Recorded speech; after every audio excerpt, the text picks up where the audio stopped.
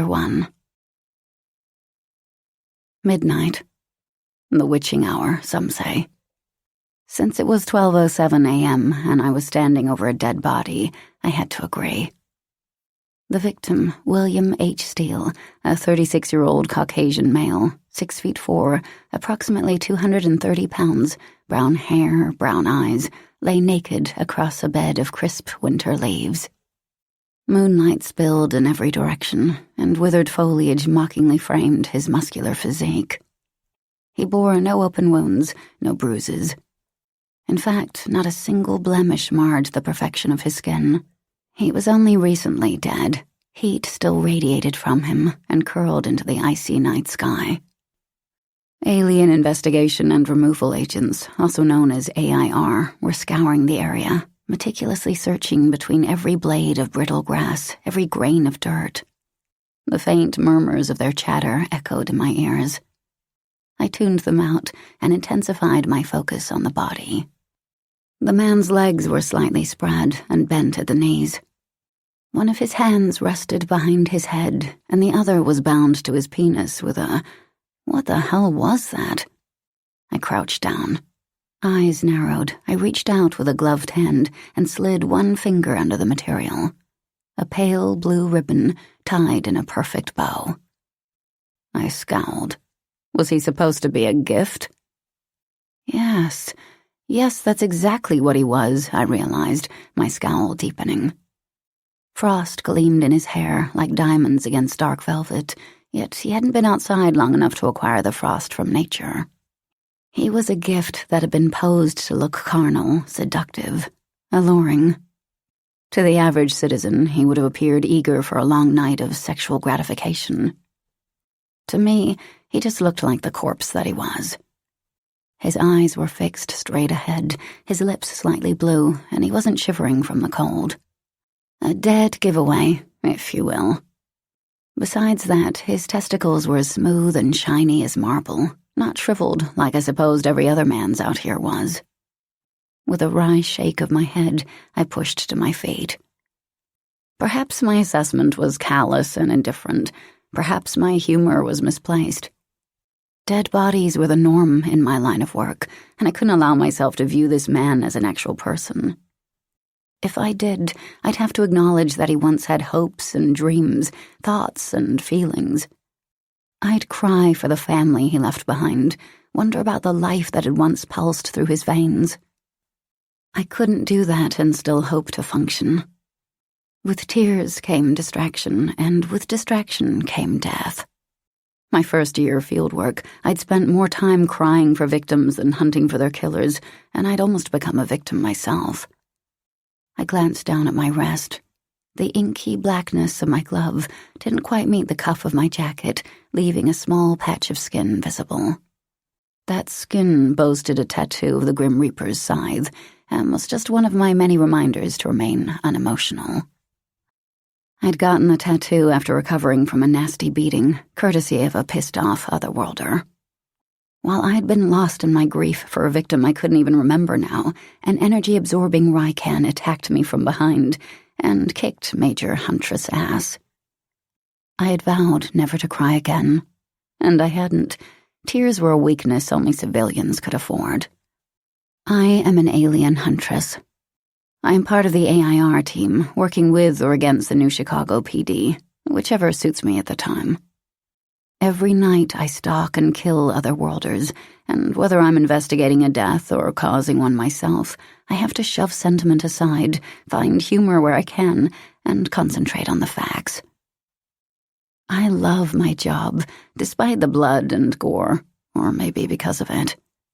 I love solving puzzles, fitting each piece of evidence together. I love that one by one I'm ridding Earth of our unwanted visitors. Yes, some aliens are peaceful and are allowed to live and work among us. Those I leave alone. But the others, the rapists, the thieves, the killers, I despise them. Alien sympathizers often ask me if I, a hunter, a legalized killer, live with guilt. My answer? Hell no. Why should I feel guilty for destroying a predator? I'm proud of my work. I'm privileged to do what I do. Otherworlders who survive on human carnage deserve the sting of my pyre gun. A glacial blast of wind whirled past my shoulders, scattering a thin sheen of snow powder in every direction.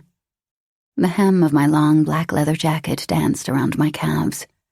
4 inches of snow had been predicted, so I needed to work quickly. 20 minutes ago, I'd received a call from my boss, Commander Jack Pagosa. He'd briefed me on the situation. He'd also informed me I had until morning to present him with a suspect, or I would spend the next year behind a desk. William Steele, a happily married father of 1, had been abducted from his home 4 weeks prior. His wife and newborn child slept peacefully throughout the entire ordeal, unharmed and unaware. Abductor's point of entry, undetermined. 4 other dark-haired, dark-eyed men disappeared soon afterward. 1 had been taken from his workplace, and 2 had been snatched straight from a crowded street during their lunch hour. Oddly enough, there had been no witnesses, and not a single shred of evidence left behind at any scene. Because of the enigmatic nature of each disappearance, aliens were the prime suspect. Just half an hour earlier, a hunter on patrol had found Steele in this deserted Southern District field. Thankfully, the hunter had preserved the scene until my team arrived. The first thing I'd noticed was that Steele's body showed no indication of torture, no sign of having been restrained. Second, I'd realized his death had nothing to do with impulse or rage, just as I knew the murder had nothing to do with stupidity or amusement. The scene was too precise, too perfectly planned. Mr. Steele had been killed for a reason. What? I couldn't yet fathom. I drew in a deep breath and stilled. Slowly, I drew in 3 more breaths. As I exhaled the last, I smiled. Since the first kidnapping, no one had dared guess which of the 48 alien species were responsible, but I had just narrowed it down to 3. The victim had been killed by poison, anodyne to be exact. A deoxygenating drug used by the Icarus, Arcadians, and mechs for survival on this planet. They couldn't breathe our air without it. To oxygen breathers, the substance was lethal. Worse, it was virtually undetectable. Virtually, but not completely. A rare few could identify anodyne by its scent, a subtle fragrance similar to a dewy breeze during a summer storm. I was one of the rare few, and I smelled it now. The scent filled my nostrils, intoxicating and sweet, as lovely as it was deadly, and somehow suddenly more obvious to me than the scent of waste, rotting food, and charred leaves that made up so much of this domain.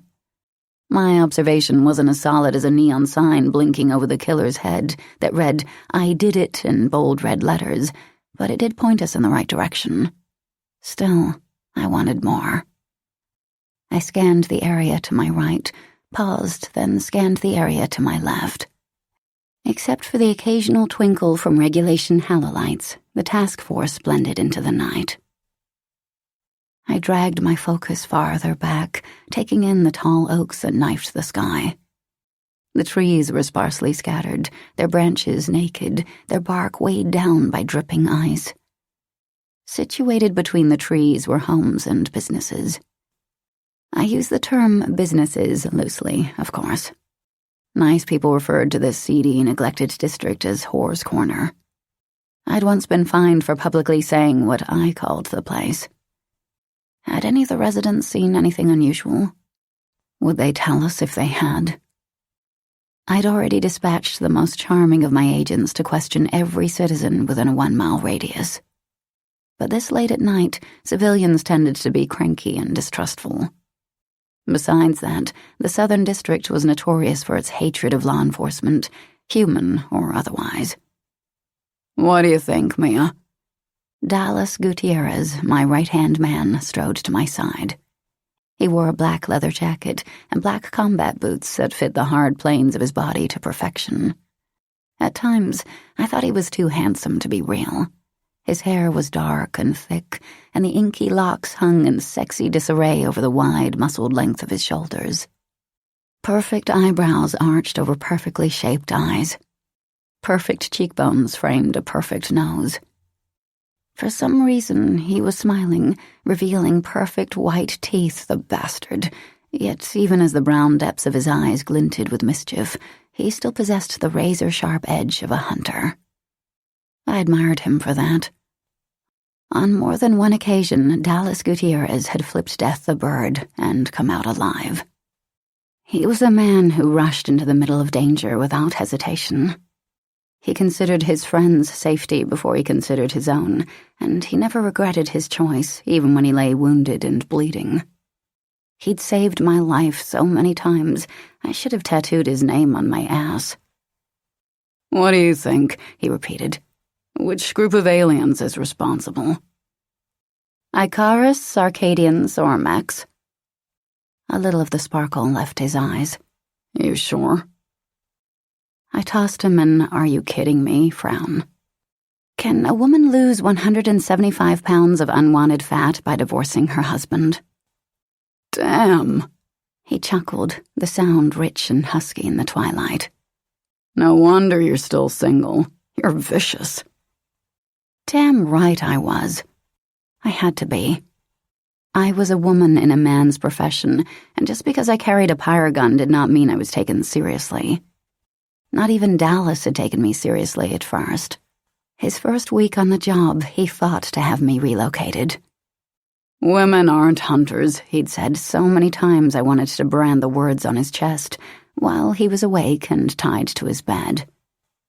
I stand at 5'5", weigh 120 pounds. I'm only 28 years old, but I have an indomitable will. I do not take shit from anyone, especially when it comes to my job. The first time Dallas and I practiced hand-to-hand combat, I had him on the ground in 3 seconds flat, my palms wrapped around his windpipe while he gasped for air. Funny enough, we were best friends after that, and he never again mentioned my relocation. "What makes you so sure of yourself?" he asked, folding his arms over his chest and pinning me with a frown of his own. A plastic bag dangled from his fingers. I shrugged.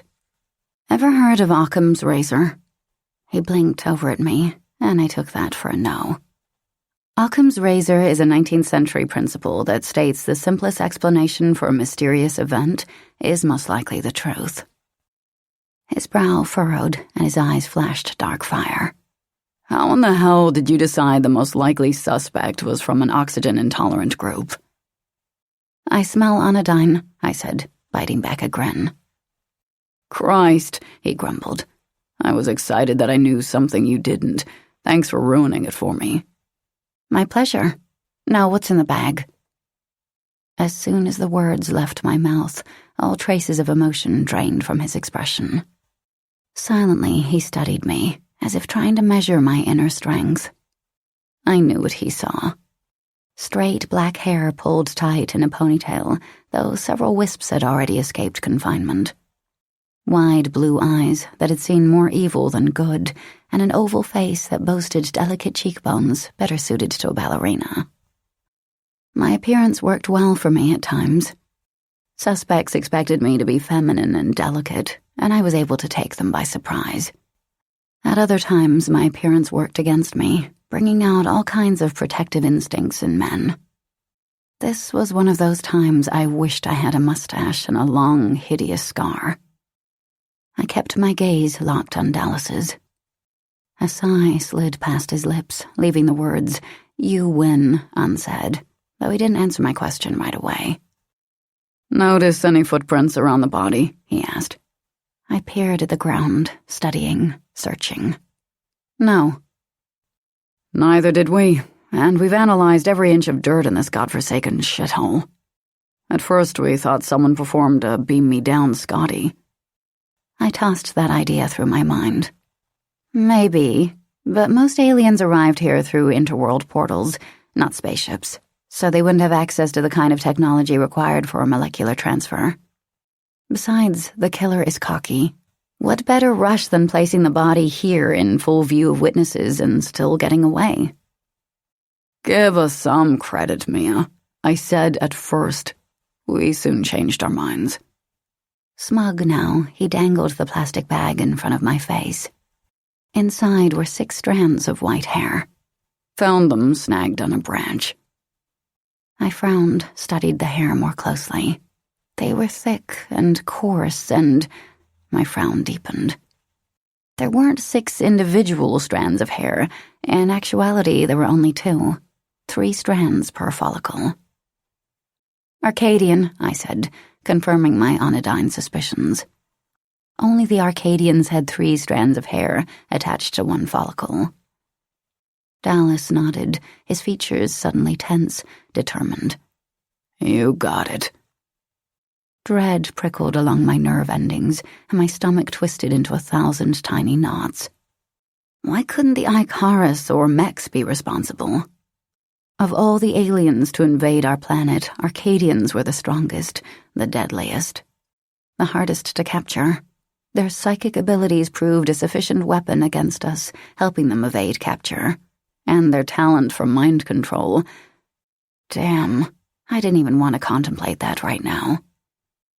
No wonder there were no footprints around the body. An Arcadian could very easily use telekinesis to wipe them away. Good luck to us, Dallas said, his voice punctuating the sudden silence. Finding the other men alive doesn't seem likely now. We'll find them, I said, pretending I didn't have my own doubts. He pushed out a breath and motioned to the corpse with a tilt of his chin. One thing I can't figure out. Why only men with dark hair and eyes? I'm pretty sure I knew the answer. Our killer is an Arcadian female who's only attracted to men who are the exact opposite in appearance to her kinsman. The corners of his mouth twitched. Occam's razor again. Brilliant deduction. Another blast of wind pushed around us, causing tendrils of hair to momentarily shield my vision. I hooked them behind my ear. I think she wanted Steele and the others as her kinky new sex toys, but couldn't obtain them through legal means.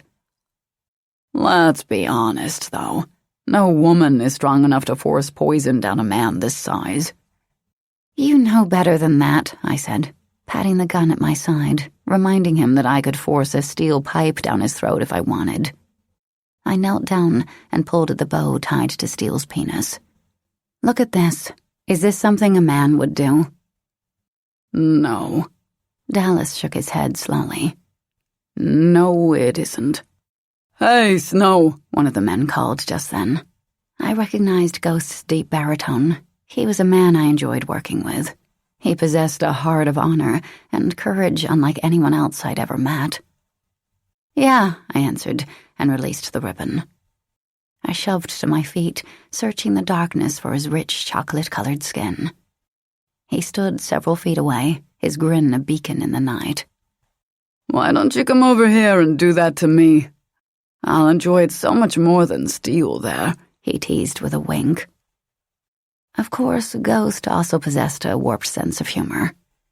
The last breathing man who let me near his goods dropped to the floor in a fetal ball and begged for his mommy. He gave a good-humored chuckle. You stay the hell away from my goods. With barely a breath, he added, You want us to erect the force field and protect him from the weather? No, not yet. I wanted to view him exactly as he'd been left, for a little longer. I returned my attention to Dallas, who was scrubbing a hand over his jaw stubble. What are you thinking? The killer went through some pretty elaborate measures to pose the body, he said. The intelligent thing to do is destroy all the evidence, leave nothing behind. Our girl's into showmanship, but more than that, she's into punishment. She took her time here, labored over every detail. See how the victim's body is perfectly aligned? See how the frost is perfectly sprinkled in his hair? A pause. I'm guessing he did something to really piss her off. Damn me, Dallas said. But I think you're onto something here. Punishment equals humiliation, and there's nothing more humiliating than going down in history as a man found in a dirty, diseased field with one hand tied to his dick. He snorted, his mouth quirking up at one corner. Maybe we should interview a couple of my former girlfriends. Sounds like something they might do. Over the years, I'd met many of Dallas's girlfriends. Some of them had needed icicles surgically removed from their veins, a sentiment I'd voiced aloud on more than one occasion. Not that he'd ever appreciated the genius of my insight. I shook my head and said, "All we're likely to get from your leftovers is frostbite, so we'll forego the pleasure of interrogating them for now." He shot me a teasing grin. Oh, Miss Snow, is that jealousy in your tone? "Blow me, Dallas." You wish. I'll bite, though. He was kidding, I knew. Our relationship had never been sexual, and would never become sexual. Sex destroyed more male-female partnerships than death, and God knows it would completely negate my authority, something I would not allow. I stared down at the body for a long while, a new crop of questions running through my mind. "I want you and Jackson to interview the victim's family in the morning," I said. Jackson was another member of my unit. Whereas Dallas was all intimidation, Jackson was a man who could ask the most private of questions and somehow convince interviewees they were happy to answer. I want to know every sexual secret Mr. Steele possessed, every woman he ever glanced at. I even want to know the brand of underwear he preferred. Dallas's handsome face twisted in a wince, his full lips pursing in feigned pain. That should be fun. If you'd prefer, I'll assign you to PADD. Paper and desk duty. Hey, he said, smiling like he was about to do me a huge favor. You want me to talk to Steele's family in the morning? I'll talk to Steele's family. Before I could comment, he added, What's next for tonight? I cast another glance around the scene. It was about to start snowing again, the night suddenly thicker than before. "Boys," I loudly called. "Go ahead and erect the force field, then call homicide. They can finish searching the area. We've found what we need." To Dallas, I said, "Let's go to the car." I pivoted toward our unmarked black sedan. I only set my feet in select places, using the same path I'd taken to get here. "I want to search the database." He fell into step behind me. When we reached our destination, I placed my index finger on the passenger ID scanner. After recognition, the door popped open, and I slid inside. With a tug of my wrist, I slammed the door. Moments later, Dallas occupied the driver's seat. "Start," he commanded, and the vehicle immediately roared to life. "Heat, high." The heater kicked into action. I glanced out the window and watched Ghost and the other men assume positions around the edges of the crime scene. Each man withdrew a small box, placed it at his feet, and pressed a button. Blue lights sparked from every box, and the air around them appeared to solidify, becoming liquid and spreading upward and out until meeting and creating a protective dome. "We need names," I said, turning to Dallas. "Specifics." "That I can do." Features tightening with concentration, Dallas unfolded his computer console, located where steering wheels were once positioned. Within seconds, he was plugging away at the keyboard. Pensive, I removed my gloves and massaged the back of my neck. "Pull up a list of every Arcadian hunted, questioned, or wanted for interrogation in the last year." "Males, too?" "Yes." "Already done." He punched a few more buttons, and 26 names popped onto the screen. Ignoring the names, I scanned the crimes committed. Prostitution, robbery, vandalism. Cross-reference this list with all Arcadians questioned for sex and human hate crimes. Delete those that have already been exterminated. His fingers again flew over the keyboard. Mere seconds passed before the names dwindled to 5. I nodded in satisfaction. Very few aliens linked to violent crimes ever lived long enough to gloat. Since alien supporters had yet to push through a law stating that otherworlders were entitled to a trial, hunters were often judge, jury, and executioner. Instead of thanking us for keeping them safe, however, the supporters continued to fight us. Didn't they realize that if aliens weren't controlled, if their numbers weren't kept to a minimum, they could overrun us? That they might one day have the power to wipe us out completely? Didn't they realize that species with extraordinary powers like weather control, levitation, and the ability to absorb energy needed to know they would be punished if they harmed a human?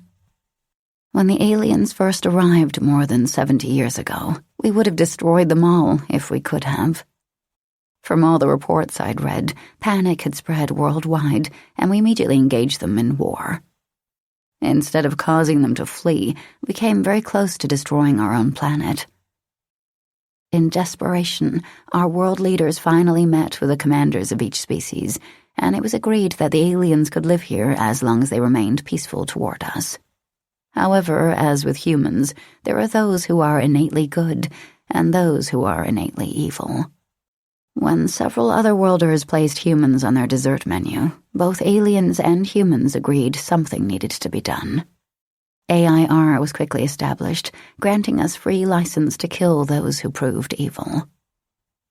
"We'll question each one," I said. "See what they know." Keeping his gaze on the front windshield, Dallas adjusted the pyre gun hooked to his shoulder holster. The lines around his mouth were taut. "To be honest," he said, his voice just as taut, as if he were embarrassed by his words, "I'm not sure I'll be much help to you in this case. I've only hunted 2 Arcadians since joining AIR, and I had no luck either time." "Then consider tonight your lucky night. We'll split the unit into 5 groups of 2, and each group will hunt 1 Arcadian." I shifted to my left, facing him more directly. "You'll be with me, and I winked. "Always get my alien." "Not a bit cocky, are we?" His lips widened into a full-fledged grin, and he radioed the others and told them our plan. "Jaffa, Mandalay, you're searching for Kragan and Sir. Ghost, Kitty, you're searching for Leela and R." "No," I said, cutting off his words. The moment he'd spoken Leela's name, cold fingers of apprehension had crawled up my spine. "I want the woman." His brow furrowed. "There are 2 females listed." "I want this woman." My instincts rarely proved wrong. His eyes gleamed with curiosity, but he nodded, corrected Ghost and Kitty's target, then continued his litany. When he finished, he returned the radio to its receiver and faced me. "So you think Leela's our girl?" "We'll see." I motioned to the computer with a tilt of my chin. "Pull up her voice frequency." When an alien was interrogated, no matter the crime, their voice was recorded and filed, and through voice recognition we were able to monitor their whereabouts for the rest of their stay on Earth. Alien voice was much like human fingerprints, and since high-frequency recorders decorated every street corner and were constantly monitored, we'd have the information we wanted in seconds. "Her voice isn't listed," Dallas said, confused. "She was questioned, so it has to be. Try again." Silence. Then, "I'm telling you," he said, "it's not here." "No damn way. See what else you can find on her. Every little detail." He positioned his fingers under the keyboard and jumped back into work. 1 prolonged heartbeat of time passed. 2. "Shit. Take a look at this." "What is it?" I straightened in my seat and eyed the screen. "Firewall. All records for Leela and R are deemed confidential, and no one, and I do mean no one, is allowed entrance." "Arrests and interrogations aren't confidential." The words rushed from me, ripe with displeasure and confusion. He shot me a narrowed glance. What little I saw of his eyes blazed with irritation. "I'm telling you, access is denied. This is one hell of a block." Dark curiosity pounded through me because there was only one logical explanation. Someone on the inside didn't want authorities poking into Leela's life. "Get into that file," I commanded. "Want me to pull a rabbit out of my ass, too?" he muttered. His tone heavy with sarcasm. But he turned back to the screen, his fingers working furiously. If you can show me that rabbit at the same time you get into that file, I might think you've got talent. Shut the fuck up, Mia. Minute after minute dragged by, the click of the keys the only sound. I was not known for my patience and tapped my foot against the floorboard. Finally, Dallas laughed, threw his hands in the air and shouted, "Couldn't block that, could you, you bastards?" "What did you find?" Excitement blended with my impatience, each emotion feeding off the other. Still no voice recording, but she's been questioned twice. Once for soliciting sex from a human, and once for beating the shit out of a human. Who arrested her? For solicitation, George Hudson. I filed that information away. I didn't know the agent personally, but I would. What about the assault charges? Let's see. The arresting officer was... He scrolled down the screen, then whistled between his teeth. The name's been erased. This doesn't make sense. Alien assault is punishable by death, and only death, yet Leela was released and her record buried. Why bury it? Thoughtful, Dallas worried a hand over his shadow beard. I mean, someone obviously wants her information to remain hidden, so why not destroy it? Blackmail, maybe? I turned my head and glanced outside. Several agents were packing their gear and loading their vehicles.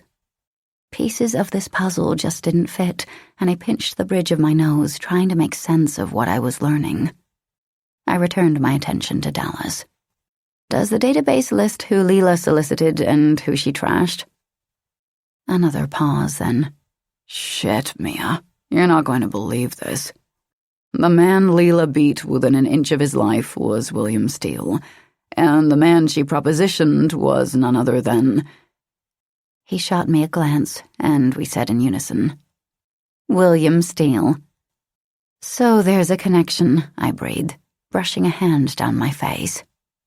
Slowly, he nodded. Looks like we've got our killer. Yes, it looks that way, doesn't it? Yet suddenly something didn't feel right, and my mind whirled with probabilities. Here was an Arcadian female who desired Steele enough to try and seduce him. When that failed, she beat him. This was a female perfectly capable of murder, and the simplest answer to our investigation. Occam's razor. Except everything inside me was screaming too easy. Oh, I was willing to bet my savings account she was involved. Had to be. But... Got anything else on her? I asked, hoping to assuage my concerns. Is her name linked with any of the other missing men? Not that I can see. The only other bit of info here is the fact that she works at Ecstasy and is dating the owner. I pursed my lips and flipped through my mental files. That name sounds familiar. You need to get out more, woman. Ecstasy is the most exclusive nightclub in New Chicago and hosts to a slew of alien sympathizers. Mark St. John, the owner, is a hard-ass bastard with more money than God. So the boyfriend had money and power, probably kept a few officials in his pocket. That explained Leela's confidential file and the fact that she was still alive. Let's go after Leela first, I said, and then Hudson. Beauty before brawn, eh? I rolled my eyes. Think she's working tonight? According to this, she works every night. Doing what, exactly? Tending bar. It's a damn good thing I wore my dancing shoes then, I said, leaning back in the seat. Because we're going to crash the party. And don't kill her, Dallas, I added quickly. I want her alive. As if you have to worry about me. You're the one who's trigger-happy. Grinning languidly, he programmed the club's address into the console. I do believe this night is about to get interesting. Chapter 2. Ecstasy perched atop a perfectly manicured hill in the Upper East District. Moonlight cast an unholy frame around the 3-story building, illuminating the deceptively virginal white walls, stained glass windows, and hanging pottery filled with bright green faux foliage. A cross rose from the roof like a direct antenna to God. A fucking chapel, I thought. A nightclub infamous for illegal drugs and made-to-order sex was housed in a fucking chapel. I shook my head, marveling at the defiance such an act required. It was like saying, "Screw you, God." Something about the place prodded at the corners of my memory. I stared at the silk flowers twined around the tall alabaster columns, searching my mind for... What? What was I forgetting? It hit me in the next instant, and I almost groaned. I'd forgotten my brother's memorial was tonight. My parents had me in their late 30s. My mother ran off not long after, but my dad stuck around. For many years, he'd been a wonderful father, loving, supportive. It was only after my oldest brother's death that he became an indifferent, sometimes cruel bastard. The only thing that seemed to give him joy was this annual midnight vigil on the eve of Cain's death. So what that my brother had died 23 years ago? So what that Cain had been 17 and I'd been 5 and therefore didn't remember him? My dad expected me to be there. Anger spun a treacherous web inside me as I considered the situation. I was still alive, but my dad basically treated me as if I was dead. Cain was dead, but he still lived and breathed in my dad's heart. Maybe that was because Cain's body had never been found. I didn't know, and tried not to care. I was going to take a lot of shit for missing. Had the service been for my other brother, Dare, I would have obliterated any obstacle to be there. Dare had been my hero, my lifeline. Whenever Dad punished me, it was Dare who comforted me. Dare who made sure I had enough food and blankets. And he'd been tortured and killed by a group of aliens on his 18th birthday. The date of his death was stamped in my mind like a physical brand. Had my dad ever once held a memorial for him? Hell no. "Looks like we're gonna have ourselves some trouble," Dallas said, capturing my attention. I realized my hands were clenched, almost snapping the bones. Thinking of Dare's death always had that effect on me. "Nothing we can't handle," I said absently. My dad hadn't called yet, but it was just a matter of time before he did. This was the only night of the year he acknowledged me.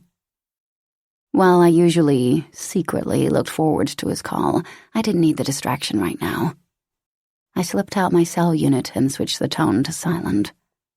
I forced my body to relax, my mind to clear.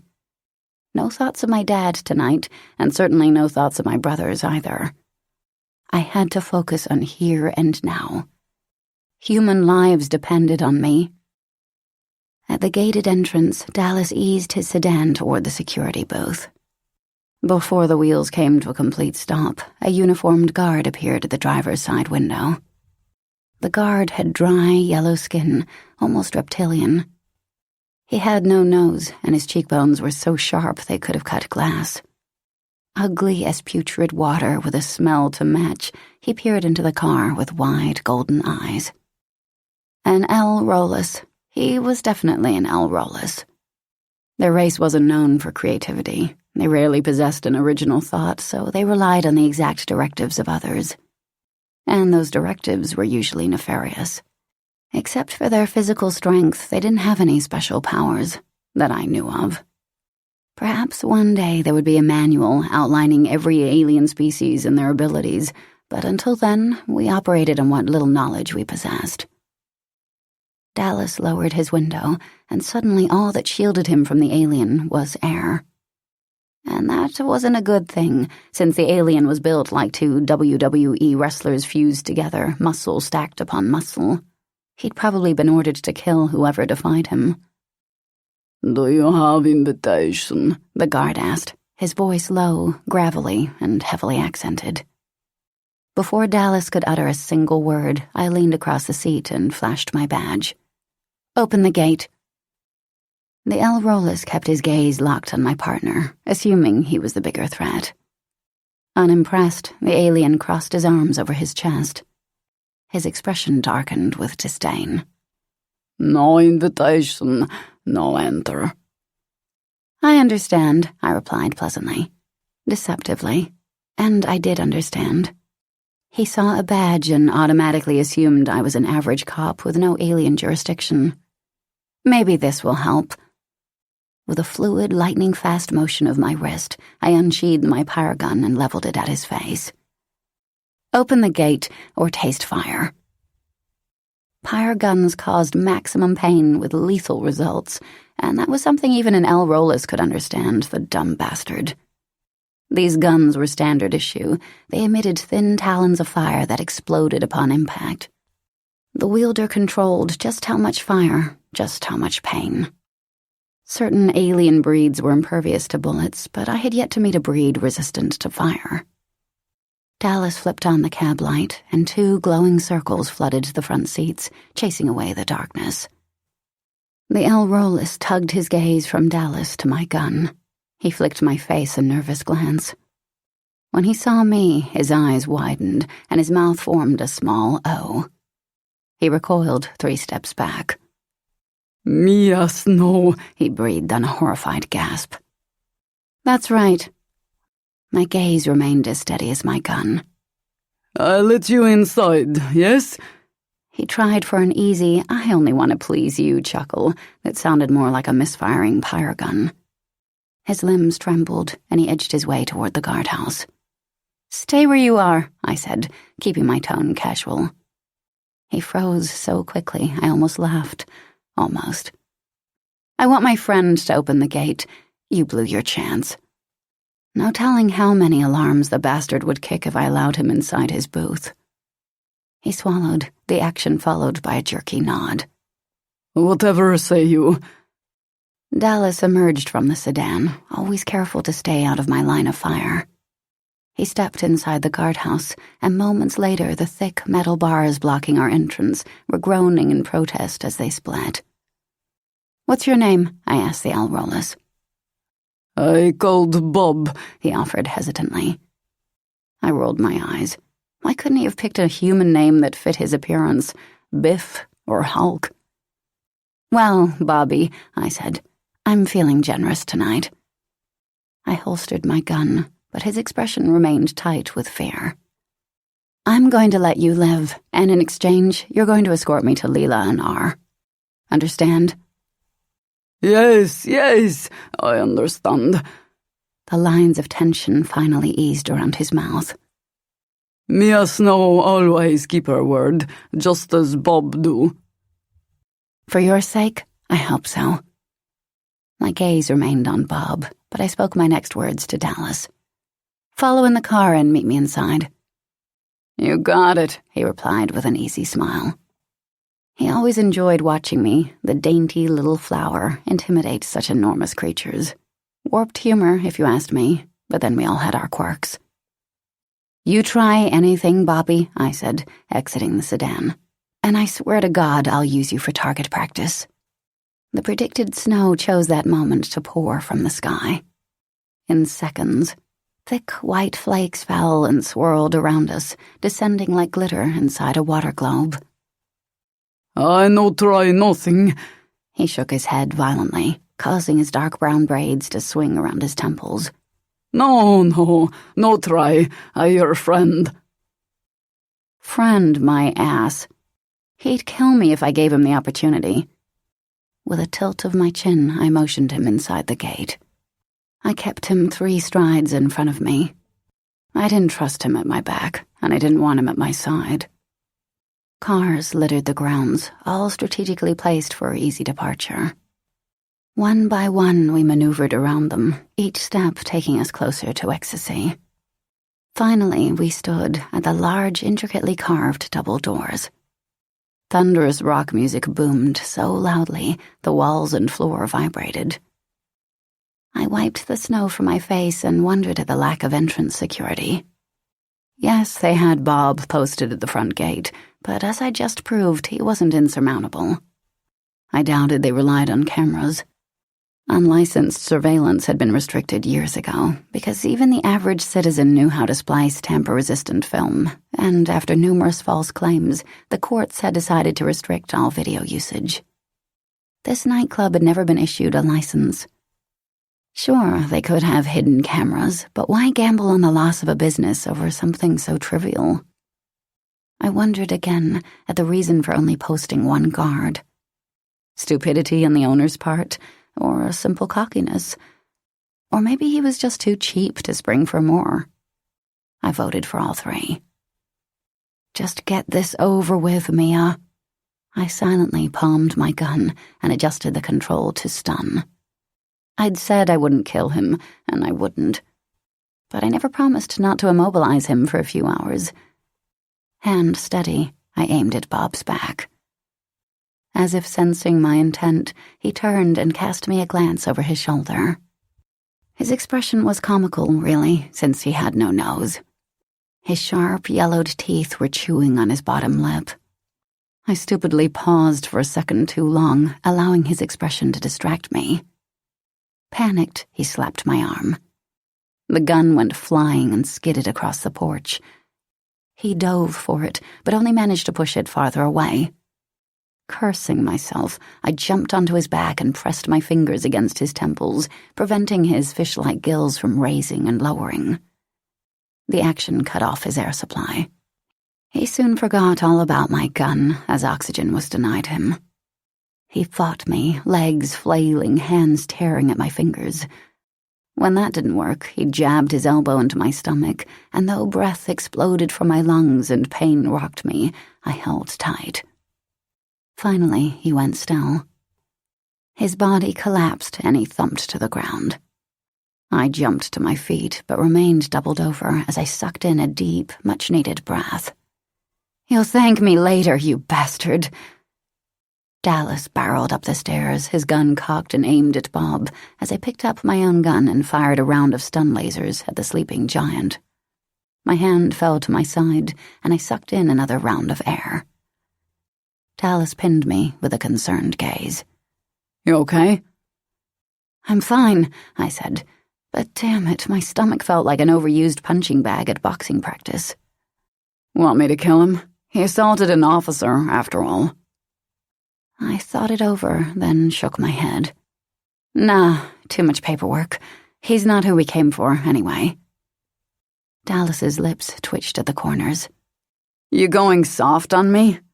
First you allow an L-Rollis to disarm you, and then you—" "Go fuck yourself." Chuckling, he slipped his gun back into place. With his hands free, he locked his arms under Bob's armpits and began tugging the giant out of the way. "I'll hide him beyond the edge. No need to help." "Don't worry, I wasn't." He shot me a frown. That frown quickly changed to a grimace as he strained under Bob's weight. "Did I tell you I've got a date tomorrow?" he asked conversationally, changing the subject just to annoy me. "With who?" "Jane Marlowe." "Christ, the porn star?" "She prefers the term professional sex advocate," he replied, huffing from exertion. I arched a brow. "At least with this one you'll know there's more than ice in her panties." "I resent that. Especially from you, a woman who hasn't gone on a date since the great heat wave." My back straightened and my shoulders squared. "I had dinner with Kedrick Connors last week." "He doesn't count. His legs are so skinny, I could use them as chopsticks." "He's not that skinny." "You can't deny he's got no heart, though. Hell, I bet he tosses widows and children out of that fancy apartment building he owns and out into the cold, wet streets." Dallas rounded the corner, out of sight, and I heard a thud as he dropped Bob to the ground. Within seconds, my partner was striding toward me. When he reached me, he leaned down until our noses were only inches apart. "Why do you only date men like that? Men you can walk all over. There's no way in hell you can respect someone like that." My eyes narrowed. Anger rushed through me, growing hotter and hotter, darker and darker. I liked being in control. So what? I liked things done my way when I wanted, where I wanted. I rarely dated, but when I did, I picked men who took what I gave them and didn't ask for more. If I were a man, Dallas would be slapping me on the back and offering me a beer instead of chastising me. What I like is solving a case, I said with false calm. I think we've wasted enough time outside, don't you? A muscle ticked in his jaw, but he held up his hands and shrugged. Whatever you say, you're the boss, right? The entry doors swung open. In unison, Dallas and I spun, weapons drawn.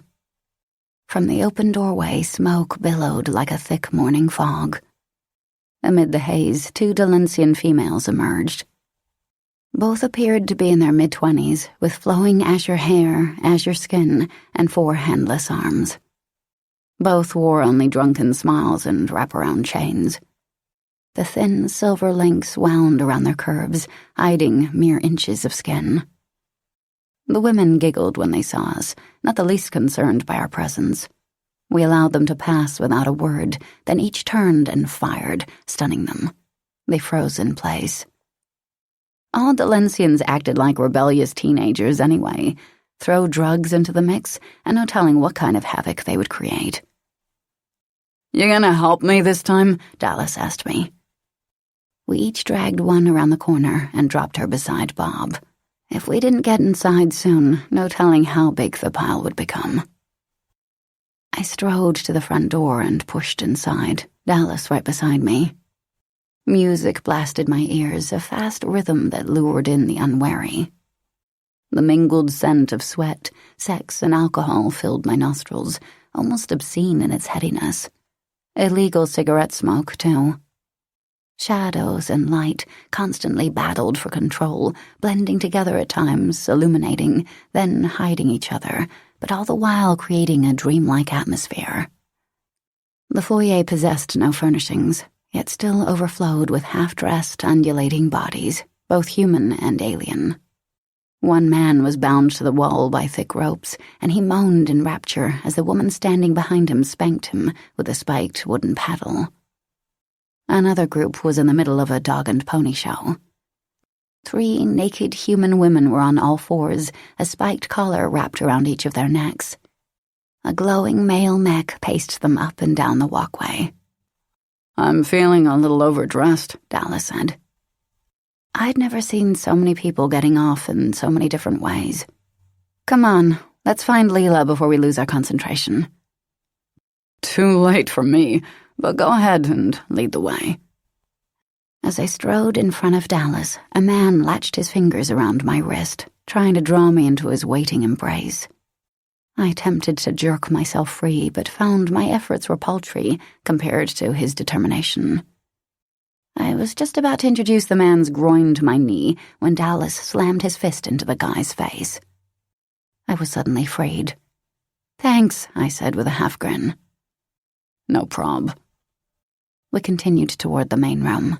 My boots stuck to the floor in several places, and I shuddered at the thought of just what was making them stick. Once in the center of the action, I catalogued the entire scene. Crosses decorated the walls, and moonlight dappled through red velvet curtains. Pillowed chaises in brilliant golds and purples snaked around the far corners. Sashaying in every direction were waitresses dressed as slutty nuns, each holding a tray piled high with drugs, alcohol, and sex toys. Amid the moans of titillation that rivaled the music's volume, bodies bumped and writhed. Think I can get a membership? Dallas asked, the warmth of his breath fanning my ear. You're perverted enough. Yes, I am, he answered proudly. I rolled my eyes. Do you see her? Honestly? He slowly smiled. I haven't been looking. There are too many other, more interesting sights. I couldn't chastise him since I'd been distracted as well. I slid my gaze to the bar. Leela's file claimed she was a bartender, but I didn't see her peddling drinks. Determined to find her, I studied every individual, every corner, every hollow. I counted 2 Arcadians, both female, neither Leela. Then suddenly, joltingly, my gaze connected with the seductively up-tilted violet eyes of an Arcadian male. Breath froze in my lungs, and everything around me receded. Time slowed. The music faded from my ears. My vision tunneled to this one man as a foreign energy sizzled under my skin. I rubbed at my arms, trying to rid myself of the odd sensation. The Arcadian was taller than anyone else in the room, his shoulders broad and muscled like a savage-picked warrior from long ago. His cheekbones were high, his nose straight, his lips full, lush and sensual. He wore danger like a cloak, erotic danger, lethal danger, and there was a hard granite edge to his expression. It was the same expression cops and hunters wore, one that proclaimed he'd seen the darkest life had to offer and had survived. I couldn't see his clothing, couldn't tell if he wore traditional earth clothing or something more daring. I only knew he looked like living power. "At last you arrive," whispered so clearly across my mind I almost turned to see who had spoken. I watched a knowing and perhaps a little mocking smile half curl the corners of his lips, and then he was gone, his warrior body somehow hidden in the crowd. I searched, but couldn't find him. Besides the energy flowing through me, there wasn't a single indication of his presence. Where was he? Who was he? And how the hell had he disappeared so quickly? I frowned. "Hey, Mia," Dallas said, slicing into my preoccupation. "You okay? You were in a trance or something. I had to call your name several times to get your attention." "I'm fine," I offered weakly. Disgusted with myself, I scanned the masses again. "Layla. I'm looking for Layla." The man didn't matter. I resumed my search and was quickly rewarded. There, at the back altar, was a black, overstuffed lounge that curled at the end like a lover's palm.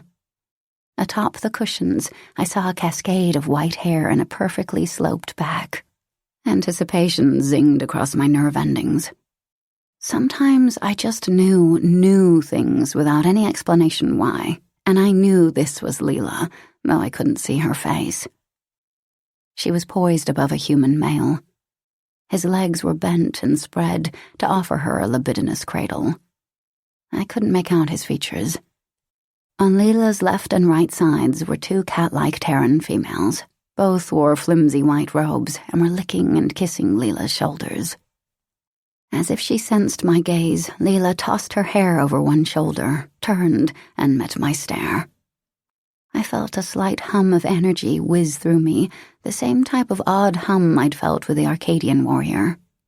It was bizarre, something I'd never encountered before today. I'd no idea what it meant, and I didn't have time to analyze. Leela gave me a slow smile before returning her attention to her lovers. My eyes narrowed. "This way," I said to Dallas, giving his shirt sleeve a tug. Side by side we strode across the dance floor, ignoring wandering hands and gyrating bodies. When we reached our destination, I received my first full look at the man beneath Lila. He had thick red hair and freckled skin, big ears that probably flapped in the wind. His eyes were spaced too far apart, but the color was nice, a mixture of green and brown. "Mark St. John," Dallas supplied. "Ecstasy's owner." I had a few questions for Loverboy, but knew those would have to wait. A man with a hard-on had trouble concentrating on facts. Besides, interrogations worked best with one suspect at a time. I shifted my gaze to Layla. She wore a flesh-colored halter top and skirt that almost made her appear naked. I reached out and tapped her on the shoulder. "Leela and R?" "Yes," she said, not sparing me a glance. "We need to speak with you." Languidly, deliberately, she turned to face me, and our gazes collided again. As if on cue, the music tapered to silence. "Yes, no," she said, her tone as soft as a caress, each syllable well-modulated and punctuated precisely with an almost hypnotic rhythm. "I am so glad you have at last joined us. We've been expecting you." Chapter 3. We have been expecting you." The words reverberated in my mind amid the unexpected silence. We, not I, kind of like the words that had whispered through my mind only minutes before. "At last, you arrive." I stared down at Layla. Her features were as delicate as butterfly wings, incandescent and angelic, pale, wholly innocent, and somehow the absolute essence of sexuality. On the surface, she was beauty personified, yet there was an underlying hardness to her gaze, a tightness to her lips that gave her an emotionally untouchable veneer. I didn't have to glance at Dallas to know he was foaming at the mouth for a taste of this woman. He was a sucker for ice queens. I fought the urge to grab her by the shoulders, slap a pair of laser bands on her wrists, and haul her ass down to AIR headquarters. I had questions, and most likely she had the answers. However, taking her to the station might have the same results as her former arrests, swept under a nice, tidy little rug, and I wouldn't risk that. I didn't want Leela released, her file once again buried, maybe even destroyed this time. I'd interrogate her here, in front of God and every pervert present, if needed. "We need to speak with you, Leela," I said, my tone as hard as her expression. "Then speak," she replied. Still watching me, she traced a fingertip down the center of her flesh-colored top. She was the very picture of carnal seduction, and I was amazed by just how human she appeared. "I have nothing to hide. No secrets lurking about, waiting to nibble on me." "Let's go somewhere private." "Whatever you wish to discuss, we will discuss here, with my friends, or—" Her gaze swept over me. "Perhaps you would like to join us first." "I'm not interested in dying like William Steele," I said. Leela's smile lost some of its arrogance, and something dark flickered in the depths of her eyes, turning the violet to deep purple. I almost regretted that I'd punctured some of her casual disregard. After all, I admired strength in a woman. I admired the courage it took to look a hunter in the eyes and casually dismiss him. Or her. Still, I found it interesting that she'd betrayed such a reaction to my words. There were definite emotions here. Uncaring of the happenings around him, St. John snaked his arms around Leela and caressed her bare stomach. Leela regained her easygoing facade. With one wave of her hand, she dismissed the two Terran women. Or cats, or whatever they were. They hopped down on all fours without protest and slinked to the bar. Leela whispered something in St. John's ear. He shook his head, intent on getting his piece of ass. She whispered something else. I couldn't make out the words, only the fierceness of her tone. This time, he gave an abrupt nod. His expression dark, he pushed to his feet, the action causing Leela to bounce on the couch. St. John stalked away. "Smart move," I said, the mechanics of their relationship suddenly clear. Leela was the puppet master, and little Marky was her puppet. Whether she controlled him through simple feminine wiles or Arcadian mind control, I didn't know, didn't care. "We wouldn't want St. John to hear about your dealings with another man, would we?" Keeping her gaze locked on mine, Leela rose, her movements slow and elaborate, somehow making the simple act of rising a seductive dance. Her eyelids lowered in an enticing come-hither blank. "Please," she said on a breathy murmur. "Follow me. We will chat somewhere private, just as you wished."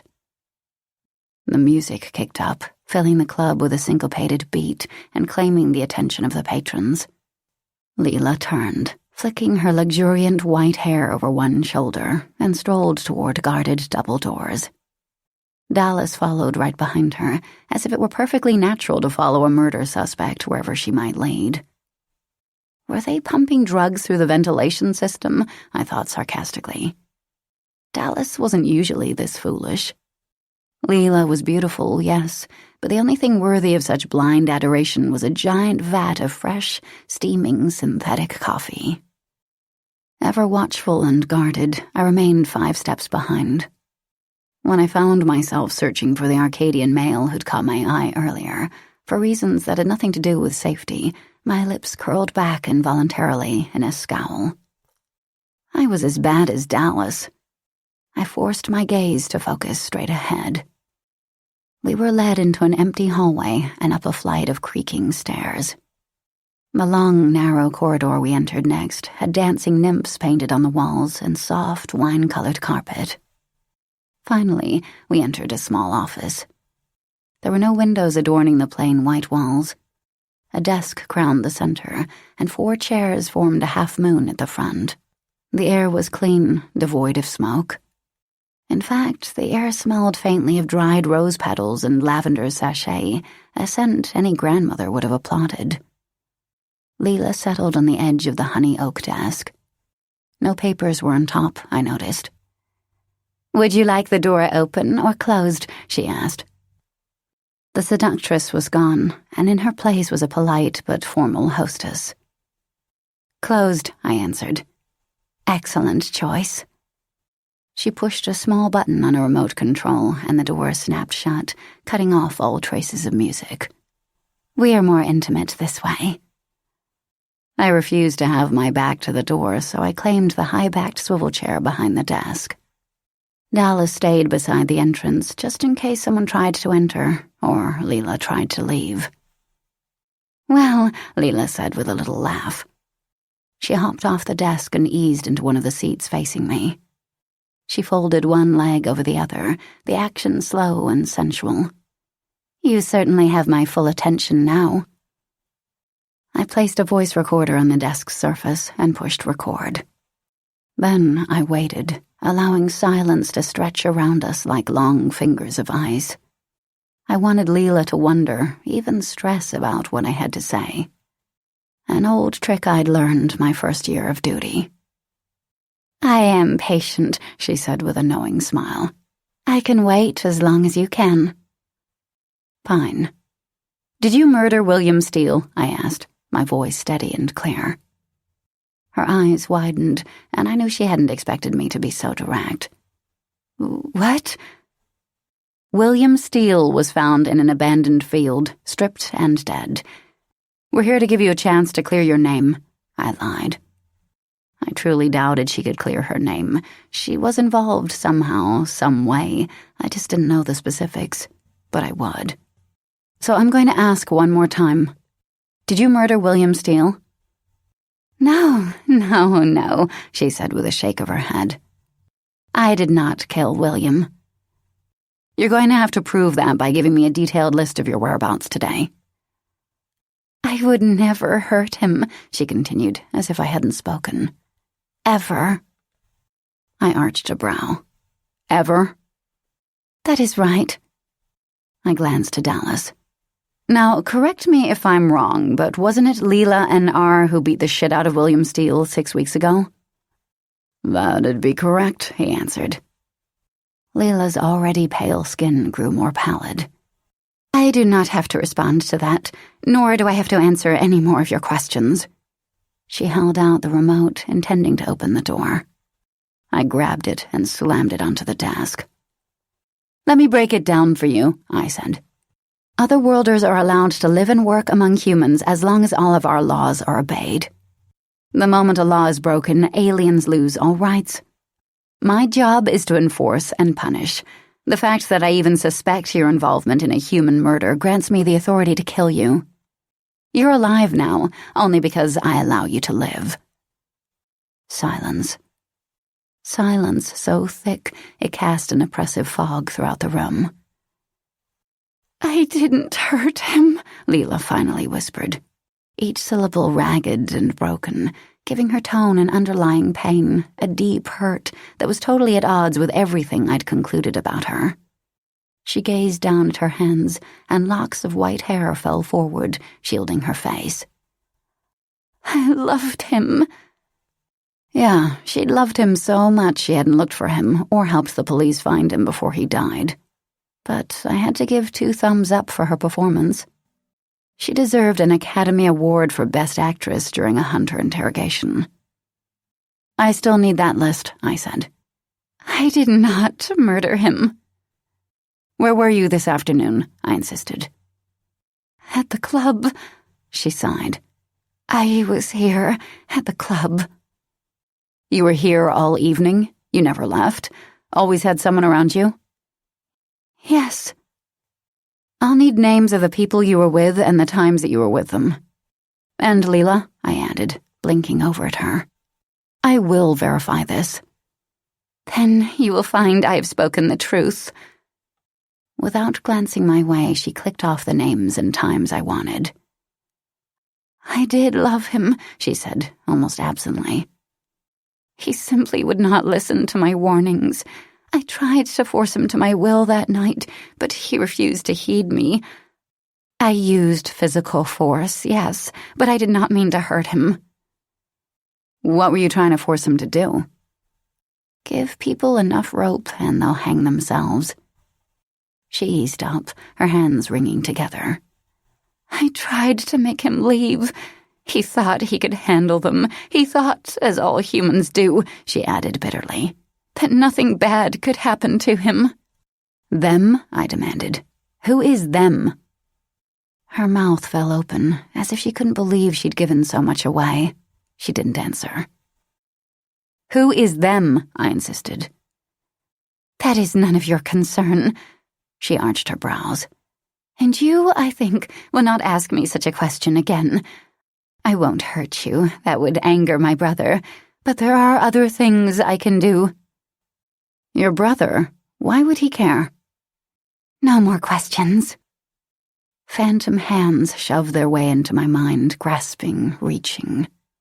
I went on instant alert, using all of my strength to erect a mental block. Mind control is a crime, I ground out. A sharp ache pounded in my temples, growing deeper and more intense with every second that passed, and I wasn't sure if the pain stemmed from her attempt at mind control or my attempts to block her powers. When I thought I might cry out from the strain, she whipped around, and the dynamism of her gaze was broken. All of a sudden, my pain ceased, and dizziness overtook me. Unable to focus, I dropped my head into my waiting hands. The air began to spark with electricity, and the intensity only increased. Dallas, I said, forcing myself to glance at him. He ignored me. He was focused completely on Leela, and he was opening the goddamn door for her. Dallas! Still no response. I had the sense of mind to grab my voice recorder before lunging to my feet. My knees buckled. By the time I regained my balance, Leela was gone. I raced around the desk, saw that Dallas was slumped against the wall, eyes closed. I flew into the hallway, but only emptiness greeted me. Damn. I stomped my foot, and the weight of my boot caused a heavy thud. Inside the office, I slapped Dallas across the face, hard, putting all my strength behind the blow. Damn it, why did you let her go? I don't know. His expression bemused, he shook his head, blinked his eyes. Why? I demanded. I felt like I had to open the door for her, or I'd die. A moment later, his eyes darkened with anger. He rubbed 3 fingers over his reddened cheek. Why the hell did you hit me? I think the better question is, why didn't I slap you twice? He left that alone, because he knew I was angry enough to follow through. Do you know where she went? She's smart, and she knows we'll find her here. My guess is she's run to another location, or to someone, I added as an afterthought. Then I swore under my breath. I can't believe we let her get away. Look at it this way, he offered. Now the true fun begins. We're going hunting. Chapter 4. Side by side, Dallas and I pounded down the steps, taking them 3 at a time. Still dizzy from Leela's mind control, Dallas wasn't as agile as he normally was. He stumbled once and had to grip the banister to keep from tumbling face first. A group of men, obviously hired muscle, waited for us at the bottom. They were human, which meant we couldn't kill them without a shitload of consequences. Too bad, too. A little killing might have worked off some of my tension. We ground to a halt in the middle of the staircase.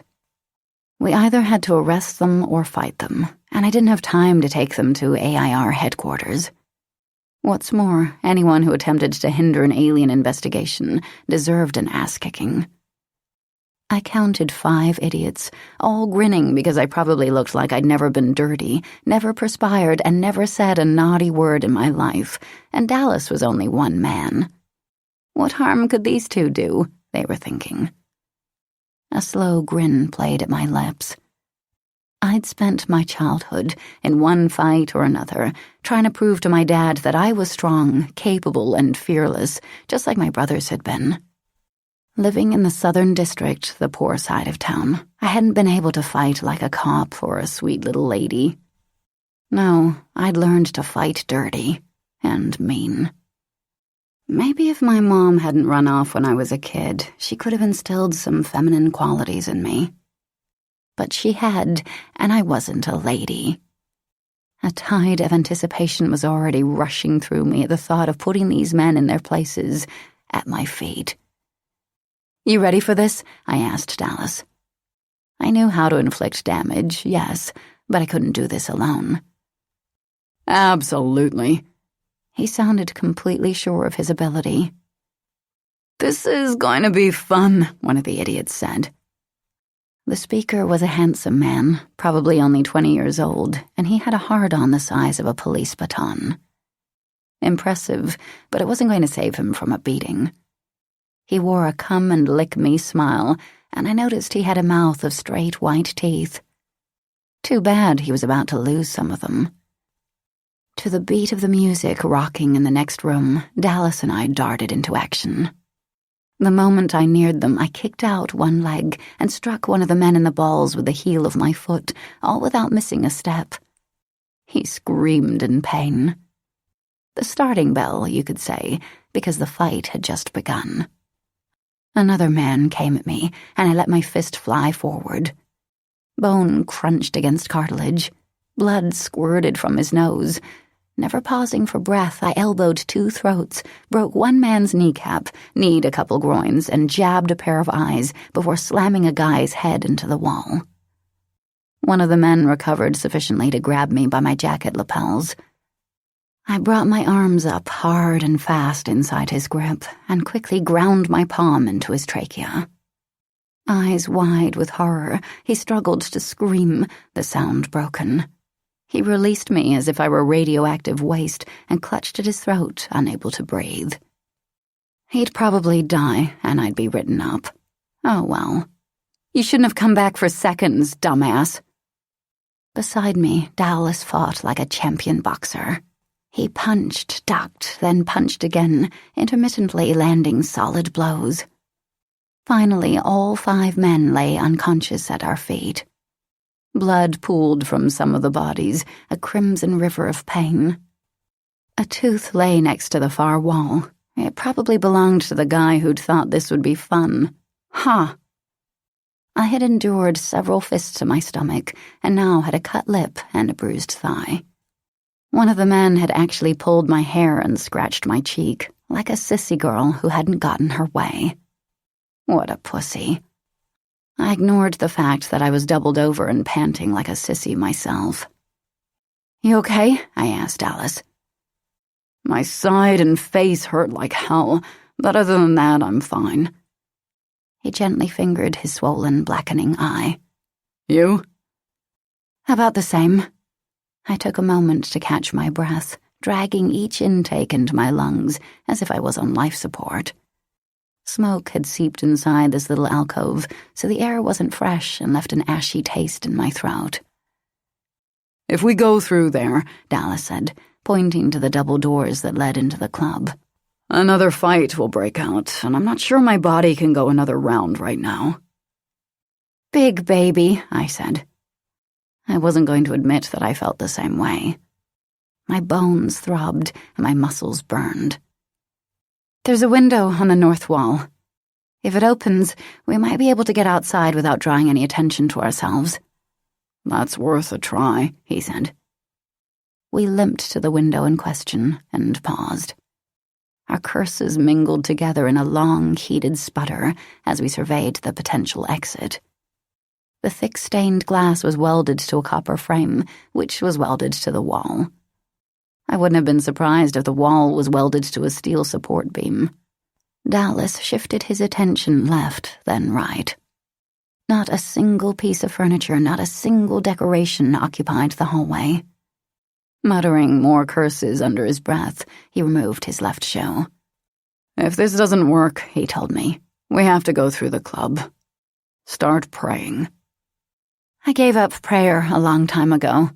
"Do it anyway."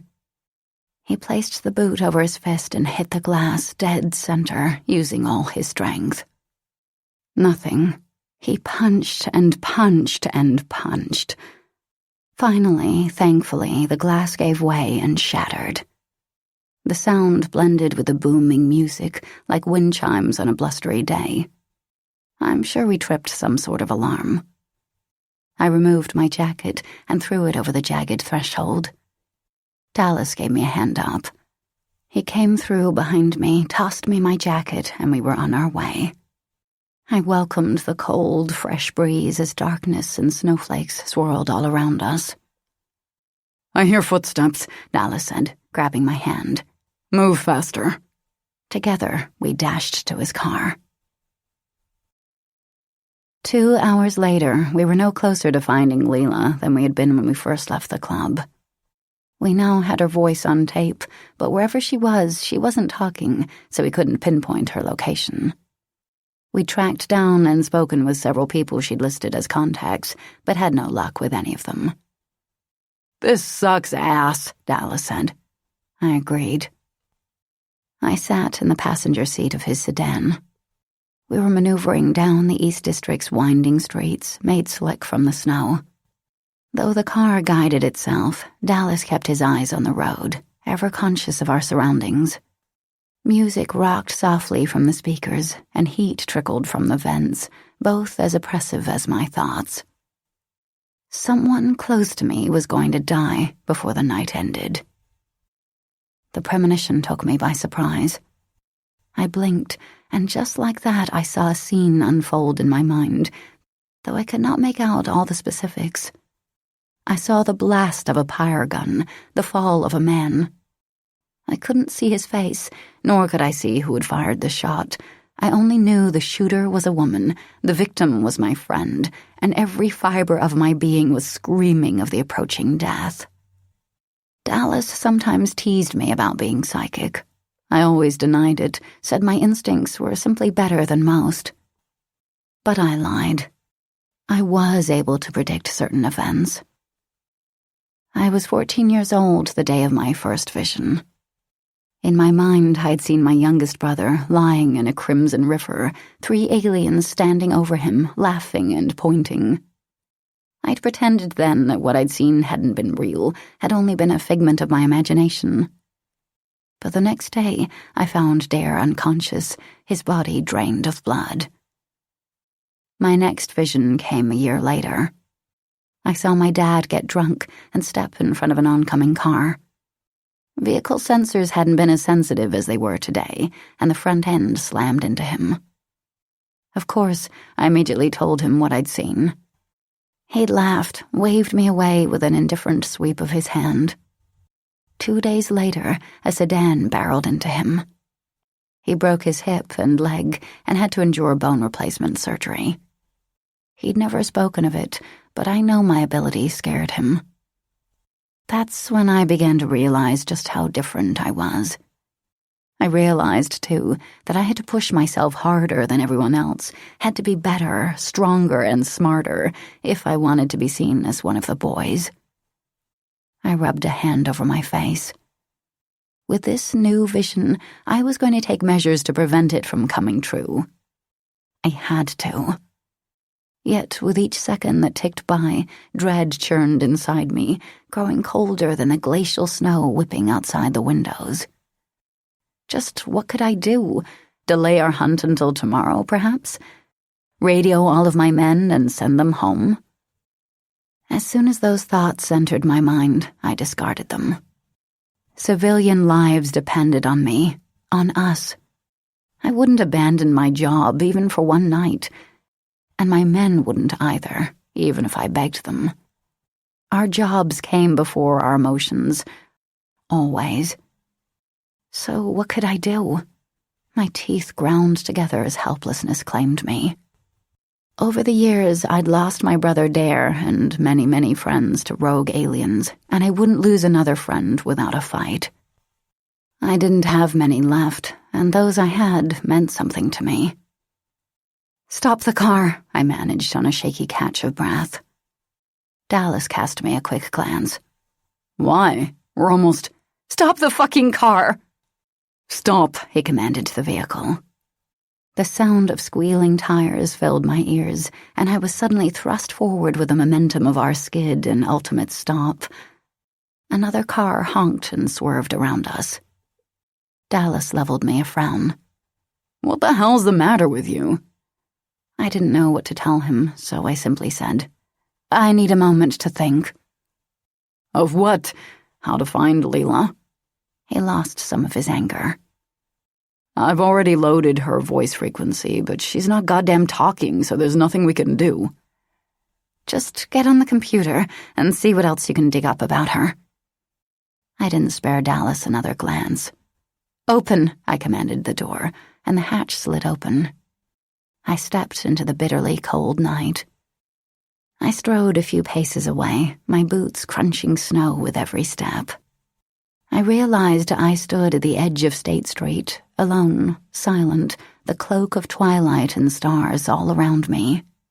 Several snowflakes floated onto my lashes, and I blinked the crystals away, hoping to blink my fears away as well. Both remained. Maybe I had missed something in the vision, some obscure detail that would help me prevent the death from occurring. There was only one way to find out. I closed my eyes, manipulated my consciousness until I stood at the periphery of my thoughts and allowed the gruesome scene to replay in my mind, along with a deep, pounding ache. Through a thick, gloomy fog, I see two women.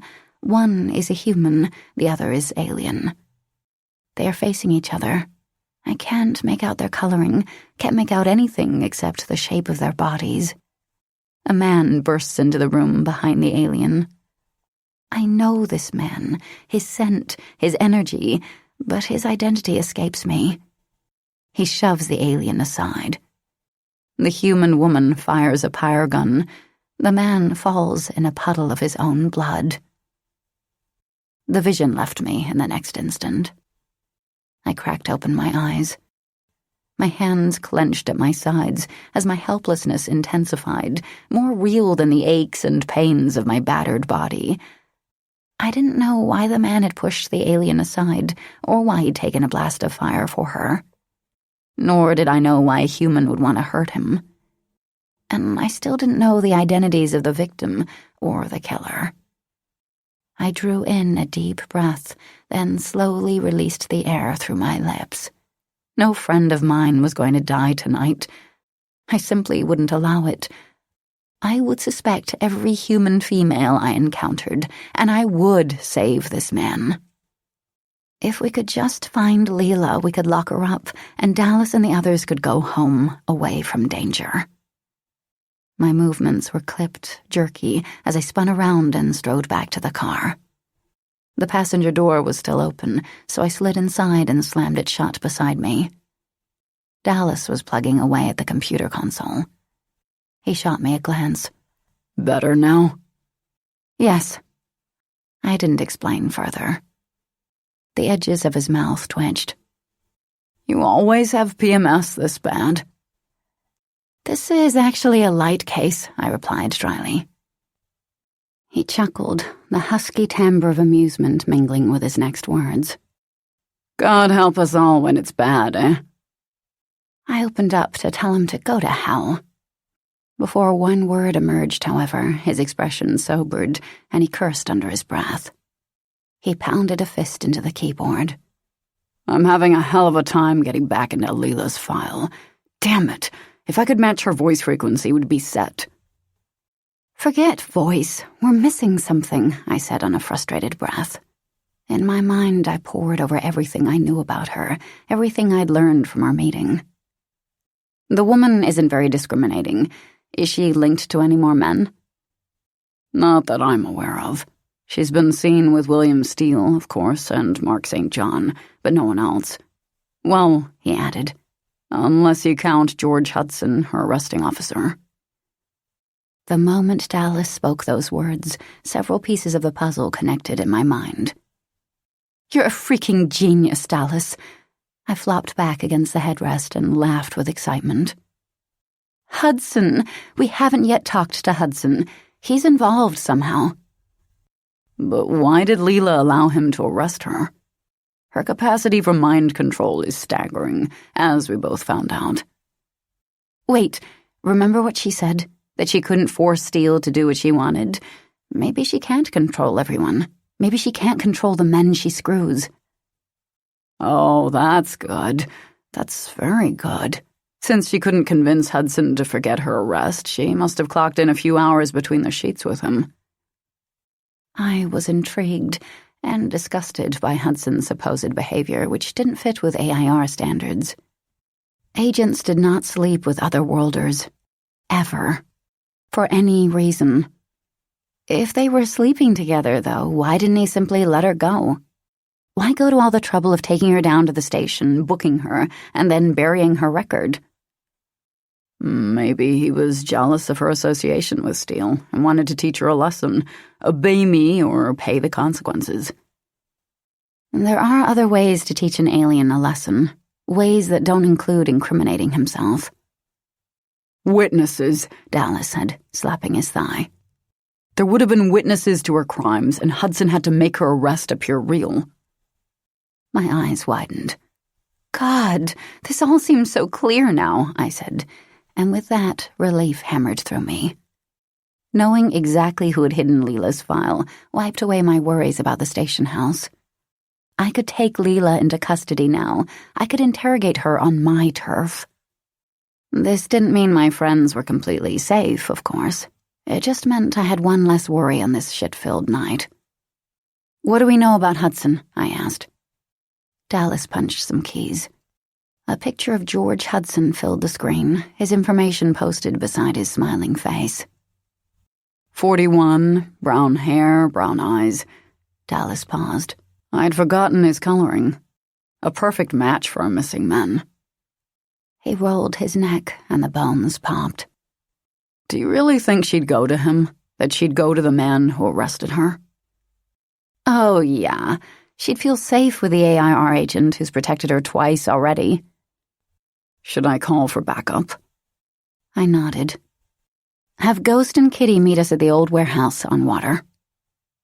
Dallas radioed the two agents, then programmed the address into the car. Our tires squealed as the vehicle veered onto the street, high-tech sensors guiding it and keeping it from crashing into objects. I told you the night was going to be interesting. Interesting? I shook my head.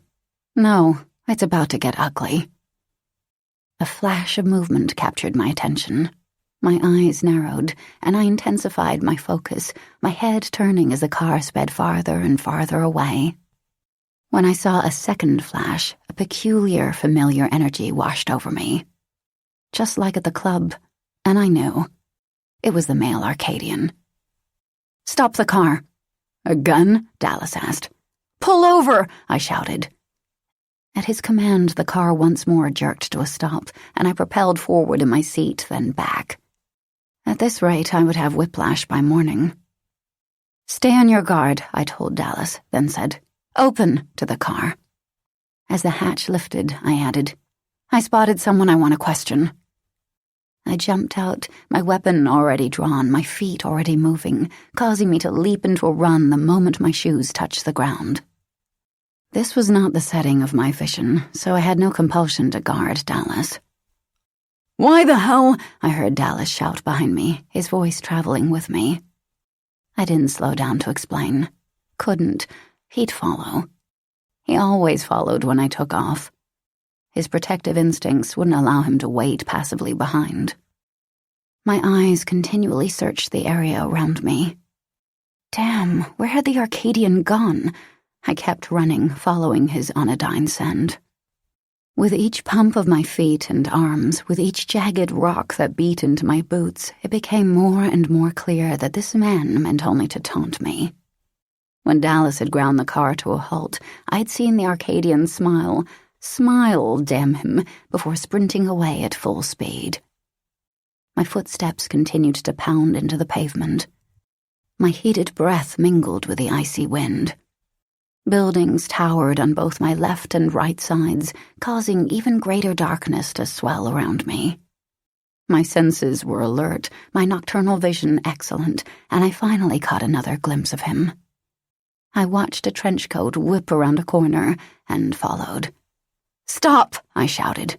"AIR!"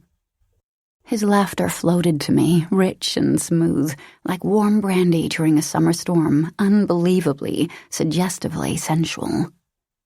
I'd catch him, the bastard, if for no other reason than to cut out his voice box so he'd never laugh again. As I ran, I adjusted my pyre gun to stun, aimed, and fired off several rounds. With each shot, blue lights blazed a trail in front of me, illuminating the shocked faces of the alley's inhabitants. The lights quickly faded. I'd missed him. Every time. He dodged each round as if he knew exactly where they would land. "Faster, Mia," I commanded myself. "Don't lose him." Ragged breath burned in my throat and lungs and clanged in my ears, but I forced myself to keep moving. Abruptly, my run came to a stop, for reasons that had nothing to do with my stamina. A wall blocked the end of the alley. Turning, panting, I eyed every inch of this bricked enclosure. The Arcadian was nowhere to be seen. How the hell had he gotten past that wall? In the next instant, something soft brushed my ear. I whipped around, fired, hit only the wall. The same softness brushed my other ear, renewing my awareness, propelling that odd thrill of energy through me. I spun, fired, and cursed. Still nothing. "You were being followed," a husky male voice said. His voice, the warrior. He sounded serious and grave now, and I couldn't tell which direction his voice came from. He was moving too fast. "I know I'm being followed," I said through clenched teeth. "By you." Steady. "Are you a coward? Reveal yourself." "Another has already been taken, Mia Snow, and another will soon become a victim as well." He continued to move around me so swiftly I couldn't get a lock on him.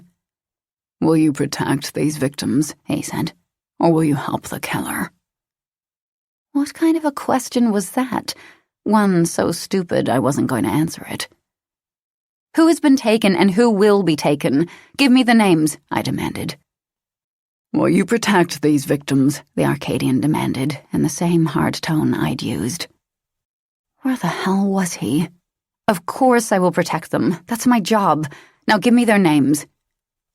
A long pause surrounded us. Finally, he said, "What do you know of Ryan Hart?" "Ryan Hart," I echoed, committing the name to memory. "Nothing. What do you know of him?" He chuckled, the sound dark rather than amused. "Surely you've gotten further in the case than this. Surely you—" "Mia!" Dallas called behind me. "And so our time together ends," the alien said.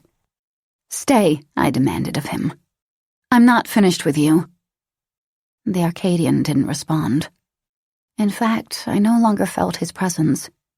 The gentle charged hum of his electrical output was gone. Damn it. Obviously his powers were exceptional. Maybe that was why I'd felt his energy twice now. To escape as quickly and easily as he had, he either levitated or walked through that brick wall.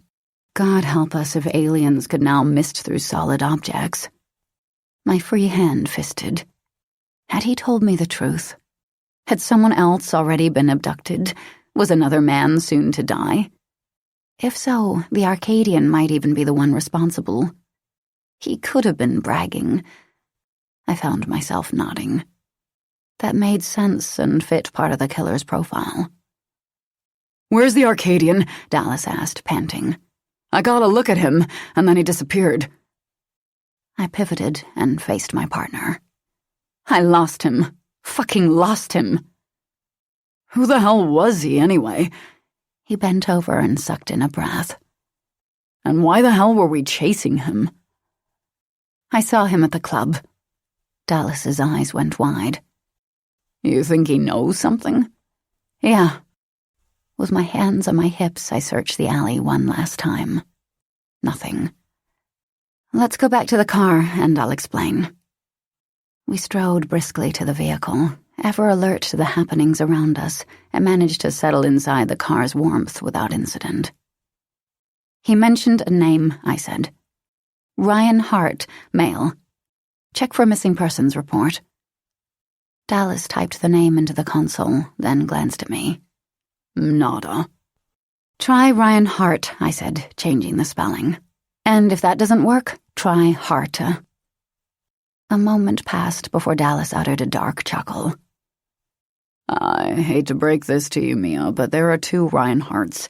One is 68, not the appearance of our victims. The other is his 10-year-old grandson. They both have blonde hair." "Are you sure?" "Positive." The Arcadian had lied to me. My muscles tightened with simmering fury. "Get both Harts on the phone," I said. "I want to personally hear that they're safe in their beds."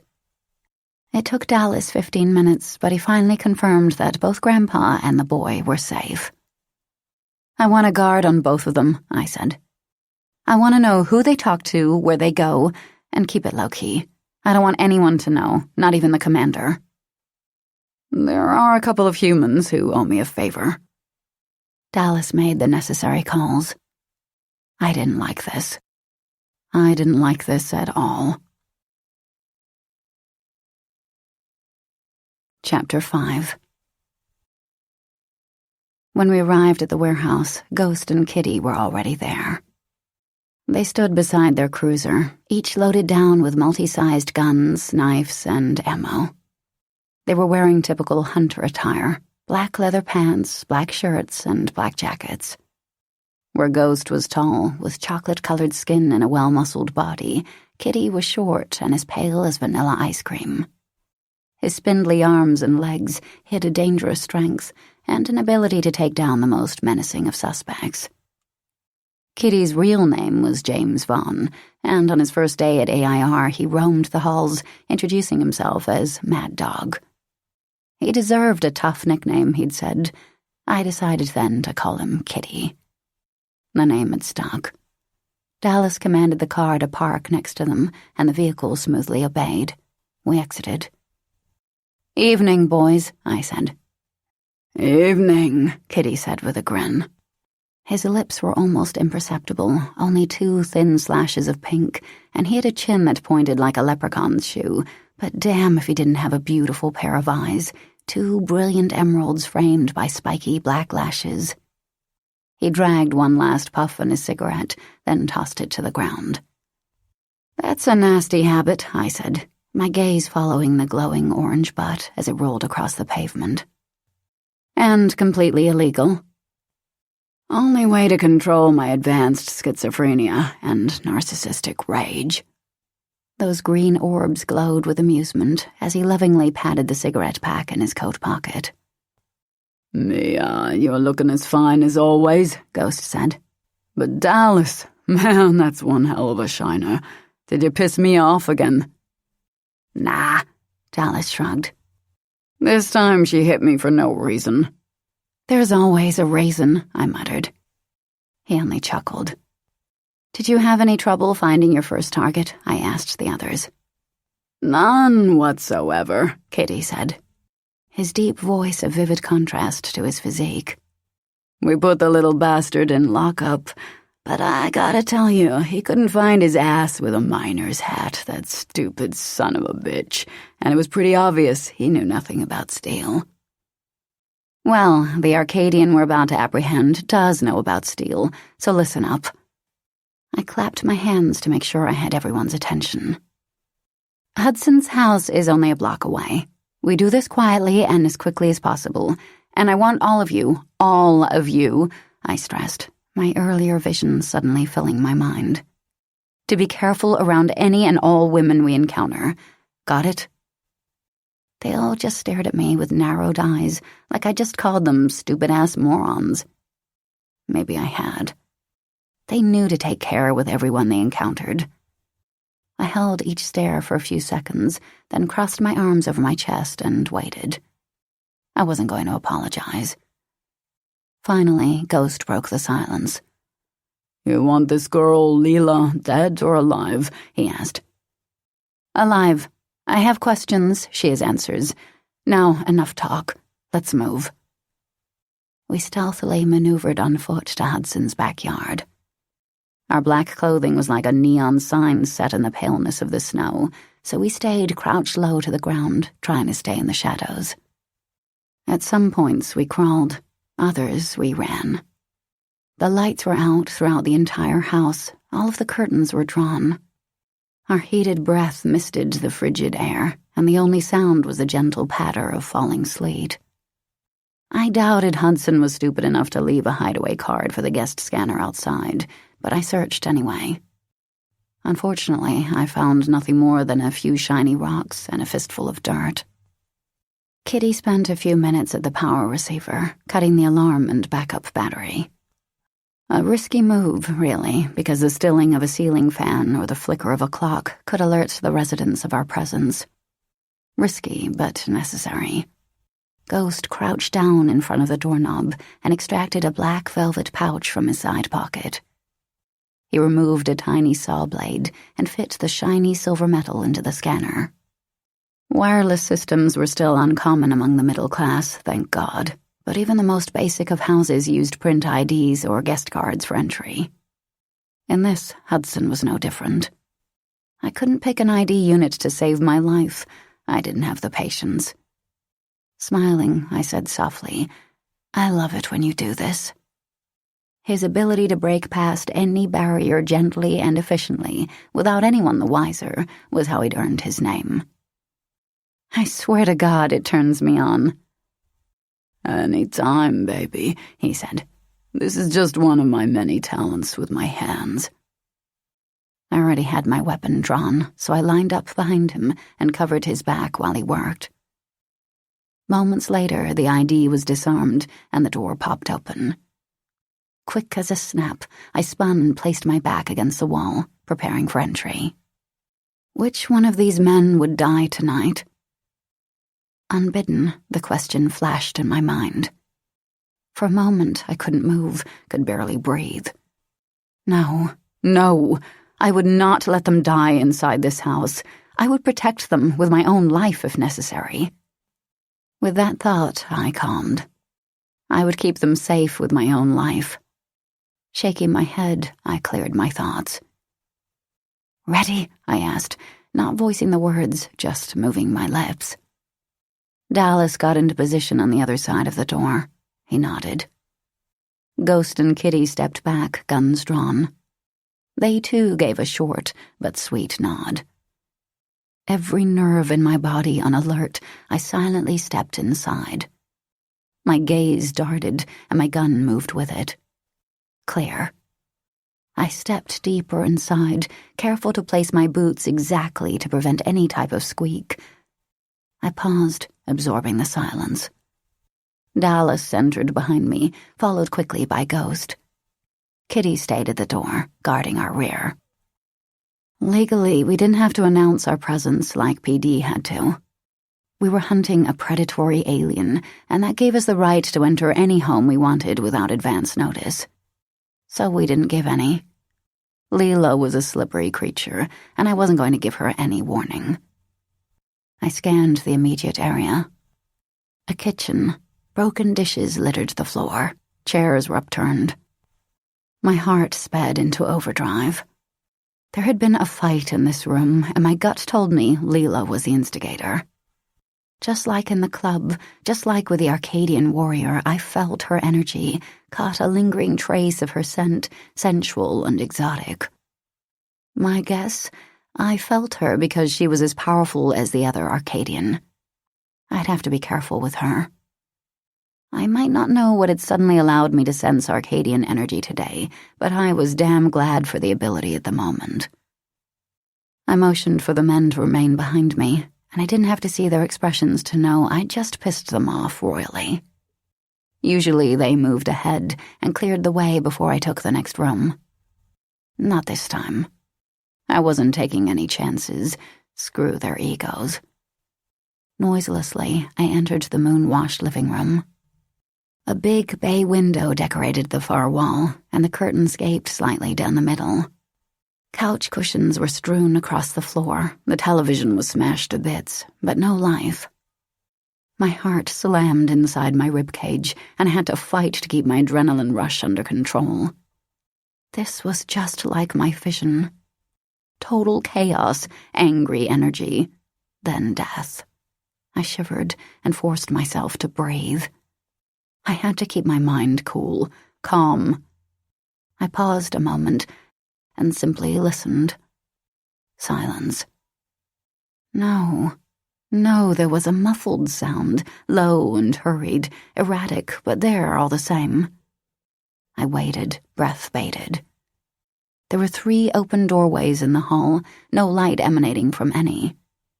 Which room was the sound coming from? Damn it, I didn't like this. The best course of action would be to check one myself and allow Dallas and Ghost to check the others, all at the same time. I rejected that idea as soon as it formed and skirted around the wall ledge, the men close to my heels. I moved into the first room. Almost immediately, I noticed a woman sleeping on the bed. Pink silk sheets draped her from toe to shoulder. I was able to make out blonde hair, but nothing more. 4 steps later, I stood at the side of the bed. Keeping my weapon locked on her chest, I freed a pair of laser bands from my waist and locked her wrists around the headboard. The bands pulsed with a slight golden light as they bonded to her skin. She muttered something as she stirred. Her eyelids slowly opened. The moment she spotted me, her jaw dropped and she prepared to scream. I covered her mouth with my free hand, cutting off any sound. A second later, Ghost was beside me. Someone moaned, and it wasn't the bound woman. The sound had been too deep, too far away. Ghost put his hand over the woman's mouth to replace mine. I spun, ready, and watched the doorway. The sound had come from one of the other rooms. "We are AIR agents, ma'am," Ghost whispered to the woman. "Be quiet, and you'll be fine. Understand?" She was glancing from one to the other, trembling so violently I feared she was having a seizure. Tears were filling her eyes, but she nodded. Shit, I inwardly cursed as I looked at her more fully. She was just a kid, probably 18, give or take a year. Behind me, I heard a woman groan and shout, "Oh, God!" I spun again and saw no one. And that's when it hit me. We had been so careful, so discreet, and in all likelihood we wouldn't have been heard if we'd blown a trumpet to announce our presence. Hudson and Leela were too busy screwing. "Stay behind," I told Dallas. He gave a quick, jerky nod in the affirmative. Fury burned in his eyes. Since the bedroom door was open, Ghost and I took opposite sides of the frame. Kitty made the end of the hallway his focal point. I concentrated on the couple. They were crouched on the floor, and Hudson gripped Leela from behind. Her pale hair swayed each time his naked ass pounded forward. His hands roamed all over her, through her hair, over her breasts. I had to admire his technique. "On my count," I mouthed silently. I raised my index finger. 1, middle finger, 2, another finger, 3. We burst inside. "Hands up!" Ghost shouted. "AIR! Do it now!" Dallas yelled. Of course, he hadn't stayed behind like I'd commanded. Leela screamed and jolted to her stomach. Hudson didn't even turn. He was too busy reaching for his gun on the bedside table. "Touch your weapon and you die," I told him calmly. "You're fucked, Agent Hudson, and I don't mean that literally." With his back still to me, he held his palms up and out as he eased back on his ankles. "Keep your hands where I can see them," I said. "Understand?" He gave one almost imperceptible nod. "Good boy. Now turn toward me. That's right." I arched a brow as he sat himself next to Leela. I couldn't help myself. My gaze was between his legs, and I almost smiled. "At ease. I'm not that impressed with your equipment." Hudson scowled. Leela was crying, her sobs echoing off the walls, and I switched my attention from Hudson to... "Fuck!" I shouted. "That's not her! That goddamn isn't her!" Hudson hadn't been screwing Leela, after all. This woman wasn't even an Arcadian. She had long blonde hair, yes, but her eyes were dark blue, and her skin was perfectly sun-kissed. I almost blew Hudson's face apart, just to appease my growing rage. But I paused and took stock. Okay, so this woman wasn't Leela. Didn't matter. Leela was here. I still felt her presence. "Where is she, Hudson?" I demanded. When he didn't respond immediately, I leveled my gun at his dick, so proudly displayed. "I don't know what you're talking about. I swear to God I don't." He licked his lips and tried to scoot himself behind the woman's back. "Using a civilian to shield yourself," I muttered. "You're practically the Antichrist, you know that?" He stilled. "In AIR training, did you watch instructional halograms of my work?" I asked. "Yeah," he hesitantly answered. "Then you know I have no conscience, and I'll do whatever it takes to get what I want." I gave the trigger of my gun a little pressure, not enough to grind off a shot, but enough to make my target squirm a little. "I'm not going to ask you about Leela again. I'm just going to hurt you." "You'll go to jail if you hurt me." Sweat beaded on his forehead, and he worried a shaky hand back and forth across his brow. "Assaulting an agent of the law is a federal offense, and there are too many witnesses here." One by one, my men turned around and faced the wall. Hudson's face grew paler and paler. A cruel laugh pushed past my lips. "Wrong answer," I said, and switched my gun setting to its highest level. I aimed. "She was here," he rushed on, hands up to ward me off. "And she tore my place apart. I kicked her out, I swear." He was lying. Leela didn't control him, but he cared enough for her to risk his career and his freedom by burying her file. I truly doubted he would have kicked her out for trashing his place. "Who's your friend?" I asked, motioning to the crying female. My men turned back and faced us. We'd made our point. Hudson glanced at each man. "She's my wife." He was lying. Again. His record said he was single. Most likely, he didn't want us to be able to question the woman about him. Georgie, I said, holstering my gun. "You've really pushed me too far this time." With that, I closed the distance between us and slammed my palm into his nose. The cartilage snapped on contact. Amid his shrieks of agony, I turned and said, 3 noses in one night. Not my record, but not bad either. Behind me, I heard Dallas give a short bark of laughter. I pivoted, but wasn't quick enough to catch his smile. He frowned at me, still angry with me for not letting him lead. I could handle his anger, though, because that meant he was still alive. I turned back and knelt in front of the woman. Her body was violently trembling, and her eyes were slits of fear. "I'm not going to hurt you," I assured her. "You're safe." Watching me, still unsure, she nodded. "What's your name?" I asked. Sherry Gallagher." "Did an Arcadian female come here tonight, Sherry?" She nodded again. "Is she here now?" Yes, was the hesitant reply. Shut up, bitch, Hudson spat, slamming his fist into her stomach with such force she banged against the nightstand. My eyes narrowed on the bastard, and I held out my hand toward Kitty. Hand me your lighter. I think I'll light a cigar. I glanced pointedly at Hudson's dick. Well, a cigarette anyway. Bitch, Hudson growled, his anger and desperation making him forget his fear. You'd do it too. Well, if you want to light up my cock, why don't you try sucking it first? Because that's the only place you belong. On your knees. Oh, shit, Dallas said, suddenly behind me. He's dead now. Kitty slapped the lighter into my outstretched hand. Thanks. I kept my attention on Hudson. I held the flame close to his nose and slowly moved downward.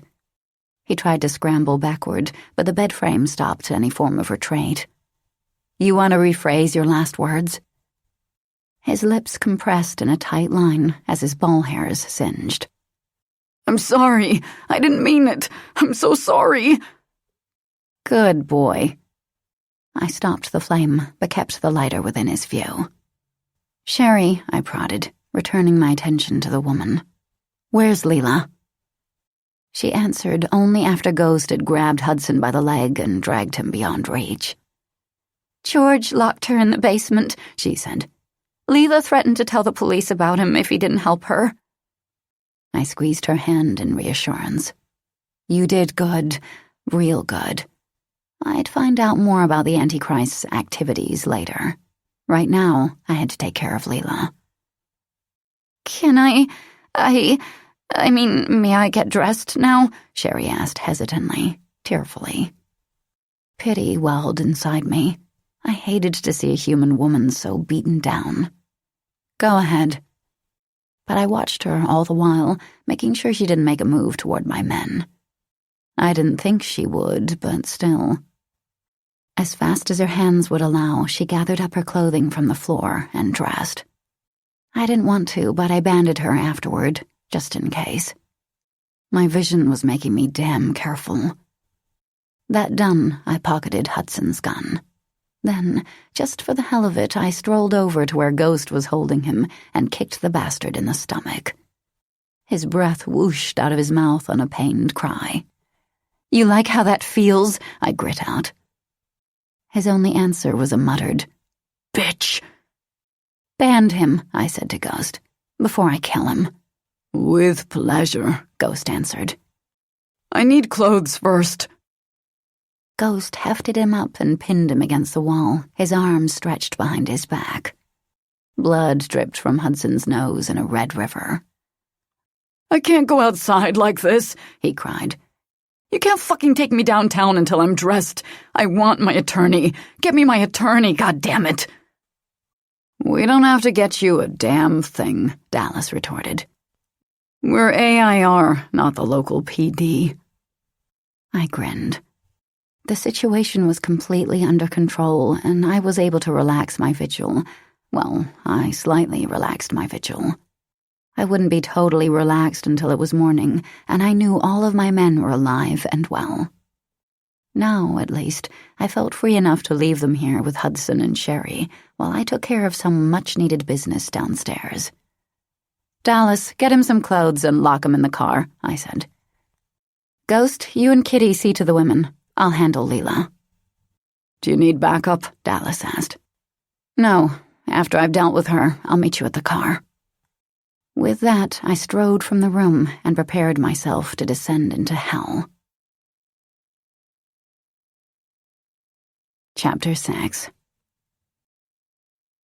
I brandished my own personal ID pick, my pyre gun, as I inched down the creaking steps to the basement.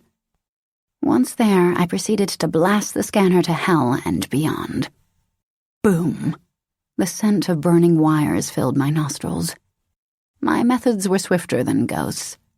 Messier and louder, too.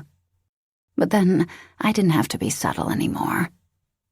Lock taken care of, I kicked the seam in the center of the door with one solid strike of my foot. Wood chips rained to the floor as the door split open.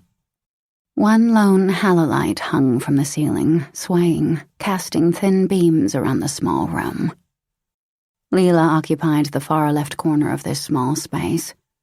She was huddled on the bare ground, her knees drawn to her chest, her fingers locked over her shins. The air here was as cold and damp as it was outside, yet she was dressed only in the half shirt and skirt she'd worn at the club. At least she was wearing boots. She calmly turned her chin until she faced me, and I saw a thick streak of dirt across her right cheek. "You do realize you're wasting your time," were the first words she spoke, her tone matter-of-fact. "Whatever. Stand up." I kept my gaze focused on her face, watching for any sign, a twitching eye, teeth nibbling on her lower lip, that she planned to bolt. "Hands against the wall." She slowly stood. "My brother will punish you for this." "Perhaps you didn't hear me. Hands against the wall." With a long, drawn-out sigh. Oh, she was acting like a martyr here. She did as I'd commanded. "Do you care so little for your life, Miss Snow? My brother will find me, and when he does, you will suffer greatly for all you've put me through." "Story of my life. He'll have to take a number." My motions expeditious and efficient, I frisked her with one hand while holding my gun at her temple with the other. I found a sharp little blade strapped to her inner thigh. "Are you enjoying yourself?" she asked as I confiscated the weapon. "More than you know." I holstered my weapon and banded her wrists behind her back. She protested weakly, but allowed me to lead her back upstairs and outside without fighting. I kept one hand on her arm as we trekked up a hill. The snow was deeper than I remembered, and with every step, powder shifted onto my boot tops, freezing my toes. The closer we came to the warehouse, the more she talked about her brother. On and on she went. "He will kill you," she threatened. "Kieran has killed more humans than any of our kind," she boasted. By the time we reached Dallas, I longed to cut off my ears and give them to anyone who would take them, just so I wouldn't have to hear another word about her brother. I gazed around expectantly and discovered Ghost and Kitty were missing. Only Dallas remained, with Hudson situated in the back seat of our car. Dallas leaned against the door with his arms crossed. His eyes shot daggers at me, while Hudson, who was inside with his hands still banded behind him, valiantly tried to remove the blue tape covering his mouth by rubbing his face against the headrest in front of him. I raised a brow in curiosity. Dallas shrugged. "He was too chatty." "Kieran will—" "Oh, for God's sake," I said, cutting Leela off. "Shut the hell up and get into the car." Dallas commanded the door to open, and I stuffed Leela inside. A bulletproof shield separated the front and back compartments, so I had no fear she'd try to jump into the driver's seat and speed off without us. When the door slammed shut, locking her in next to Hudson, I glanced up at Dallas. "Where are the others?" "They took the women in for questioning." "They shouldn't have left without my permission." "Your permission?" Dallas laughed, the sound cruel and laced with rage.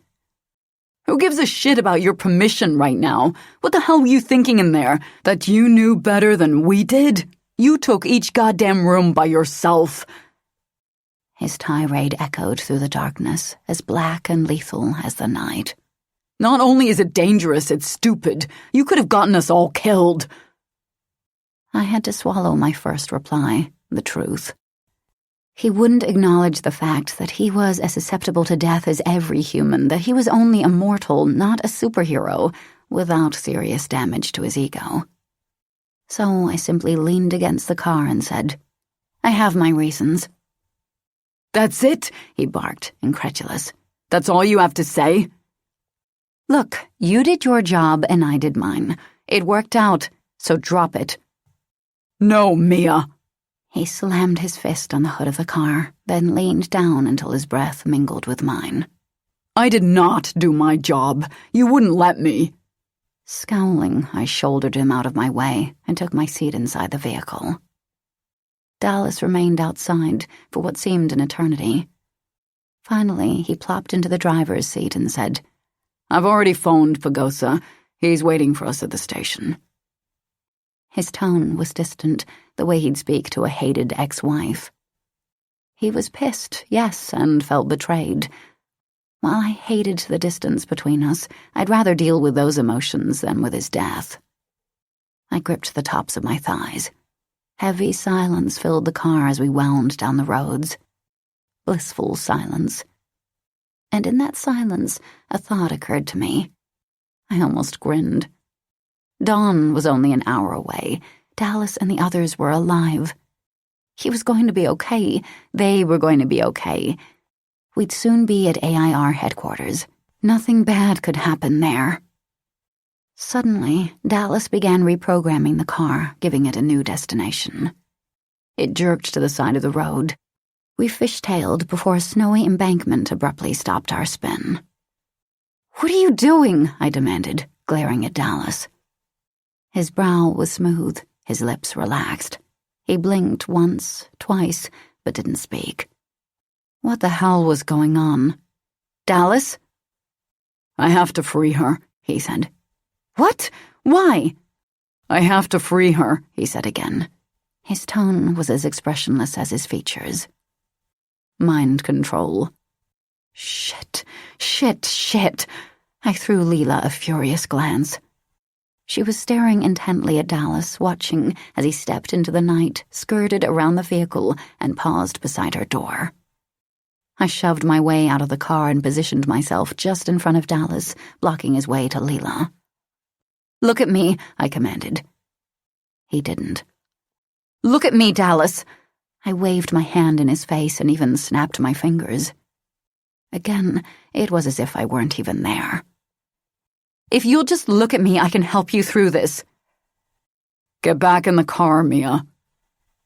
I knew by the coldness in his eyes that he would kill me to free Leela. I was left with no other choice. "I'm sorry, Dallas," I said, but I didn't wait another second. I wrapped my hands around his neck and squeezed, pressing against his carotid artery, cutting off the supply of oxygen to his brain. In his altered state of mind, he didn't realize what I was doing until it was too late. His eyes widened, and he wrapped those large hands of his around my windpipe. Before he could do any damage, his knees collapsed, and he sank to the ground, unconscious. Getting his muscled frame buckled into the passenger seat required more strength than I thought I possessed, but I was somehow able to do it. "Go on a freaking diet," I bit out. My body was already sore, and this just intensified every ache. Damn, but I'd be glad when this hellish night was over. I plopped in the driver's seat while Dallas slept peacefully, his features as relaxed as a child's, his snore as loud as a freaking foghorn. Leela and Hudson, who needed to share a little of my pain, remained still and silent. They probably realized I was about to snap. All it would have taken was one gesture, one damn gesture from either of them, and I would have beat some ass. I programmed the station house back into the console, and the car leaped into motion. Soon the AIR building came into view. The outside was plain, brown, and nondescript. No windows, no landscaping, a towering eyesore, really, that boasted flame-resistant walls and bulletproof glass.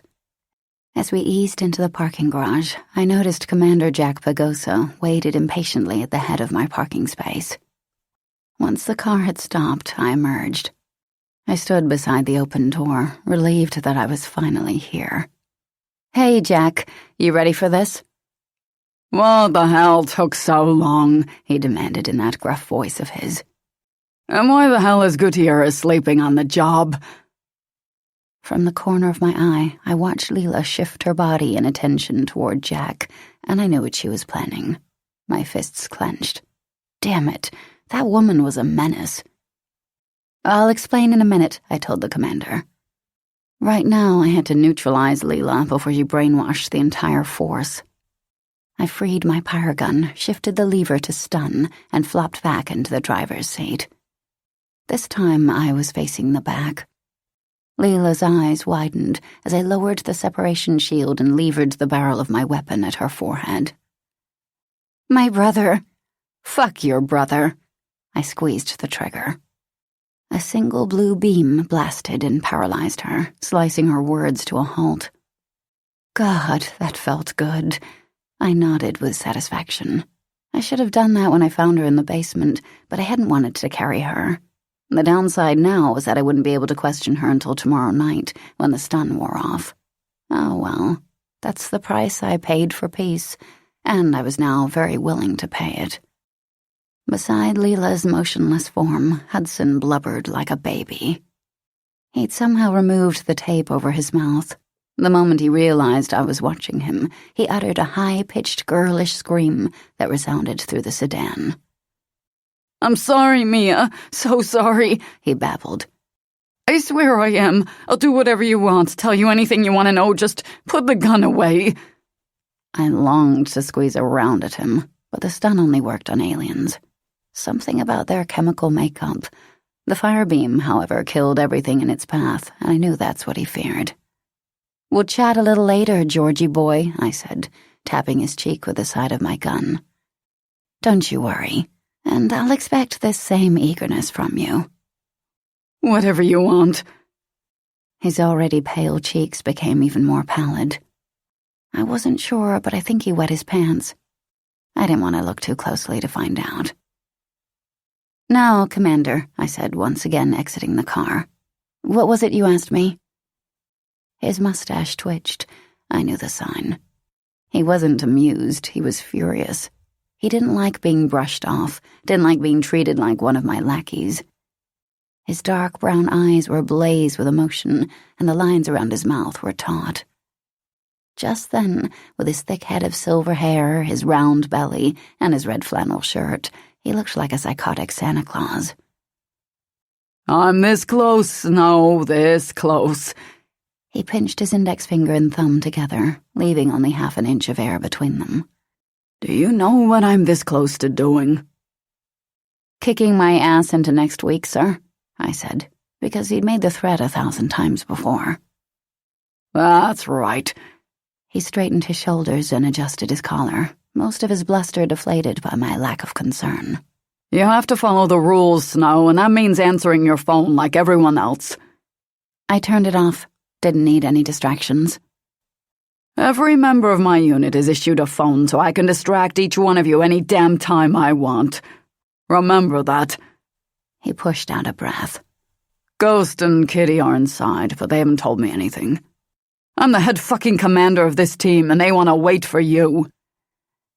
No need to do any ass-kicking yet, Jack. I brought you a present. With a sweep of my hand, I motioned to Leela and Hudson. A suspect, and one of the AIR team's finest. George here has been a naughty boy, and I think he can help us with the steel case. Dallas moaned. He was finally coming around. Both of his hands massaged his neck as his eyes slowly opened. He blinked, focused. I knew the exact moment he remembered the evening's events, our little jaunt into Hudson's, my refusal to explain, the fact that I'd almost choked him to death. Fire kindled to life in his eyes, making those perfect brown orbs blaze. Mia! He shouted. I backed away from the car, my hands up in a gesture of defenselessness. I had to do it, Dallas. You know I did. I'm still waiting for my explanation, Jack interjected darkly. Help me get the prisoners in isolation and I'll explain everything. To both of you, I added. One at a time, they nodded. 30 minutes later, Jack had his explanation, minus a few of the seedier details. I breathed easier because daylight was quickly approaching. Hell, I even felt like gloating. I'd thwarted my vision. I'd won this time. Dallas was still furious with me, but he was alive. Even Ghost and Kitty were healthy and whole. Nothing else mattered. Life was good. Leela and Hudson had been separated and placed in isolation chambers. While Hudson complained during the trek to his cell, Leela had thankfully remained silent, locked in the stun as she was. Sherry and the other woman from Hudson's, I now knew her name was Isabel Hudson, George's 17-year-old daughter, were being questioned by Ghost and Kitty. The only thing left to do was talk with Dallas, but at the moment that was impossible. Jack wasn't finished with us yet. The commander leaned forward in his high-backed gray leather chair. He was seated behind his large oak desk, the picture of authority, as he shuffled papers to the edge of the cluttered desktop. The walls around dripped with pictures of Jack's 23-year-old daughter. His wife had left him years ago, so the only picture of her was the one decorating his trash can. "You've done good work tonight," he said. "Good work, both of you. You found the break in the case we needed, and you brought in suspects for questioning. Albeit damaged, but at least they're alive. Unlike last time." His eyes lit on me when he emphasized his last words. "What?" I muttered with a shrug. Dallas and I were seated side by side. We hadn't looked at each other since we'd entered Jack's office. Tension radiated between us. "Problem is," Jack added, "we've had another disappearance. Victim's been missing since last night. The roommate only filed a missing persons an hour ago." "Why weren't we notified immediately?" I asked. "At first, the officers in charge weren't sure this one had any connection. However, I had Jaffa review the notes, and he's 100% sure this case is connected to the others. Too many similarities and too little evidence, which adds a bitch of a ripple to our case. This latest victim is female." Dread rolled through me, dark and dangerously sharp. I glanced at Dallas for the first time since stepping inside this office. Dallas glanced at me. This wasn't good news we were getting. In unison, we both turned back to Jack. "A female?" I asked. Jack blinked over at me. "That's what I said." "What's her name?" I shifted in my seat, hating and loving every moment that passed, and he didn't answer. "Ryan Hart," he said, glancing down at his papers. "Spell it," I said, ice crystallizing in my blood. He did. My stomach churned, and I closed my eyes. The Arcadian hadn't lied. He had said Ryan Hart, but he hadn't spelled the name, and he hadn't specified that the victim was female. I'd misheard and assumed. A dangerous combination. He'd also mentioned that someone else would soon be dead. At least I could take the guard off Grandpa Ryan and the boy. A real fucking silver lining. "Jack," Dallas said. "Mia and I chased down—" I gave Dallas a barely imperceptible headshake that said, "Do not mention the Arcadian male." "Chased down a bottle of tequila earlier," he finished lamely. "Sorry." "Thank you," I mouthed. I wasn't sure why I wanted to keep Jack in the dark, but I did. I wasn't sure who this Arcadian was, or which side he was truly playing for. I just knew I was going to be stingy with the information I shared, until I figured out exactly what motives lay behind those amethyst eyes. "You know better than to drink on the job," Jack said, eyes narrowed. "First I catch you napping, and now you confess to drinking. What the hell is the matter with you?" "Got a description of Miss Hart?" Dallas asked, quickly getting us back on track. "Red hair, green eyes, about 5'6".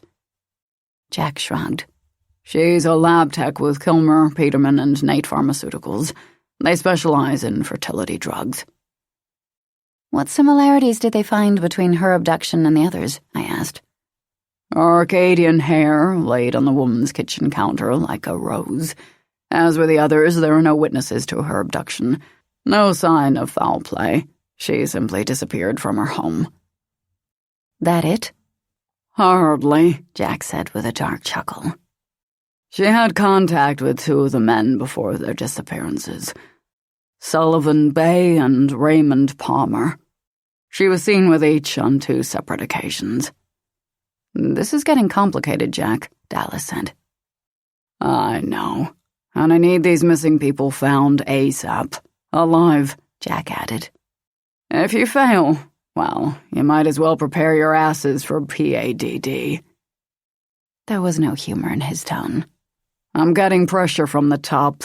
They're afraid the story will break soon, and they want answers. Fabulous. We were working as fast as we possibly could. Being ordered to work faster was fucking tastic. Right now, I want you to go home, get some rest, Jack continued. We'll debrief at noon tomorrow with Ghost, Kitty, Mandalay, Johnson, and Jaffa. One thing, Commander, I said. I'd worked under Jack for 9 years. He was old and mean, but honorable. Keep everyone, and that includes yourself, out of Leela's chamber. Her powers from mind control are staggering. I doubt she can penetrate my mind. The government has yet to produce a workable mind shield, and until they do, you're in danger from her. He tapped a pen on his desk. If I stay away from her and command everyone else to do the same, you'll owe me. Big. He should be grateful for my warning, should be telling me how sensible I was. But no, the sneaky bastard wanted a favor, so he was pretending this was some big hardship. Last time I'd owed him a favor, he'd made me teach his daughter, who reminded me of Barbie on drugs, how to shoot an old-fashioned roadkill .48. From my troubles, I'd spent a few nights in the hospital, having a bullet removed from my ass. What do you want? I asked wearily. I need you to work next weekend. We'll be short several agents. Done, I said, and felt a keen sense of relief. Working extra hours was no problem. It wasn't like I actually had a life. I had no hobbies, no friends outside of work. Never attended family gatherings. That was sad, I realized with a frown. No one enters, he promised, stroking his beard. Not without your permission. I'll even have our meals delivered by mechanical tray. Thank you. Now get out of here, he said, waving a hand through the air. The sight of Dallas's beat-up face is turning my stomach. To Dallas, he said. A word of advice, sport. The next time you're in a fight, duck. Yeah, I'll try to remember that, Dallas said, his gaze darkening on me. We pushed to our feet and filed out. The door closed behind us with a click. Then silence. Benches and desks were empty, and only a few agents milled about. Most of the AIR teams were patrolling the streets. Dallas, I said, then paused. I noticed Ghost standing down the hall, motioning me over with the crook of his finger. His bald head gleamed in the overhead lighting. Don't leave this building, Dallas said. We've got a lot to discuss. You're right. He'd reached his bullshit tolerance, and I didn't even try to stall. Why don't you come with me to talk with Ghost, then we'll go to Trolley's for coffee. He stared down at me, his expression hard, determined. All right, he finally said. You've got 10 minutes, no more. I arched a brow at his I am commander of the universe tone and vowed to take 11 minutes, even if I had to sit in the corner and pick my nose for most of those. We strode down the hall, the sound of our footsteps pounding in my ears. The air was sterile here, as if someone had doused the walls with cleaning solution. Ghost led us into a small private room. That girl is a certifiable whack job, he said, the moment the door snapped closed. Which one? I asked, stepping toward the large two-way mirror that dominated the side wall and offered a secret glimpse into a smaller room. I had my answer before he replied. Isabel Hudson, the Antichrist's daughter, I said. At the exact moment, he said, Sleeping Beauty, the Antichrist's daughter. I studied her. She sat at a scarred wooden table, her hands hidden in the folds of her clothes. Her hair was long and blonde, and as straight as mine. Her skin was sun-kissed, porcelain smooth, though it was her eyes that truly drew attention. They were faultless ovals, a rich, deep violet framed by long, sooty lashes. She looks like an Arcadian, I remarked. Can't be, Ghost said. That's not a wig, and dye doesn't take to their hair. And if you hadn't noticed, she's got a head full of blonde locks, not white, not silver." I shot him a "thanks for stating the obvious" frown. "Anyway," he continued with a shrug, "there isn't room in her body for alien blood. She's 20% human and 80% insane." He threw up his arms in a "the things I do for my job" gesture. "Insane, I tell you." "What?" Dallas chuckled. "Did you make a pass at her and she said no?" Ghost shuddered, and his face wrinkled in horror. "She's 17, I reminded Dallas. If he had made a pass at her, I'd have him arrested. "What did she do that was so bad?" Dallas asked. "The moment I stepped into the room, she began mumbling under her breath about mind control. One of her hands made continuous stabbing motions, and when I questioned her, she threatened to cut off my balls." "So she mumbles and likes to cut things," Dallas said, trying hard to hide his grin. "Big deal." "Hey, I don't see you rushing in there." Scowling, Ghost gestured to the door. "By all means, go ask the little darling a couple of questions." "No," I said. "I want to talk to her. Girl to girl." Ghost's shoulders slumped in relief. "If anyone can deal with that psycho, it's you. You've got panties of steel, Mia Snow. Me? I'd have pissed in my pants if I hadn't had my gun." He patted his jacket under his left pack. He paused, patted again. His smile fell inch by inch, and he gave a disbelieving gasp. I was already at the door, had already turned the knob, stepped out of the observation room and inside interrogation when I heard Ghost say, "My gun! She has my fucking gun!" I barely had time to react, didn't register that this was my vision coming to life. Isabel held a pyre gun, and the barrel was aimed at my heart.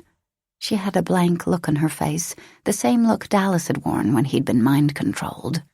"No, no!" Behind me, someone shouted, "Mia!" as I reached for my own weapon. Suddenly, I was shoved out of the way and felt myself falling in slow motion. Isabel fired. A blast of sound and light enveloped the room. A scream of frustration, fury, and fear lodged in my throat, and I ground off a round of my own before landing on the floor with a thud. Air abandoned my lungs in one mighty heave, and my vision became a spiderweb of black and white. Dragging in a breath, I shook my head to clear my thoughts, realizing Isabel's shot had missed me. I was unharmed. Then a male body fell on top of me, bleeding and lifeless. Chapter 7. The drip, drip of an IV harmonized with the beep, beep of a heart monitor, creating a symphony of sound, an opera of death. My head rested in my upraised palms, my elbows perched on the hospital bed in front of me. I was tired, so very tired. The chair I occupied was made of hard, uncomfortable wood, but I couldn't force myself to move. When I was younger, after my dad stopped loving me, he'd punished my every indiscretion by forcing me to sit in a chair, very similar to this one. Of course, he locked the chair and me inside a small, dark room. I'd sit there, terrified and lonely, silently sobbing, sometimes screaming until my voice went hoarse. The memories always left me ripe with loathing, but because of them I could now remain motionless for hours and not utter a single complaint. That little talent came in handy right about now. Dallas lay on the bed, his eyes closed, a machine breathing for him, slowly inflating what was left of his right lung, expelling the air, then repeating the action, again and again. Only an hour ago he'd been declared dead. Yet one of the surgeons assigned to his care had refused to give up and had stood over him, beating on his chest, pumping him full of drugs.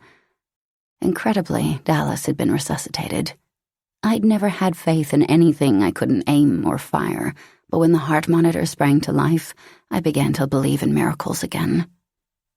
AIR agents had come and gone throughout the morning, just as doctors and nurses had. Not a single person that entered this room had left a ray of hope behind. They'd left only dismal condolences. Dallas's injuries were fatal. Most of his internal organs had been scorched, and there was a 6-inch hole in his chest, the surrounding flesh burned beyond repair. No, they'd offered no hope. But Dallas was a fighter. He was hanging on to his life with every ounce of strength he possessed. Right now, I was alone with him, trying to force my life force inside him. I wished to God he had family here, someone to cry over him, pray for him. Unfortunately, his parents had died years ago, and he had no brothers or sisters, no aunts or uncles that any of us knew of. Helplessness overwhelmed me, helplessness so intense my body trembled with the force of it. Morning had come and gone, and now an afternoon storm beat outside. I hadn't slept, hadn't eaten. I couldn't. My stomach was a painful knot of fear, dread, and grief. Dallas was my best friend, my rock. He was an extension of Dare, I guess, the brother I'd worshipped and lost. We balanced each other in a strange sort of way, and my life without him. A shudder racked my spine, compounding the burn in my throat. I gulped, squeezed my eyes tightly shut. "Damn you, Dallas," I whispered brokenly. I wanted to slap him, to scream at him. I was furious, so furious, that he had pushed me aside and taken the hit himself. I should have been the one to fall, the one to suffer, the one to ultimately die. I'd failed him. My shoulders slumped from fatigue as a surge of anger abandoned me. My eyelids slowly opened, and I reached out with trembling fingers. The pads of my fingertips stroked his cheek, along his jaw. He was cold, and his once bronzed skin was now pallid, an almost translucent white. If I'd had tears to give, I would have cried until my ducts burst from the strain. As it was, I could only sit here, helpless, and watch him die. My hands fisted so tightly, my nails bit half-moon crescents into my palms. Isabel Hudson was dead. In my mind, I saw the continuous flash of my gun, the girl's horror-filled expression as multiple rounds of fire exploded in her chest. Saw her slowly slump to the floor. I'd killed her, killed a young girl who had yet to experience adulthood. On some level, I hated myself for what I'd done, yet that didn't dull my desire to kill her all over again, this time slowly, lingering over every painful detail. Damn it, how had this happened? Who had controlled Isabel's mind? Not Leela, she'd been deep in stun. That left no one. I must have missed subtle details in my vision. God knows I'd gotten some of them wrong. I'd had the human and the alien in the wrong places, thinking a human killed Dallas. How could I have known it would be a humanoid alien? I didn't know what species Isabel had been. I just knew she couldn't be Hudson's daughter, as reports claimed.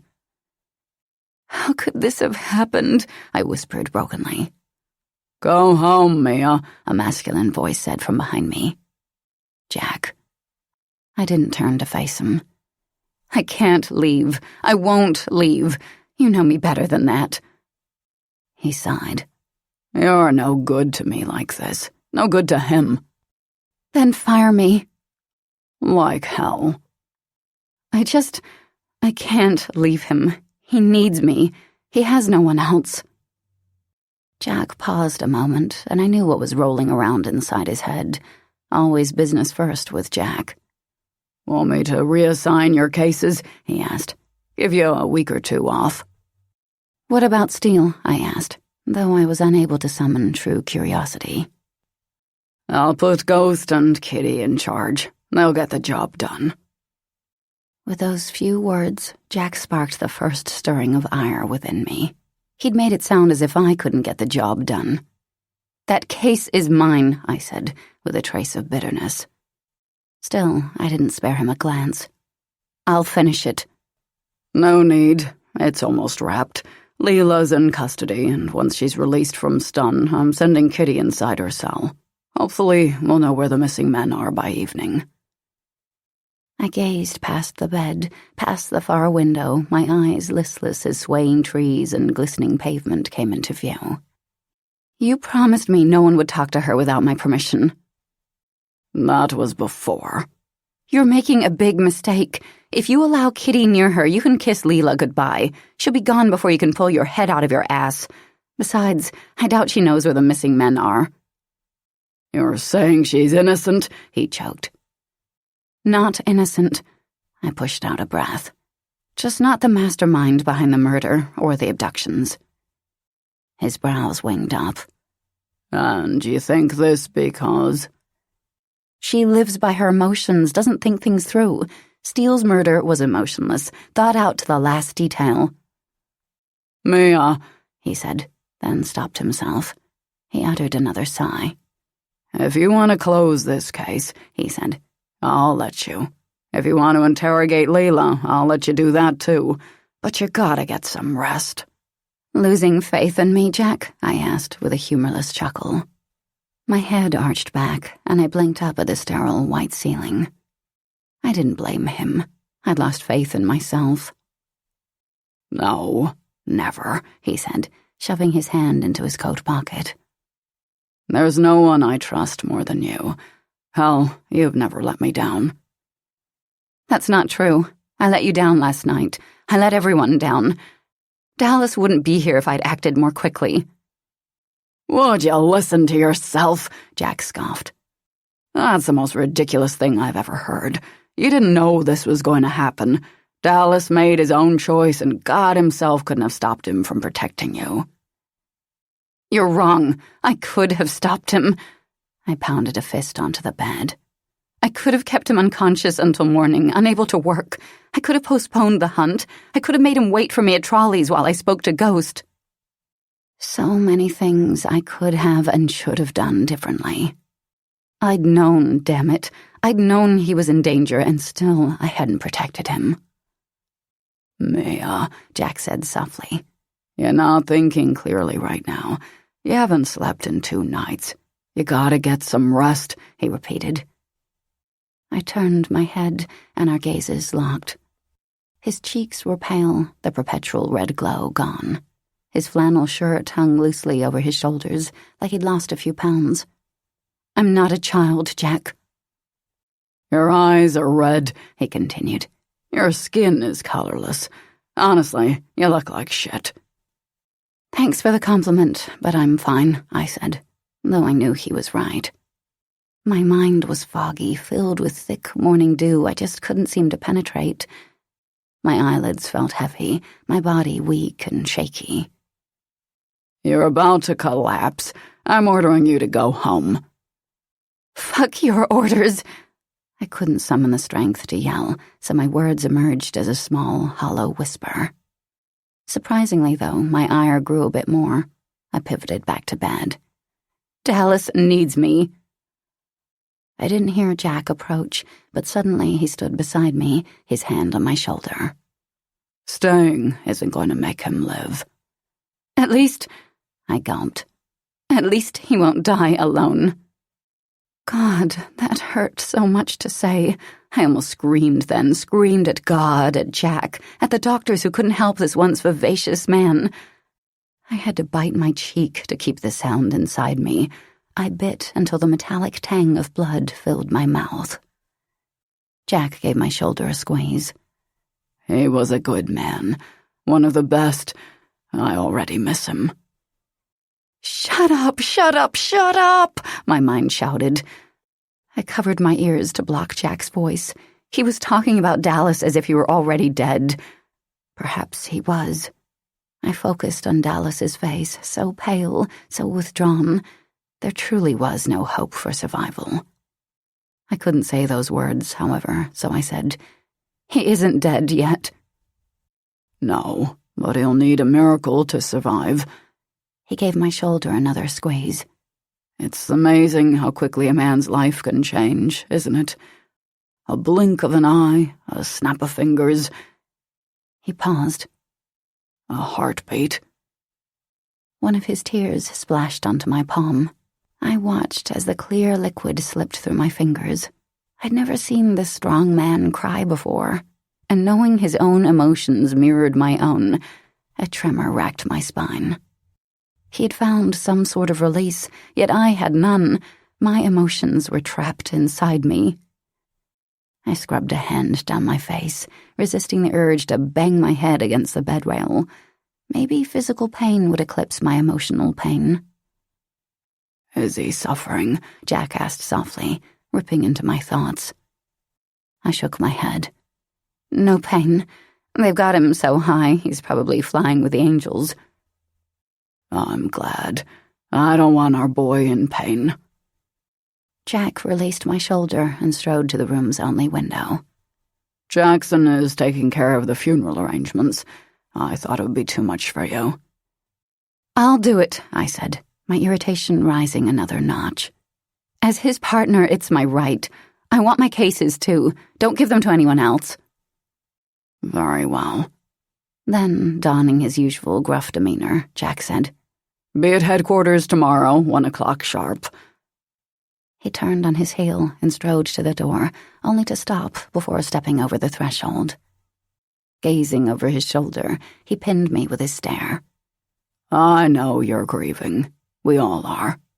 He cut me off. You asked to keep the steel case. You asked. I didn't command you. Therefore, you have a job to do, and I expect you to do it. I know, I said, massaging my temples. I was grateful for his abruptness. I would have crumpled under pity or gentleness, and he knew it. I need you to question Leela and report the results at our debriefing. Can you do that? Yes, I said, determination creeping into my tone. Good girl. With that, he shuffled from the room. I was once again alone with Dallas. Clasping his cold, lifeless hand, I laid my cheek on the edge of the bed. Those two little actions caused every emotion I'd experienced in the last hours to drain out of me, leaving only emptiness. Lethargy washed through my every hollow and crevice, claiming my limbs and, lastly, my eyes. The last thought to drift beneath my consciousness before a swirling fog engulfed me was, please, God, send me another miracle. I came awake slowly and realized 3 things all at once, only one of them significant.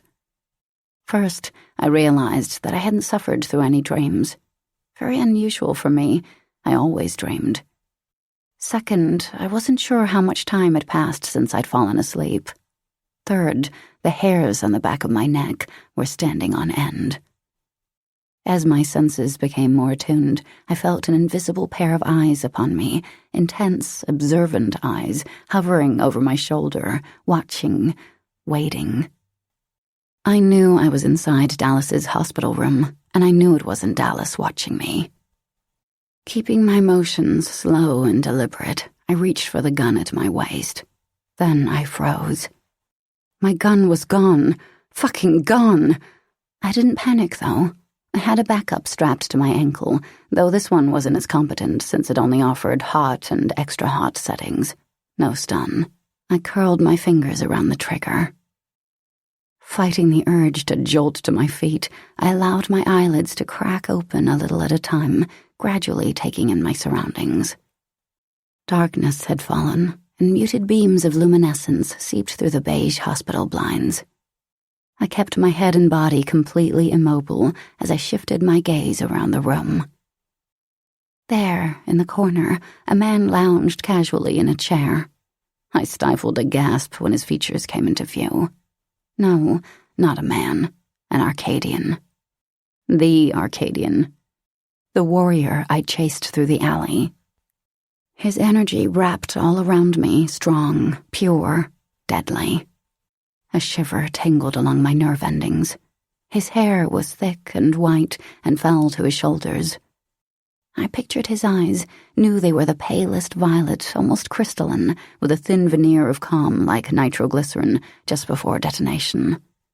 I knew his lips were full and lush, a perfect contrast against his ultra-masculine features, making him seem all the more dangerous. He must have sensed my perusal because he blinked, a sensual sweep of his lashes, and said huskily, "Your friend rests at death's door, Ty Lamar." Angel of Death, he'd called me. I jerked upright. My chair skidded behind me and collided with the wall. I had my firearm drawn and pointed at his heart before he could take another breath. I knew Dallas still lived because the gentle hum of his monitors filled my ears, and I could see the rise and fall of his chest from the corner of my eye, courtesy of the machine breathing for him. "Where's my pyre gun?" I asked, keeping my voice calm, even though my heart was tripping inside my chest. "Your weapon is safe." Safe my ass. Where's Ryan Hart? "I tried to warn you about her, did I not?" He shifted slightly, creasing his black slacks. The sleeves of his white tailored shirt were rolled to his elbows. "But did you heed my warning?" I didn't answer him. Instead, I asked a question of my own. "Did you take her?" "No," he answered, without hesitation. "I did not." "Then prove it, if you can." "I warned you about her, didn't I?" I switched the safety off, making sure he saw, then narrowed my gaze, focusing on which part of his body I wanted to hit first. Between the eyes, I decided, leveling my aim. One move from him and I would fire first, ask questions later. I'm left wondering if your warning was meant to help me or taunt me. He only laughed, a rich, throaty rumble full of genuine amusement. The sound moved over me as softly as a caress. "You humans are so silly. Put your gun away," he said. "Had I wanted to hurt you or your friend, I would have done so already." Unwavering, I held my weapon steady. "I'm still interested in hearing why you gave me Ryan's name." He shrugged, his stare becoming hard and gauging. "Perhaps I was testing you." He paused. "Perhaps you failed." "And you're here to give me another chance, or to gloat over my failure?" "Actually, I'm here to offer you a trade. If you are as honorable as I've heard, we can help each other." I snorted. "The only thing I'm going to help you do is find your way into a cell." His eyes slitted. "I'm Kieran N.R., and I've come for my sister." Leela's brother. I should have guessed. Automatically, I applied pressure to the trigger, but stopped myself before actually firing. This man knew about the victims, and now he was connected to the case through other means. He would better serve me alive. "So you're the Arcadian who's murdered more humans than any of your kinsmen, are you?" "Some would say so, yes," he said, without shame or regret. "Well, guess what, Kieran? Leela belongs to AIR now, and with her history of violence and being a prime suspect in a murder investigation, we're keeping her. I'm sure you're aware that her crimes are punishable by death." His face paled. He was definitely aware. "I plan to see her executed," I finished. "She is not a criminal." Something cold and hard washed over his features, returning his color.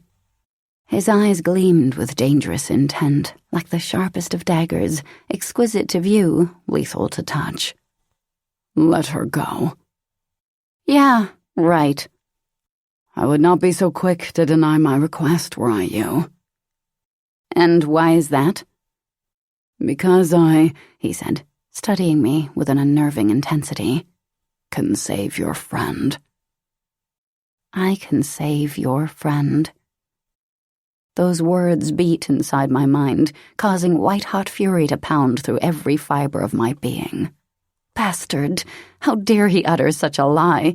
How dare he attempt to offer false hope, simply to save his sister? Eyes compressed to tiny slits, nostrils flared. I began adjusting the level of power on my gun to its highest setting. I was going to have myself an Arcadian barbecue.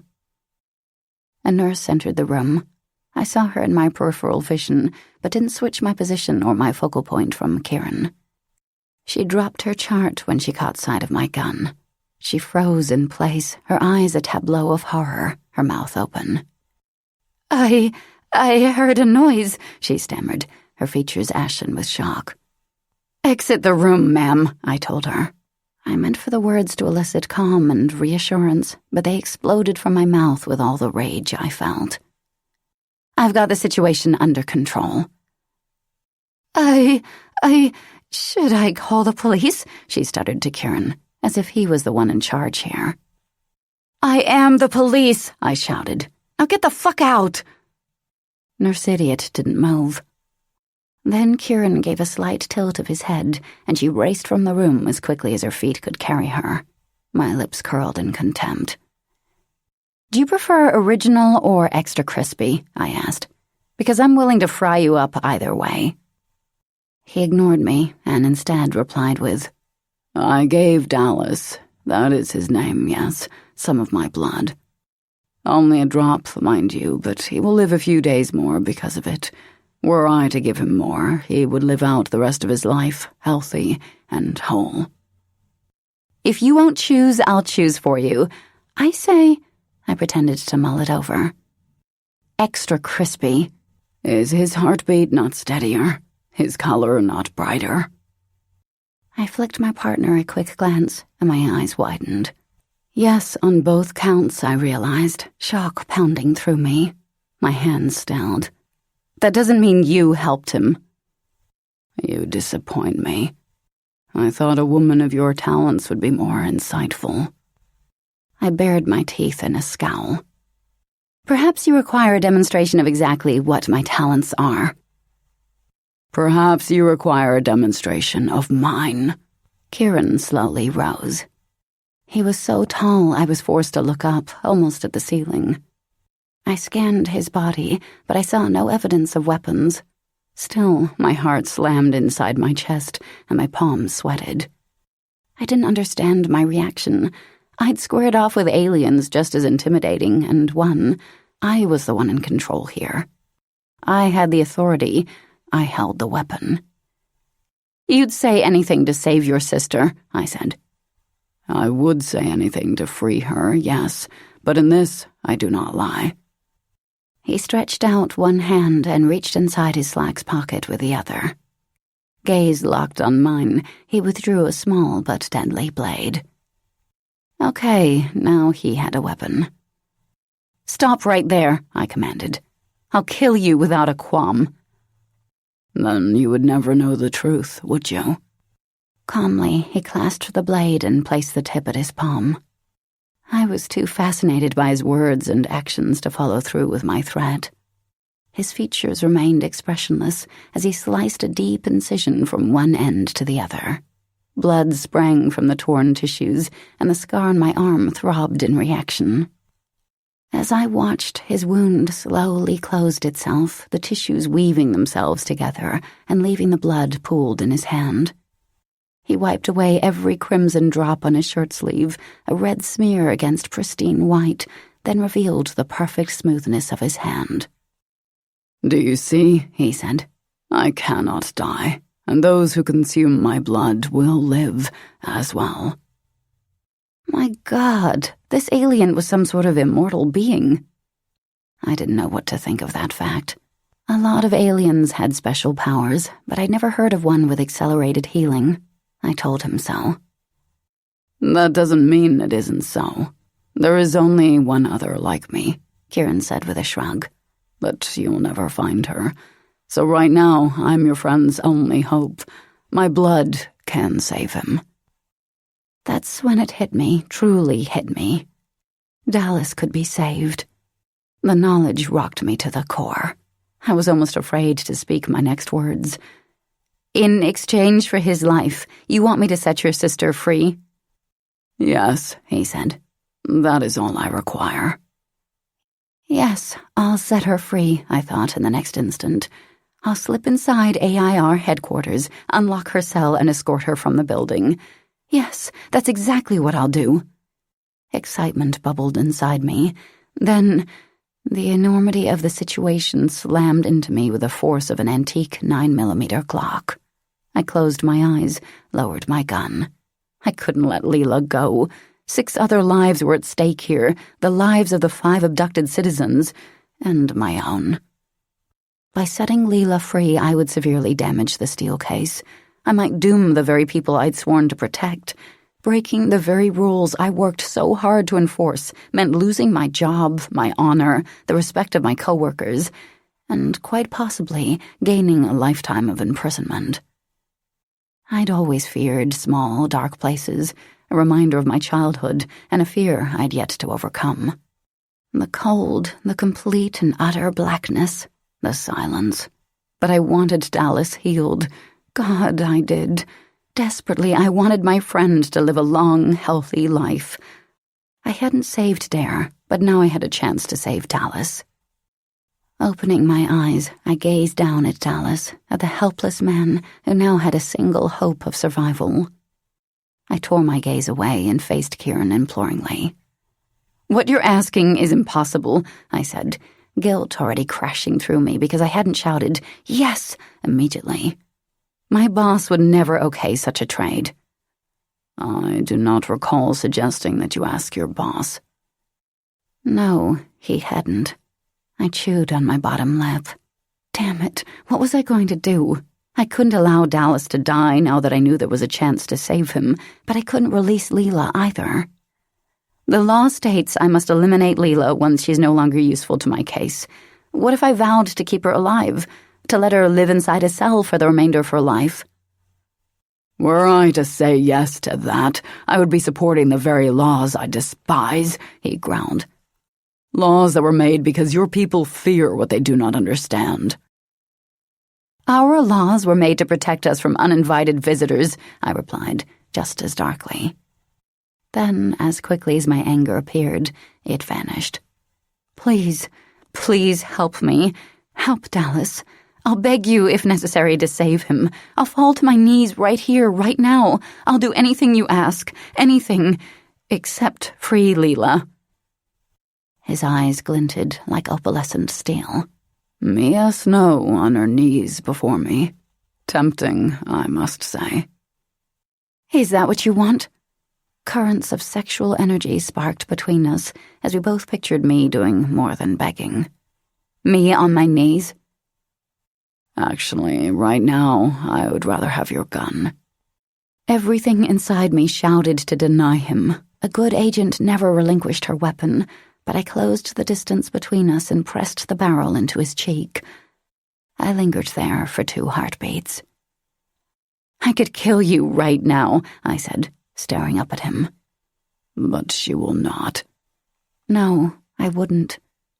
Scowling, I removed the gun from his face, saw the impression I'd left there, and felt a small surge of satisfaction. I turned the weapon hilt first and placed it into his waiting hand. I didn't mention that I had other weapons. Blades were strapped all over my body. I watched as he removed the detonation crystal from its chamber, rendering it completely useless, then tossed the gun in the far right corner of the room. At least he didn't plan to shoot me. "I did as you wanted," I said, my eyes narrowed.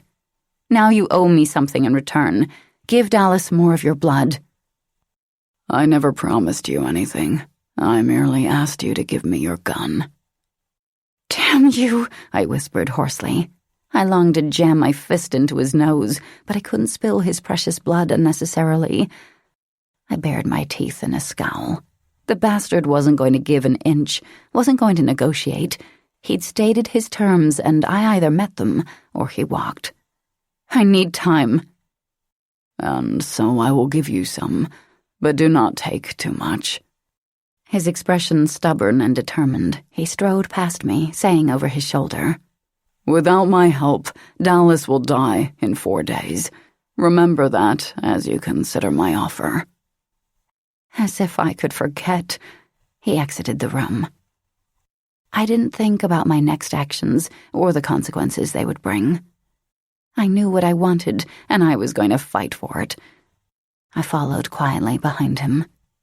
The moment Kieran stepped from the building and into the cold air, I sprang forward, and my legs shot out. I focused all of my anger, all of my frustration and helplessness into the blow. Contact. My foot hit the middle of his back. Kieran stumbled. "Say hello to size 7 AIR special issue all-terrain boots with my own personal cleat attachment," I growled. In black, white, red, and camouflage, you sorry son of a bitch. I was going to force him to help Dallas. When he caught his footing, he whipped around to face me. A muscle ticked in his jaw, and his lips pressed in a tight line. You would strike a man from behind. I would strike you from behind. My fists were clenched and ready for the fight I knew was to come. I want your blood, and I'll have it by God, every precious drop. I'm disappointed, he tisked under his tongue. Such a cowardly action from one so brave. Not cowardly, smart. You'll help Dallas whether you want to or not, and you'll help him now. I kicked out my leg, but he sidestepped the action. He once again uttered that husky chuckle of his, renewing my irritation. Would you like to bet on that? Absolutely, I said, and like a deadly catapult of fists and fury, I launched myself at him. Chapter 8. First rule of fighting, stay calm. Second rule, never let your emotions overtake you. I'd broken both rules the moment I began following him. Kieran swept out of my way and I flew past him. The storm had died, but the sun hid behind angry gray clouds, offering hazy visibility. Because of the sheen of ice at my feet, I had trouble stopping and turning. Definitely not optimal conditions. However, I wouldn't back down. You do not want to fight me, Mia. I whipped around. Want to bet on that, too? I sprang forward again, intending to kick out my leg and knock him flat this time, but he reached me first. He grappled me to the ground, pinned my shoulders to the ice, and imprisoned me with his body. Cold at my back, pure heat on top. Neither was acceptable to me. Still want to fight? He asked.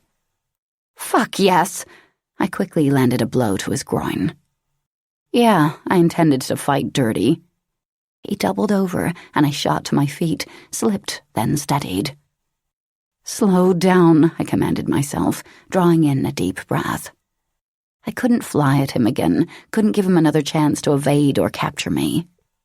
A full frontal attack wouldn't work with this man. His strength was simply too incredible. I had to strike from the side, from behind, and I had to strike hard. I relished the challenge. Using his prone position to my advantage, I was able to land a blow to his left side and knock the deoxygenated air from his lung. He grunted in pain and sudden breathlessness. Arcadians were equipped very much like humans, vulnerable in the groin, stomach, and head.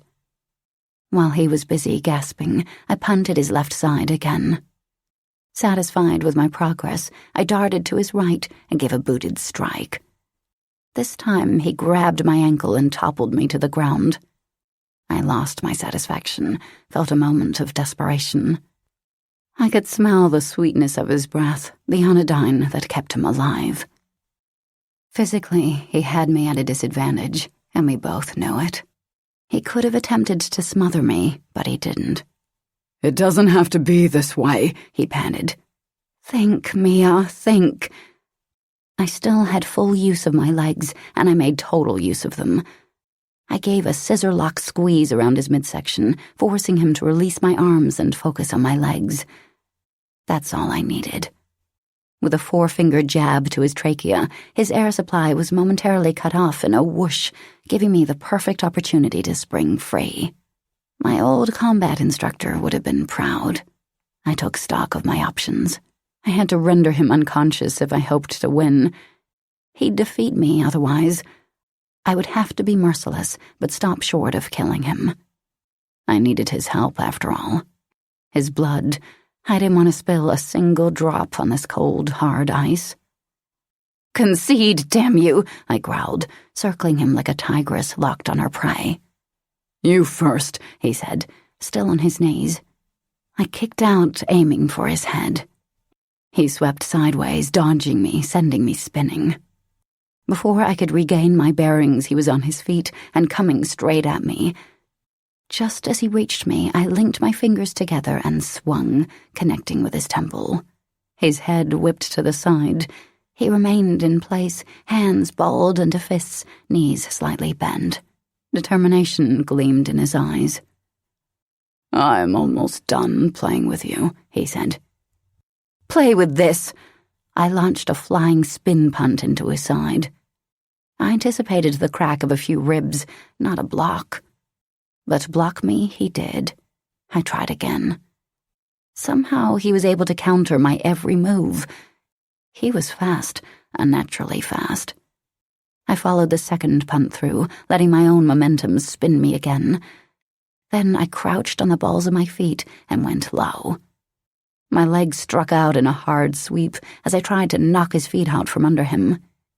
He leapt above my leg like I'd meant to play jump rope. Damn him, his speed. No one was that fast. No one human, that is. Quicker than I could blink, he advanced on me. He used his weight to push into me, stumbling me backward. When my body came into contact with his, the strength hidden beneath his clothing jolted me. He was made of solid muscle, easily outweighing me by 100 pounds, but he didn't once use the power hidden in his fists to strike me down. Why?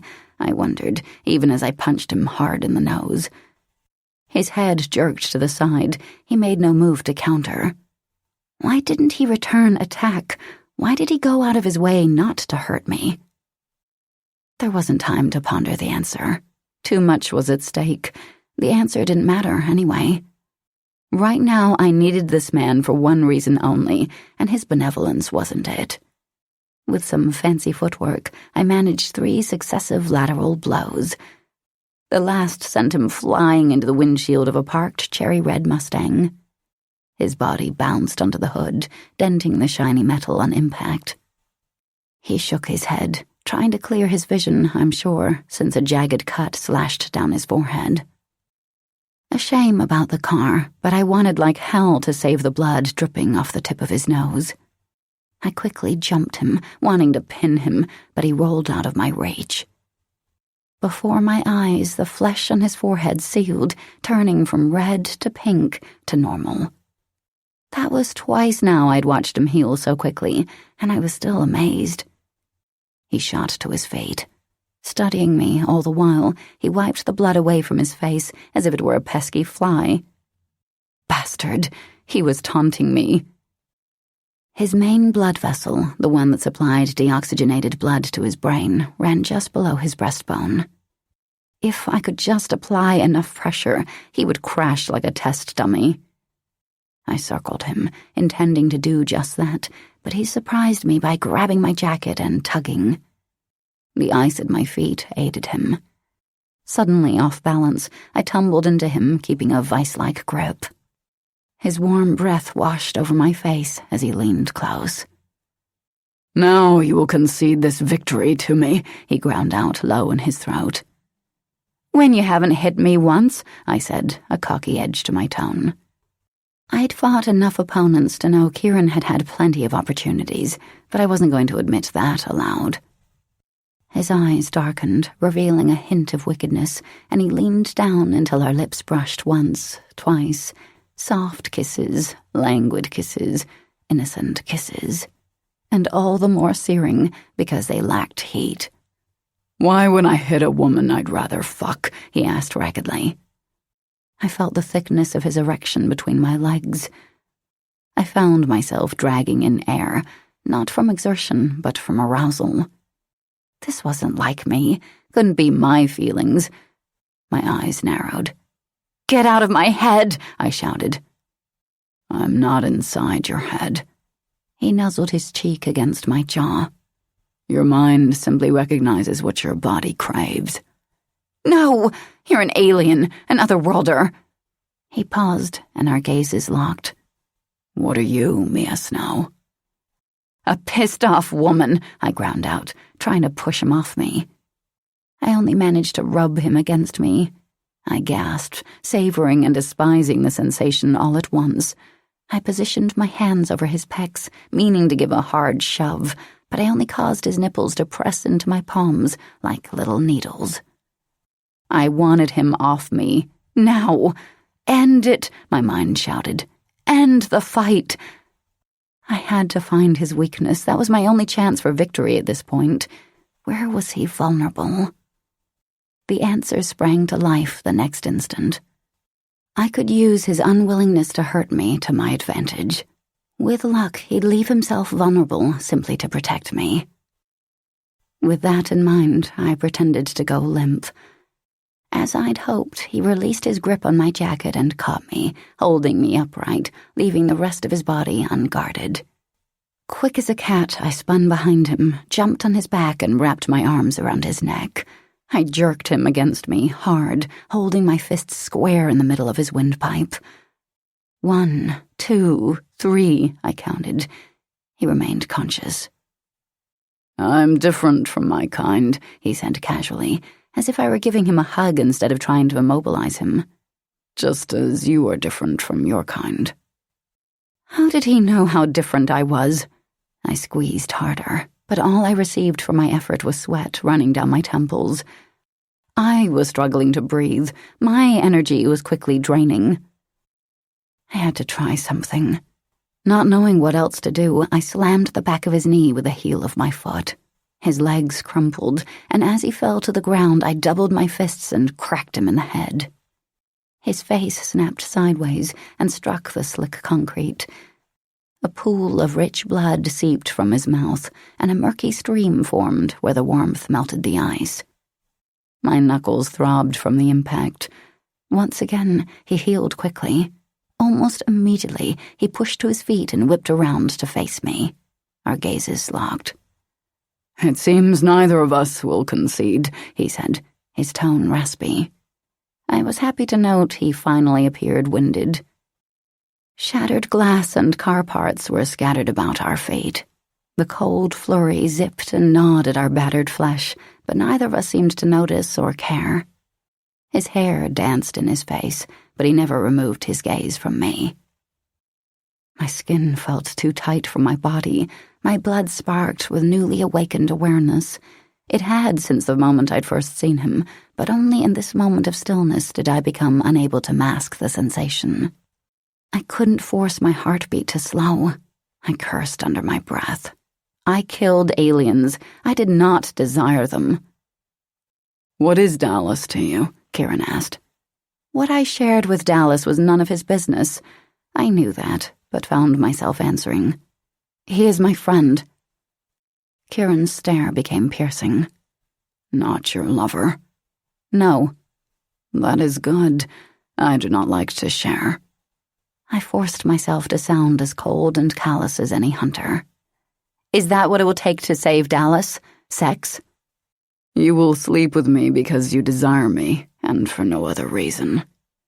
The surety in his voice I could have ignored, but I couldn't ignore the dark premonition that swept through me.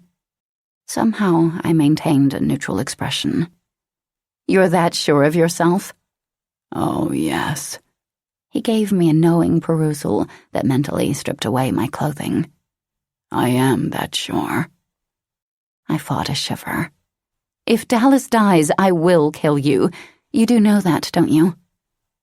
I know that I have not changed my mind, he said.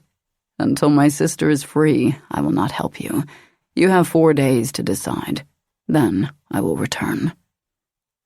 Damn him. I closed my hands into fists and stepped toward him, ready to strike. He only grinned. Until we meet again, Ty Lamar. He spun around and began to stride away, his footsteps echoing in my ears. Kieran, I called. The sound stopped him. I don't know why I'd called his name, didn't know what I'd wanted to say. I only knew it tasted good on my lips. I said nothing else. When he began walking away for the second time, I stupidly called out again. Kieran! Once more, he paused. I will hunt you down, I said this time. And when I find you, you will help Dallas. He glanced at me over his shoulder and said, I look forward to your attempts. Your attempts, he said after a pause. And no other. If I learn that other agents are searching for me, I will disappear completely, and your friend will have no chance of survival. He left me then, his body swallowed up by the fog, his words echoing behind. I stood alone in the hospital parking lot. Sure, I could have run after him, but I didn't. What would I do with him if I caught him? I didn't have my pyre gun, so I couldn't stun him. And he'd already proven we were an even match in a fight. Well, maybe not even. Our time of reckoning would come, I had no doubt. Sultry anticipation was already working through me. Now, however, was not that time. Exhausted, I stumbled back inside the hospital. I'd never been in a situation like this before, and I was unsure how to proceed. I needed... God, I wasn't sure what I needed. "This miracle sucks," I muttered. Nurse Idiot stood sentry outside Dallas's room, surrounded by security guards, as she tearfully stammered her experience with me. She dabbed her eyes with a tissue, short strands of brown hair dangling at her temples. Her face was flushed pink from her tears, the perfect offset to her bright purple scrubs. The guards drank in her every word, every expression, offering soothing murmurs of comfort each time she paused. "You've got to be kidding me," I said in a wave of irritation. "That's her," she cried. She pointed a finger in my direction. "That's her," she said again, cowering behind one of the guards. All three men eyed me with distaste and edged toward me. I didn't bother with an explanation. I simply flashed my badge, and they backed off. "Get me the doctor in charge of Agent Gutierrez's case. Now." Eyes wide, Nurse Idiot propelled herself to the nurse's station and shakily snatched up the phone. 5 minutes later, I was about to pull out my hair and the nurse's hair because Dr. Hannah hadn't arrived. "Page him again," I said. "But I—" "Who paged me?" a man asked behind me. I turned. Dr. Hannah was short, only 5'5". He had a thick head of silver hair and equally thick glasses. "I need you to check Dallas Gutierrez and tell me if his condition has changed in any way." Dr. Hannah frowned. "I thought this was an emergency." "It is." "Nurse Walden is busy," I finished for him. "I want you to do it." Obviously exasperated, he rubbed a hand down his face. "Surely this can wait. You called me out of prep. I've got an artificial limb attachment in—" He checked his wristwatch. 14 minutes. "Then you'd better hurry." With a tilt of my chin, I motioned to room 417. "Unless, of course, you want me to call my boss and have him run a crime search on your name and every member of your staff. I can return later and discuss the results with everyone." I'm sure that won't be necessary." He readjusted his collar. "Dallas Gutierrez, did you say?" "That's right." "Very well, then." A long sigh seeped from his lips, and his eyes became heavy-lidded with resignation. "Let's take a look at him."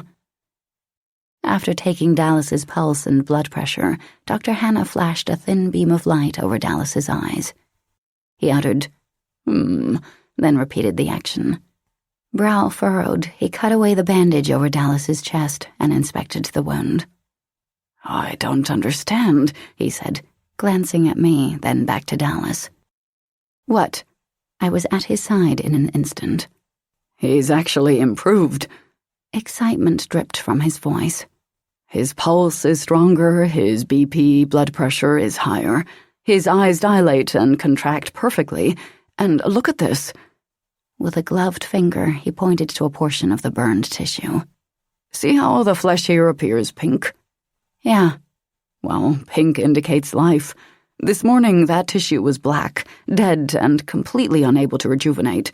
Now it's alive and trying to grow." When he began muttering about writing an article for a national medical journal, I gripped his shoulder and forced him to face me. "So Dallas will live?" I... Grinning, Dr. Hannah scratched his head. "Yes, I believe so. For a little while longer, anyway." That was all I needed to hear. "Call me if there's any change." Yes, he answered, distracted. "I'm going to order a complete blood count and an intralateral biopsy. Maybe a CAT scan to check brain activity. In all my years of medicine, I've never seen this happen before." I wanted to smile and frown at the same time. How could something so wonderful for Dallas be so disastrous for others? Damn it, I only had 4 days to save my friend's life. Chapter 9. I went home and hit the bed fully clothed. I didn't check my messages, didn't eat or shower. My weary body ached and demanded rest, and the softness of the mattress beckoned like a knowing siren. Sleep claimed me instantly. As always, dreams soon followed, though these were different than any I'd ever experienced before.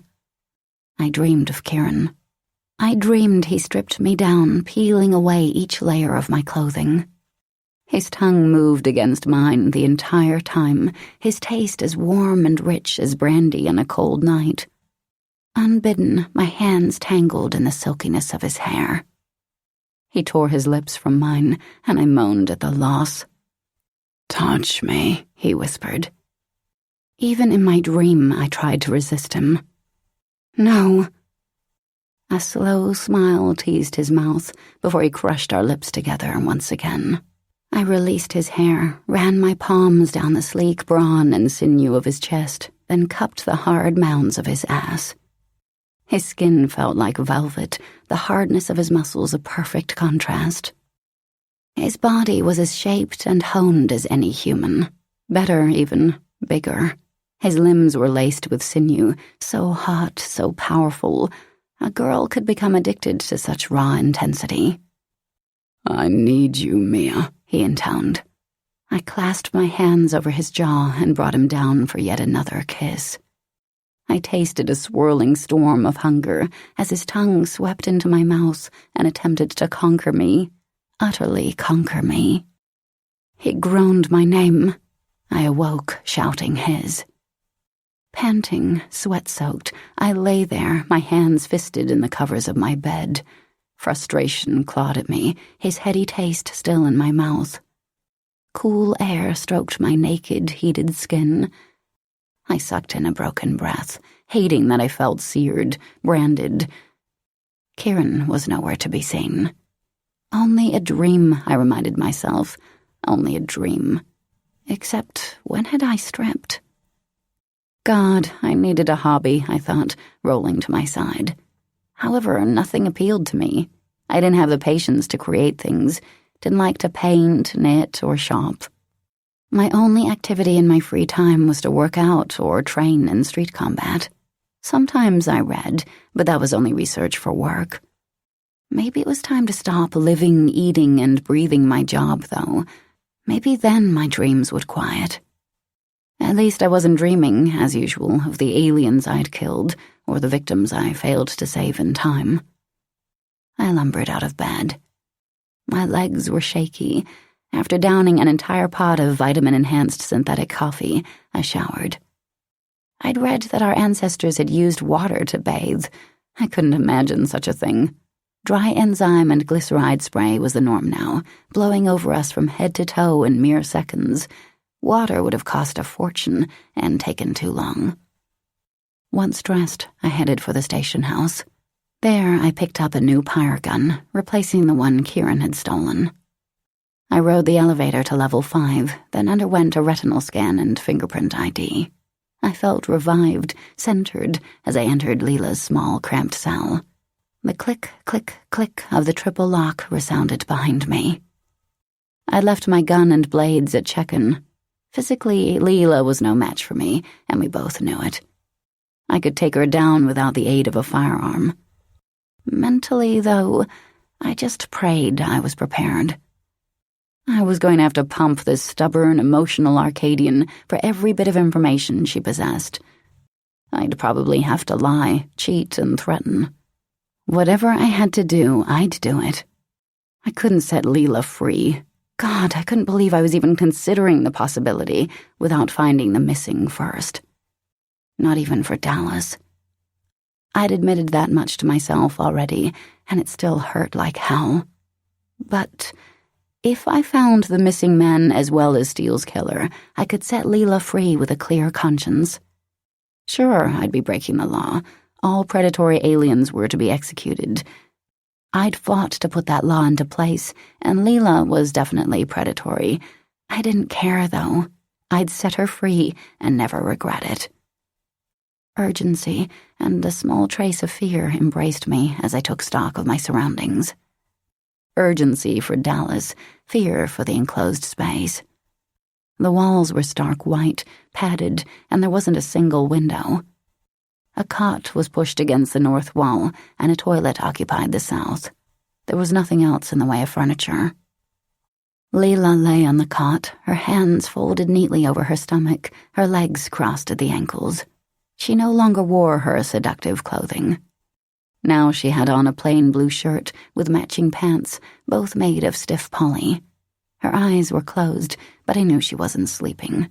Serenity might radiate from her every pore, yet I knew better.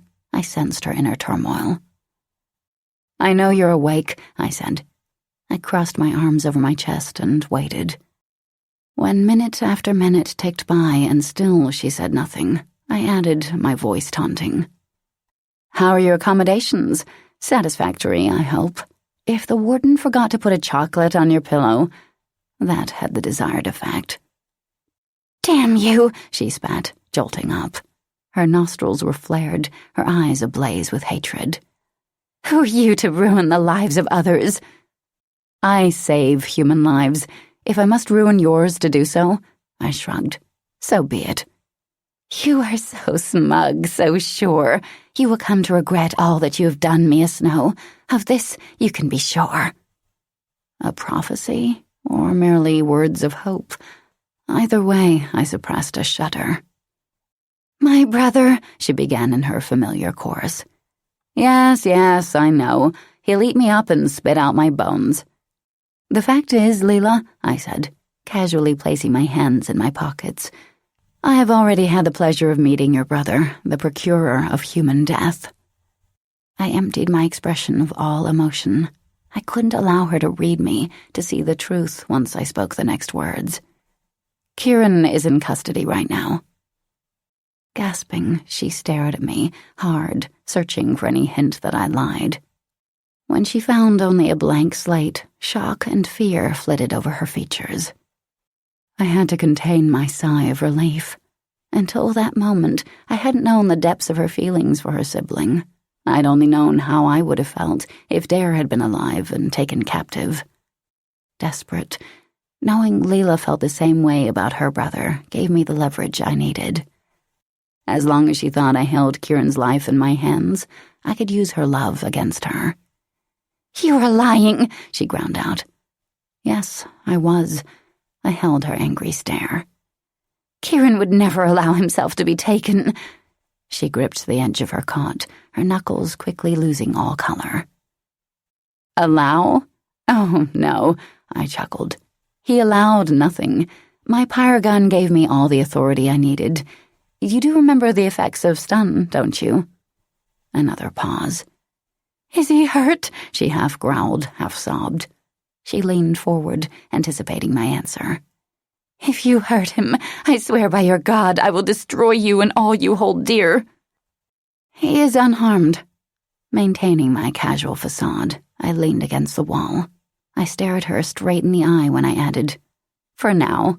If he is to remain that way, however, I need an act of good faith from you. A token of your appreciation, if you will." "You are a bitch." Yes, I am," I slowly grinned. "But compliments are not what I want from you." Her fists clenched and unclenched, and her pale cheeks brightened with color. "What do you want, then?" "Information." "About William?" "Yes." She chewed on her bottom lip. "Is that all?" "For now." A long moment passed while she considered my offer. "How can I be sure you will release Kieran?" For one brief second, I hesitated in my deception. I'd always prided myself in my honesty, and each time I uttered a lie, a little piece of my integrity melted away. Then, like the click of a camera, an illumination of black and white, a picture of the 4 missing men and now the missing Ryan Hart flashed beneath my thoughts, followed quickly by an image of Dallas hovering close to death. "You have my word," I said in the next instant.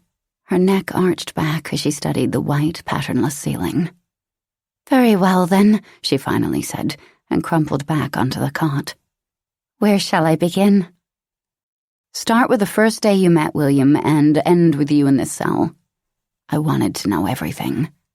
Knowledge was power, and in this situation, power was everything. "I met him about 6 months ago. He came to the club. I knew he was married. I knew his wife was pregnant, but I didn't care," she added defensively, daring me to challenge her. "I'm not judging you," I said. Whether the man had loved Leela or not, he hadn't been as happily married as his wife claimed in her report. Jackson would have to talk to the wife about that. "When did your affair begin?" "A few days later, he came back to the club." "Mark St. John didn't mind that you and Steele were sleeping together?" "Oh, please," she waved a hand through the air. "His opinion matters nothing to me." "Then why are you seeing him?" She gave a dainty shrug. "Because it amuses me. George likes it rough. Violence excites him, but Mark likes to be dominated.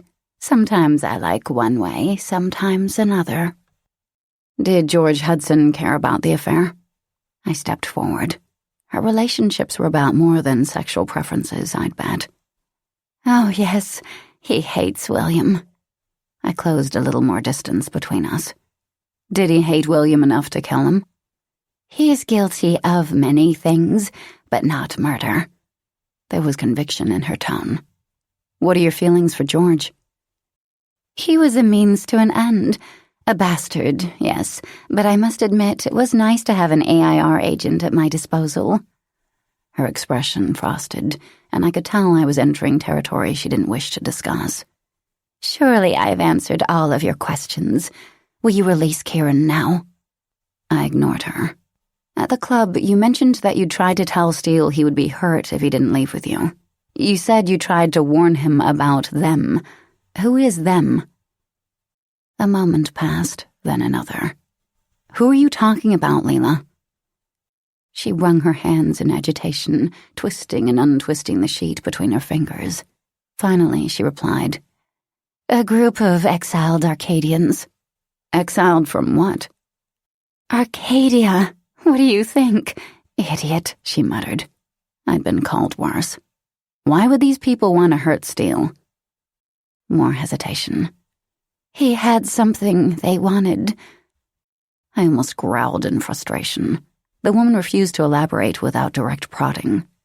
"I'm tired of prompting you, Leela. Tell me all of it. What did he have that they wanted?" Edgy tension worked its way into my voice. I was getting close, very close to the answers I needed. "What did he have that they wanted?" "Life!" she cried. She jolted to her feet and paced the length of the far wall. "Life!" "Life? I don't understand." "Then you are stupid." My jaw clenched. "Do you know any of the other missing people?" One by one, I ticked off their names. With the questions now veering away from the exiled Arcadians, her features softened, though she didn't slow her frenzied pace. "I'm only familiar with the last one, Sullivan Bay." "How do you know him?"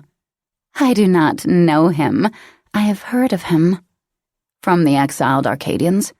I couldn't help but bring us back to them. Her lips pursed. "Yes, from the leader."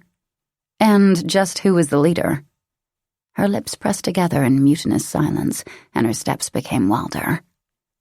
"Okay, I would come back to that question. Was your brother involved in any way with Ryan Hart?" Grinding to a halt, she blinked over at me, and I could tell she was considering each of her coming words. "He spent some time with her, but what they did when they were alone, I know not. So if you want to know if he slept with her, I cannot verify that." An image of Kieran in bed with another woman had me fighting a crest of irritation. "With Kieran and with myself. Who was the leader of the exiled Arcadians? I'll need to speak with him." "The leader is..." She squeezed her eyes tightly shut and drew in a deep breath. Her back was pressed against the wall.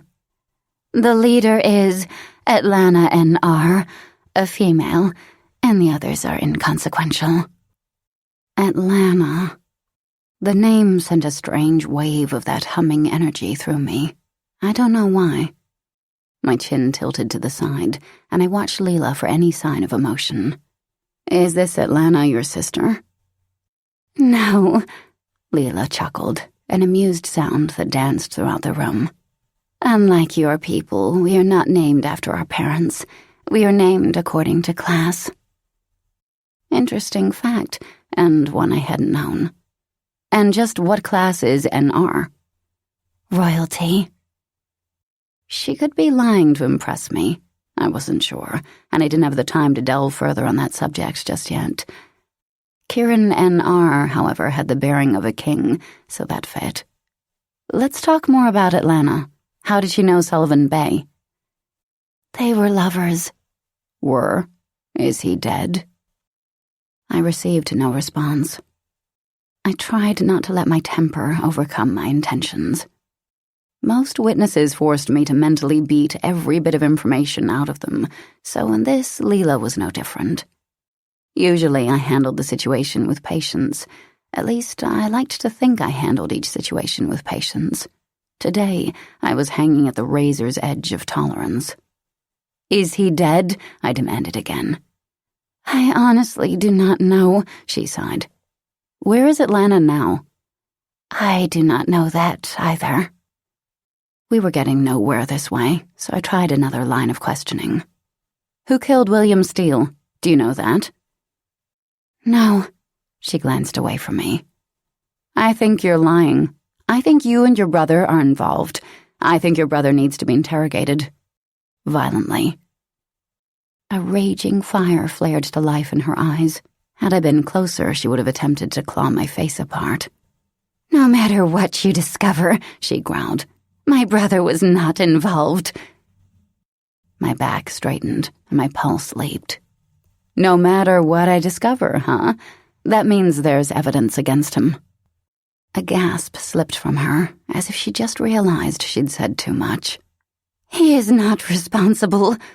Nostrils flaring, she pointed a vengeful finger in my direction. I'm finished speaking with you. I've told you everything I know. Will you now free my brother? No. You answered some of my questions, but not all.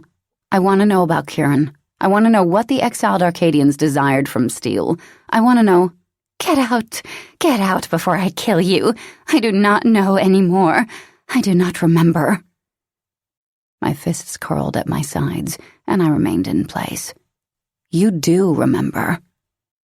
She remained silent, but small phantom fingers began to pry at my mind, suggesting I leave peacefully. The woman dared to try and control me again. I ground my teeth together. You want to be stunned again? Get out, she screamed, and the pressure in my mind eased. I'd get nothing more from her now, that much was clear. Just how long would I be forced to wait for her to calm down? Time was quickly becoming my greatest enemy. I'll leave, I said, but don't think for a single moment that our conversation is over. You and your brother's lives depend on your memory improving. Chapter 10. I spent an hour in the gym, sweating out my frustrations, pounding my fists and feet into the punching bag. I even utilized the virtual combat program, beating the shit out of computer-generated otherworlders. Unfortunately, my dark mood loomed even blacker when I strolled into the conference room 15 minutes late. I was determined to sit through this meeting and gather all the information I could, even if it killed me, or I killed someone else. I'd already stuffed my car with the case files and secured documents from each abduction case. Secretly, of course. I'd paid Mandalay to hack into the mainframe and add my name to the list of those allowed inside the confidential storage area. As soon as I exited, she removed my name. She hadn't asked me why, just thanked me for the money. When I got home, I planned to go through them line by line and see if anything had been left out of the copies given to me. See, agents were always given copies of the main file, never originals, and the main file was locked away and strictly for top brass. Supposedly, the practice was meant to preserve the original document from tampering. Pure crap. The government wanted their sticky little fingers in everything, that's all. They wanted to control what we know, and what we didn't. Conversation ceased as I eased into the only unoccupied chair at the table. To my left was Jackson, and to my right sat Jack. Ghost, Kitty, Jaffa, and Mandalay, the only other female, were facing me. Behind them hung a virtual screen that contained 5 vertically lined pictures of the abducted. Beside each photo was the date, time, and location of each abduction. Below the photos was a map, each location pinpointed. Jackson gave me an encouraging smile to show his support. I nodded in acknowledgement. Jackson was a good man, one of the best on the force. A scar slashed from the top right side of his face to the bottom of his jaw, compliments of a rogue alien, yet he always managed to appear saintly. Maybe that was because he never spoke out of turn, never uttered a single sexual innuendo. "How's Dallas?" Ghost asked, his deep, rich baritone filling the space with sadness. The same. I wanted so badly to tell them the truth, that Dallas might survive, but I didn't. If they knew about Kieran's blood, and what I needed to do to get it, I'd be banned from Leela's cell forever. Silence hung in the air, heavy and heart-wrenching, as each of us became lost in our own private thoughts of Dallas. Finally, Jack cleared his throat and said, "Mia, Mandalay's been telling us about the heart abduction. She's taken over since Johnson is sick. Mandalay?" "Yes," she said briskly, shuffling the papers in front of her. "Continue." "Yes, sir. Hart was taken from her home a little after 2 p.m. Her roommate, also her sister, claims they were watching movies.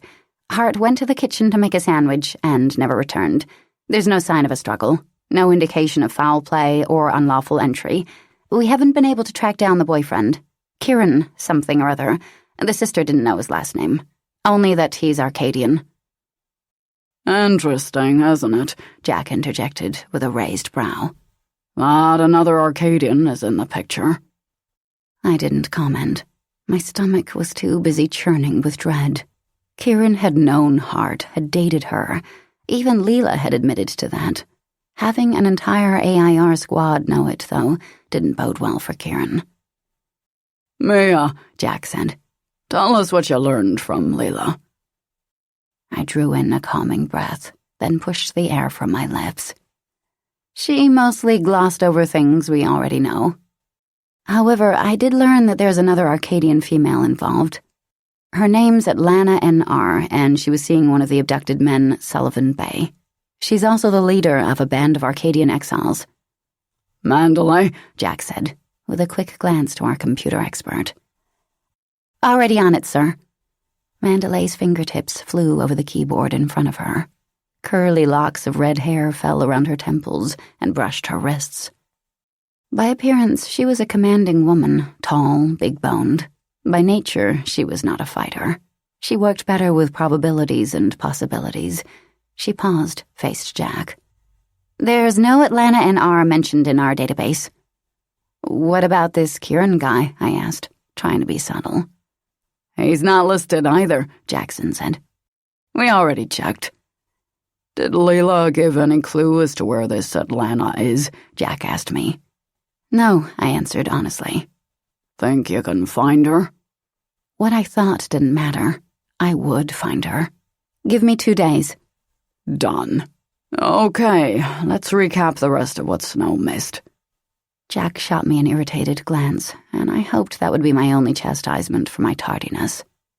"Ghost and Kitty questioned Isabel and Sherry yesterday evening. Nothing was learned from Isabel, now deceased." I heard several men mutter, "Bitch." "From Sherry, we learned a bit more," Jack continued. "According to her, she's known Hudson for 3 months. Apparently, Leela paid her to have sex with him regularly, and the man never knew." Sherry said Leela promised to pay her a huge bonus if she got pregnant. No luck, though. Very interesting. Why did Leela want Sherry to have Hudson's baby? Sherry didn't know, Kitty said. Leela introduced the two at Club Ecstasy. He tapped his blue lighter against the table surface. Hudson had no problem screwing the two women, but the moment Leela started seeing Steele, the man flipped. Possible motive for Steele's death, I said. Hudson was jealous. Possible, yes, Ghost said. But it doesn't explain the other abductions. I said, anyone talked to Hudson? Maybe he can help us wade through the crap and find the diamonds. He won't help willingly, that's for sure. But no one's talked to him yet. A frown marred Jack's face as he twisted a pencil between his fingers. He had his nose repaired this morning and only returned to his cell a little while ago. Jackson plans to question him after this meeting. I eyed my boss, gauging his reaction. So Hudson doesn't know about Isabel? Oh, he knows, Jack said.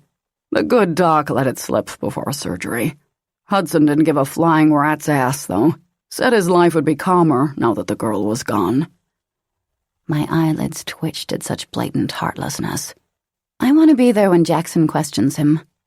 Maybe I'd destroy a little of Hudson's attitude while I was there. Because he knew me so well, Jack shook his head. I don't want you in the room. You're not his favorite person right now, and the sight of you may make him violent. Worse, he might refuse to talk. I'm not budging on this, he added when I opened my mouth to argue. I'd say the same thing to a man. I needed to be there for that interview. I needed to know what Hudson knew, and I didn't want to wait for Jackson's formal report. I'll observe from a two-way, I suggested. Jack studied me for a long while.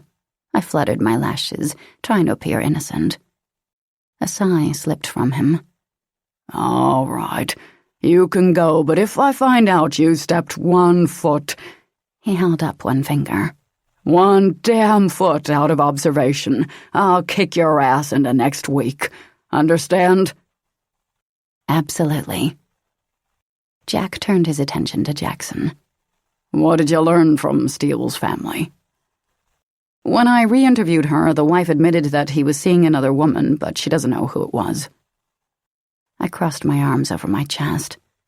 She claimed they were happily married in her first interview. If she knew about his infidelity, why did she stay? I asked the same question. Says she was pregnant when she found out and couldn't stand the thought of raising her baby alone. Says she loved him. Could have been lying, Mandalay said. True, Jackson acknowledged. Does she have an alibi? Jack asked. Yeah, since Steele's disappearance, she's been staying with her mother. Already verified. I learned something else, though. Steele had dinner with an Arcadian male the night before he was kidnapped. Kieran, he said, checking his notes. The same Kieran who dated Ryan Hart is my bet. My stomach rolled. This was what Leela had warned me about. This was what she feared would implicate him. And by God, it did. We need to find this man, Jack said. I want him questioned ASAP. I couldn't allow other agents to search for him, not with Kieran's warning ringing in my head. If anyone other than me searched for him, he'd slip into hiding so fast he'd have windburn. What do you have for us? I asked Jaffa, hoping to change the subject. Well, Jaffa said, speaking for the first time since I'd entered the room. He was a small, nervous man, with thinning ash-blonde hair and wide-spaced hazel eyes. Those eyes always darted left and right, as if trying to judge his escape route. He was damn good with numbers and patterns. There's no obvious MO for the killer.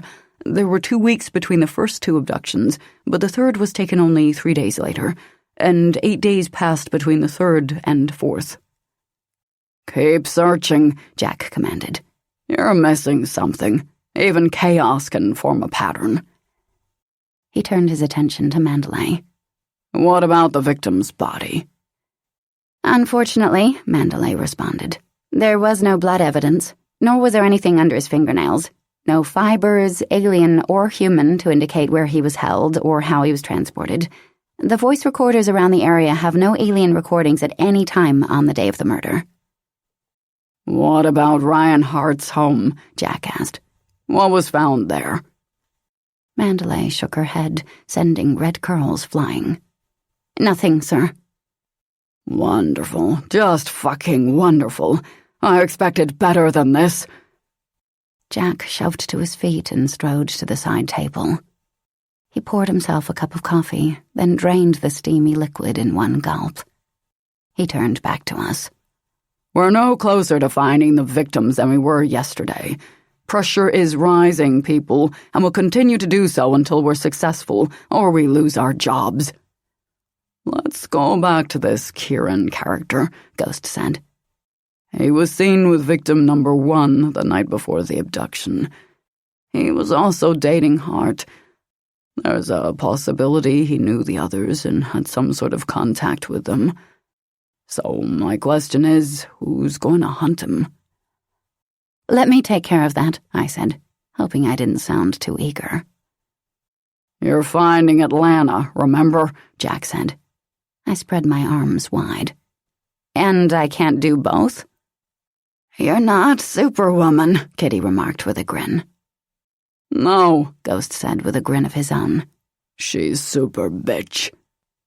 Laughter rippled through the room, the kind of rough, biting laughter that came from people who encountered depravity on a daily basis. Jackson tried to hold his amusement back, but soon gave up and burst into guffaws. Even I lost my scowl and had to smile. I was a super bitch. Fine, Jack said. Kieran's yours. Those words affected me on a deep, primal level. Mine, I thought. All mine. Jack slapped his hands against the table surface. All right, people. You know what you're supposed to do. So get it done. I accompanied Jackson down the long, winding corridor that led to AIR Sector 5.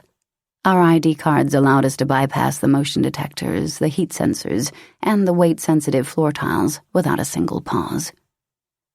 Jack had dismissed us 5 minutes ago, and I'd already called Dallas's doctor twice. The first time, he put me on hold. The second, he didn't make the same mistake. I learned Dallas's tissues were indeed rejuvenating. Dr. Hannah had discovered a foreign chemical in Dallas's blood, a substance he'd never encountered before, and he treated both aliens and humans. I knew the chemical came from Kieran. The good doctor was running more tests, but as of now, Dallas was stable. Still, I couldn't help but hear a countdown in my head. 3 more days until Kieran reappeared, demanding his sister, unless I found him first. You ready for this? Jackson asked. He gazed down at me, his features tight with concentration. More than you know. I forced Dallas and Kieran to the back of my mind. I had to concentrate on the here and now. When we reached the end of the hallway, we waited at the metal security station doors. After you, Jackson, I said. He positioned his head in front of the blinking blue retinal scan. The computer said, "Scanning now," and flashed the light over his entire face. "Thank you, Jackson Tremaine." Jackson straightened his shoulders and flicked me a glance. Your turn. God, I hated these things. I rested my chin in the recession plate, and the metal monster clamped onto my head for a full optical scan. If one of the antiquated lasers ever received a power surge, I'd be sentenced to permanent medical leave and given an SGA, a sightseeing guidance automaton. "Thank you, Mia Snow," the computer said, releasing me. Now that our identities were verified, we endured a simultaneous palm scan, and the doors buzzed open. We entered a long, white hallway. To both our left and right sides were sealed entrances, each leading to private cells. These rooms were rarely occupied for long. Otherworlders brought in were usually interrogated within hours. Then they were either set free if exonerated, or executed if guilty. It was that simple. I passed Leela's cell, 32, and kept my gaze straight ahead, I'd worry about her later.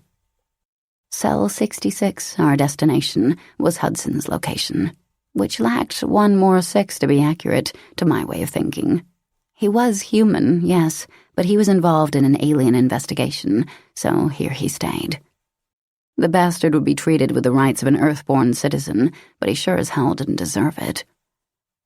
When we arrived at our destination, Jackson placed his hand on scanner 66A, and I placed my hand on scanner 66B.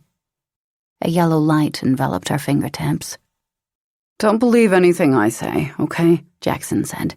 "You know I have to tell him what he wants to hear if I hope to get any information." "I know. Just don't kill me afterward."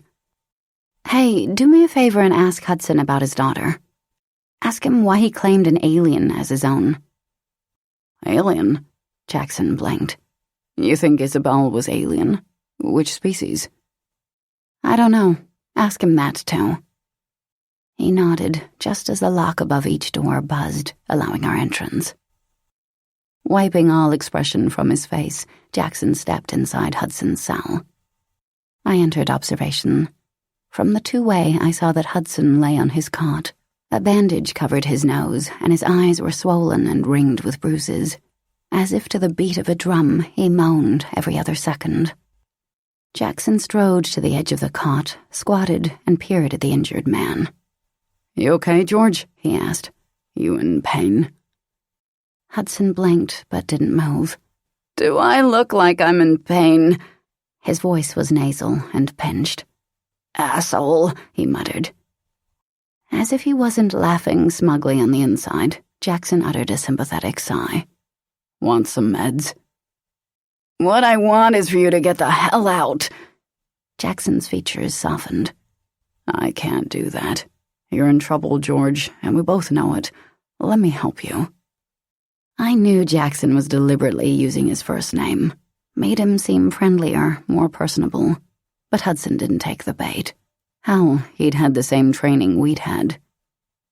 "Help me?" he squeaked out, turning his head and riveting his eyes on Jackson. He would have shouted if his nose hadn't been packed full of gauze. "You don't give a shit about me." "You're an agent. Of course I care," Jackson said, as if that explained everything. His expression was so compassionate, I almost believed him. "Besides, we have something in common." "What's that?" He leaned forward like he was sharing a great secret. "We both hate Mia Snow," he whispered. That seemed to diffuse Hudson's anger.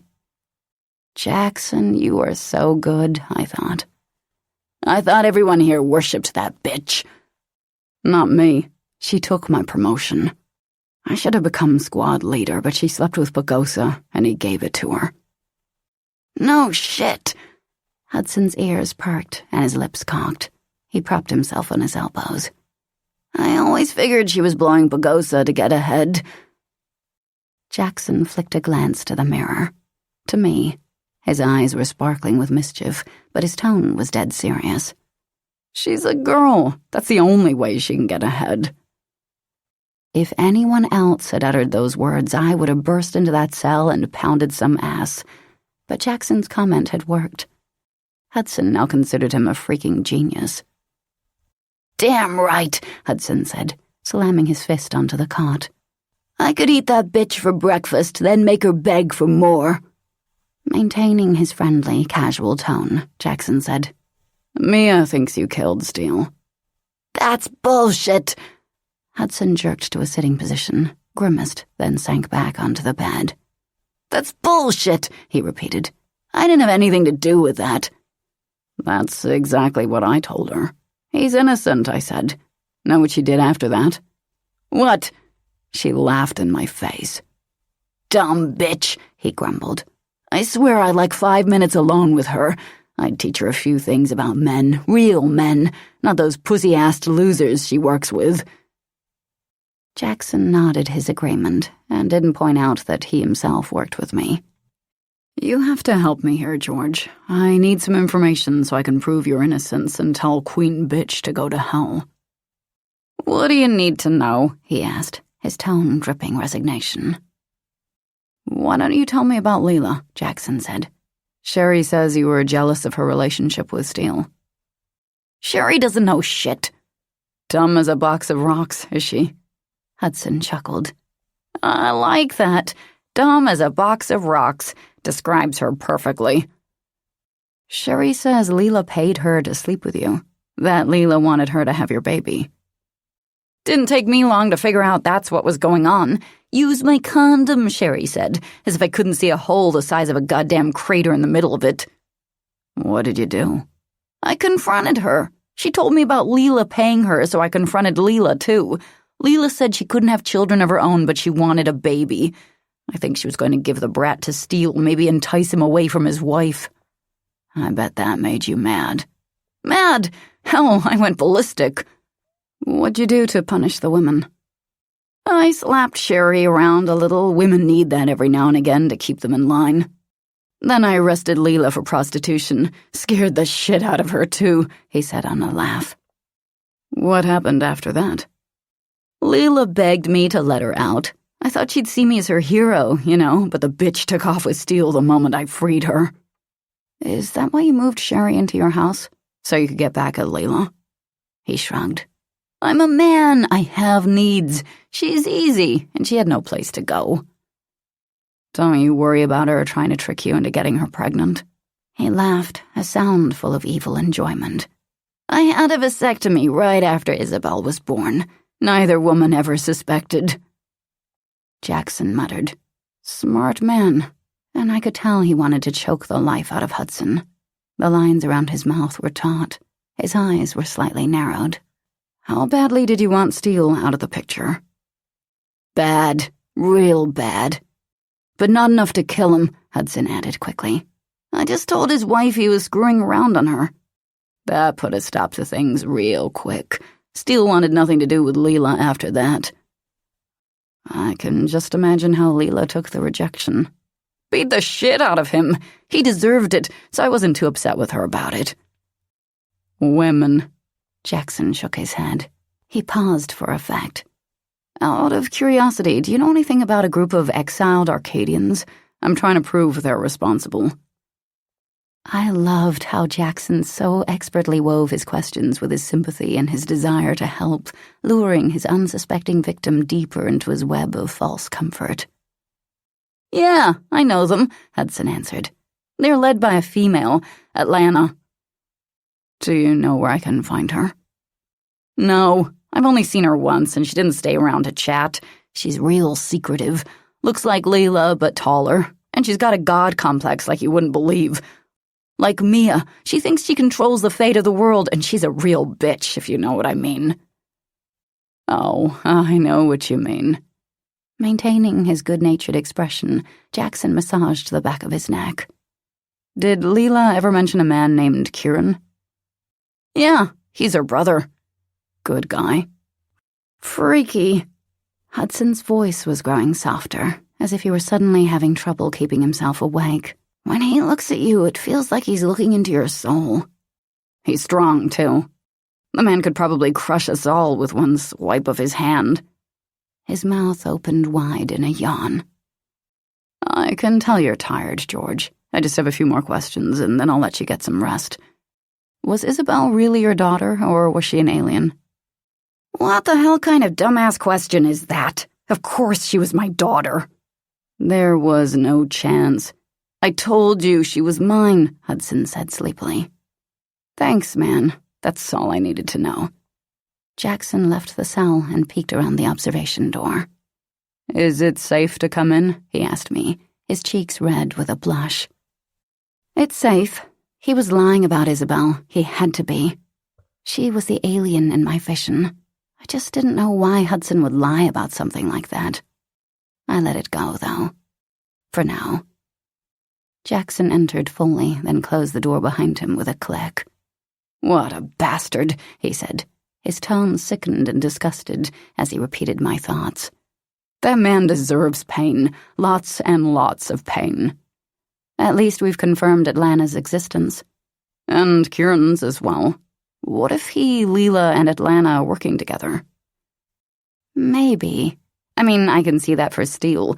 Leela wanted Steele, he rejected her, so the brother in Atlanta get angry. But what about the other abductions? No motive. I sighed. I'll question Leela again tomorrow and see what I can learn. Tonight, I clamped my mouth shut the moment I realized I was about to tell him my plans to search for Kieran.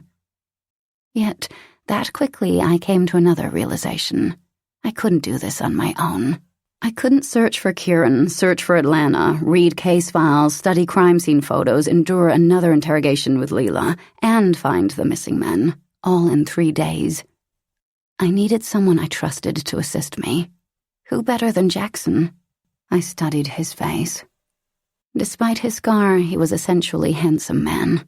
His eyes were more silver than blue. His nose slightly crooked from being broken one too many times. Soft lips, strong chin. He wore his dark, slightly curly hair shaggy so it always looked windblown. He was regarding me with kindness and concern. Tonight, I continued, after dragging in and pushing out a deep breath. I need your help. He didn't even pause. Whatever I can do, I will. You know that. I'll hold you to that, Jackson. I'll hold you to that. Chapter 11. I drove Jackson to Trolley's, a cafe and bar situated a few miles from headquarters and the only restaurant open 24 hours. On any given day and at any given time, the place was packed from end to end with AIR agents, both on and off duty. The food was mediocre, but the atmosphere was exceptional. Dimmed lighting, soft, relaxing music, and raunchy agents cracking dirty jokes. A 5-star meal couldn't compare to that. During the drive, I filled Jackson in on Kieran, Dallas, and Leela. I left out nothing. Jackson never once interrupted me. When I'd finished, I waited for some type of response from him. Only silence greeted me, and several minutes ticked away. So, I said, flicking him a quick glance, do you still want to help me? He stared out the passenger window. Give me some time to digest this. That's a lot to throw at a man. Time was the only thing I didn't have. You've got until we're seated at Trolley's. If you won't help me, I'll have to find someone else. He hissed out a breath between his teeth, filling the car with a soft whistle. Are you always this impatient? Always. I bet you drove Dallas crazy. You could make a fortune on that bet. We made the rest of the drive in silence. A few minutes later, we eased onto a gravel drive and parked in front of a cheap orange boxcar, elongated for space. Outside, the air was cold and quiet, scented with car exhaust. When I pulled open the brass-handled door, a volley of drunken chatter spilled out. We cut through a thick haze of cigarette smoke, like we were going to arrest each other for smoking, and meandering bodies. As usual, the place was jammed. We had to shoot the shit with several agents we knew before snagging a back corner booth. Dallas and I had spent many evenings here. Neither of us liked to cook. I tried, but the end result was always burned slop. We'd laughed in here, relaxed in here. He deserved more nights like that. We punched our order into the wall unit, and soon Molly, a cute blonde, brought our drinks and scampered away. Jackson, the consummate health nut, had requested water with a lemon twist. Me? I wanted the strongest, blackest coffee they had, laced with a shot of pure, undiluted caffeine. I'm sure injecting crude oil into my veins would have been easier on my body, but I didn't care. I downed the burning liquid, then signaled for a refill. I was like a booze hound with a brand new bottle of tequila. My God, Mia, you trying to kill yourself there? Jackson asked with a laugh. Just trying to survive. Is that how you stay so slim, living on caffeine? I shrugged and watched him through the thick shield of my lashes. I'd had enough pleasantries. I wanted to get down to business. So, are you in or out? Jackson understood what I was asking and stared at me across the speckled yellow tabletop. Let me see if I have this straight. Shadows and light played across his features as a lamp above us swayed, illuminating his scar, giving him a menacing quality. Kieran, No names, I interrupted, giving a pointed nod to the other agents present. The brother can save our friend's life. In return, he wants his sister released, and he's given you 4 days to free her, or our friend dies. Only 3 days left now, but otherwise that's right. And no agent but me can search for him or he'll disappear. Right again. So you're planning to find our victims and the brother within these next 3 days? That's right. Now are you in or out? I asked again. In, of course. Of course, he said now, as if he hadn't made me sweat the last 10 minutes of his indecision. On the black vinyl seat beside me, I tucked my briefcase filled with the stolen case files. I'd already covered the confidential sticker with a plain casing. I withdrew 2 and handed them to Jackson. We need to go over these, study every detail. He clasped the offered files and then, to my astonishment, set them aside. I can't concentrate without food. Let's eat, then study. My impatience reared its head. The sooner we worked, the sooner we found answers. Still, I wasn't going to push my luck, so I forced myself to agree. Our food arrived 15 minutes later and was arranged in front of us. Jackson dove into his turkey-on-wheat sandwich. No mayo. I managed a few bites of my double bacon cheeseburger and extra crispy chili cheese fries. Normally, I would have cleaned my plate and requested dessert. Dallas always made fun of my junk food addiction and constantly complained that if he ate like that, he wouldn't fit inside the car. Me, I had an uncommon metabolism. Couldn't keep the fat on me, which was good. I had no intention of changing my eating habits now. Tonight, however, my stomach was simply too unsettled to allow me to indulge. You going to eat that? Jackson asked, eyeing my burger with distaste. There's not enough grease to suit me, I said. Fine. He rolled his eyes and threw his napkin on the tabletop. Let's see what we've got here, he said, opening one of the files. Since you're not going to relax until we do. Only moments later, he glanced at me, his features blank. On the outside, this looks like a non-restricted file. This should be a non-restricted file. Yet, what did I find when I took a glance at the inside? This is confidential material, Mia. What's it doing outside of AIR? I shrugged and said, I'll return everything when we're done. My God. He shook his head, but I detected a hint of admiration in his expression. You are some piece of work. While he read on, I grabbed a file and pored over every photo, every sentence.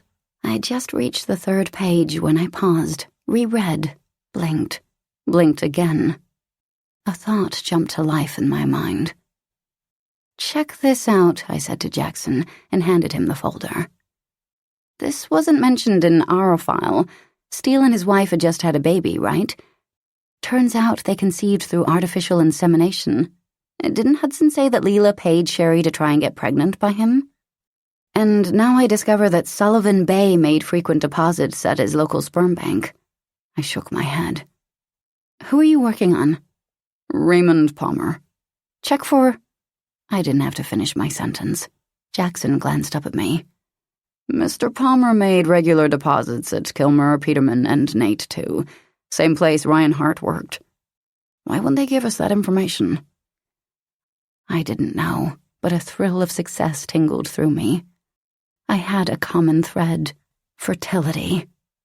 I turned my attention back to the photos and papers in front of me.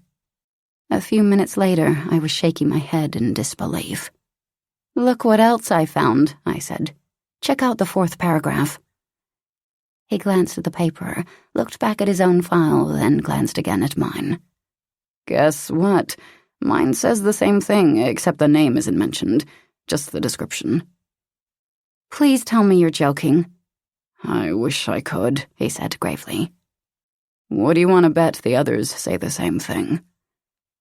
I fought back a groan. Let's pray they don't.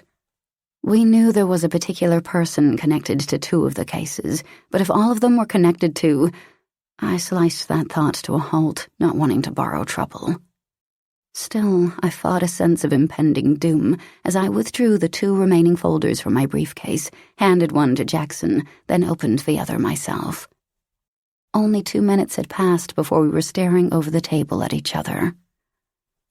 "Glad you didn't take my bet?" Jackson asked. Damn it. Kieran was mentioned in every file as a tall Arcadian male, twice by name. Not only had he dated Ryan Hart, he'd had dinner or some type of contact with every fucking man the night before they were abducted. The very night. This was not the kind of information an agent could ethically withhold from a commander. If we told Jack, however, 20 agents would immediately be assigned to hunt and kill Kieran. They might even write off the missing men as casualties, not stopping to question Kieran about their whereabouts, just killing him in their fury. I couldn't allow that, because I didn't doubt for a moment that Kieran would act on the threat he'd made to me. If he discovered other agents were hunting him, he would vanish and Dallas would die. Unbidden, Kieran's image formed in my mind.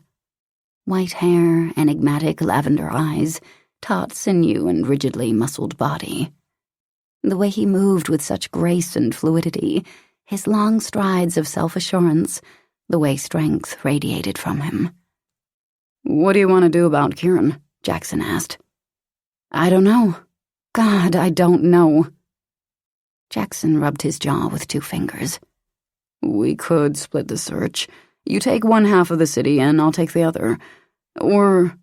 He tapped his fingers against the tabletop. "Or we could bring Kieran to us." Intrigued, I tilted my chin and studied him. "How so?" "He loves his sister and wants to save her, right?" "That's right." A man strode by our table, followed by another. Jackson waited until the 2 were out of range before continuing. "What if someone alerted the media about Leela's execution?" "Execution? We aren't killing her yet. We need..." Oh, I smiled slowly. My heart kicked into overtime. A false tip. I like that. "Everyone at headquarters will be shocked when protesters storm the doors." "Which will allow Kieran entrance, and when the sea of reporters burst inside, every exit will be sealed, trapping everyone inside." Jackson nodded. "Think we should tell Jack and the others what's going on. They'll be able to give us more cover, and we'll have a better chance of capturing our guy." "No." I pinched the bridge of my nose. "I'm not taking a chance on a trigger-happy agent who doesn't care if Kieran lives or dies." "Okay. I'll make the call at 11 tomorrow night and say Leela's being executed at midnight. That'll give the press 1 hour to spread the word, yet won't give Jack enough time to deny it." "Perfect. If he somehow finds out what we've done, though, I'm taking full responsibility." "I don't need you to cover for me. I'll take the consequences." "Sorry. No." I gave him my grittiest won't take no for an answer glare, which he of course ignored. The male ego was not going to make me change my mind. "I won't let you go down. I asked you to help me, not the other way around." "Too bad." The lines around his mouth firmed. "Dallas is my friend, too. Now, do you want my help or not?" I paused. "Fine. If we're caught, I'll tattle on you like a whiny girl. How's that?" "That's good." He grinned. "Real good." "Go home, get some rest," I told him. "You'll need it. I'll meet you here for dinner at 7. Maybe I should have taken my own advice and gone home to rest. I didn't want to sleep, though, didn't want to dream. I ended up making the 20-minute drive to Kilmer, Peterman, and Nate Pharmaceuticals. I spent 2 hours inside, questioning employee after employee, but it was wasted time. Mostly they confirmed what I already know, that several of the abducted men had voluntarily submitted sperm samples for payment, that Ryan had worked here. The only new piece of information I received was that each male donor had had a very healthy sperm count.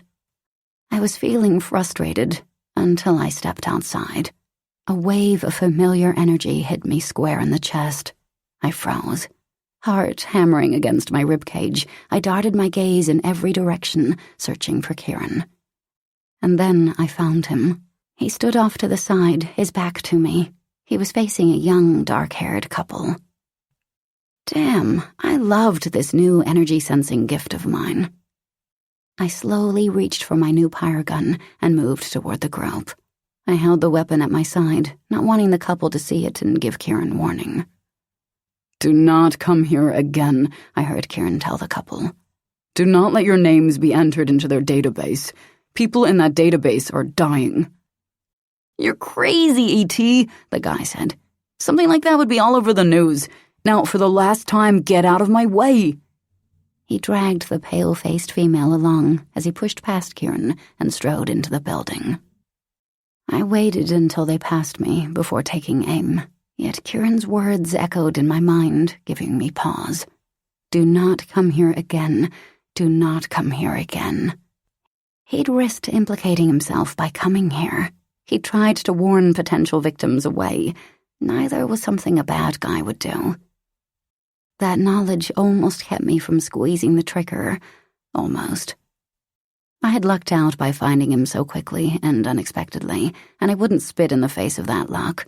I was going to stun him, take what blood I needed, then lock him up and question him. Zeroed in on him, I squeezed the trigger. Nothing happened. My mouth dropped open, and I squeezed again, and again, and again. Still nothing. Frustrated and growing more furious by the second, I glanced at the weapon. The crystal had somehow been knocked out of range. Shit! Had I tested the damn thing before I signed it out of AIR? No, goddammit, I realized. I hadn't. Kieran's shoulders stiffened. He spun around, giving me a glimpse of tense features and haunting shadows under his eyes. "Mia." I didn't panic. I kept my weapon steady. He didn't know my new gun wasn't working properly. I'd use it to keep him docile, then find some other way to knock him out. "I've been looking for you," I said, holding my ground. "We've got unfinished business." He opened his mouth to reply, but a blue beam of pyre fire suddenly lit a path just behind him, and it wasn't mine, silencing his words. Someone screamed. Footsteps pounded. I caught a glimpse of a lithe, white-haired female as Kieran shouted, "Get down!" and jolted forward, slamming into me and knocking me down. The moment we hit, I lost my breath, and sharp rocks dug into my back. Kieran rolled off me and crouched to his knees. I followed suit, and we scrambled to a car, using it as a shield as another beam flew at us. Kieran peeked over the hood. "Where is she?" I set my gun to kill and prayed that setting would work. He ducked as another beam shot past him, hitting the ground just beyond his feet. Dirt and gravel spewed in every direction. "Want to tell me why that woman's trying to kill you?" I said, rising slightly and firing. Click, click. "Damn it," I cursed as I sank down. The gun wouldn't work on kill either. "Perhaps she doesn't like that I wish to atone for past sins." I slid my old kill-only gun from my ankle holster, popped up, and fired. I hit a dark blue vehicle and shattered the front window. "Yeah, what kind of past sins?" "The bad kind." "Your sarcasm sucks." I flicked him a glance, but he kept his profile to me. "Don't worry, I won't let her hurt you. If anyone gets your blood, it's me." I suddenly feel warm and giddy inside. His tone was as dry as the air. "Are you trying to make me fall in love with you?" I snorted. He removed a pyre gun from the waist of his pants. My old gun, I noticed. "How appropriate," I said. He grinned, kissed the barrel with a mocking wink, lifted it, and fired over the car. Who would have thought Mia Snow would be working with me instead of against me? A fourth shot whizzed past him, this one nearly singeing his shoulder. Just then I felt something swirl inside me, tingling inside my veins, pulsing through my entire body. I didn't know what it was or what caused it. I blinked in confusion. As I watched with wide eyes, the world around me began to slow down. A fly entered my line of vision, its wings moving so leisurely I could see every flutter, see even the ripple of air. I had to be hallucinating, but Frowning, I reached out and plucked the insect from the air. No hallucination. I could feel him. What the hell was happening to me? 3 more shots soared over our car, and as I released the fly, I watched the fire meander toward Kieran, watched him leap out of the way, moving inch by inch. I watched that fire slam into the ground behind us. I could have danced around those rays, they moved so slowly. "Fire, Mia!" he shouted, the sound deep, almost distorted, and as slow as his motions. I popped up, my every action fast. Too fast. My gaze blazed over the parking lot. The shooter was in mid-duck, her white hair floating above her head, her delicate features fixed in place. She moved like Kieran, by gradual degrees. I took in her lavender eyes, which were radiating intense fury, her dainty nose, and her startling familiar high cheekbones. I'd seen her before. I knew I had. I just didn't know where. And then, just as suddenly as the odd swirl had hit me, it abandoned me. The tingling abandoned my veins, the pulsing left my body. Everything leaped into high gear, and for a split second, my gaze locked with the female Arcadian's, and surprise darkened her face before she disappeared behind the car. Gasping, I hunched down and eyed Kieran. Holy shit! He was watching me with a strange, unreadable expression. I shook my head, suddenly tired, hoping an explanation for what just happened would slide into place. Nope, didn't work. Then another blast soared past us, claiming my attention. Do you know that woman? Atlanta and R. Atlanta. The hairs on the back of my neck rose, and I grinned, pushing the weird slow-down thing out of my mind. I loved when suspects made my job easy. I couldn't wait to get my hands on that woman. She could have waited until Kieran left this area and tried to kill him in private, where there was less chance of capture. But no, she did it here, an action that screamed, "Look at me, look what I can do." That type of behavior fit the profile of Steele's killer perfectly. I was going to have to trust Kieran right now if I hoped to get close to Atlanta. And while that knowledge didn't settle well inside me, I knew I had no other choice. She was behind the green Lexus, 6 cars away, straight down the middle, but she's probably running now. You go left, I'll go right. Let's find the bitch. I didn't wait for his reply, didn't wait to see if he followed orders. I jolted into motion. Gravel cut past my pants and into my knees, and I wished to God I could rise up and walk, but I had to stay low. Atlanta might have come to kill Kieran, but I'm sure she wouldn't have minded getting rid of me, too. Damn it, I heard Kieran curse. I found her. I jumped up and rounded a van as quickly as my feet would carry me, gun aimed straight in front of me. The female was running, and Kieran was reaching out. He latched onto the long strands of her hair, but they pulled free without slowing her. Then she disappeared completely. I stopped and blinked, staring at the empty air where she'd been. She'd gotten away. She'd fucking gotten away. How the hell did she disappear like that? He released the strands of white hair, and they floated away on the breeze. His hands dropped to his sides. She's been practicing her molecular transportation, is my guess. That's not I cut my words off. More and more, I was learning that I didn't really know shit about these aliens. I searched the parking lot for any sign of her, and scowled. She really had transported herself away. I cursed under my breath. It's painful, Kieran said. And Atlanta hates pain, so I'm surprised she did it. Do you know where she went? Do you think I would be here if I did?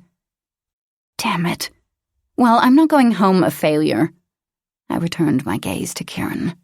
I'd missed a perfect opportunity to catch Atlanta, but I wouldn't miss this opportunity to catch him. Just stay where you are and I won't have to hurt you. I aimed my gun at his heart, very aware the weapon did not possess stun capacity. Easy on the trigger, I mentally chanted. A part of me hated to do this. We just worked as a team. He just helped me. But it had to be done. I'll give you 2 choices, Kieran. You can willingly go to the hospital to help Dallas, then the station house where you'll answer my questions. You've got a lot of explaining to do. Or I can shoot you here and now." "You're not going to shoot me. You need me alive." I lowered the barrel to his leg. "Then I'll simply incapacitate you." He gave me a languid grin. "As if a puny wound to the leg would even slow me. You've seen how quickly I heal. And you really want to waste my blood?" He stepped toward me. "Stay where you are," I shouted. I didn't fire. Damn him, he was right. I wouldn't shoot him. Why had I even threatened? Slowly and leisurely, he closed the rest of the distance between us, and I let him come. Yes, I lowered my weapon and let him come. He stood in front of me for several seconds, an eternity perhaps, without touching me. My breath became ragged as his energy surrounded me, my skin heated. I licked my lips. I knew what he planned to do. "What are you waiting for?" I growled. "Do it! I can't stop you." "You don't want to stop me."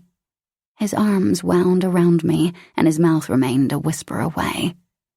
"Thank you for your help," he said. "You're welcome," I replied grudgingly. His lips crushed mine, and his tongue swept inside my mouth. Our teeth scraped together with the force of his invasion. I welcomed him completely. I hated myself, but welcome him I did. As he'd walked toward me, need had grown inside me, strong and hot, undeniable. He tasted of heat and passion. I pressed more deeply into him. But I forced my hands to stay at my sides. I might enjoy his kiss, might crave it, but I wouldn't allow myself to participate any more than I already was. Remaining still was the hardest thing I'd ever done. I hated him. I liked him. Hated. Liked. He tore his mouth away, and we stared at each other. "You risked your life staying with me." "Yes, I did. For my reward, I want you to tell me everything you know about Atlanta." The words emerged breathlessly. I was ashamed to realize. "You taste better than I dreamed, Tylamar." Kieran trailed feather-light kisses around my jaw. "Until next time." He, too, vanished.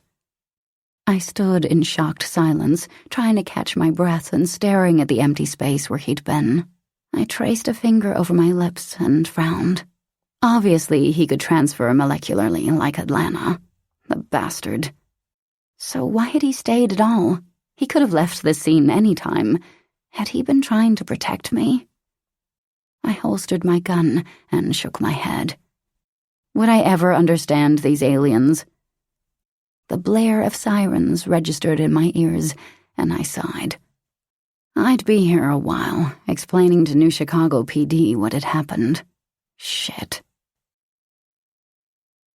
I didn't allow myself to think about losing Atlanta, or kissing and losing Kieran as I drove home hours later.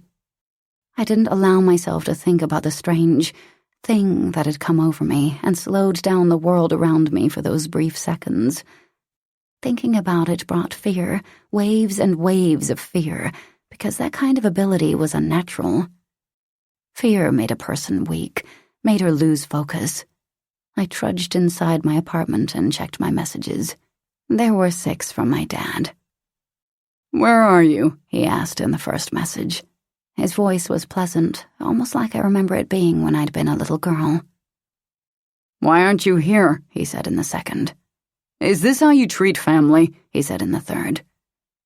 Pushing a series of buttons on the wall, I skipped the other messages, yet I couldn't halt the deep pangs of regret already working their way through me.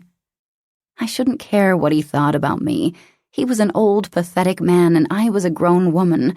I'd been on my own since the age of 16. A small part of me, however, a part I despised, desperately craved his approval. Always had.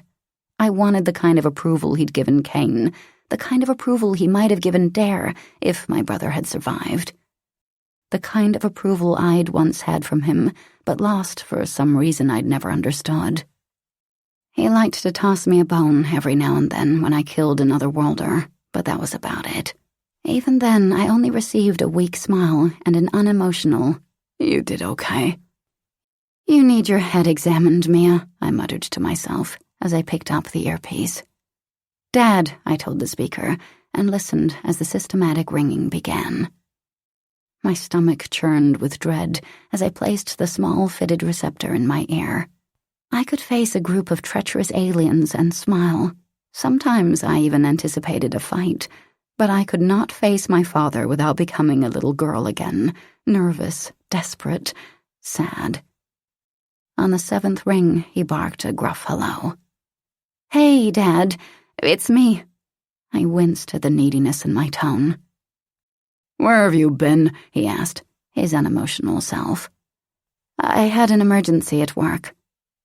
"You disrespected your brother by not attending his memorial. You know that, don't you?"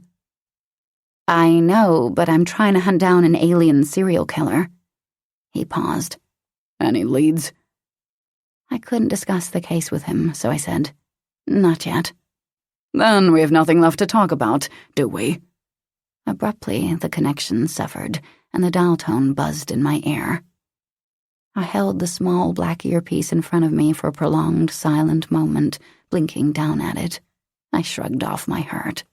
Overall, not a bad conversation. He'd taken it better than I could have hoped. Pushing out a breath, I replaced the receptor back on its wall hook.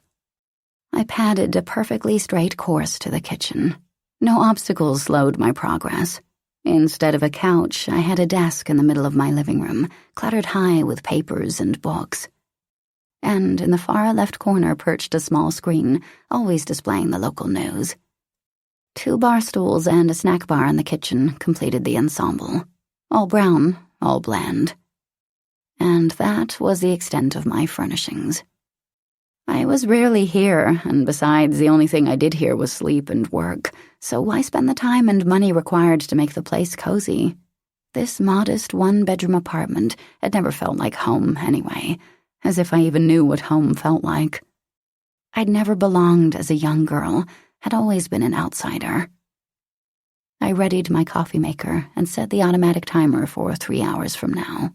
I'd have a beer, catch some sleep, and when I awoke, the coffee would be hot and waiting for me. I opened my fridge, and a list of needed groceries instantly printed from the side. I know, I muttered. I hadn't had time to shop in a while. Yawning, I reached for a beer, but it slid across the distance and came to me instead. Startled, I let go, and the glass shattered on the ground. I blinked down at the broken shards, liquid swimming in every direction. What the hell? First the slowdown at the shootout, and now this. No, this had not just happened. I'd imagined it. I was tired, that was all. The bottle had not come to me. I hurriedly cleaned up the mess, not allowing myself to think about it anymore, and strode into my bedroom. A vivid sapphire and emerald comforter topped the bed, and a 3-tiered bureau was pushed against the north wall. The comforter was my only splurge. I stripped to my panties and fell onto the mattress. When sleep claimed me, so did my dreams. One moment my mind's eye saw nothing. The next I saw a brilliant kaleidoscope of images. A woman's face flashed before me. My face, I realized seconds later, though my hair continually changed colors. Red, white, yellow, brown. I was like a chameleon, and I didn't understand the reason for the changes. Each time I almost grasped the answer, my ever-changing image floated away. Then I saw my hero, Dare. His arms were outstretched as I ran to him for a hug. I was only 6 years old. He was 10. He caught me in his arms, and we both uttered carefree giggles as we toppled onto a cushion of bright green summer leaves. On impact, they propelled high in the air, then floated down around us, a multitude of colors. "I love you, Goose," he said in that nurturing voice of his. "I love you too, Dare." Anticipatory and smiling, I wiggled from his embrace and pushed to my chubby legs. "Find me, Dare! Find me!" My laughter trailing behind me, I raced into the nearby woods. Though we'd played hide-and-seek 1,000 times before, I always hid behind our towering oak, which boasted swaying branches and chirping birds. I glanced over my shoulder as he skipped after me. He'd just about reached me, had just about shouted, "Gotcha!"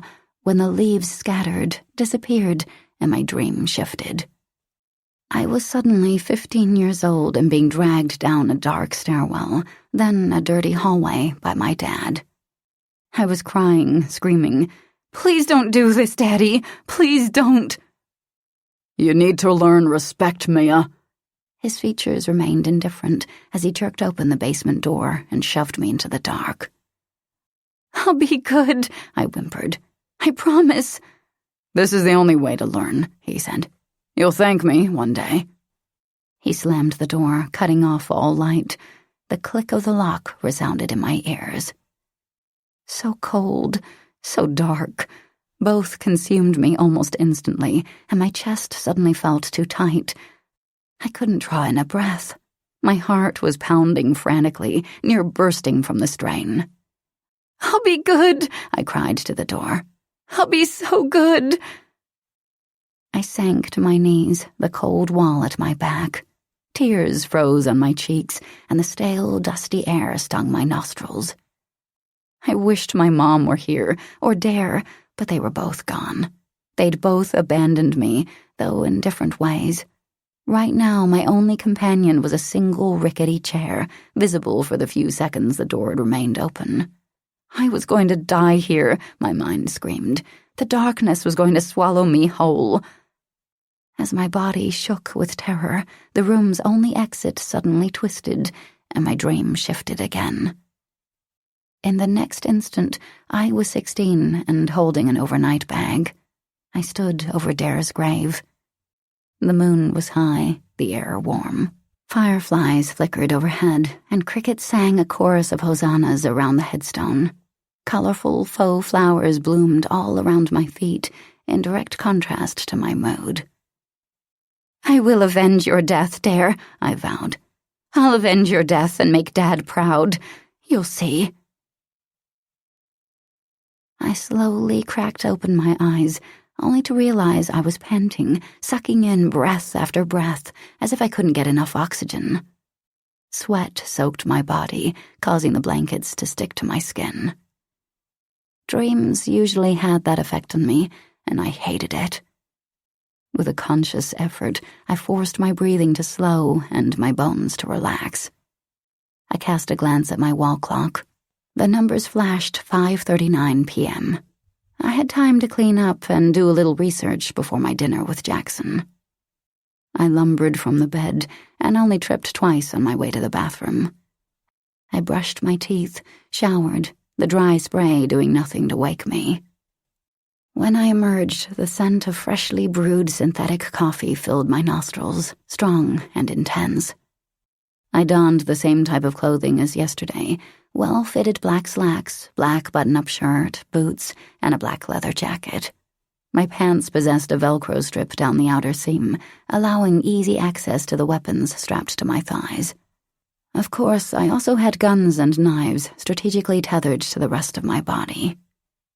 I twisted my hair in a ponytail, frowned when several locks slipped free, then retied the band with a scowl. Sometimes I yearned to hack off every freaking strand, but I always stopped myself before actually applying the scissors. It was the one feminine aspect of my life, and I just didn't want to give it up. Dressed now, I trod into the kitchen and quickly drained 2 mugs of coffee. I poured myself a 3rd cup and carried the steaming liquid to my desk. I logged on to my computer by voice recognition and fingerprint ID. Mandalay had mentioned that neither Kieran nor Atlanta were in a database, but I checked again anyway. When I typed in Atlanta's name, information about the lost city of Atlantis filled the screen instead. Atlanta's namesake, perhaps? I scrolled, found the most intriguing articles, and uttered a single command. Print. Holding the papers in my hand, I read, "At the beginning of history, Zeus, the god of gods, granted his brother Poseidon the city of Atlantis. This island lay outside the Pillars of Hercules, a meeting point of all the world's oceans. For many generations, Atlanteans flourished in wisdom and riches, and the lands overflowed with food and wine. Yet these great warriors and scientists did not remain content with what they had, and greed soon grew in their hearts. They began to invade other lands, hoping to enslave foreign citizens. War reigned supreme. Zeus was angered by the constant battling, and rightly blamed the Atlanteans. He hurled a great lightning bolt from the sky into the heart of the city.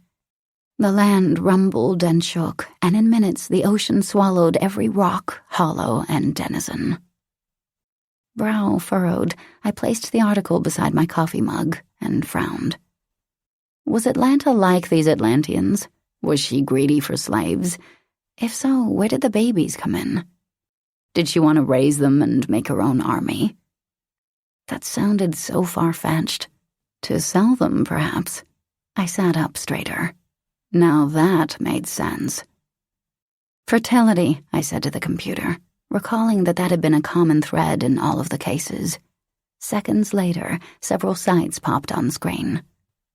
I printed each page and discovered that Ryan Hart, the lab tech, had been trying to gain government support for fertility drugs to help increase the number of children alien women could bear. Alien women, not human. That was interesting, but it didn't help my case. I was dealing with human men, which meant Atlanta had to breed them with human women. Our scientists had tried splicing alien and human DNA to create halflings, but it simply couldn't be done. Something about the different cell types being foreign and trying to kill each other. I read the rest of Hart's article and stilled when I came across the name ANR, who was helping fund the research. ANR, Atlanta NR. So she wanted her aliens to be able to have more babies. So what did she need with the human men? They couldn't help her with that. I typed my notes and thoughts into a new base titled Fertility Murders and Abductions. I worked for the next half hour, relieved that I had one answer at least. Without a doubt, Atlanta was the killer. When I finished, I muttered, "Save and close," and my computer shut down. I stood. It was time to meet Jackson for dinner. I could barely wait to tell him what I'd learned. Just then, my phone unit erupted in a high-pitched wail. My dad was my guess, so I purposely didn't answer as I gathered the rest of my guns and knives. I didn't have time to deal with him. A few moments later, my cell unit erupted in a series of beeps. Caller ID revealed the station house. I immediately answered. "We found Ryan Hart," Jack said. "She's dead." I stood in the middle of the crime scene, cataloging the details. Unlike William Steele, Ryan Hart had not been posed to look seductive. She'd been posed to look brutalized. Of course, she had been brutalized. Her eyes were still wide with terror. She lay inside a coffin, her legs and arms painfully akimbo. We had the casket completely open, giving us an unobstructed view inside. Naked as she was, I was able to catalog the welts, scratches, bite marks, and bruises that marred her entire body. The hair atop her head had been hacked off completely. Her nails were ragged and broken. She was barely recognizable as a smiling woman I'd seen in ID photos, yet a blood sample had revealed this was indeed Miss Hart. She'd been locked inside the stifling black coffin with some sort of snake or lizard, only it was bright red and obviously not from this planet. Mandalay had found her here in Whore's Corner, in the same woods where we'd discovered Steele.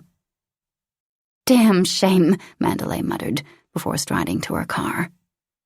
"Leela couldn't have done this," Jackson said beside me. His voice carried on the winter breeze. He stared down at the body, shaking his head. "Not enough time." "You're wrong. She had plenty of time. This body isn't fresh, and Leela hasn't been in custody long." "To be honest, though," I added, "I don't think she did it. Again, this crime is too methodical, too precise, every detail complete."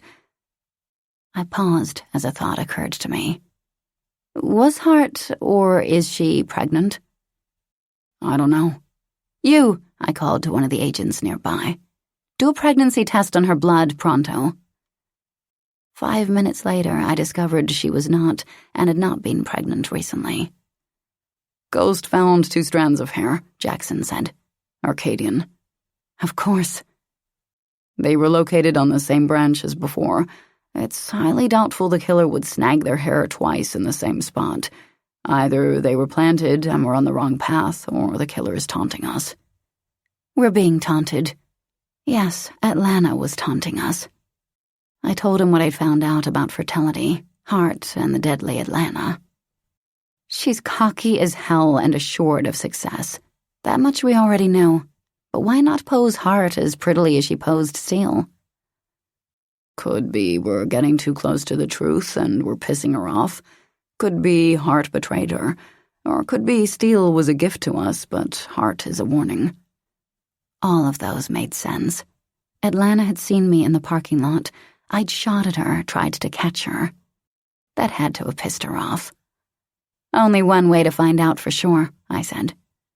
By catching our gal, Jackson finished for me. I nodded. Easier said than done. Chapter 12. When homicide arrived, Jackson and I gathered our notes and vacated the scene. We had all the information we needed anyway. Let's visit Dallas, I told him. Then we'll do dinner and talk. I hadn't seen him in a while, and I suddenly needed to assure myself that he was okay, that he hadn't slipped closer to death. Jackson must have sensed my desperation, because he opened his mouth to protest, then snapped his lips closed. Good idea, he finally said. He drove to County without another word. I rested my head on the back of my seat and emptied my mind. Minutes or perhaps hours later, we arrived, and I found myself striding down the twisted, bland hospital hallways. Visiting hours were over in ICU, but the staff was smart enough to let us pass. While Jackson waited in the corridor, I stepped into Dallas's room, drew in a cleansing breath, and perched myself at his bedside. I read his chart. His condition was still considered stable, though there had been no new improvement. I held his cold, limp hand. His complexion had faded slightly. His breathing was not as strong as before. I fought back a wave of fear, wishing to God I could cling to life for him. Listen up, I told him. You're going to recover. Do you hear me? You're going to recover. I've got a plan. And I proceeded to tell him every detail. Jackson is going to help me. He doesn't have your flair for drama, but I think he'll provide some entertainment. Once Dallas actually squeezed my hand, as if he heard every word I uttered. When I left, I felt revived, more willing to conquer the day's events. You hungry? I asked Jackson. Always. I sped down the highway and parked at the front of Trolley's in a no-parking zone. Jackson and I ate a quick, silent meal, both lost in our own thoughts. I had the special club sandwich, fries, and a bowl of steaming beef soup. Jackson had wheat toast, plain chicken breast, and a large orange juice. How do you survive on so little? I asked him. By eating more meals than the average person. When he finished, he wadded up his napkin and tossed the crinkled paper onto the tabletop. Something you should consider. The time for relaxation had ended. A hard gleam entered Jackson's eyes, and I knew the same gleam was reflected in mine. Time for business. I leaned back in my seat. The most important thing is to find Atlanta, but we have no leads on her. There are 2 people who seem to know the most about her, Kieran and Leela. Leela's in lockup, and I'll question her again, but we need Kieran too. We can play them off each other. If we're going to have any hope of catching him, we need to talk with Leela's boyfriend, St. John, ASAP, he said. Get our ball moving, so to speak, for the big event. Ah, yes, the fake execution. Let's go. Half an hour later, I found myself standing inside St. John's office. This was nothing like the sparsely decorated enclosure Leela had occupied. Here, plush burgundy carpet layered the floor. The desk was composed of high-gloss Moroccan wood, expensive and rare. The chairs were padded with altar cloth and mated with matching, perfectly rounded footrests. Murals of cavorting, naked religious figures covered the walls, their mocking expressions so richly detailed that they almost appeared alive. St. John was seated behind the desk, his freckled face cold and hard. His fingers were laced in front of him. At least he was dressed, and his hands weren't filled with breasts. I noticed he didn't ask us to take a seat. I didn't want to anyway. A tall, muscular El Rollis, though it wasn't Bob, I noticed, stepped inside the room. He was wearing a shiny purple suit. "You okay, boss?" he asked, eyeing us like we were ice-cold mugs of water, and he'd been trapped in the desert for at least a year. "I'm fine," St. John said. "You may go." The other worlder gave a quick nod, turned, and snapped the double French doors shut behind him. I crossed my arms over my chest and waited. "I want you to know my lawyers are working diligently on Leela's case," he said through clenched teeth. "She'll be released before you can snap your fingers." Just for the hell of it, I snapped my fingers, then glanced over each of my shoulders. "Think she's been released?" Beside me, Jackson grinned. St. John's nostrils flared, and he leapt to his feet. His chair skidded behind him, blending with the sound of his hissing breath.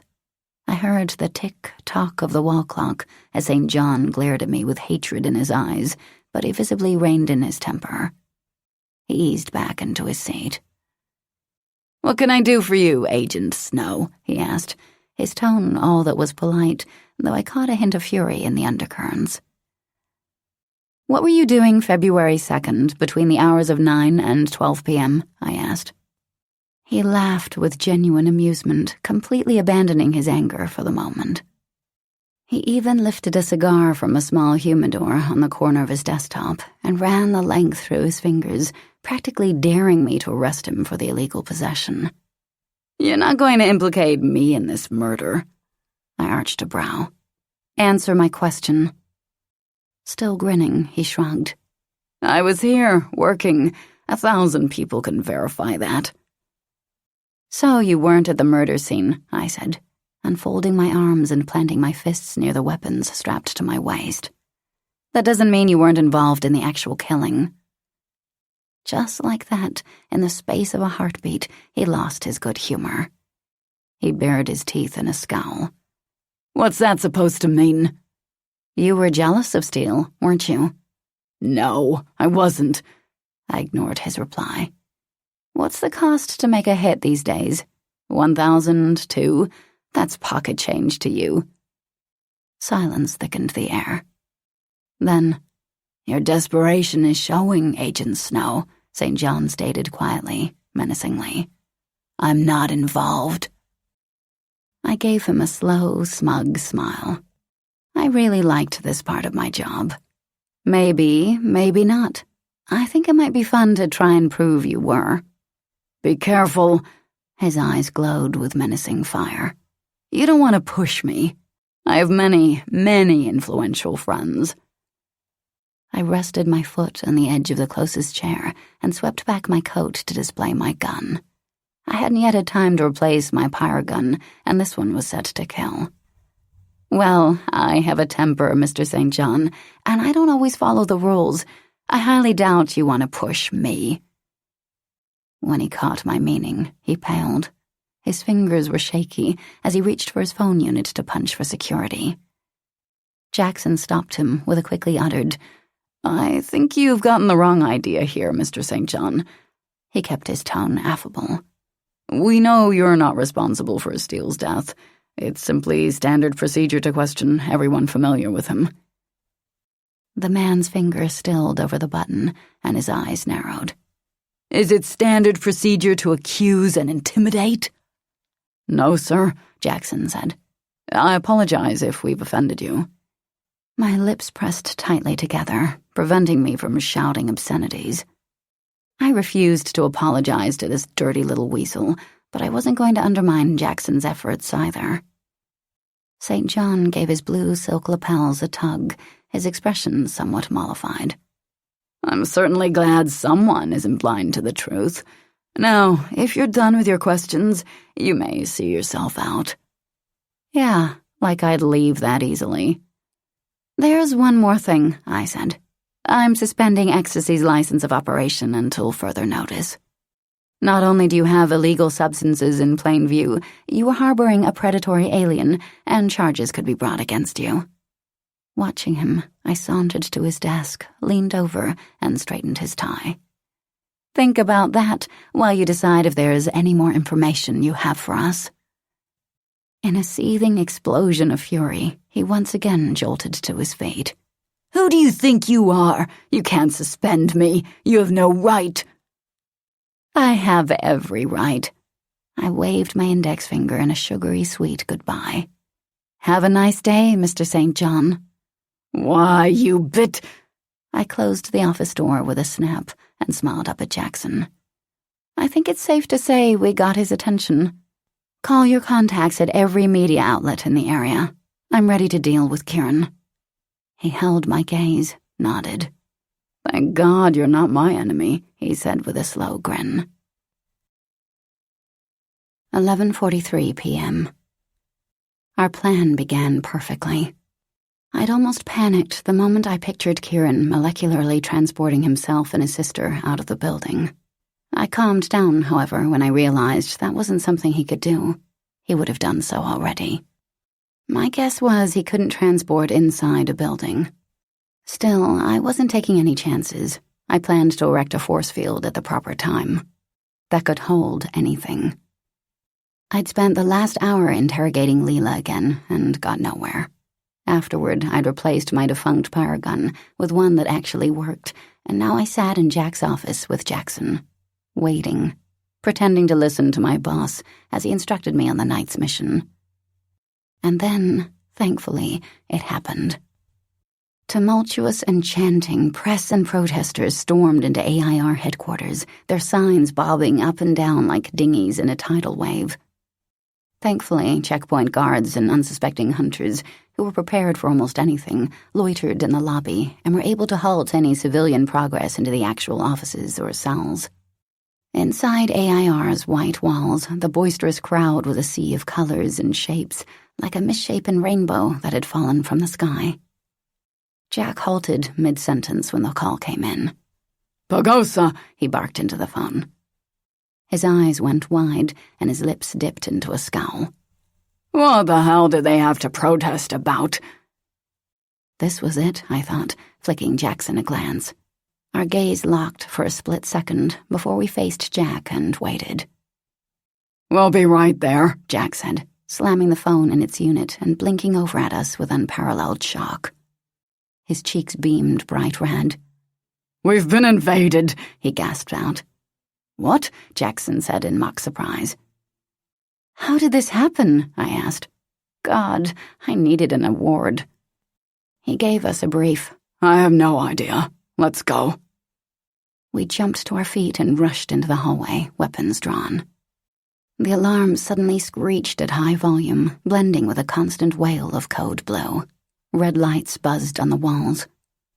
Before we even reached the lobby, a chant of, "Kill hunters, not aliens," rang in my ears. My fingers tightened on my gun as a wave of anger hit me. These people needed a good dose of reality. Kill hunters? Please. They saw only the good aliens, the one who now worked steady jobs and lived in their pristine neighborhoods.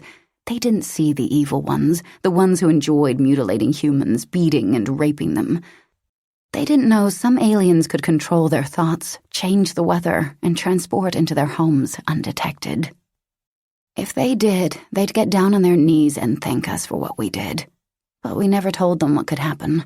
Panic would spread, and our government preferred not to have panic. They'd rather have ignorance. We reached our destination. People paced every square inch of space. Signs waved in every direction. "Save Leela," they all proclaimed. We pushed through the throng. I fought another crest of anger and forced myself to think only of the matter at hand, Kieran. How did the goddamn press get the idea we were executing Leela tonight? Jack demanded over the noise. I wish I knew, I said, dragging in a breath and scanning the crowd for Kieran's tall, handsome form. The damn bastard who told that lie needs to be kicked into next week, Jackson said. Jack nodded. Damn right. My lips twitched as I continued to gaze around, but a scowl quickly followed the action. Damn it, where the hell was Kieran? Had he recruited someone else to come here in his stead? Someone we wouldn't recognize? Maybe, I thought, then shook my head. No, I'd only been in his presence a short while, but I knew he possessed a hero's mentality. He would want to save his sister himself. As arrogant as he was, he wouldn't trust someone else to see to the job. He'll be here, I assured myself. All I had to do was wait. When he entered the room, I would know it. I would feel his vibrations just as I felt him when he'd entered Dallas's hospital room. Just as I'd felt the hum of his energy in the hallway, and when we'd worked together against Atlanta, and when we kissed. The memories made me shiver. So many emotions skittered through my mind. Anticipation, dread, uncertainty, desire. As if I'd conjured him, a spark of awareness pricked and sizzled along my nerve endings. Soon after, the sweet scent of anodyne filled my nostrils. Every muscle in my body tensed, my shoulders straightened, and I went on instant alert. He was here. I reached in my pocket and withdrew a small black box. On the inside was a single button. I pressed it, knowing a force field was erected outside. Don't let anyone past these doors, Jack commanded me. I'm calling in reinforcements. With that, he stormed away. I leveled a glance at Jackson and mouthed, Kieran's here. He, too, straightened. Where? Do you see him? No, but I will. I shoved my way through the crowd and waltzed upstairs, checking twice to make sure I wasn't followed. I endured an ID scan, then stepped into the main observation room. 2 guards were seated in front of monitors, eyeing me warily. Shut off the alarm, lock every door to every room, then broadcast me all over the building. The guards glanced up at me in surprise. We'd trained for a hypothetical situation requiring a lockdown, but this was the first practical application. Do it, I barked. One of the men pushed a series of buttons. Doors locked and systems ready for broadcast, he said.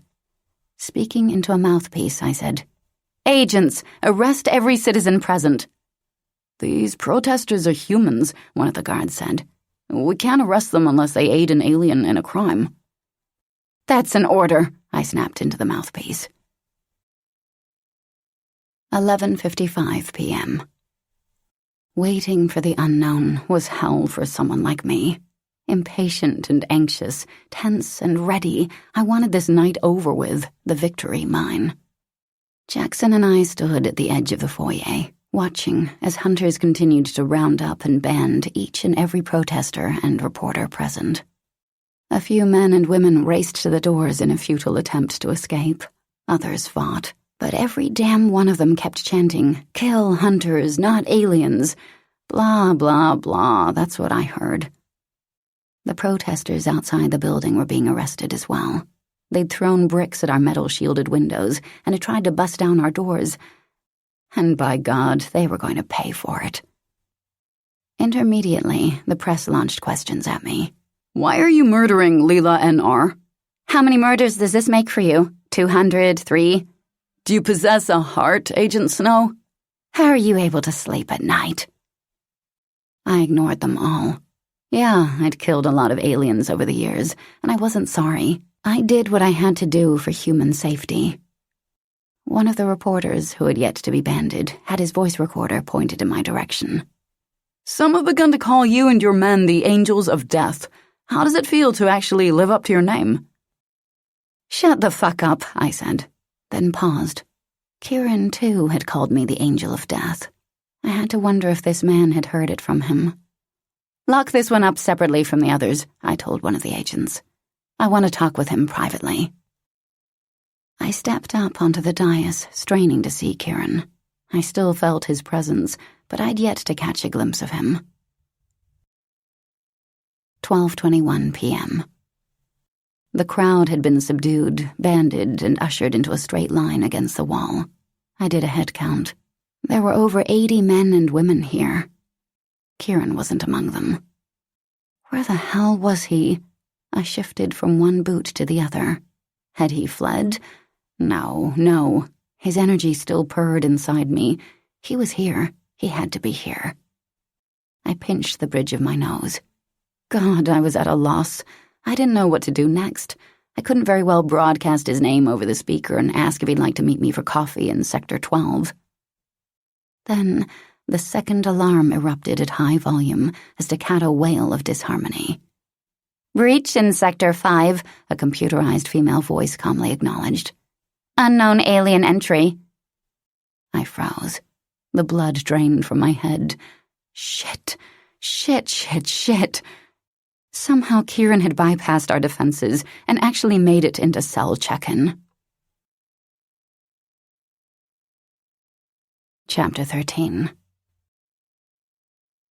"Stay here," I shouted to the hunters, trying to subdue the increasingly frightened protesters. "Keep them calm." To Jackson, I said, "It's him."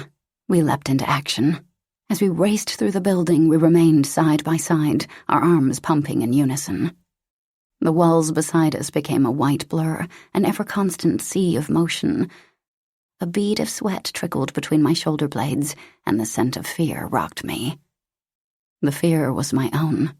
Kieran was smart, I knew that. There was also a distinct possibility that he was immortal. Yet, even still, I doubted he was able to walk through metal-braced walls. So how had he slipped past security? How had he bypassed locks, motion detectors, fingerprint IDs, heat sensors, eye scanners, and weight-sensitive floor tiles? Molecular transportation? Then why not take Leela and go? If he actually rescued Leela... Only the bolts and eye scanners slowed Jackson's and my progress. When we at last passed them, I quickened my step, flying past agents who diligently hastened toward Sector 5. I had to get there first.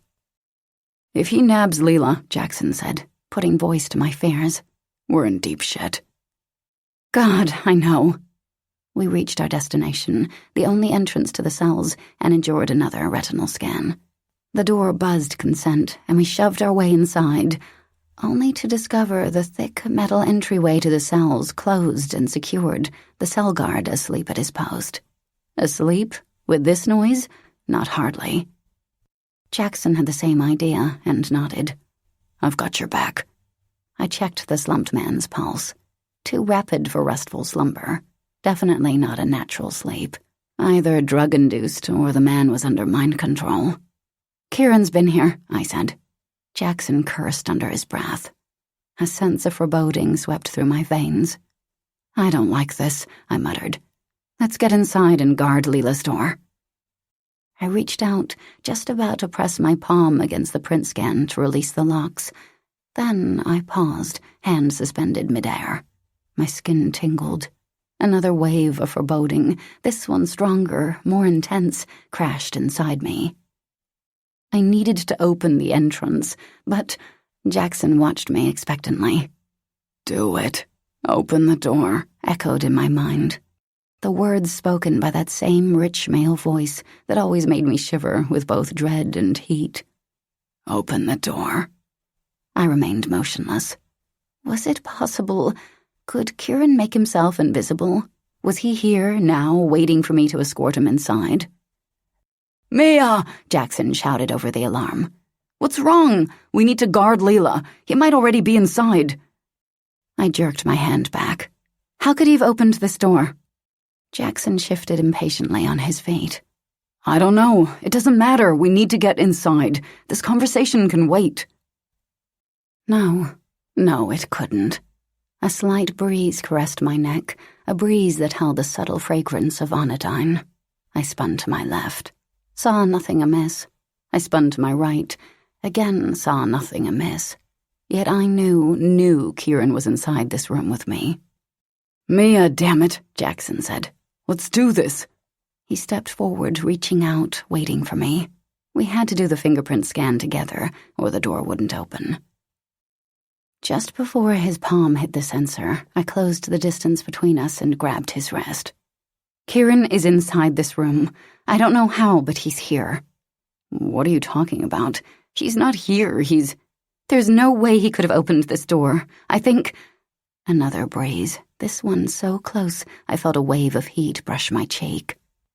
I didn't finish my sentence as I released Jackson's hand and pivoted on my heel. I pressed my back against the cold steel door, dialed my weapon to stun, then pointed the barrel straight ahead. Jackson finally caught the truth of my words. Without another protest, he moved out of my way and stood beside me, his weapon trained as well. "Open the door," Kieran said. The words whispered next to my ear like a lover's entreaty. His voice was low, a menacing growl. Strangely, I wanted to obey, though I did not feel phantom fingers inside my mind trying to bend me to his will. The most feminine part of me simply wanted to help him. "Do you hear that?" I asked Jackson, keeping my eyes straight ahead.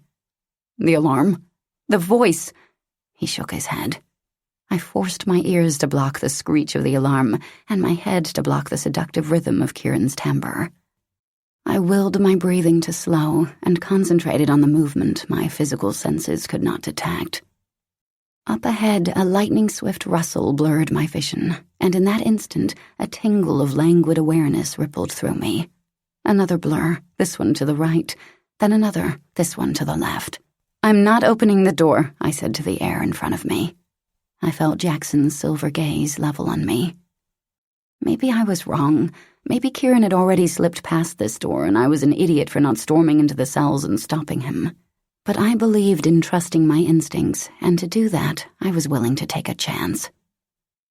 "I don't care how long the alarm blasts or what happens beyond this room," I said. "I'm not moving from this spot." In the glass panel of the far entrance, I watched as Jack and several other agents sprinted toward the enclosure. Damn, I didn't need their interference right now. I had to stop their progress. They might unintentionally, or intentionally, ruin everything I was struggling to do. "Lock the entrance," I told Jackson. After only a slight hesitation, he darted across the small area and disabled the wires that allowed passage in and out. When Jack reached the portal, he hit the steel beams with a thud. I watched his mouth move swiftly in a stream of curses as he attempted to pry open the door with a solid kick, then with a punt of his shoulder. No luck. He shook a fist at us, his hand arcing wildly through the air in an attempt to wave me over and threaten at the same time. I gave one swift shake of my head. "Reveal yourself," I shouted to Kieran. He didn't, of course. "Stay alert," I told Jackson. He didn't appreciate the warning, but I offered it anyway. He hadn't seen Kieran slash a knife down one palm, hadn't seen the wound mysteriously close as if it had never existed. He hadn't seen the way Kieran could move, so swiftly the human eye was unable to detect it, hadn't felt his unnatural strength. "Keep your pyre gun on stun." Jack disappeared for several long heartbeats, and when he returned, he and several other agents held a battering ram. How soon before they beat their way inside? "Reveal yourself, Kieran," I shouted again. "I'll help you leave this place unscathed. Let's help each other like we did before." Again, he ignored me. I saw a hint of a shadow dancing close to me, then misting away before I could fire. How could he move like that? Frustration aided me as I floundered to lock on him. "I'm your only hope of escape," I said. A whoosh of air rippled. Before I could even react, Jackson's features contorted in pain. He grunted, then collapsed under the hard blue tile, his chest continuing to rise and fall as he drew in oxygen. Shocked, I stood frozen for a single tick of time, staring down at him. In the next instant, my gun was swiped from my hand. I watched, horrified, as the firearm sailed through the air, only to thud next to the far wall. Fury acted as kindling in my blood, heating quickly and lethally, ready to explode.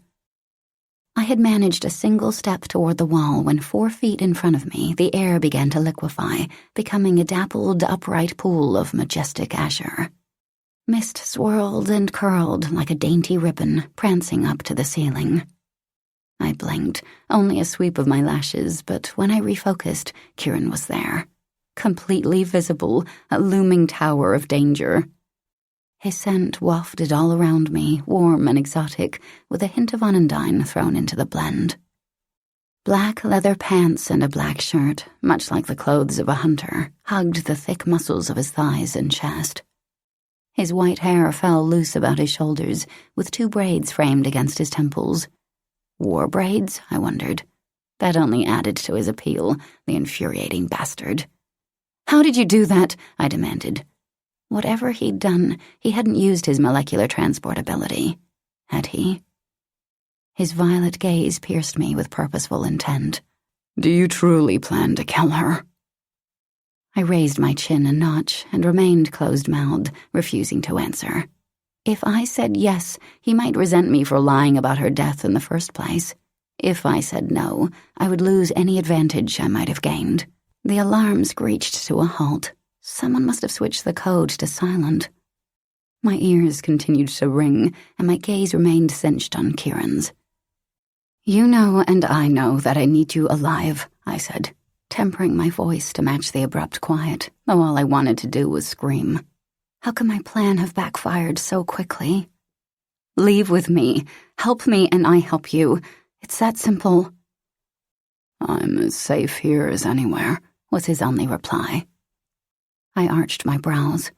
My attention flicked toward the door, toward Jack, and the agents clamoring beside and behind him. If those hunters break past that barrier, they will not stop to ask you for an introduction. They will kill you. They do not know who you are, that we need you for our case, or that I need you for Dallas. They only know you are an alien and you are in a restricted area. His lips edged up in a slow, decadent smile. "To kill me, they would have to catch me. And as you have found, that is impossible." Steps precise and carefully measured, he moved slowly toward me.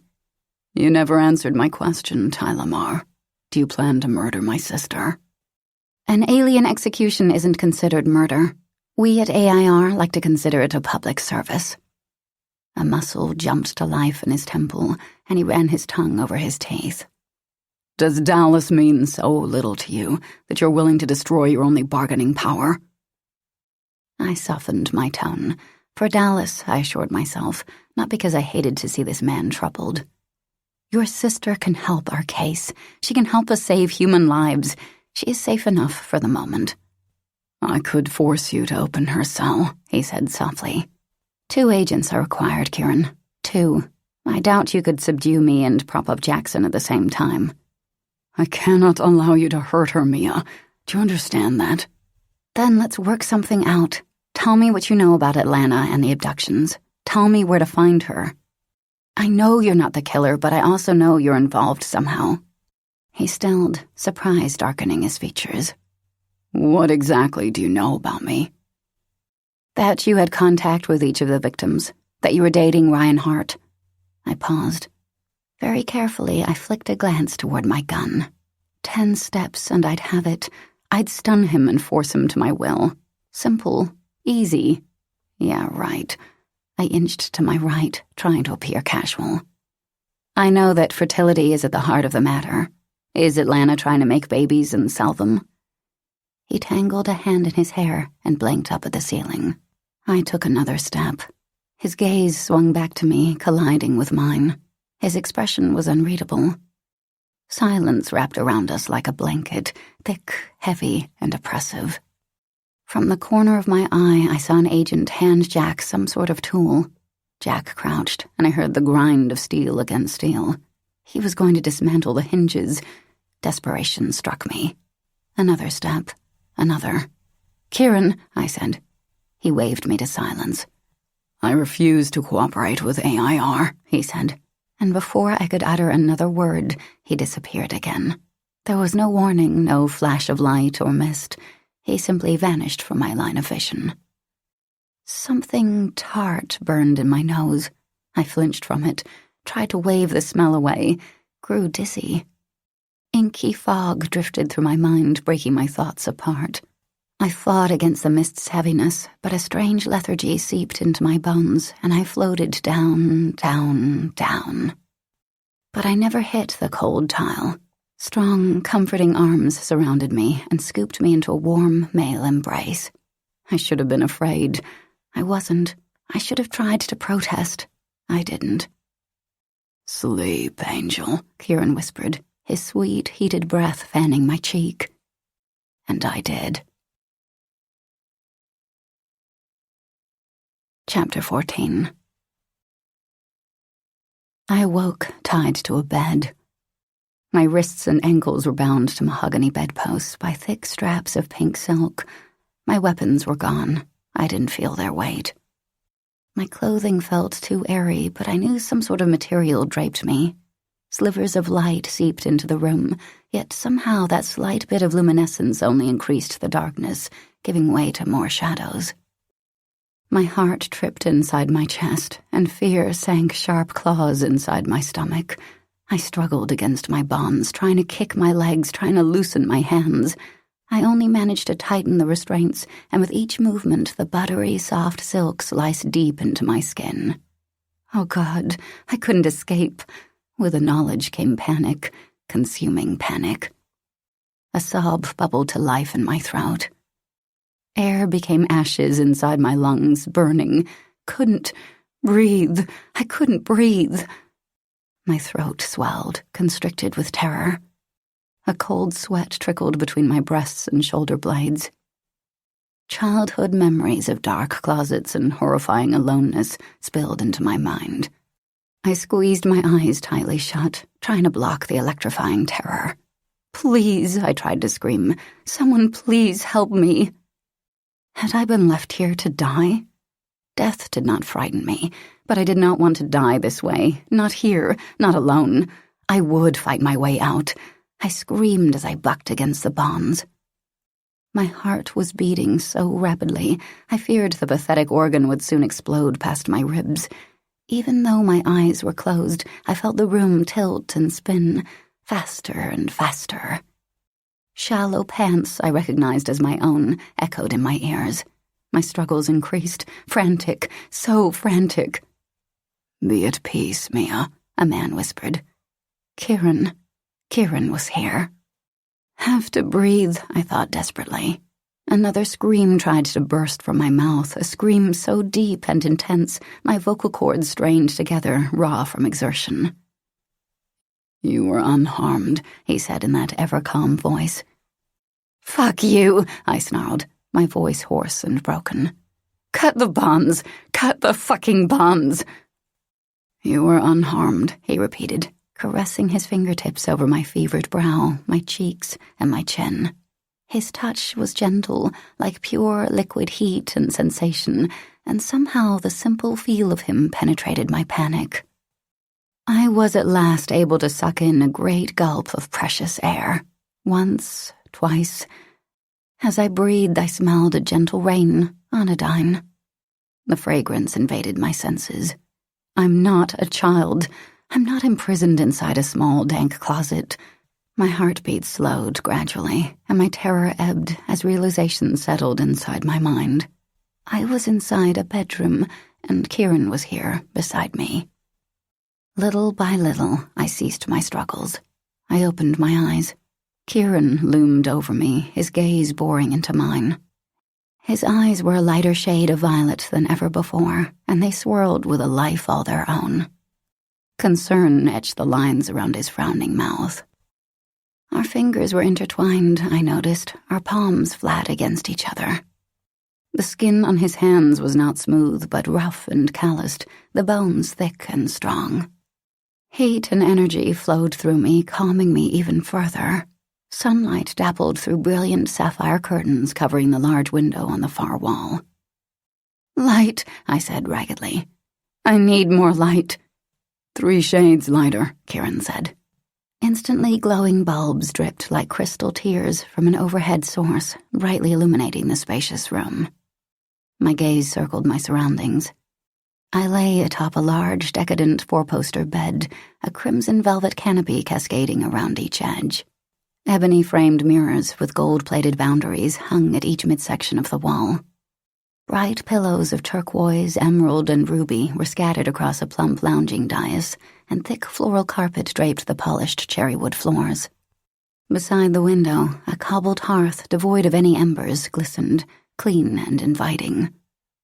A place of depth and blatant sensuality, most assuredly, but at the moment it was merely a prison. I glared up at Kieran through the haze of my lashes. "Release me," I snarled. My teeth were clenched so tightly I feared my jaw might snap. Now that my fear had abandoned me, fury bubbled white-hot in my blood. Watching me, Kieran grinned languidly and released my hands from his grip. He eased back on his elbow and traced a fingertip over my thigh. "There, I'm no longer holding you." "That's not what I meant, bastard. Cut the ties." Still grinning, he shook his head. "Not just yet, I think. Too much do I like you where you are, in my bed, awaiting my pleasure." "I await only your demise," he chuckled. "What an amusement you are, little Mia. Where is the passionate woman I kissed?" His finger continued to dance atop my skin. "Do you still lie to yourself about your desires, or just to me?" I trembled again, unable to halt the motion, then tried to mask my growing arousal and awareness of him with heated words. "Get your hands off of me before I cut them off." The wide expanse of his shoulders lifted in a shrug, but he didn't remove his hand. "I only meant to give you pleasure." Or perhaps he meant only to make me scream, I realized. Perhaps he hoped to break my spirit. Well, I would not allow that to happen. Glowering, I jerked up my knee, dislodging his fingers. "You want to pleasure me? Let me go." His head angled to the right, his gaze never wavered. "Why does being bound upset you so? Some women have found it quite exciting." "Well, those women are idiots." I tried once again to tug myself free from the restraints, ignoring throbs of pain as the silk cut deeper into my skin. A trickle of blood slithered down my arm, warm against my chilled skin, then dripped off my bare elbow and onto the sheet. "Be still," he chided. "You've hurt yourself." His face strained with intense concentration as he opened his palms and circled them around my ankles. Warm, tingling heat arced up my calves, then slowly cooled to relaxing perfection. I hated to admit it, but I didn't want him to stop. The sensations were too entrancing, too right. They were creating a deep hum of carnality within me. I wanted to spread my legs and invite those magic fingers inside. I wanted his mouth on the heat of me, lost in my essence. "What are you doing?" I questioned, nearly breathless. My back arched. "Shh," was all he said. He caressed his hands up my thighs, over my belly and to my wrists. I bit back a moan. God, he felt good. He paused a moment to study the tattoo on my wrist. He traced his finger over the black scythe and smiled slowly. "How appropriate." He deviated to the scar on my inner arm, a little present I'd received from a crazed mech. He placed a light kiss over the raised, jagged flesh. Our eyes met. His lips were inches from mine. So close, in fact, I felt the sweetness of his breath on my nose. I melted in response. Soon, the same drugging warmth settled in my arms, cooling all too quickly. When Kieran eased himself away, my wrists and ankles no longer ached. But my body did. It ached for the return of his weight. I gulped, then asked, "Why did you bring me here?" My traitorous body might yearn for him, but my mind knew better. His features became a mask of resignation. "I brought you here because we have much to discuss, uninterrupted, without your pyre gun at the ready." "What makes you think I'll talk to you here, He gave another chuckle, that rich, rumbling chuckle that washed all over me, as intimate and inviting as the sweetest kiss. "As if you could resist."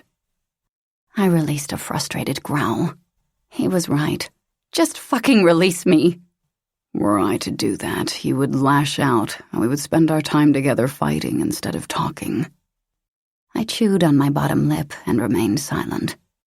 I couldn't deny his charge without lying, and while I didn't mind lying to this man, I knew he'd know the truth, so what was the use? AIR will come for you. They'll trace you by your voice. 1, I'm not in your database, and 2, there are no amplifiers here, no recorders. Even if there were, my home was constructed of soundproof walls. I doubt AIR even knows this place exists. I shifted my hips atop the comforter, away from him, and for the first time saw what I wore. I was dressed in a white, gauzy froth of a gown. Pleats gathered in a low circle at my neck, then split down the middle to cover my breasts, yet bare my stomach. The soft material gathered again at my waist, riding low on my hips, then draped me from leg to ankle with a thin, see-through veil. A bejeweled armband circled my bicep. Mesmerizing purple stones, too light to be amethysts and too luminescent to be of this earth, formed an intricate pattern around the base. My nails dug into my palms. How dare he undress me, then redress me so scantily?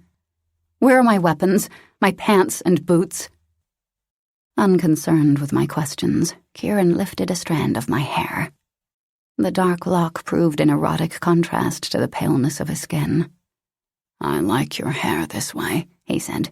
Unbound, like a black thundercloud around your face. Next, he trailed a finger over my breast, causing my nipple to pebble and my breath to hitch. I quelled the urge to dissolve into his touch. When had I become so eager for a man, so needy?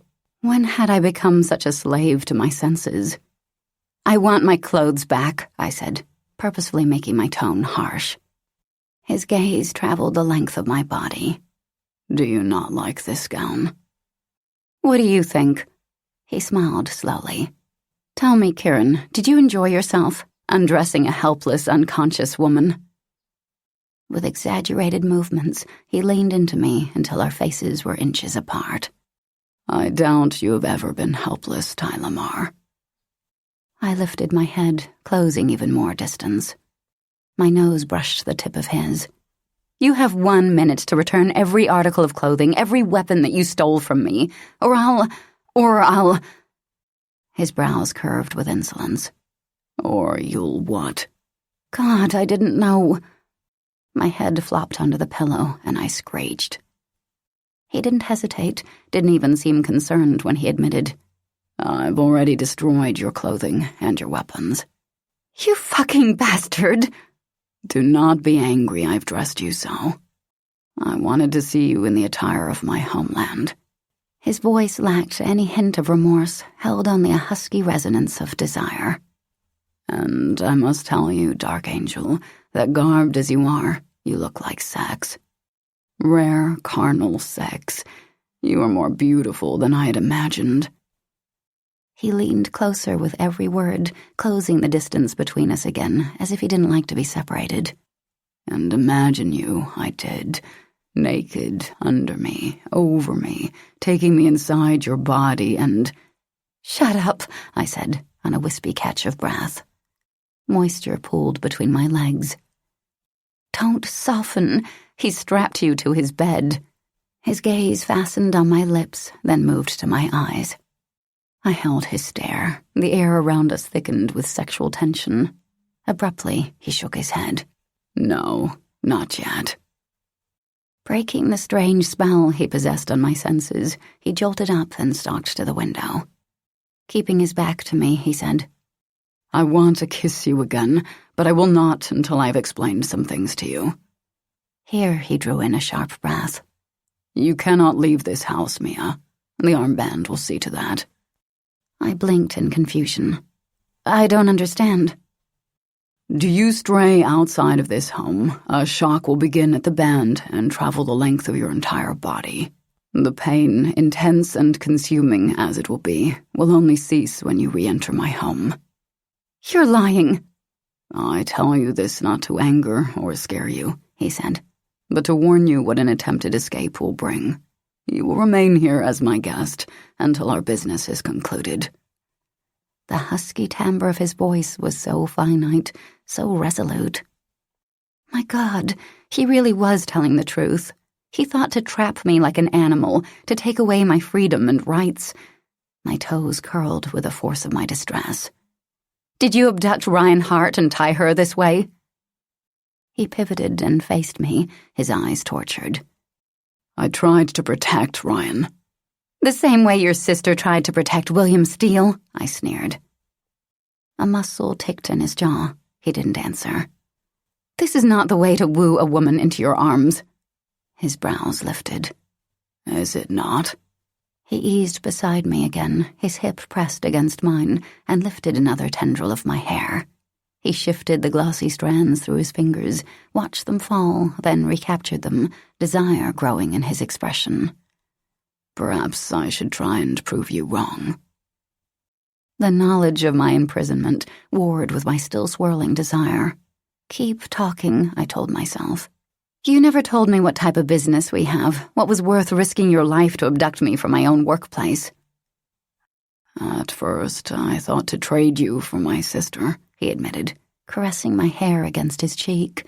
His eyes closed in surrender, just as my scalp tingled with heady sensation. I jerked my head to the side, quickly and efficiently tugging the inky locks from his hands. An agent's creed is duty before emotion. AIR will not negotiate for my release. Your colleagues would sentence you to death, he inquired. In a heartbeat, I answered. No, that wasn't true. They would hunt him down and fight for me, just like I'd do for them. Kieran's chin edged to the side, his eyes lit with curiosity. And this does not upset you? I understood AIR's policies. I'd even helped make them. Why set a killer free to save one life? The killer will then take many more. This conversation is moot, he said, with a wave of his hand.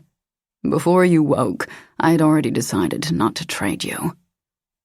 Dread unfurled inside me. Then what do you plan to do with me? How long do you hope to keep me here? He deliberated a moment before answering evasively. I will keep you only as long as needed to gain your trust. Trust? Was he serious? I snorted. You trusted me once to help you catch Atlanta. You've got me tied to a bed. How can I ever trust you again? I trusted so few anyway, and those I did were human. I did not think you a foolish man until just now. We shall see, was his only reply. He eased to his feet and stepped toward the door. A small ember of panic sparked to life. I wrenched again at my bonds. Where are you going? I cried. Don't leave me here. He paused, faced me. I collapsed against the soft mattress. I had to say something, anything to keep him here. I didn't want to be alone again. Why are you so secretive about Atlanta? I asked. Are you helping her? Is keeping me here a plan you've concocted together? That tortured gleam returned to his eyes. No, I'd rather die than aid her. Then let me go and help me find her. I will help you, Mia. You, not AIR. I detest all hunters. I am a hunter. Our gazes clashed, and I was helpless to glance away. You, he said. I am willing to rethink. He pushed out a breath. Are you hungry? My stomach nodded in protest, but I said, yes. Food always relaxed people, made them more willing to talk. We shall eat. You'll have to untie me, I said, making a conscious effort not to beg. He nodded. I had thought to bring you food in here, but I've decided to trust you the way I hope you'll trust me. You must give me your word that you will not fight me. I vow I will not murder you until after our meal. How's that? Grinning, he said. After we eat, I will simply retie you. How is that? He approached me, slipped a small thin blade from his pocket, and gently cut the silk that bound me. Once freed, I reacted on instinct. Sitting up and jerking back my elbow in one fluid motion, I made a fist and punched him. My knuckles connected with the top portion of his cheekbone. His head whipped to the side. When I made no other move to attack him, he slowly turned back to face me. He fingered the now reddened skin. I said I wouldn't kill you, and I haven't. I said nothing about beating the shit out of you." "My mistake," he said. "Don't ever tie me up again," I growled. "Now, let's eat." Chapter 15. Guilt wound through me as I sat at Kieran's dining table, feasting on rosemary salad and shrimp scampi. Dallas lay in the hospital fighting for his life. Hunters were probably scouring the city limits for me, yet here I lounged atop a high-backed gold satin chair, stuffing my face with delicacies. Worse, I was actually enjoying myself. Kieran and I had formed a sort of truce. For now, this moment, we were simply a man and a woman enjoying a delicious meal. A hand-carved Egyptian tabletop separated us, but our legs were close enough to touch, and touch me he did, caressing his thigh against mine. The softness of his pants and the thinness of my veil created an unignorable friction. I found myself breathlessly awaiting his next touch. "Would you care for dessert?" he asked, easing back on the brocade bench. My mouth watered. "Yes," I said, the cool air wafting along the walls and tormenting my bare skin. "Thank you." One of his servants, who refused to meet my gaze, arranged a porcelain platter of chocolate eclairs and blackberry truffles directly in front of me. I almost purred in sheer joy. Since the near annihilation of the cocoa plant, chocolate was considered a rare treasure. Only the most wealthy and influential of people were able to acquire it. Before he decided he didn't like me, my father had given me a chocolate treat. I still remembered how wonderful it had been, how I'd begged for more, but he'd had only the one. With shaky fingers, I placed one gently in my mouth, and my taste buds burst. Oh my God! My eyes closed of their own accord as pure surrender dissolved in my mouth. That's what chocolate tasted like, pure surrender. Kill me now, I thought, because I finally entered the gates of paradise. When able, I opened my eyes. Kieran was watching me, molten fire in his eyes. I held his stare for a protracted minute. "Are all Arcadians as sexual as you?" He grinned sheepishly. "We are a highly sexual race, yes." I forced my gaze away from him and watched the flickering vanilla and cinnamon-scented candles. Shadows and light frolicked along the rose-tinted floral-painted walls, dancing with the flames. Those same shadows had danced across Kieran's face, giving his cheekbones a stark, almost harsh appearance. My attention veered to the surrounding furniture. A sea of vivid colors and textures, eclectic all, filled his home. Fresh flowers overflowed from end tables, and the edges of a finely woven rug were fringed with those same flower petals. Elegant ivory chairs offset a silver-flecked wall. Such wealth amazed me. "How did you acquire all of this?" I asked. He lifted his shoulders in a shrug. "Arcadia is rich in the rocks your world holds dear. Diamonds, gold, sapphires, and many more. When I came through the interworld portal, I simply brought those things with me." The more he spoke, the more intrigued I was. "Tell me about Arcadia." "It's much smaller than this world, and much more crowded with barely room to breathe. Our people live so long that the population is never evened out."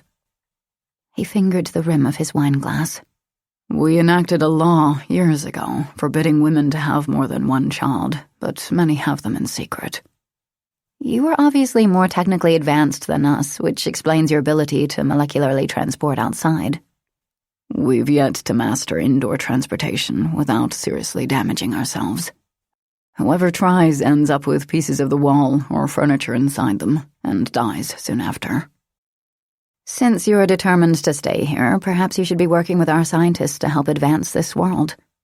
"Or perhaps," he said, meeting my stare dead on, "technological advancement does more harm than good." My brow furrowed. "Explain." Glancing down at his food, he gave another shrug. He couldn't hide or mask the haunted pall that settled over his features. "Innocent people die during experimentation. Sometimes they die horrible deaths." I leaned back in my seat, keeping my gaze on him. I'm beginning to figure you out, Kieran. You've done some things you're ashamed of. Don't try to deny it, I said when he opened his mouth to speak. Figuring people out is part of my job. You performed experiments, didn't you? Those experiments killed people. At the shootout with Atlanta, you mentioned atoning for past sins. He didn't reply. Listen, you can rest easy. If people volunteer for the job, they willingly accept the risk. I don't see the problem. And if they do not volunteer? All right, so he obviously hadn't had permission for whatever experiments he'd done. I didn't know what to say to that. Was the scientist a monster for trying to advance society no matter the cost? Did the end negate the means? As a paid killer, I'd often thought so. Did you work for Atlanta at one time? I asked him. She'd funded Reinhardt's research, so the woman had her fingers in science. Kieran scooted his plate away. Dinner is finished. Bingo. What did you help her do?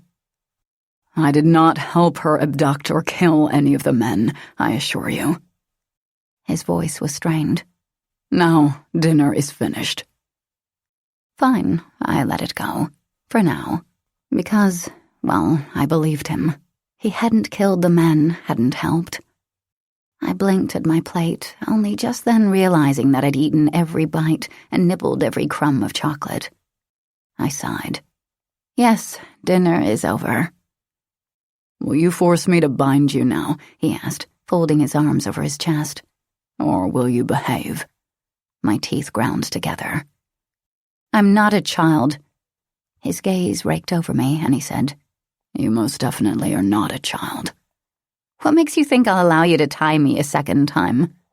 You live for challenge, and I like that about you. It makes me feel alive. I never feel so alive as when I'm with you. The same could be said of me. The realization hit me, and I almost made a play for the nearest exit. It was scary the way he affected me. I forced myself to stay seated. I had Kieran exactly where Jackson and I had wanted him, readily available to probe for information. Of course, I had 3 disadvantages to being here instead of the station house. 1, none of my weapons were in my possession. 2, this was Kieran's turf, not mine. And 3, I was practically naked. This damn gown was made for enticement, not war. Well, I thought in the next instant, I could actually use the gown to my benefit. I sipped my wine and reclined in the satin-cushioned chair, eyeing him expectantly. Before we end our truce, I have some more questions for you. Ask, he said. So I did. You didn't use molecular transfer at the station house, so how exactly were you able to appear and disappear so quickly? I did not disappear. Not really. I simply moved faster than your eye could see. You could have sped away like that before our little tussle in the hospital parking lot. True. The gleam in his eyes became wicked. If I had, though, I never would have had full-body contact with you. I tried to hide a grin. How like a man. Not all Arcadians can do that, I said. Move so quickly, I mean. Very few can, he said, pride lacing his tone. As I regarded him, curiosity filled me. Not just about the Arcadians, but about this one particularly. Why is it you can? Quite simply, it is an ability I was born with. All Arcadians are blessed with certain abilities. Leela, for example, has a great capacity for mind control. And you do not? I asked, realizing he'd never tried to dictate my actions with his mind. 1 point in his favor. I am telepathic, able to speak my thoughts inside others' heads, but dominating that person's actions is not an ability I possess, nor one I care to.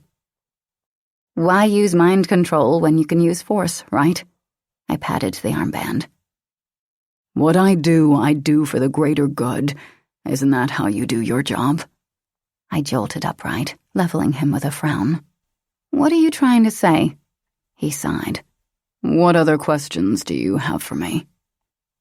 I want to know if I'm right. I want to know if Atlanta is making babies. Yes, he answered simply, carefully. A piece of the puzzle clicked firmly in place. I'd been right. Fertility, babies. The bitch planned to create as many children as she could and sell them for profit. What kind of sick woman did that? And why the hell was she abducting human men? Did she have human followers and was mating them? What's your involvement? You had dinner with William Steele the night before his abduction. Why? His expression became leery. I befriended William, not to hurt him, but to help him. My brows arched. And did you? Did you actually help him? A muscle ticked in his jaw. I'm well aware that my aid did him no good. I do not need your reminder. His accent was growing thicker, more pronounced with each word he spoke. I'd hit a nerve. I know you warned the men in hopes of atonement, but that makes me wonder how you knew they were in danger in the first place. How can I trust you with the truth, Mia Snow? If you want me to learn to trust you, you must also learn to trust me. He lifted his crystal flute to his lips and drained the rich burgundy contents. You haven't asked what Atlanta is doing with the children, he said, taking the focus off himself, his chin tilted to the side. Why is that? She plans to sell them. I could guess that much. Some of them, yes. And the rest? She's a scientist at heart. The others, well, she's using them in experiments. I stiffened. You make it sound like the children have been born, but there hasn't been time. William and the others were taken recently. William and the others weren't the first. They are only the ones you know about. Many children have already been born. My God. Revulsion for this woman's crimes and pity for the innocent babies being sold to the highest bidder, or worse, filled me. What kind of experiments? As I spoke, hatred, pure undiluted hatred, sparked to life inside me. I wanted Atlanta dead. I wanted her to suffer, and I wanted to be the one who made her suffer. Kieran pressed his lips together and set his glass aside. You won't tell me, I said, a statement, not a question. I bit my tongue to keep from spewing a mouthful of curses. That is correct. Not yet, at least. I want to know. I slammed my fist against the table. Now! You are not ready for the truth. I gripped my fork so tightly, color drained from my knuckles. You know I will hunt her and kill her. You know I will do my best to save those babies. That is what matters here, nothing else. Or do you want Atlanta alive? No, I want her dead, just as you, but there is more to this situation than you understand. Explain it to me. I'm here. I'm willing to listen. Hair swaying at his temples, he shook his head. I told you, you're not yet ready for the truth, Mia.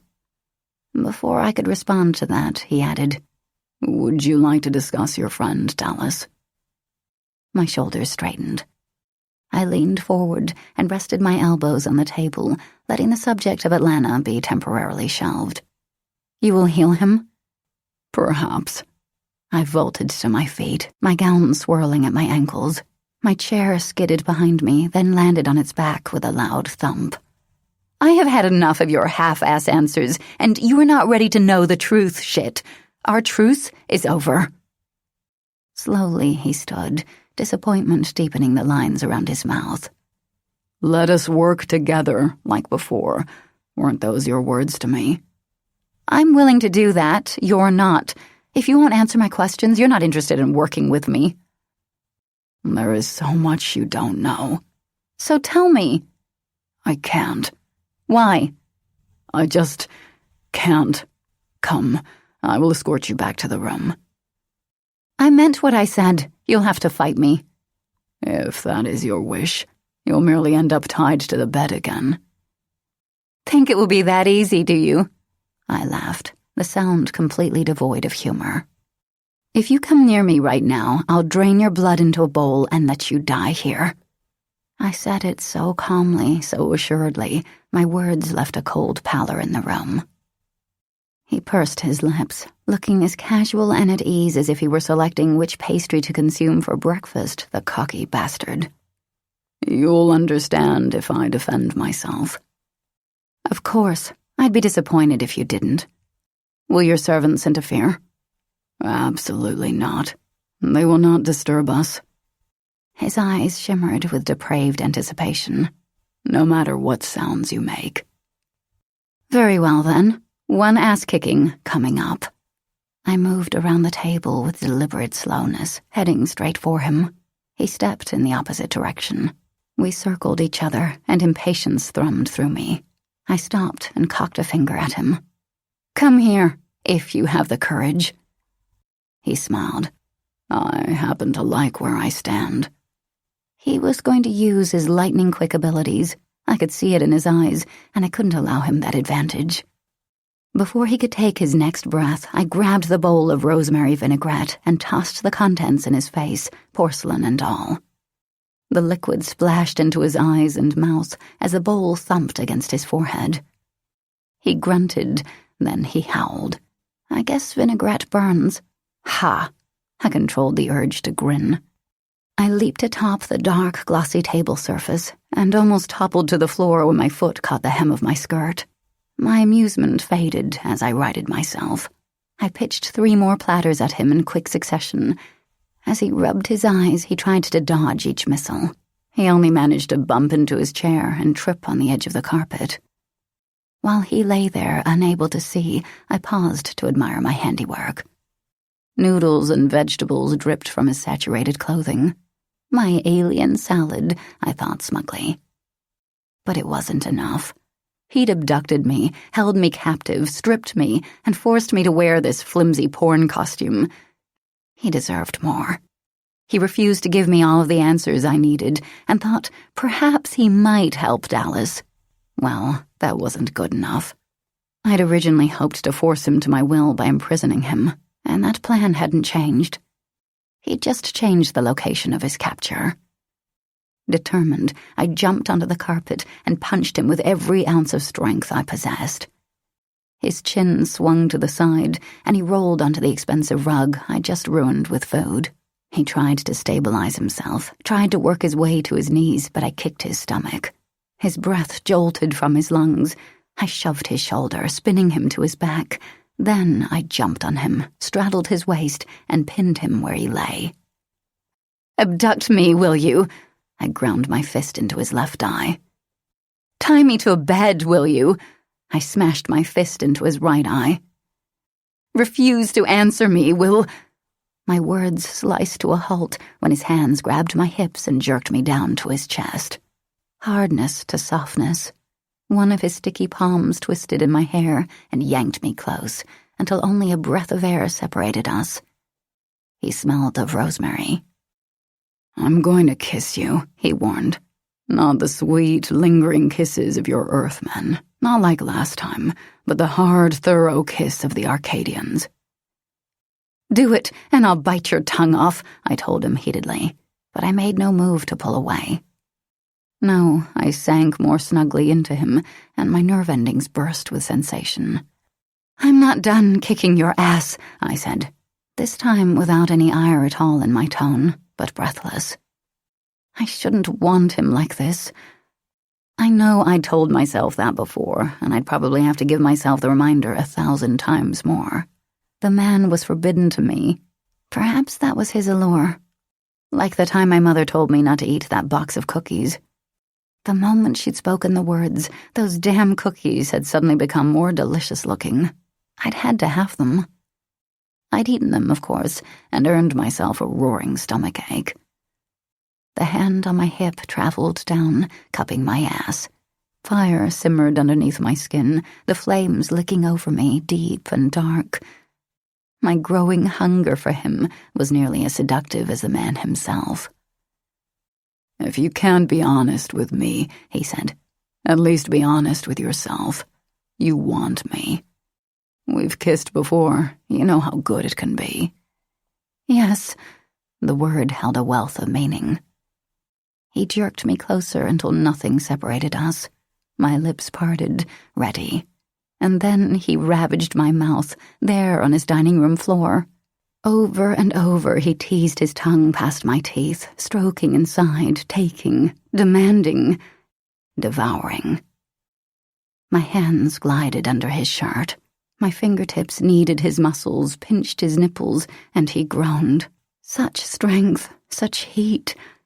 His energy hummed inside me, a potent vibrancy that ignited my blood and made every inch of me sing. I uttered a low, needy moan of my own. "Mia," he said harshly. The sound slammed into me, fueling my passion. His ragged breath fanned my nose and cheek as our tongues danced and sparred.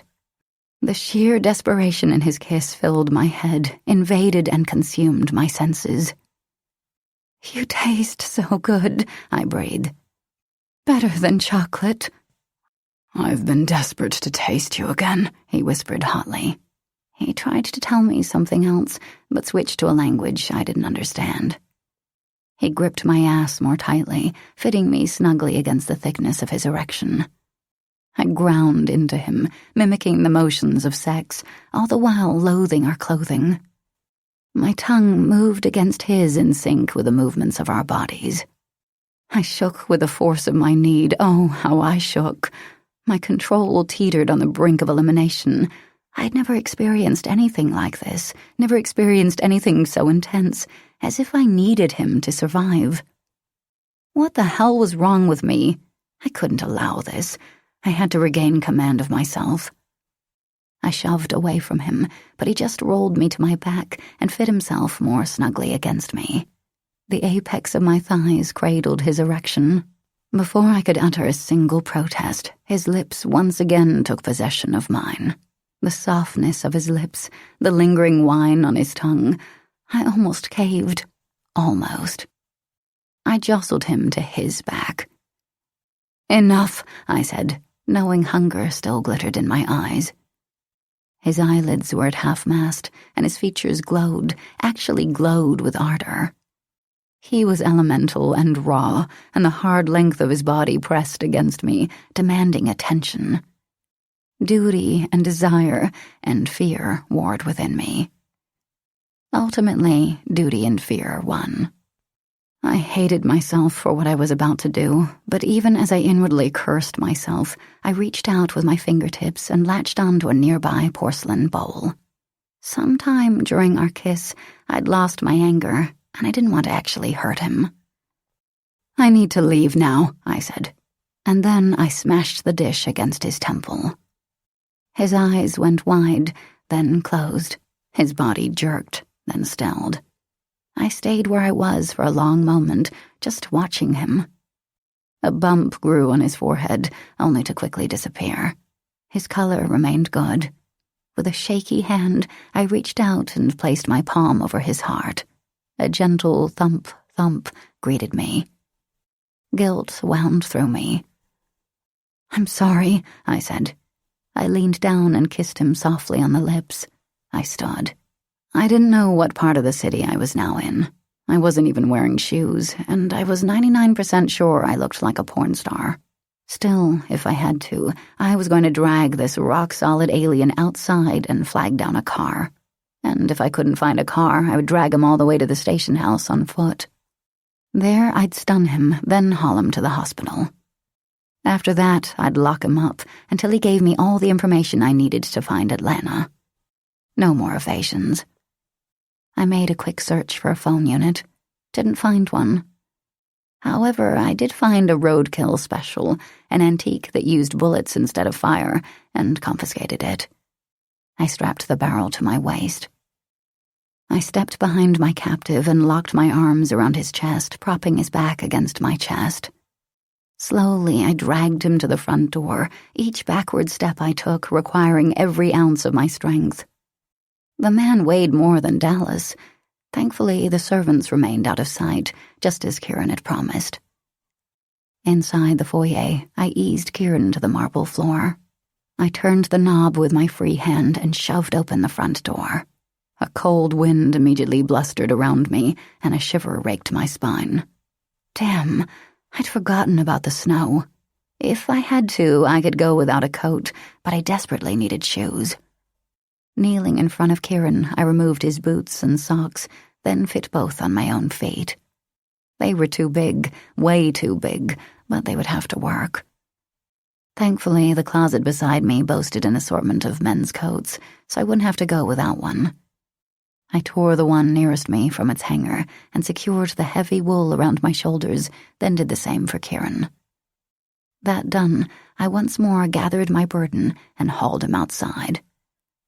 The moment I stepped beyond the threshold, a sharp, piercing ache began at my left bicep, exactly where the armband rested, then traveled and grew in intensity throughout the rest of my body. I was able to ignore the pain at first, but that soon proved impossible. Too much pain, sharp, prickling, everywhere. Surely my head would burst. I doubled over and dropped to my knees, barely feeling the ice as nausea churned inside my stomach. Did I not warn you of this? Kieran sighed beside me. I gasped. Why aren't you unconscious? I heal quickly, remember? He trudged to his feet. The torrent of agony continued to beat at me, hammering, eroding my determination with the savage intensity of a tempest. I smashed my lips together to keep from screaming. I didn't even think to protest when he draped his arm around my shoulders, helped me stand, and led me back toward the house. Along the way, he confiscated the gun I'd found. I couldn't summon the energy to care. When we eased inside, my pain instantly vanished. My head cleared. I drew in several shaky breaths. Kieran positioned himself in front of me, and I pulled my gaze from his bare feet up his black trousers and glared into his amused gaze. Take this damn thing off me! I attempted to rip the cold metal away, yet it remained firmly in place, snaked around my arm. We still have much to discuss, so you will remain my guest. This I've already explained. It's you who refuses to finish our conversation. My hands clenched into fists.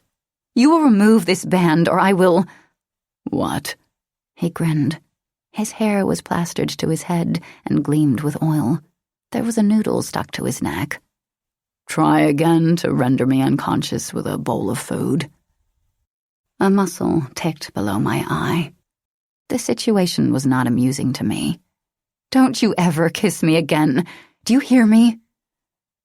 Grin slowly fading to a frown, he reached out and caressed a fingertip across my cheek. We must find common ground, or many of your people will die. I grabbed his jacket lapels and jerked him closer. Is that a threat? It is reality. Why do you even care? You're an otherworlder. Why do you care about human lives? I live on this world, Mia. It is my home. I want peace with your people, and that will never be achieved when we are blamed for every crime. I pushed out a sigh, losing the darkest heat of my rage. I'm willing to work with you, okay? But you have to compromise with me. Compromise? All of your compromises aid you, no one else. You wish me to save your friend, yet remain unwilling to set my sister free. We stared at each other, both considering the other's words. Finally, he rubbed a weary hand down his face. We are getting nowhere with this conversation, he said, his voice turning deep, rhythmic, hypnotic. You will sleep. That tart, cloying fragrance I was coming to loathe engulfed me. I fought against what I knew was coming, but darkness propelled me into sweet oblivion. Chapter 16. My dreams were erotic. Kieran slowly peeled away my clothing, and I did the same to him. His breath was hot on my skin as he licked my neck, nipped at my chin. His muscles were hard and taut, and I knew he fought for control. That he wanted to take me, claim me. Don't stop, I said in a moan, arching into him. Only now in this dream world could I admit my deepest desires. Don't stop. Always you command, he said in a ragged laugh, his voice heavily accented. But worry not. I will never stop. Promise me you will never leave me, he said. I need you too badly. I crave you too fiercely. He kissed me, and I welcomed his tongue. He always tasted so good, like a forbidden drug I shouldn't have but couldn't resist. I whispered his name. The sound awakened me. My eyelids popped open. My heartbeat was thundering in my chest, and my breathing was ragged. When I calmed long moments later, though I didn't think my heartbeat would ever slow, I scanned my surroundings. I was in Kieran's bed, alone. Sweat soaked my gown to my skin, but at least my wrists and ankles were free. Had Kieran experienced a similar dream? I wondered. That dream had been more vivid than any of the others, almost as if he truly had been there with me. I didn't know what to think of that. I stumbled from the warmth and softness of the mattress and padded to the window. The carpet plumped beneath my feet. My shoes were missing, well, the shoes I'd stolen from Kieran. I rubbed the sleep from my eyes and swept aside the velvety curtains. Moonlight spilled across the night, painting the snow-covered forest with muted gold and silver. Leafless trees sprang from the earth in a wide arch, almost kissing the heavens. "Where am I?" I muttered. I'd never seen so many trees or so much uncultivated land. A lone figure caught and held my gaze as it emerged from the house. A man.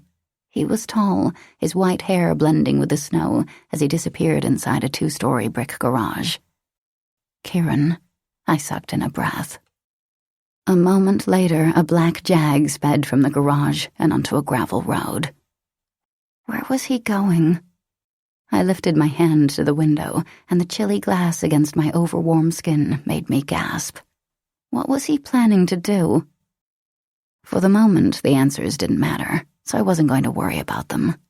He was gone, and I could use that to my advantage. Could hopefully find some sort of outside communication device. Servants milled around all the rooms, going about their duties. No one said a word to me while I explored the entire house. An hour later, I still had not found a single phone unit or computer. I approached a servant, intent on questioning her, but her eyes widened in horror, and she raced away. The others soon followed. "I give up," I said, throwing my hands in the air. Damn. I stomped back into Kieran's bedroom and plopped onto the bench beside the hearth. I used the time alone to work at the armband, trying to somehow unwind it. The metal remained firm and unyielding. While I was distracted, a female servant emerged from her hiding place and rushed to the door, a haze of white hair and violet froth. She slammed the heavy wood, then clicked the lock in place. "I need to talk to you," I called, already on my feet. Racing footsteps greeted my ears. I dropped back into my seat.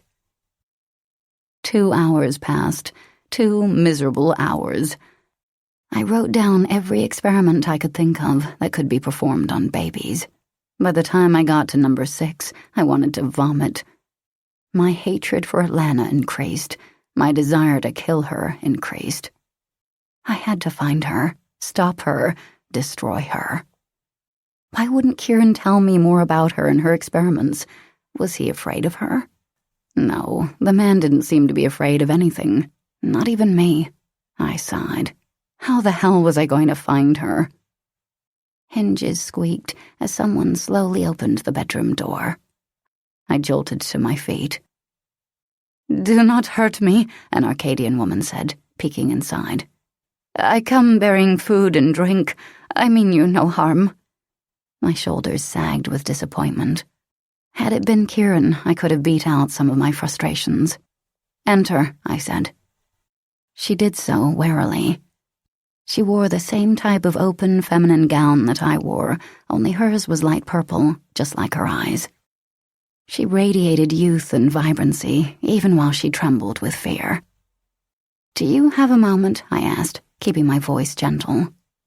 "I'd like to ask you some questions." Without a word and without a glance in my direction, she placed a tray piled high with fruits and wine atop the desk, the sweet scent of melon wafting all around her, then sprinted from the room. "Marla," I heard her say, and the bolts slid in place once again. Obviously, the word meant lock. "I guess not," I muttered. Just to prove how ridiculous locks were, I snatched up a small, solid sculpture and stalked to the door. I intended to slam the thick metal into the door's hinges, but before I reached it, I felt my eyes heat, actually heat as I glared, and the hinges shattered of their own accord, raining like broken glass onto the silver rug. The entrance fell open. I heard the woman yelp and watched her back disappear as she scampered down the hall, putting as much distance between us as she could. Horrified, I dropped the sculpture to the floor and heard the heavy thump, thump of dismantled pieces. I rubbed my eyes, but they had already cooled. What the goddamn hell was wrong with me? How was I doing things like that? I knew I was different, but these things were too different. These things were freaky different. A tremor raced down my limbs. I'd pretended the slowdown thing hadn't happened. I'd pretended the beer incident hadn't happened, and neither had happened again. This wouldn't happen again either. Like the others, I'd pretend it had never happened. Determined, I walked back to the desk and sat. Work. I needed to work. I spent 20 minutes constructing a chart about Kieran. If anything could consume my thoughts, it was that man. He wanted my trust, and honestly, despite everything, I was well on my way to giving it. He desired his sister's release. That showed loyalty. He hadn't hurt me physically, even though I'd knocked him around. That showed discipline. He'd even helped me through my panic at being tied. That showed compassion. He wanted to atone for past sins and saw killing Atlanta as a way to do that. That showed remorse. He operated on his own scale of justice and righteousness. He was a law unto himself, but Kieran wouldn't kill an innocent. He'd had numerous chances to kill me, and I was far from innocent. He'd always been careful not to hurt me. I was ready to talk to him again. I needed to talk to him again, but the wall clock continued to tick away the midnight hours without his return. Chapter 17. I spent several hours prowling through the house, this time searching for clues about Kieran, about Atlanta. I learned Kieran had expensive tastes in everything, even underwear. He was meticulous and didn't like clutter, and he left nothing personal out in the open. He was a guarded man, and very smart. Where the hell was he? I spent the next hour running up and down the staircase for exercise. Toward the end, my arms grew shaky and my legs burned. Sweat ran down my back and air singed my lungs. I managed to exhaust myself and fuel my anger with Kieran. How dare he leave me here like this with his damn unremovable armband? I trudged into the bathroom. The floor tile boasted burgundy and cerulean porcelain, the wall gold-plated marble. The winding double-hinged faucet cost more than I made in a year. Had I not been a prisoner, I might have enjoyed the extravagance. After programming the wall unit, I stepped into the shower. I yelped when water, actual hot, steaming water, burst from the pipes. I almost jumped out of my skin, in fact. But as the water continued to rain upon me, I relaxed. It felt so good. Odd, but good. Soothing. No wonder people used to bathe this way. When I emerged, I was deliciously wet, my muscles unknotted. A new gown was waiting for me upon the bed, this one crisscrossed pink and creamy white. Pink, for the love of God. Scowling, I slithered my moist body into the ultra-soft material and sank onto the bed. I stared up at the vaulted ceiling. Why me? Usually I didn't sleep at night, since I had to be on the street prowling for predators. I slept during the day. Yet, as I listened to the wind howl outside the window and heard the branches scratch against the glass, my eyelids began to feel heavy. The mattress was soft, so soft. Sleep soon claimed me. Dreams instantly overtook my mind. This time I saw Dare, only he wasn't a child. He appeared 18, yet his eyes held a fountain of worldly, seedy knowledge that had never been there before. I ran to him. He didn't open his arms. He turned away from me. I ground to a halt, my stare boring into his back. Why had he done that? Why had he turned away? He'd never done that before. His form twisted, and suddenly I was chasing an alien through a shopping mall. A mech. His skin pulsed green with his fear as he looked over his shoulder at me. He shoved humans aside in his haste to escape. I had my gun drawn and finally had a clear shot. I fired. Bullseye. He tumbled down, taking a human female with him. She screamed. And then all went silent. I raced to the body and kicked him aside, intending to free the woman. Her features were frozen. The mech had stabbed her on the way down. I dropped to my knees in horror. "Arise, Mia," someone in the crowd said, a lyrical vibration in the undercurrents of their voice. "Kieran returns soon." I awoke with a gasp, my fingers gripping the sheet. My gaze darted left and right. I was alone, yet the words "Kieran returns soon" still rang in my ears. Confusion consumed me as my dreams replayed in my mind. First, Dare rejected me. Then my vision spoke directly to me. Both were new occurrences, and I didn't know what to make of either of them. At least, if Dream Mia was to be believed, Kieran was alive and well, and due here at any moment. I shoved my way from the bed, dislodging my limbs from the tangle of linens. When my feet hit the carpet, I glanced down and frowned with distaste. I still wore the pink gown. The flimsy thing hadn't magically disappeared. Turning in every direction, I blinked at my image in the wall mirror. I looked too feminine, like I was weak and incapable, and needed a big, strong man to take care of me. I much preferred my huntress slacks and top. And boots. God, I loved my boots. Ass-kicking wasn't much fun in anything else. I sailed past the bedroom entrance, down the polished staircase, and into the kitchen, where the sweet scent of caffeine greeted me. Several Arcadian servants, both male and female, flittered about with morning chores. All but one sped from the room after spotting me. "Coffee," I said to the remaining woman. I plopped onto a waiting bar stool. "I need coffee." I get for you," she said. She possessed the white hair and purple eyes common to her kind, yet she lacked the grace and facial beauty I'd seen in the others. She offered me a soft smile. "You like sugar?" "You have real sugar?" "Yes." I usually took it as thick as motor oil, but I couldn't resist real sugar. "Make it half and half, then. Half coffee, half sugar." She nodded her approval and dried her hands on her gauzy apron. "Glennie like hers that way, too." Pensive, I tilted my chin and watched her bustle about, shuffling through cabinets, lifting a crystal pitcher. My ears perked as she hummed a song under her breath. Here was an alien who didn't cower in fear at my very presence. She appeared calm, relaxed even, unconcerned. "Mind if I ask you a few questions, Glennie?" Ask, she said. "I glad to answer." "How long have you known Kieran?" "Oh, I do not know," she said, steam wafting around her as she poured my drink into a plain black mug. "Long time, by your standards, at least." When she handed me the fragrant liquid, I gratefully laced my fingers around the offering. I allowed myself a tentative sip. Perfect and so deliciously sweet. Not too hot, not too cold. I sucked down the rest. If I'd been alone, I would have licked the cup clean.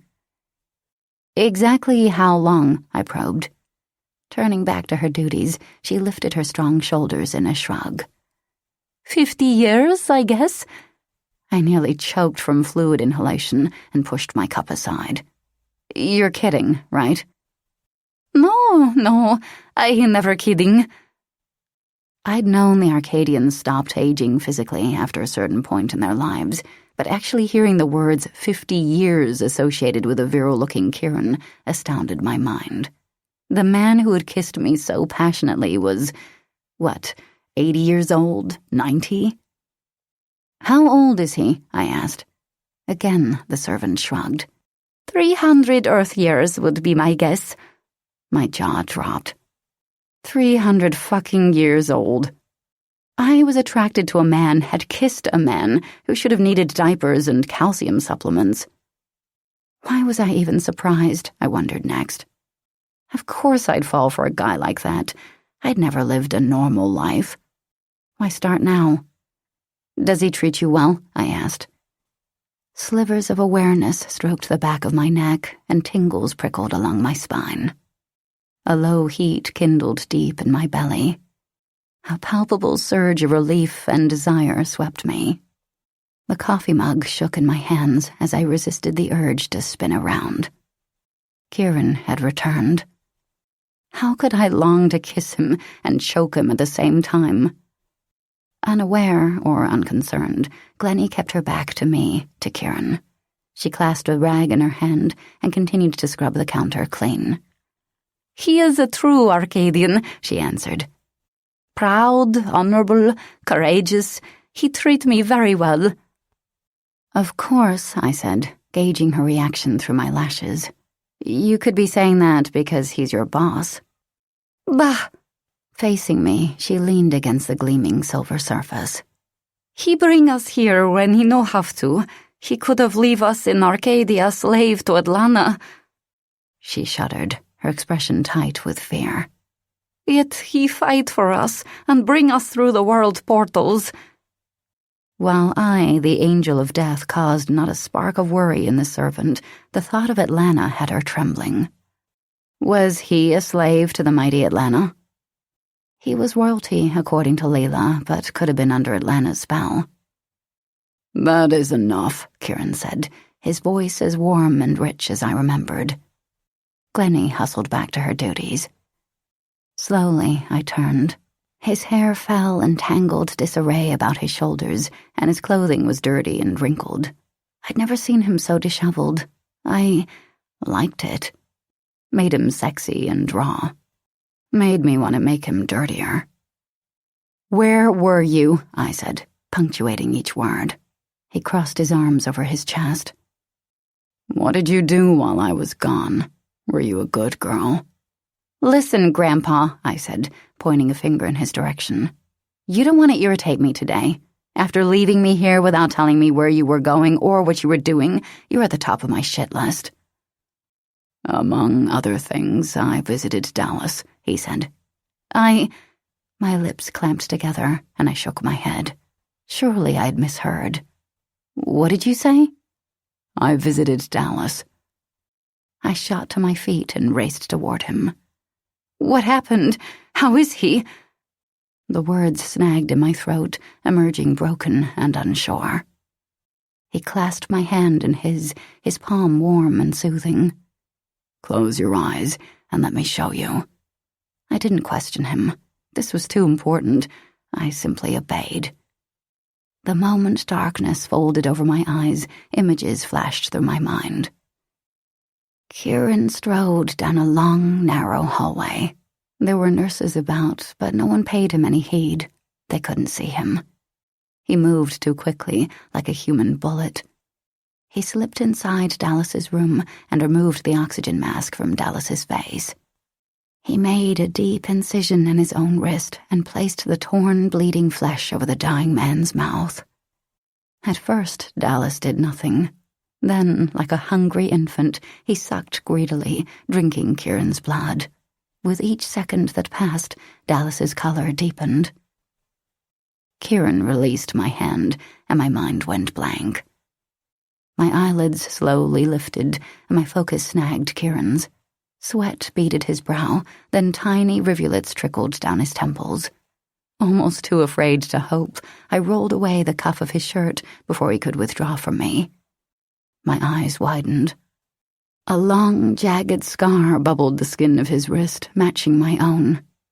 An hour, maybe 2, and his injury would fade completely. Amazed by what he'd done, I blinked up at him. He'd done it. He'd saved Dallas. I didn't know what to think, didn't know what to say. My relief and joy were too great. Dallas would live. Dallas would live. My knees weakened, and I almost crashed to the floor in a boneless heap. I grasped Kieran's arm and held myself steady, drawing from his strength. I gulped. He'd done what he'd sworn he would never do. He'd given me something without receiving Leela in return. I don't know what to say. Thank you doesn't seem good enough. Do not thank me yet. Your friend now bears my blood, Arcadian blood. When he awakens, he will not be the same man he was before. I didn't care. He would be alive, and that was all that mattered. I do thank you, Kieran. I thank you with all of my heart. He drew in a steady breath. Then I accept your thanks. Biting my lip, I stroked my fingertips up the smoothness of his forearm, over the ridge swelling of the scar. Why do you still bear the mark? The deeper the incision, the longer the healing requires. Why? I asked softly. Why did you save him? For you, he said simply. We need each other, and it was time I did my part. Those words, I didn't know how to respond. A lump formed in my throat. He had decided to trust me completely. I saw the knowledge in his eyes, and it scared me. Was I worthy of that kind of trust? If I had to betray him to close my case, I would. Only the job mattered, didn't it? His long lashes dipped in a seductive blink, casting shadows over his cheekbones. Come, there is something I wish to show you. He extended his hand. I faltered briefly, I don't know why, then placed my palm in his. As with every time we touched, an electric tingle raced up my arm. I expected it this time, yet was still surprised by its intensity. He led me into the dining room. There he laid his free hand flat against one of the panels and said, "Begin scan." A yellow glow pulsed between each of his fingers before a single panel split down the middle, revealing a downward staircase. "This is voice and alien flesh activated," he said. "You will not be able to enter without me. Even my servants cannot enter." I was too astonished to comment.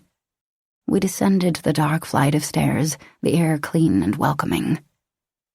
"A hidden room," I muttered. "I should have known." He squeezed my hand gently in response. When we reached the end of the steps, he halted.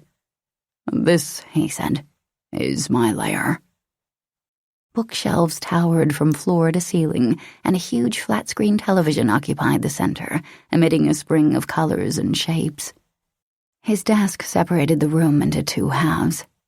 One half boasted shiny oak floorboards, and the other half was softened by a thick faux fur rug. Kieran released my hand, and I flexed my empty fingers, suddenly feeling cold and alone, like I'd felt most of my life. If I weren't careful, I would come to depend on this man. "Why did you bring me here?" I asked, changing the focus of my thoughts. "You will see," was all he said.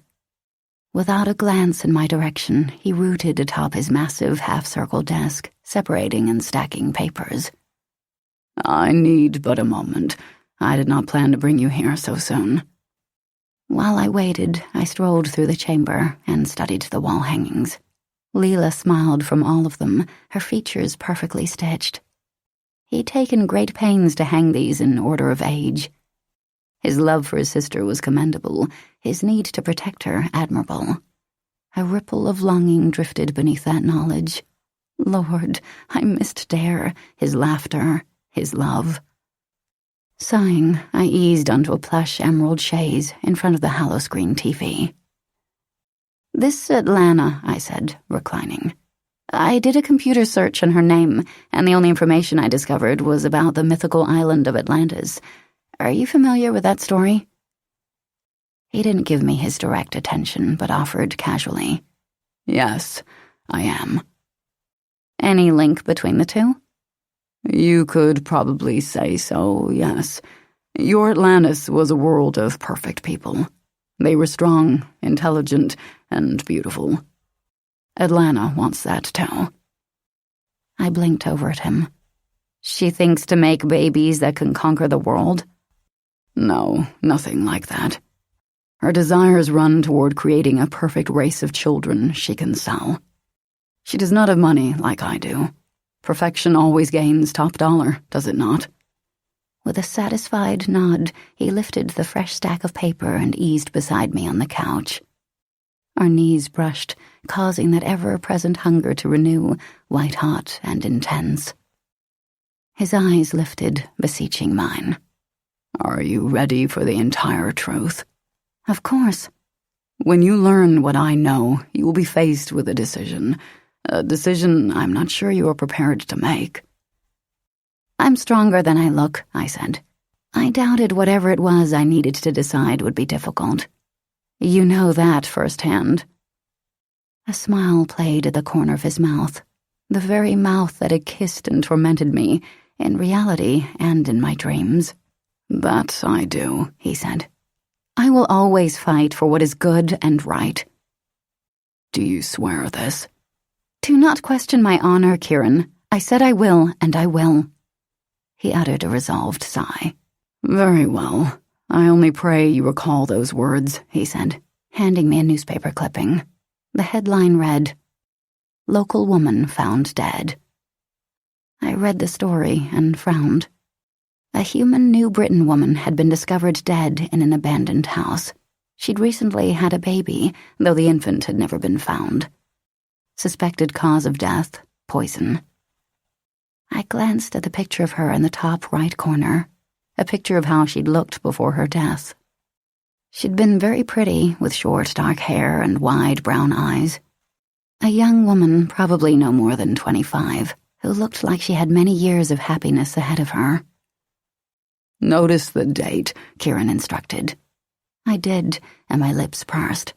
March 17. But this was dated 29 years ago. Kieran handed me another clipping. Same story, different woman, different day, same year.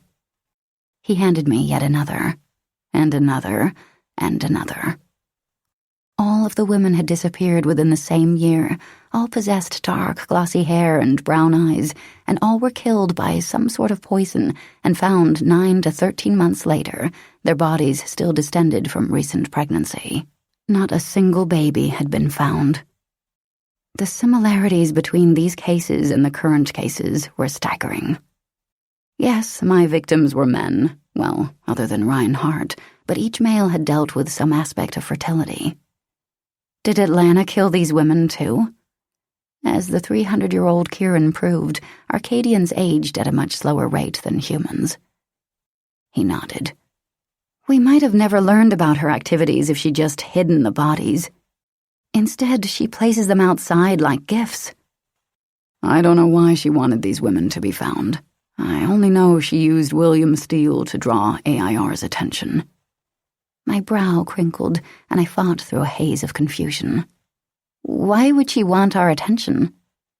I'll get to that in a moment. Ryan was helping Atlanta, giving her names of the men who fit their needs. When I realized this, I went to Ryan and paid her to stop. That's why she was doing it, for the money, so she was more than willing to take mine instead. I jerked a hand through my hair. I'm sure Atlanta could have made more money by selling Arcadian children to humans. I don't understand why she used humans. He paused. The babies were half of each race, Mia. I blinked, shook my head. I hadn't expected such an answer. It's not possible to merge alien and human DNA. Our scientists have tried many times. They never succeeded. It is possible, he said darkly. Atlanta discovered a way.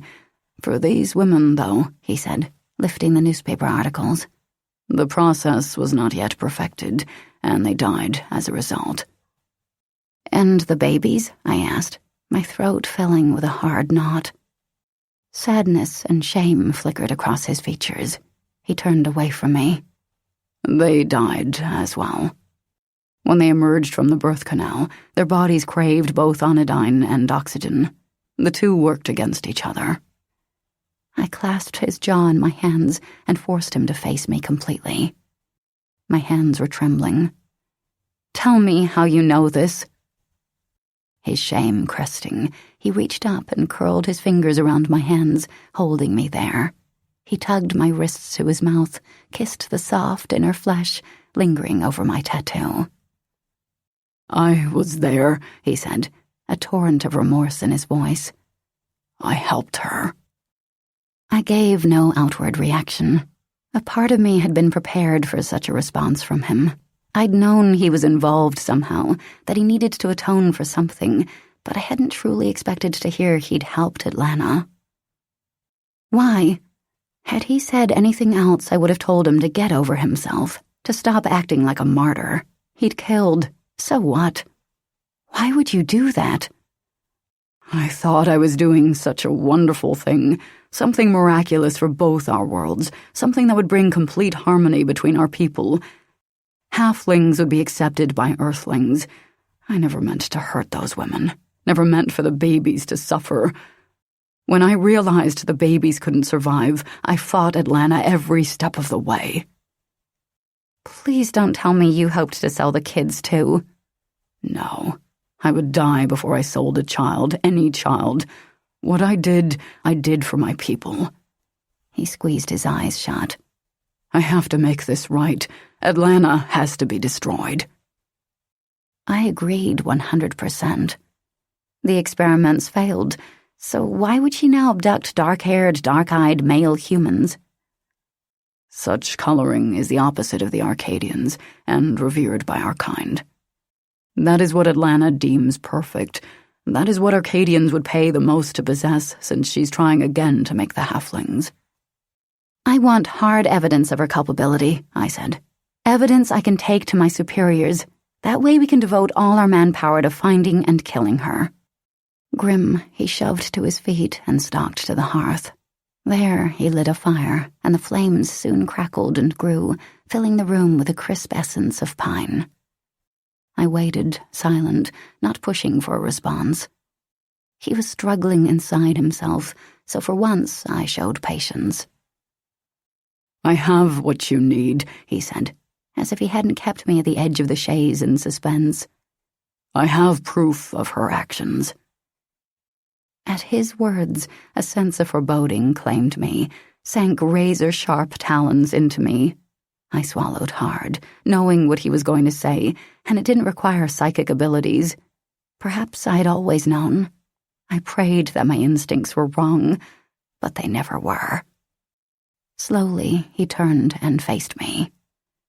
You, Mia, you are the proof.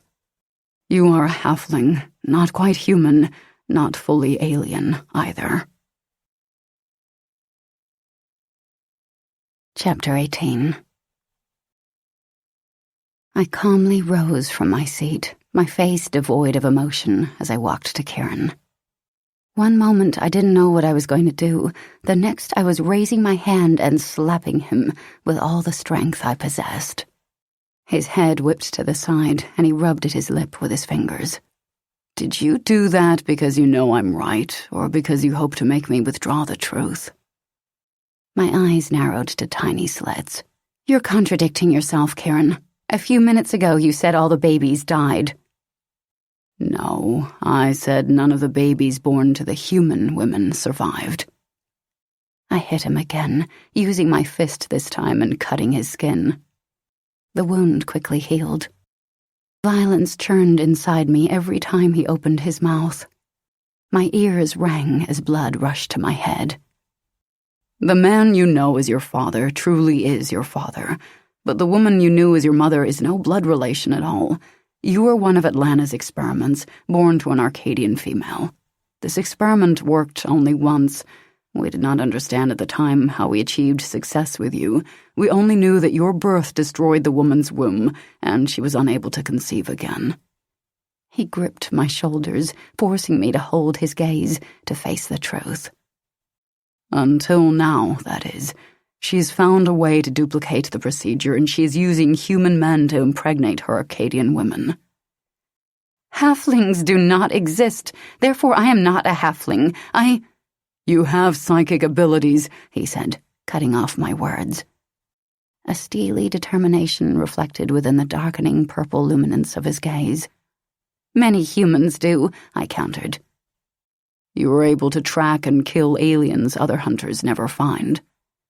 I work hard. My awkward attempt to convince myself of the impossibility of this seemed like nothing more than wasted breath. I saw the way you moved that day when Atlanta attacked us.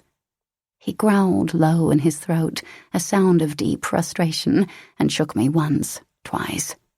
What will it take to prove your origins? I had no answer for him. I didn't know what would convince me when I didn't really want to be convinced.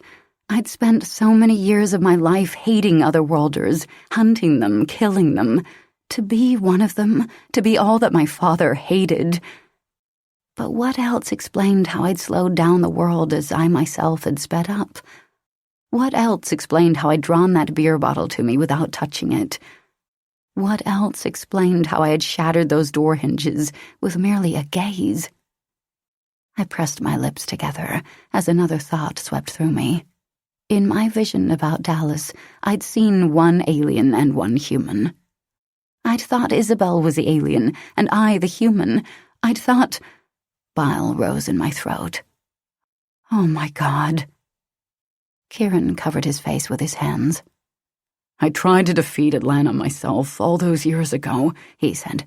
I tried, and I failed. Her power from mind control surpasses even Leela's. I've known her since the first man disappeared that I cannot face her alone, so I've done little things to hinder her. I spoke to the men, befriended them, warned them. That didn't slow her down. I knew I needed you. You can defeat her. Power churns inside you, churns as deeply and aggressively as an ocean storm, and you have only to reach inside yourself to find it. My teeth ground together. How do you know this?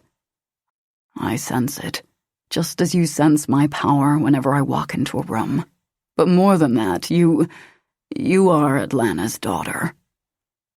You lying fucking bastard, I spat. Maybe I could accept being a halfling. Maybe. What I could not accept was being related to a monster like Atlanta. How dare he even utter those words? He grabbed hold of my wrists, preventing me from striking him. You are Atlanta's daughter, he repeated. Your powers are as numerous and great as hers. Shut up. Just shut the fuck up. I do not know how you came to live with your father when Atlanta meant to raise you. I only know that Atlanta followed you here, and so too did I. Violently, I shook my head in denial. No. Yes, your father knows this to be true. You have only to ask him. Hate the aliens, Mia, my dad always said. Despise them. They are responsible for all our troubles. No, I shouted. Deep inside, you know the truth. His voice was so gentle, yet held the dangerous power of a whirlwind. He strode to a locked safe, where he murmured a single command, the word unfamiliar to me. The safe door creaked open, and he withdrew a silver chain and locket. Every Arcadian possesses one of these, a calandra, we call them. Inside the center, they showcase a beloved moment in our lives. Sometimes the moment has happened, sometimes it is yet to happen. Here is yours. Mine? The color drained from my face as he approached me. Dangling the chain from his finger, he reached toward me. I pinched it between my fingers and held it from view. I wasn't ready to look. I kept my gaze on him. How did you get this? I asked. You've seen how quickly I move. He gave me a wry smile. Need I say more? No. I shook my head. No. I continued to hold the necklace away from me. I sat there, gathering my courage, battling a twisted mountain of turmoil. I blinked, gulped. Just do it. With a deep breath in, I dragged my gaze from Kieran, from the far bookshelf, to my fingers. I focused on the locket and almost sighed in relief. The locket was round and appeared to be nothing more than a small, clear ball. My lips were edging in a mocking smile when I realized something was moving inside. I intensified my study. I gasped. In holographic detail, I watched a woman with braided white hair gently rock a bundled infant in her arms.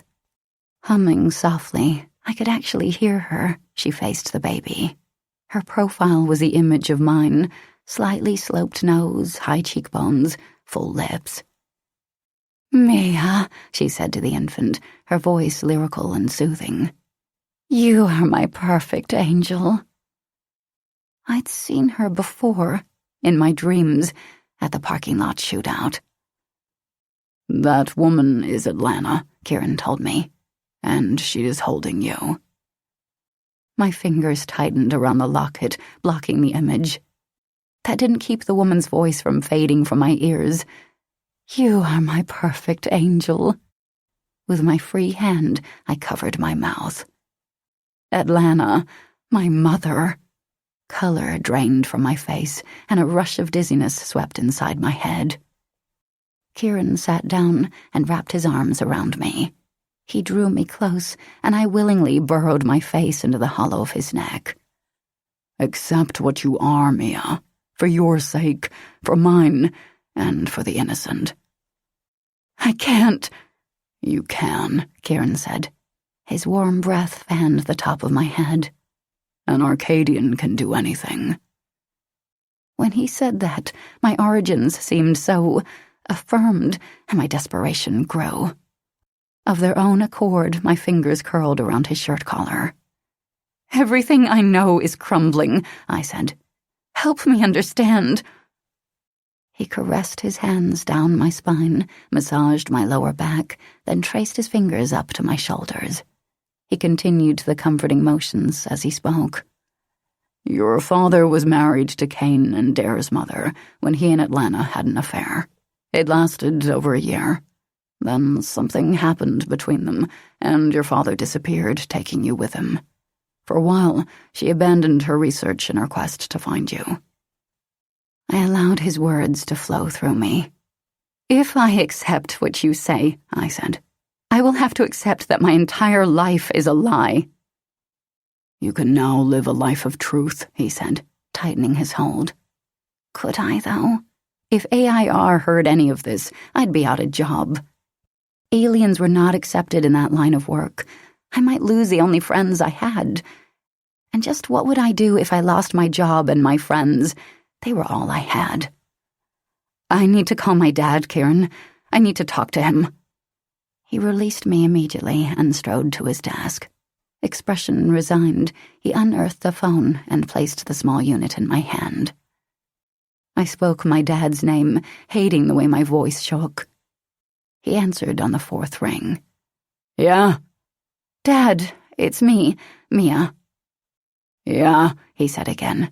"What do you want?" "Is Atlanta NR my mother?" The words emerged as nothing more than a ragged whisper. I squared my shoulders, forced my throat to obey, and repeated my question. "Is Atlanta NR my mother?" His breath crackled over the line. I pictured him casually smoking a cigar. "Why are you asking me this?" "Is she?" "This is not a subject up for discussion, little girl." "Is she?" I screamed. Another crackling breath. "Yes, she is," he stated. "Happy now?" I pressed my lips together as the truth hit me, fully hit me. I was a halfling. Atlanta was my mother. "Is that why you stopped loving me?" "Yes," he answered without hesitation, not even trying to deny it. "You began to look just like her." "I'm half yours, Dad. Doesn't that mean anything?" "Maybe once." His tone remained indifferent. "Not anymore." I've done everything you ever wanted.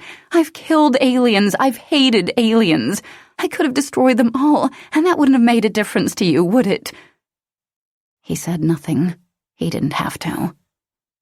"Why did you take me from Atlanta? Why didn't you just leave me with her?" "She seduced Kane," he growled, showing his first emotion. "I found them together and she laughed. Now he laughed, a cruel sound. "I killed Kane and managed to injure her. And you know what? That wasn't enough. She wanted you so badly I took you from her." He chuckled again. "I made you hate your own kind. I didn't let him finish. I said, and let the earpiece drop into Kieran's waiting hand.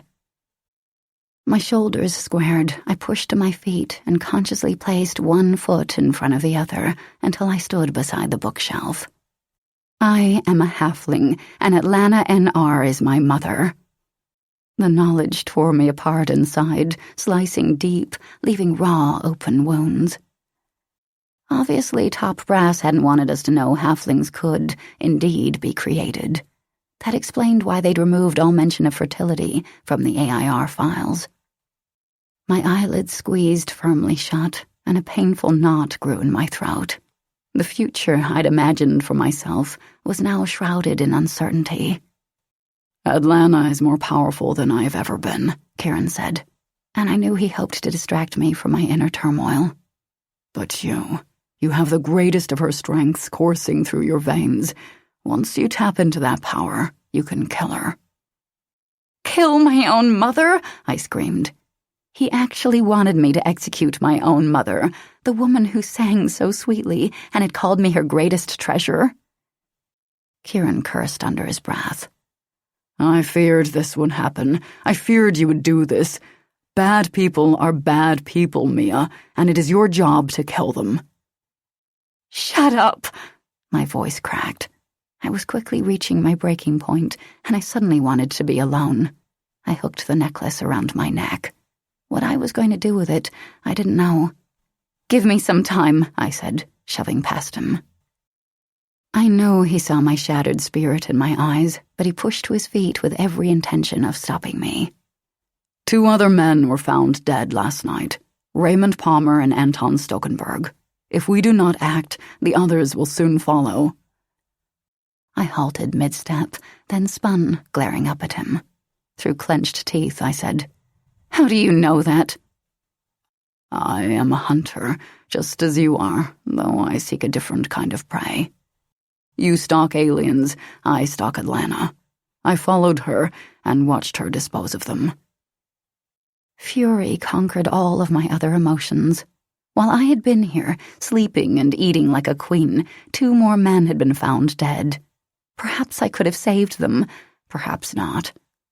Either way, I hadn't been on the streets searching for them. No, I'd practically embraced this mini-vacation. I had to get out of here. Scowling, I jerked at the armband on my forearm. I jerked until my skin was bruised black and blue from the strain. The thick alloy stubbornly remained in place. My bones were stiff, my muscles achy, when I finally allowed my hands to fall to my sides. "Take this damn thing off me." "No," he said, determined. "Not until you calm down. Not until you realize Atlanta might be your mother, but she's still a monster." "Damn you," I seethed. "I'm leaving now, this moment, and your actions dictate whether I leave in peace or in pain." He crossed his arms over his chest. "Very well, then." I strode from the office and to the front door. Without a single interruption in my step, I emerged into the afternoon sun. Chapter 19. Pain clawed from my arm to my head and slashed down all the way to my toes. I kept walking. Dizziness mingled with the ache in my head, both nearly felling me.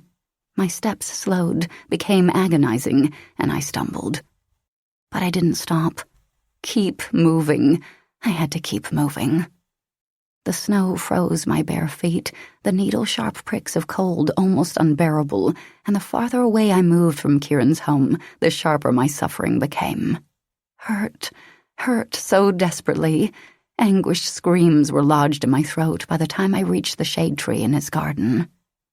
Footsteps echoed in my ears, and then suddenly I was propelled toward the ground by a force greater than myself. Strong arms wrapped around me. Kieran, I realized. He hoped to stop me. I fought against him as he turned me mid-air, taking the brunt of the impact upon himself when we hit. We rolled several feet. When we stopped, I sat astride him. I shoved against his chest, but he clasped my arm, and with a wave of his fingers, the armband dropped away. "You are free," he ground out. "Free." His words penetrated my mind, and I realized then that my pain was already gone, that he'd actually removed my shackle. Shock beat through me, as cold and real as the snow around me. I met Kieran's stare, his words echoing through my mind. "You are free." I stopped. I would not say thank you when he never should have imprisoned me to begin with. "There is nothing you can do right now that AIR isn't already doing. You're upset, and you need me, just like I need you." Yes, I did need him, just like I needed to forget, if only for a moment. The air sparked between us, tiny pinpoints of white-hot lightning and heat that was always present between us. I studied him. His eyes were heavy-lidded, and his teeth were parted on a groan, as if he was in deep pain. His arousal strained between my legs, hard and potent. He didn't ask my permission. He simply tangled his hands in my hair and jerked my mouth to his. I didn't protest. No, I thrust my tongue into his mouth and met him stroke for stroke. I savored the sweetness of his taste like summer rain and carnal desires. Right then, nothing mattered except the feel, the touch, the pleasure of this man. Not my parents, not the past, not my job. My fingers tore at the middle of his shirt, ripping the black material down the middle, sending those stubborn buttons flying through the air with a pop. He rolled me on my back, and the snow made me gasp. So cold, yet my skin felt so hot. I arched up against him, my legs twining around his. I wanted more, needed more. I pushed him over, straddled him again, and scraped my nails over the solid wall of his chest. Several ice crystals had melted against the heat of his skin. I licked away every drop. He moaned, kissed me, then tore his mouth away. I growled at the loss. He rolled me over a second time and jumped to his feet, violet fire blazing in his eyes. "This way," he said. He scooped me up into his arms. "Not this way. I want you here, now, in the daylight, in the snow." I didn't want to wait until we reached the inside of his house. I didn't want him in a soft bed, nice and cozy. I wanted him in a place that matched my desire, some place untamed, wild, wicked, someplace raw. "Here," I said. "Here," he agreed. He carried me into a hidden cove shadowed by towering naked branches. The walls were man-made and warmed to the touch. Hot, just like my blood. Kieran eased me to my feet. We stood there, and our eyes met and held. Only a whisper separated us. I reached between our bodies, unfastened his pants, and shoved them down his legs. He kicked out of them and was suddenly naked, unabashedly aroused. God, he was beautiful, like a sculpture, pale and hard, tall and majestic, with dark tattoos scattered across his abdomen. My tongue descended and followed the designs, and his heady flavor, a mix of desire and man, fueled my need. "What do they mean?" I asked, licking each symbol. His arms circled my shoulders, and his fingers brushed my neck. "The light shall overpower the darkness." "That fits," I muttered, and it did. My palms slid across his chest. My fingertips circled around his small, puckered nipples. He was so solid, so rippled with sinew. I had pure, unadulterated power at my fingertips, and I liked it. I liked him. This man challenged me in a way I'd never been challenged. At times he irritated the hell out of me, and he never bowed to my dictates. Perhaps I was insane, but I admired those qualities in him. "I have wanted you," he said, his words intermixed with nipping kisses on my jaw and neck, his breath labored. "Since the first moment I saw you." "Shut up and kiss me." He uttered a warm, husky chuckle, then crushed his lips to mine. Arousal pounded through me, frantic for release, as his tongue dove into my mouth. His hands tunneled beneath the silky material of my crisscrossed top, and his fingertips traced the edge of my nipples. I shivered. Desire pulled between my legs. I was wet. I was ready for him, and only him. I needed the hard, thick length of him inside me, pounding in and out, maybe slow at first, but growing in speed. "See," I beseeched. "See what you do to me." Eyes closed in surrender, I guided one of his hands under the froth of my skirt, up my inner thigh, and onto the edge of my panties. "Here," he muttered huskily, then slipped past the fragile silk barrier. "There, right, yes, there." Unable to stop myself, I arched into his touch, creating more pressure, more friction. "Do you feel how much I need you?" "You are liquid fire," he praised. He dropped to his knees in front of me, keeping one hand on my panties. The other caressed a path under my skirt and up my feet, calves and thighs. "I want more, so much more." Reverence dripped from his words. "Then take it," I said, my hips writhing as he touched me. "I will," he said. "I will take everything you have to give, and then I will take even more." He slipped the pink panties from my legs and tossed them to the ground. With a flick of his wrist, he parted the folds of my skirt.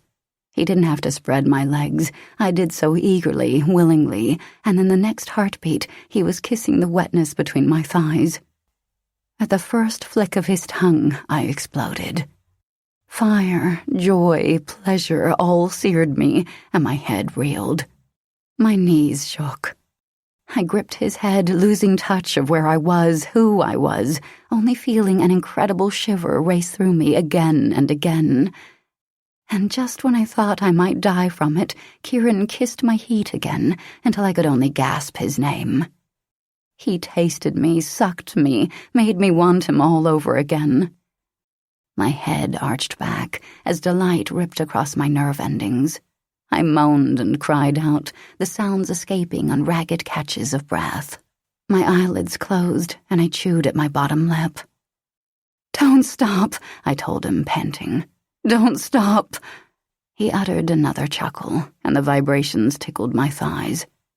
"Always the commander," he said. Only when I screamed his name again did he stand. He propped his arms on the wall behind me, trapping me in his embrace. "You are beautiful when you come." "I want to see you that way," I said. I curled my fingers around his penis. He sucked in a hiss of breath and muttered something in a language I didn't understand. "I want to see you when you come." "Not yet," he said brokenly. "I will savor the rest of you first." A heartbeat passed, a mere whisper of time, before his lips touched mine. His tongue moved over my mouth with heady slowness, exotic and consuming. I tasted myself, and it excited me, reminding me of where he'd been and what he'd done.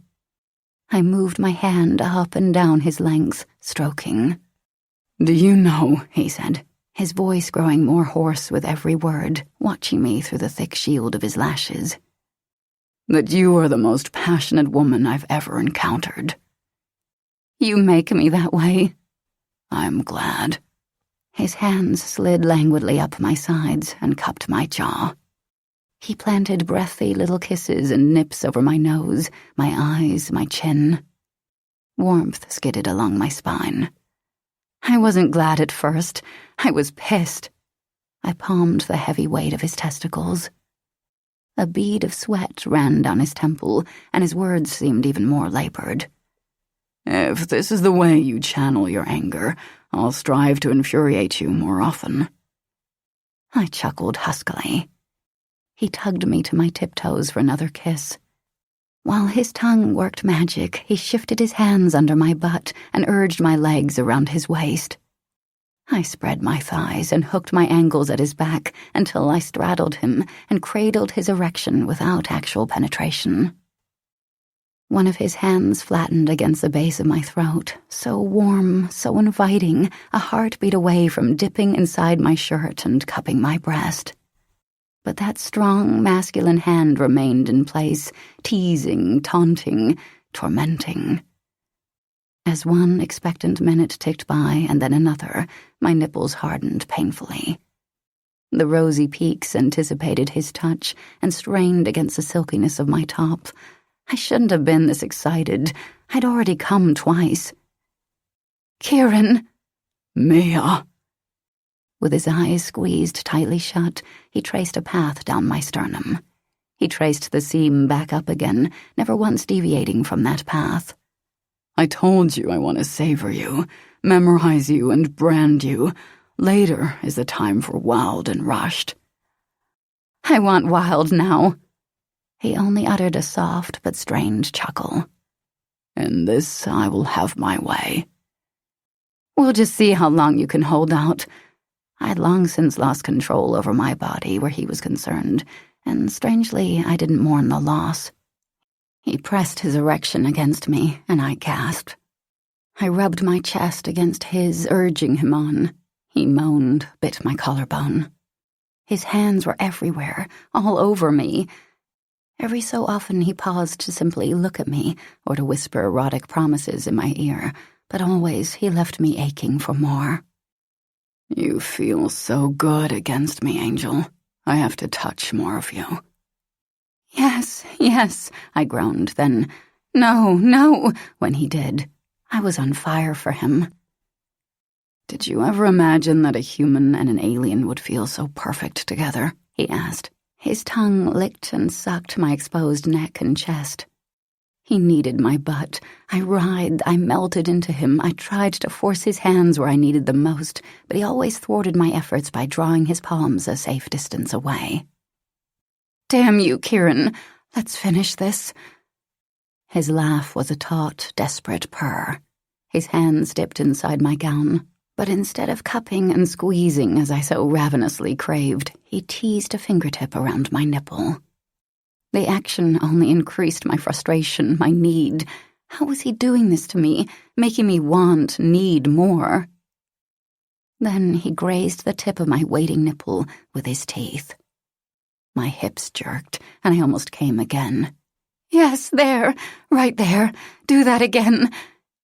He gave my other nipple the same treatment, a light grazing followed quickly by the heat of his tongue. My lower body arched into him. Just one more touch, one more. "Where else do you need me?" he demanded. All touches ceased. "Everywhere, damn it." I reached between our bodies and wrapped my hand around the hardness of his cock. Watching his face intently, I led his hand to the juncture between my legs and guided his fingers through my dark curls. Then I rocked forward. "Contact," I moaned. His hand darted away. I growled and followed. In the next instant, I heard fabric rip, felt cool air. I was suddenly completely naked and flat on my back. Kieran stood over me, his chest heaving, his cock ready. His hair seemed lighter than a ray of sunshine, and his eyes were blazing with passion, bright and crystalline. He gazed down at my body, at my spread legs and wet arousal. "You amaze me," he said. Muscles bunching, he knelt and crawled over me. We both gasped as skin met skin. "I'd hoped to prolong this, to prolong our pleasure, but you are driving me crazy with your little moans and your bold caresses." He rocked himself against me, careful not to enter me. "Just like that," I gasped. "Do that again." He did, gliding back and forth in the slick V of my thighs while I rubbed myself against him. He kissed my breasts, dragged his teeth over my nipples, and positioned himself for penetration. He poised himself at the precipice, not actually pushing inside. His teeth clenched. "Once I take you, you are mine, my woman. No other man can have you." "Yours," I agreed on a moan, not caring about the consequences of such a vow. He plunged inside me. We both cried out at the perfection of it, the exquisite rightness. My nails scored his back as his lips crushed into mine, taking, giving. For the first time in my life, everything felt completely right. He was so big and thick inside me, sliding in and out. He filled me completely. Passion uncurled with his every movement, seeking total satisfaction. I used the strength of my legs and rolled him to his back so I could ride him, so I could command the depth of his penetration, the swiftness of our pace. I moved up him, then down, increasing the delicious friction. He maneuvered me to my back, and I immediately switched our positions again. "Kieran!" "Maya," he said. My name was like a reverent prayer on his lips, and he allowed me dominance this time. His hands slid from my hips to grasp my ass and jerk me tighter against him. We began moving faster, faster still. I'd never felt so alive, so free. I wanted this feeling to last forever. I didn't want reality to intrude.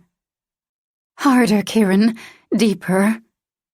He ground against me, hard, perfectly, deeply. He reached between our bodies and circled my clitoris with his thumb. I gasped, cried out. My inner walls tightened and spasmed against him, and he moved faster, harder, deeper, just like I needed.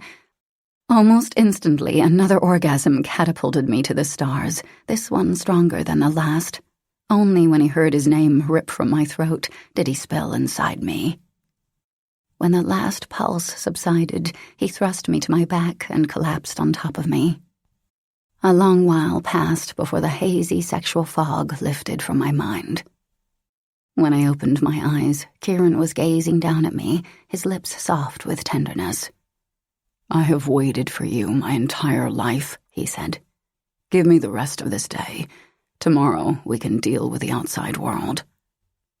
Immediately, I opened my mouth to tell him no. There was so much I needed to do. Call Jack, search for Atlanta, visit Dallas. I had a case to wrap, but after everything I'd learned today, I needed a bit of normalcy in my life. More pressing than any of those, however, was my need to be with this man. "I would like that," I said. He grinned and gave me a swift kiss. We didn't bother with clothing. We didn't need it. I allowed him to carry me inside his house, into his bedroom. Chapter 20. Later that night, I awoke in a dirty alley behind an abandoned grocery store. Crickets chirped a lazy tune while I oriented myself. Cold, pungent air, hard ground, moonlight. I blinked. This didn't make sense. I'd been in a bed, a soft, warm bed with Kieran. He'd climaxed. I'd climaxed. Then, what? I'd fallen asleep, obviously. But how the hell had I gotten here? I shifted my gaze in every direction. The night sky winked above me, discarded papers and food cartons whirling on the concrete. Why wasn't I shivering? I wondered, looking down at my body, a thick coat draped across my shoulders. I wore thick socks and heavy boots, and leather pants hugged my legs. I didn't recall getting dressed, which meant Kieran had done it for me. Where the hell was that lover of mine? As if sensing my thoughts, he appeared beside me and crouched down. I sat up, noticing that we were hidden behind a stack of reeking garbage. My nose wrinkled in distaste. No one was nearby, and neither was there any noise. Kieran didn't spare me a glance, but kept his attention directly in front of him. "I hope you do not mind, but I transported us here." I would have loved to watch the whole transportation thing, but let it slide. "What are we doing here?" I whispered. "Waiting," he answered, just as softly. "For?"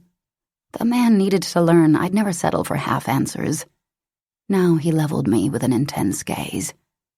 Atlanta, I want you to see firsthand that she is not the motherly woman you want her to be. I instantly went on alert and moved beside him on my knees, staring at the dark alley he had watched moments before.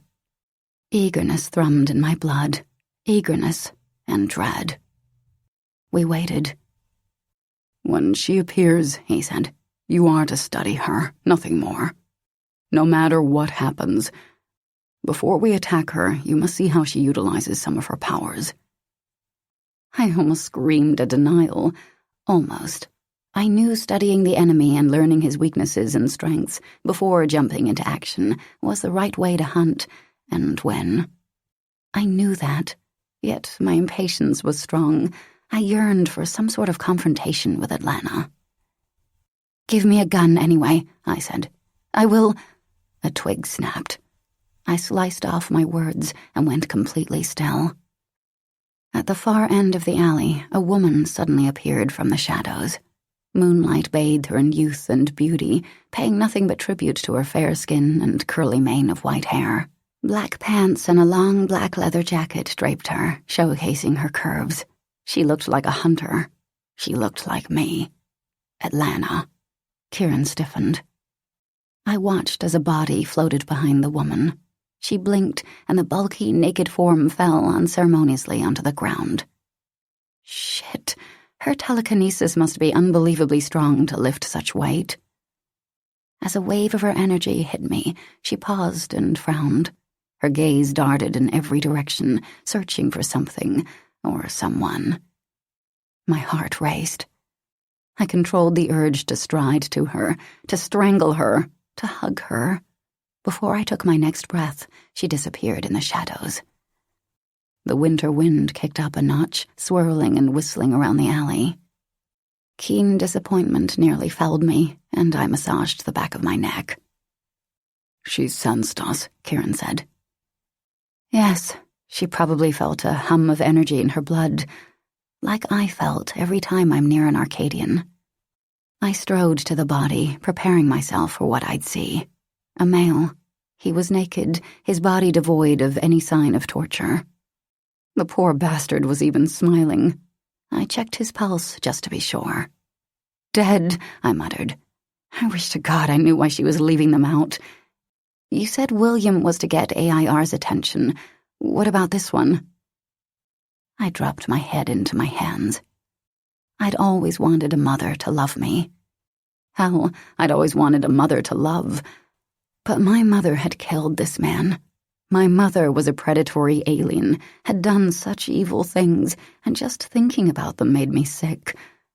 I was duty-bound to hunt and kill her, and yet... "Amusement, probably," Kieran said. "There was no way to save him." "We've got to call Jack. He needs to know about..." A familiar, pungent scent filled my nose. "Sorry, Angel. You were not ready, and too much do I fear for your life." The last thought to drift through my mind before darkness claimed me was that I was going to murder Kieran and his damn sleeping potion. "Bastard!" I shouted as I awoke. Sunlight streamed through the burgundy curtains, illuminating the spacious decadence of Kieran's bedroom. Honey oak floors gleamed, the elaborate vanity glistened, and the sconces and jasmine-scented candles glittered. I was sick and tired of being drugged when he wanted to move me. I searched the room for Kieran, but he was gone. As soon as I found him, he was going to give me his phone unit so I could call the station house and tell Jack everything I'd learned, except for the part about Atlanta being a blood relation. I didn't know if I'd ever broach that particular subject, and I'd probably leave out the part about sleeping with Kieran, too. I abandoned the warmth of the comforter and trekked to the bathroom. There, I brushed my teeth and hair and programmed the wall console for a shower. The water burst on, deliciously waiting for me. I was just about to step into the tub when a flash of gold caught the corner of my eye. Filled with a sense of dread, I scrubbed mist from the mirror. That rat bastard! My fists clenched as potent fury consumed me. If I'd had a pyre gun, I would have found Kieran and blasted his ass to ashes. He'd done it. He'd really done it. After every erotic thing we'd done together, after promising to trust each other, he'd returned the armband to my bicep, keeping me a goddamn prisoner here. I jerked on the fresh blue sheath folded neatly on the sink rim. Bastard, I growled under my breath. I'd thought he meant to free me permanently, but no, he meant to keep me here all along. I stormed through the mansion, pushed my way past his servants. They scrambled out of my way. Kieran was nowhere to be found. A low growl worked its way past my throat. On top of everything else, he still thought to play detective on his own. His death would be my greatest pleasure. I kicked and clawed the hidden door to his office, but the stupid thing wouldn't budge.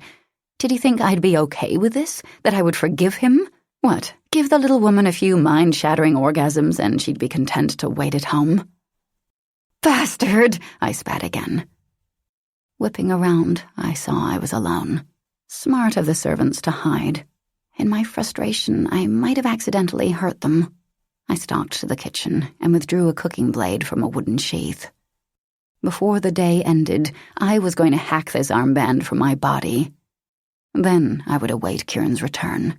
And I knew that with each second that ticked by and he remained absent, my fury would grow hotter. I'm going to skewer him alive, I said, slamming down on a bar stool.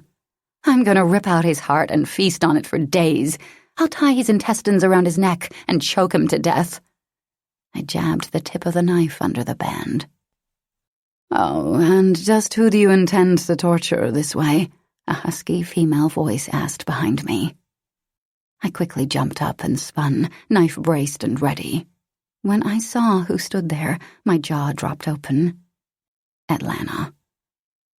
I hadn't sensed her presence, yet there she stood, a vision in creamy lavender cloth. My first thought was that of a hunter.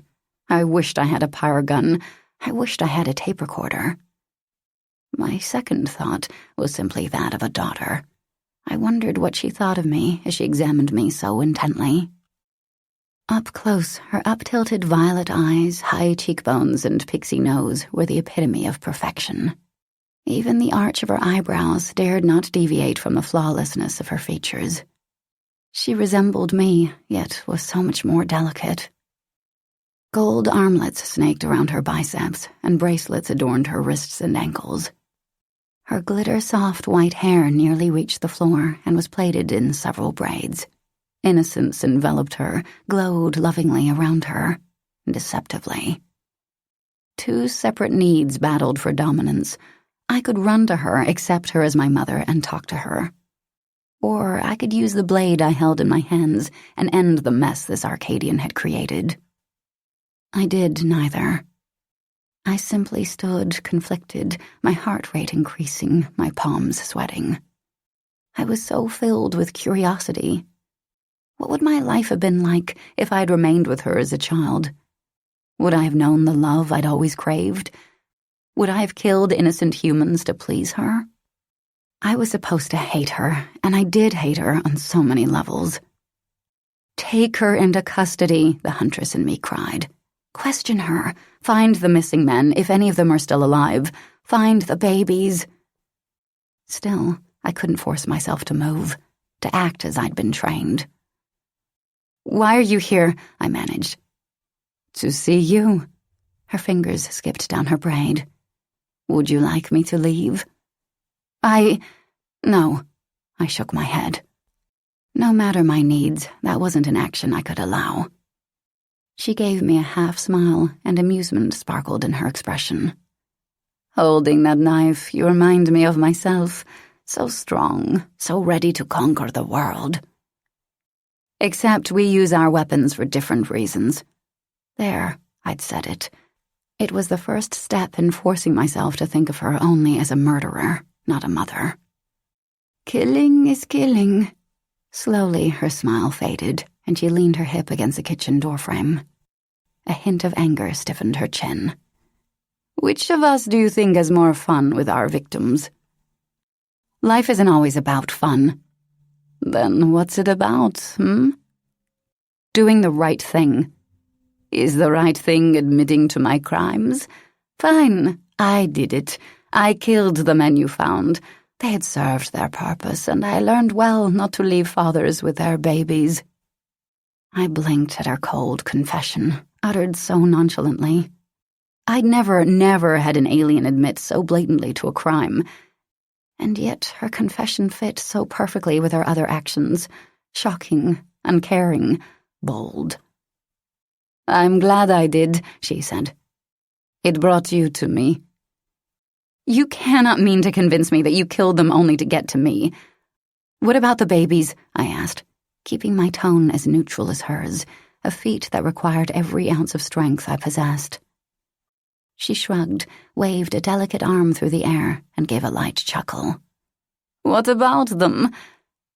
Like a queen before her court, Atlanta strolled around the kitchen, touching and lifting certain items for her inspection, then haplessly dropping them back into place. Wrinkling her nose in distaste, she traced a fingertip over the counter. "I expected Kieran's home to appear more, I do not know, rugged." My teeth ground together so forcefully my jaw almost snapped. "You do realize you'll be executed for your crimes, do you not?" "Humans cannot hurt me." She faced me again, her gaze boring into mine, her eyes thoughtful. "You, though, could do great damage, I think. You are, after all, my finest creation." Her words sent a rush of anger through me, and I scowled.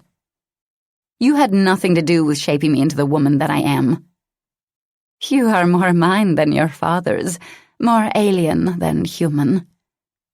"I am not like you. I will never be like you." "No, Mia Enahar, we are the same." Her beauty glowing in the light, she approached me. "Your father hid you well. I spent years, so many wasted years, searching for you in New Britain. Then I read an article written about New Chicago's AIR team. There you were, staring out at me from a computer screen. I packed my belongings and traveled here that very day. I've watched you, you know. You're everything I wanted you to be." There was a but in her tone. "But I fight for the wrong team," I finished for her. "Yes, there is that small little detail. Small," a grin flitted across her face, "but fixable." "How did you know I was here in Kieran's home?" "I followed your trail of energy last night. That," she said, her grin becoming sheepish, too innocent for the monster hidden inside. "And I have my people watching Kieran. The silly man thinks he is so smart that he sneaks undetected through my home, but I know. I always know." "So here we are," I said, trying for a casual tone. "Yes, here we are. What better place for our first meeting? AIR does not know where you are, therefore they cannot give me trouble." She moved directly in front of me, and I smelled the subtle floral fragrance that encompassed her. "I wasn't trying to hurt you that day in the parking lot. Kieran was my target." "Do your job," I told myself. "She's evil, vile. I had to take her down. Duty first and always. Innocent lives rested in this Arcadian's hands, and if I didn't snatch them away, she would crush them." "How horrid Kieran is to keep you here, locked away. Do you plan to kill him? Of course you do." Not giving myself time to think further, I dropped my knife and pounced. Perhaps I should have kept the weapon, but I wasn't ready to kill her. Not when she might be the only way to find the babies. Not when... I didn't allow myself to consider the other reason. I wrapped my leg around hers and pushed. Because my action was so swift and unexpected, and delivered with expert precision, she fell backward, her expression stunned. I was on top of her in the next instant. By then, she'd already gained her momentum and unleashed a torrent of power so great I dropped to my knees with a thud. My hands covered my ears, trying to block out the loud, piercing blast of reverberating energy through my head. This was 1,000 times worse than the pain I had experienced when stepping outside Kieran's home. Wave after wave of agony rushed through me. A scream tore past my throat. An eternity passed, or maybe minutes, but I felt a brush of fingertips across my cheek and forced my gaze open. Atlanta crouched in front of me, her features filled with anger, as well as a hint of pride. Not many could have taken me unaware. With a simple glide of her fingers, she removed the armband from my bicep. You are free now, Mia, free to kill Kieran for locking you away. Slowly, the ringing inside my head subsided. Take me to the babies and return the human men you abducted, I croaked. Please. But I'm not finished with them yet, she said, rising. I grasped her hand, meaning to keep her from leaving. When our palms touched, her image filled my mind. I saw her lying on plush carpeting, covered in blood. Whose? Hers? She didn't move, didn't utter a sound. Was she dead or alive? Who had hurt her? I tried to manipulate the vision, hoping to reveal the answers, but the harder I tried, the more the vision faded. No, I almost shouted, unsure whether I spoke to the vision or to Atlanta's bleeding form. Stay with me. I probed the edge of my consciousness, twisted each image with a mental hand. Soon the vividness of colors and the complexity of shapes evaporated into mist, finally vanishing completely. My eyes wide, I stared up at her. She watched me, her lips parted, her features now pale. What did you see? She demanded, clutching my shoulders. Tell me what you saw. I shook my head. I wouldn't tell her, didn't know how to tell her she might perish in the coming days. I didn't even know how I felt about what I'd seen. She released me, stepped 2 feet away. I, too, have visions. They are never wrong. I know, I said sadly. Do you know, too, that we sometimes see distortions of the truth? My brows drew together. What are you saying? That what I'd seen might not come to pass? That what I'd seen was merely one possibility of what the future held? She paused, whatever she'd planned to say dying a quick death. Come to me after you've killed Kieran. Your brother would like to see you again. With that, she strode from the house. Chapter 21. I bolted after her, my footsteps pounding into the wood panels. Just before I reached her, Atlanta glanced over her shoulder, and for a moment of suspended time, our gazes held. Do not make me wait too long, she said. My head filled with the same intense ringing she'd caused before, and I squeezed my eyes shut as I dropped to the waiting ground. How many minutes passed, I didn't know. I only knew that when the sound cleared and the pain subsided, I opened my eyes and found myself alone. Atlanta had disappeared, as if she'd never stepped into the house. Her final words inside the house penetrated my now pain-free mind. Your brother would like to see you again. I blinked once, twice. Cain, the brother I didn't remember, the brother my father worshipped and thought he'd killed. So Cain was with Atlanta, was probably helping her. I should have been shocked. I wasn't. Why should anything go right for this shitty case? I whipped to my feet, retrieved the knife I'd dropped, and sheathed the sharp blade inside the waist of my skirt. Upstairs, I confiscated a pair of Kieran's boots and multiple pairs of socks. The socks I used as stuffing inside the boots, but even then the black leather boots proved several sizes too big and flopped on my feet. I didn't waste time with pants or a shirt. I simply tugged one of his jackets over my shoulders.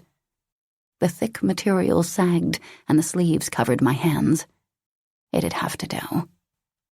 Urgency hammering through me, I raced outside. No street signs, no traffic. The afternoon air breathed the frosty cover in every direction as a large expanse of trees and untamed land greeted me. How many miles stood between the city and me? I didn't know, couldn't even see New Chicago's skyline. I could begin walking, hoping someone would drive past and give me a lift, but I didn't like the odds, the waiting, the time involved. Kieran could return at any moment. There had to be another way. The answer entered my peripheral vision as I stepped farther away from the house. To my right rested a 4-car garage, square in shape, white trim and red brick, detached from the house. The very garage I'd watched Kieran speed from only one night ago. I quickened my step, pumping my arms and flinging snowflakes up my calves. The side door proved locked, and the automatic entrance too heavy for me to lift.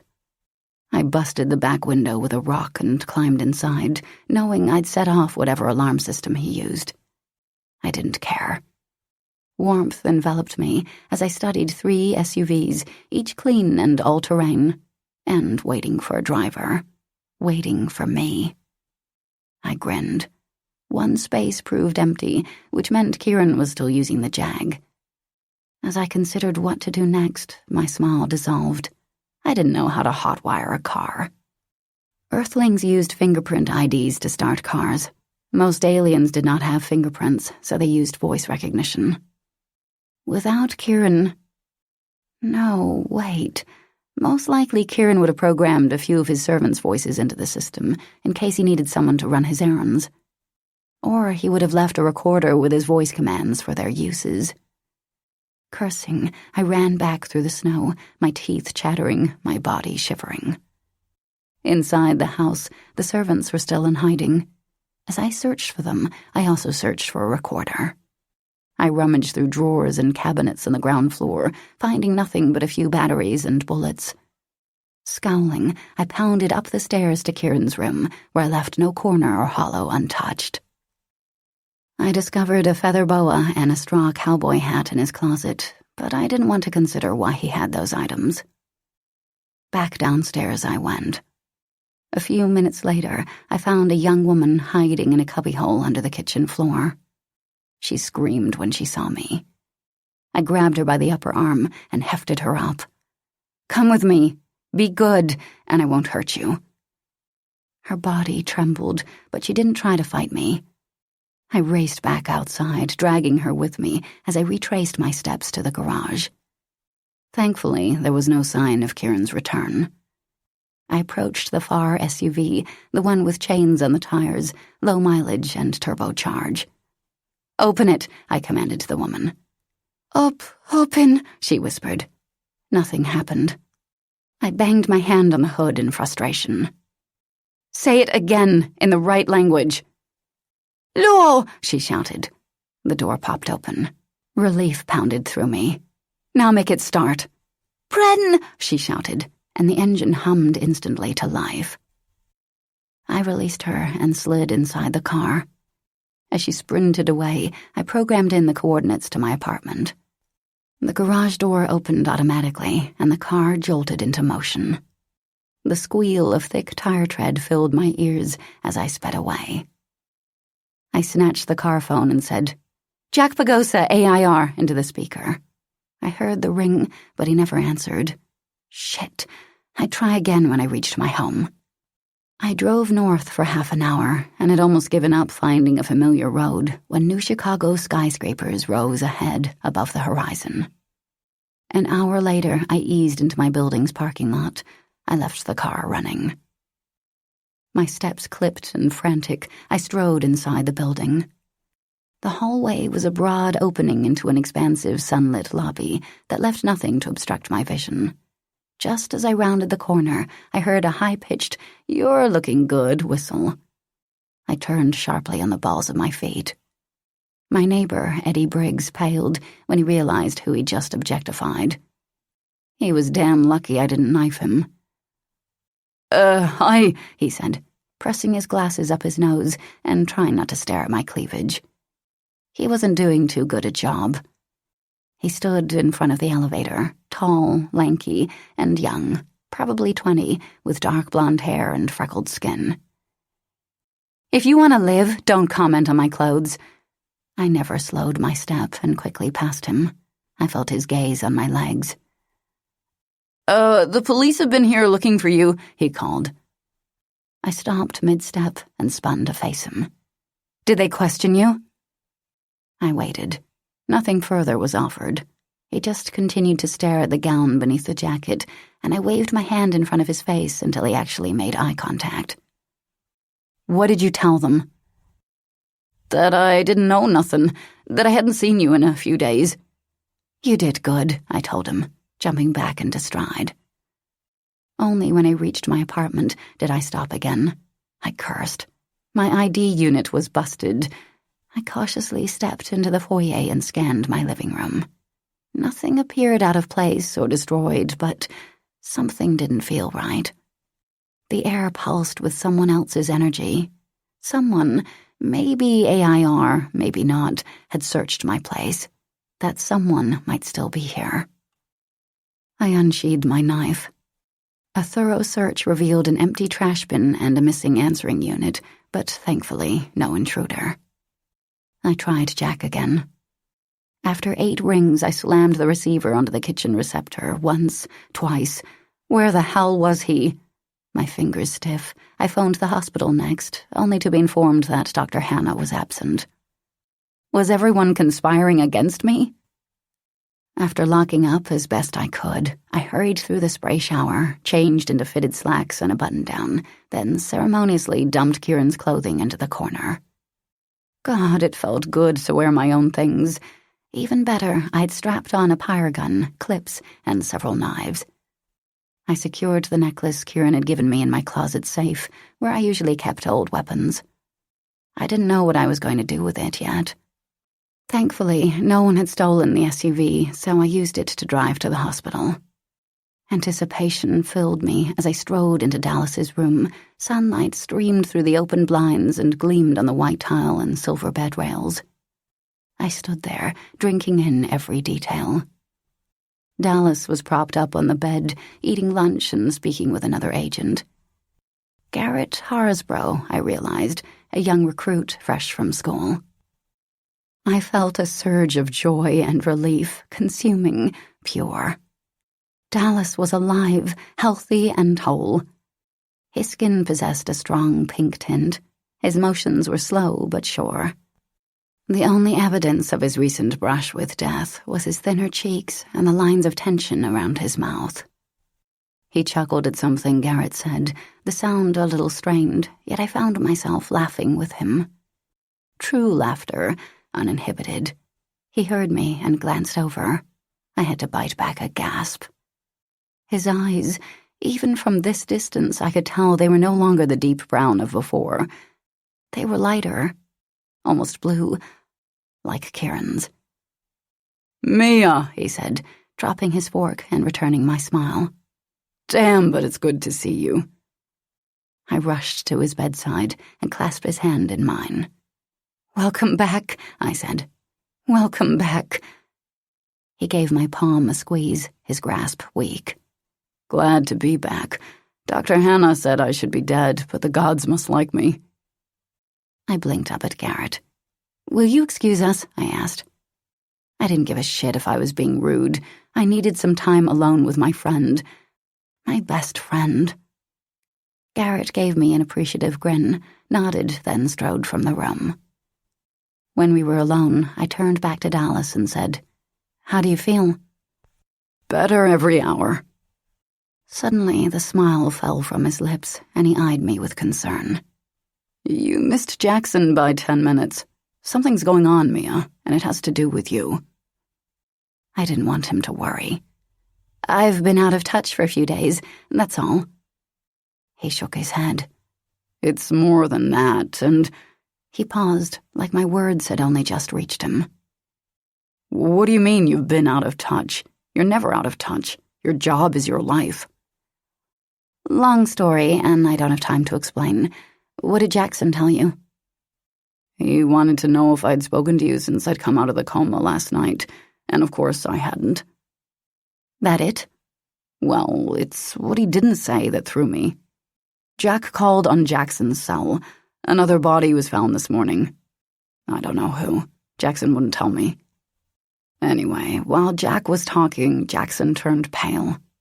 He whispered your name, and at first I thought you were the one dead. But when I asked Jackson about it, he said I'd misheard and to call him if I spoke to you." That didn't sound good. Jackson bolted after that. I called your house and your cell, but couldn't reach you. Your unit didn't even pick up. Trying not to reveal my trepidation, I kissed his cheek. I'll explain everything once I've spoken with Jack, okay? He reluctantly nodded and tugged on my hand to keep me by his side a moment longer. Be careful. I managed a grin. Always. By the time the station house came into view, my unease had grown to unimaginable proportions. I refused to be a coward, however, so I maneuvered into the parking lot. I watched the building as agents came and went. Nothing seemed unusual. Resigned, but still unsure, I slipped inside the lobby. Several agents greeted me normally with a quick hi and a smile. Some rushed to my side, patted me on the shoulder, and asked how I was doing. I answered politely but sternly, "I'm fine," and kept moving. Others eyed me with leery distrust and maintained their distance. When I reached Jack's office, I paused, hand raised midair. I'd never knocked before. Why start now? I pushed open the door. Jack was in the middle of a sentence and cut himself off abruptly when he saw me. Jackson, Jaffa, and Mandalay were seated in front of his desk, and all turned their focus to me. Jackson jumped to his feet. He strode one step toward me, then stopped. "Are you okay?" he asked, concern dripping from his words. I gave him a weak smile. As good as can be expected. "He didn't hurt you, did he?" Jackson asked softly. No, he didn't. A moment of silence encompassed the room. Silence tight and heavy, unnatural. Finally, Jack said, "What the hell are you doing here, Mia? We've had PD and agents scouring the countryside for 3 days. 3 damn days, and you stroll oh so pretty into my office, as if nothing ever happened." There was no time to explain. I know who killed Steele, Jack, and the others. "Yeah," Jack said, easing back in his chair and popping antacids like candy. "So do we. Kieran and R."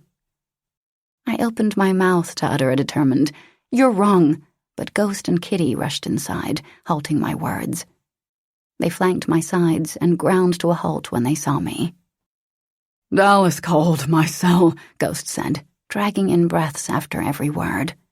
"He said you were on your way here." He enfolded me in his arms. "Kieran didn't hurt you, did he?" demanded, repeating Jackson's question. "Because I will personally find him and kill him, if you haven't already." "He's still alive," I answered, "and I'd like him to stay that way. He isn't violent." "Oh, he's not, huh?" Jack threw back a few more antacids. "Then why is his voice DNA recorded at the scene? And why," he added darkly, "are your fingerprints there?" There was something in his eyes, a gleam I'd never seen directed at me before. They knew I'd been at the scene, but did they know about my origins? Did they suspect? My attention moved to Mandalay. She hastily glanced away. Next, I focused on Jaffa. He too couldn't face me for long. Jackson, Ghost, and Kitty all watched me, each with equal expressions of concern and dread. I faced Jack. "What are you getting at?" "Think back to the day you were taken, Mia. 1 minute I'm watching you have a pleasant discussion with an invading Arcadian, and the next you simply disappear. We don't hear from you for 3 days, and then we discover your fingerprints all over a crime scene. How does that look to you?" I didn't answer his question, but spoke one of my own. "Do you think I'm guilty of murder? Is that what you're saying?" Defeated, he slumped back in his chair. "No," he said firmly. "I don't. You're the best hunter I've got. You've saved God knows how many lives and taken God knows how many alien lives, but the top guns are out for your blood. They think you're guilty, that you've helped Kieran every step of the way." He pushed out a sigh.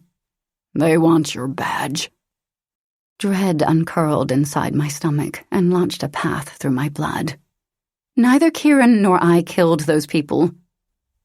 I know you weren't involved, but this Kieran... Trust me, I trust you, he interjected. Always have. But I don't trust him, and besides that, I have to do my job. Right now, I have orders to take your gun and your badge, pending investigation. You're on leave until further notice, and don't give me any shit about it. This is standard procedure. You know that. You're lucky it's not worse. I'm keeping my gun, Jack, and I'm staying active, I said, hand tightening around the gun in question. Legally or not. He blinked over at me, searching my eyes for... what? The strength of my determination, the lengths I'd endure to triumph. Whatever he saw deflated his intent. I knew you'd be difficult, he said, but there wasn't any heat to his tone. Fine, keep your gun. I suggest you spend your time proving your innocence and bringing me the one responsible. But by God, you were never here. Understand? I didn't see her, Jackson said. See who? Ghost asked. Mia's still missing. Think I'll search for her in the Northern District, Kitty said. You know how that woman likes to shop. Get out of here before I change my mind, Jack commanded gruffly. God, I loved these men. I gave each man a quick hug. When my arms wrapped around Ghost's neck, he whispered, You need anything, you call. Understand? I nodded. I also knew what I had to do next, even though it would make me look that much more guilty. When I stepped into the hall, I stayed in the shadows. I'd worked here so long, I knew every secret room, every place to hide. Sweat beaded on my face and hands, and my heart raced. What I was about to do was going to piss off Jack and maybe destroy his trust in me, but this had to be done. Kieran had said I had powers, that I had only to reach inside myself to find them. Atlanta, too, had said I possessed powers as strong as her own. I'd felt glimmers of them over the years, and especially these last couple of days. I'd had no control of them, however. I had to try, though. I closed my eyes and mentally reached within my mind, plucking away the walls I'd erected there. One by one the stones fell, until slowly, so slowly, the entire structure crumbled. Nothing happened at first. I stood on the precipice, hovering, waiting, the force of everything I'd buried churning like a tempest. I realized at that moment I'd been asleep my entire life and was only just now about to awaken. With a shaky arm, I stretched out a mental hand. The moment my fingers penetrated the swirling fog, energy flooded me. My knees almost buckled from the intensity. So much power. It consumed me, ate me alive. I trembled, and my eyelids flew open. Focus, I commanded myself. Focus. Everything around me, the people, insects, dust, moved in slow motion. Barely moved, in fact, almost as if they were standing still. Just like before, in the parking lot with Kieran. I heard the tick of a clock, yet the ticks seemed to come every other minute instead of every second. The voices around me sounded deep and dragging. I took one step, then another, and found that I moved quickly, faster than I'd ever moved before. I flew through motion detectors and across weight-sensitive floors, and checked myself into the cell hall. I had Leela by the hand before my presence was even announced over the computer. Leela's expression was shocked, yet she didn't resist me as I dragged her from the building and into Kieran's car. Only when we were on the highway did I allow myself to relax. The moment I relaxed, all energy deserted me, and time kicked back into regular speed. Things no longer moved slowly, voices no longer dragged. I was the one dragging now. A wave of dizziness assaulted me. My stomach rolled. I programmed the car to a stop, tumbled out, and emptied the contents of my stomach there on the side of the road. Leela opened the passenger door. I thought she meant to run, that I'd have to find the energy to chase her, but she crouched beside me. "How long have you known?" she asked. My head felt heavy, too heavy, but I managed to turn toward her. "Known what?" that you are like me." 2 days. Something vulnerable flickered in her eyes. "Why did you free me?" she asked. For your brother. Now answer a question for me. Did you help Atlanta abduct those humans? Silence swelled around us. Finally, "Yes," she admitted. "But when I realized she planned to kill them after we'd finished with them, I asked Kieran to help me stop her. I wanted a baby of my own, and I thought that was a wonderful way to have one." I drew in a breath. I didn't trust this woman fully, but I had to put my life in her hands. I had no other choice. "Get us to Kieran's, okay? I need to close my eyes." She helped me back into the car, and the last of my strength deserted me. I didn't want to sleep. I wanted to be awake when we reached Kieran's. But the moment the car jerked into gear, my mind went blank, and a deep haze cocooned me. Chapter 22. Ribbons of awareness slipped into my conscious mind, incrementally prodding me to wakefulness. I blinked open my eyes. At first, I saw nothing more than black spider webs, making my surroundings appear hazy and unclear. When I focused, a sight more delicious than a smoldering ocean of coffee greeted me, and a smile played at the corners of my lips. I stretched like a contented kitten. Kieran lounged beside me, propped on his elbows. "Hello," I said, a yawn at the edge of each syllable. Then I remembered what he'd done to me, how he'd shackled me. I lost my smile and punched him. His head whipped to the side. "That's for trying to hold me prisoner again." As he rubbed his jaw, he gave me a repentant sigh. "I am sorry. I only thought to protect you. I knew you would chase after Atlanta, and I didn't want you to do that alone. I never expected her to come to you." I crossed my arms over my chest. "You have my solemn oath that I will never, never clamp you with an armband again." Muted beams of light etched his frame, darkening the aura of disquiet around him. My brow furrowed together, and I frowned. "What time is it?" I asked. 9 p.m. "How did I get here?" I asked, then paused. "Wait, my memories are a bit fuzzy, but I remember bits and pieces. Leela drove me, right?" "Yes, she did." He brushed his fingertips over my cheek, around my ear, then tunneled into my hair. "Thank you for freeing my sister." "My pleasure." I relaxed into his touch. With slow, sensual grace, he swirled a dark tendril around his finger, then glided the raven tress over his cheekbone. "I had a vision about Atlanta. I think she will soon die." "Die? How?" I swallowed. "I saw her prone, lifeless body on the ground, her blood seeping away from her." A tremor raked my spine. My visions are never wrong. His voice became as gentle as a summer rain. "Perhaps we will win this war, after all." I should have felt tremendous joy at such a remark, but I didn't. Sinking into him would have been so easy.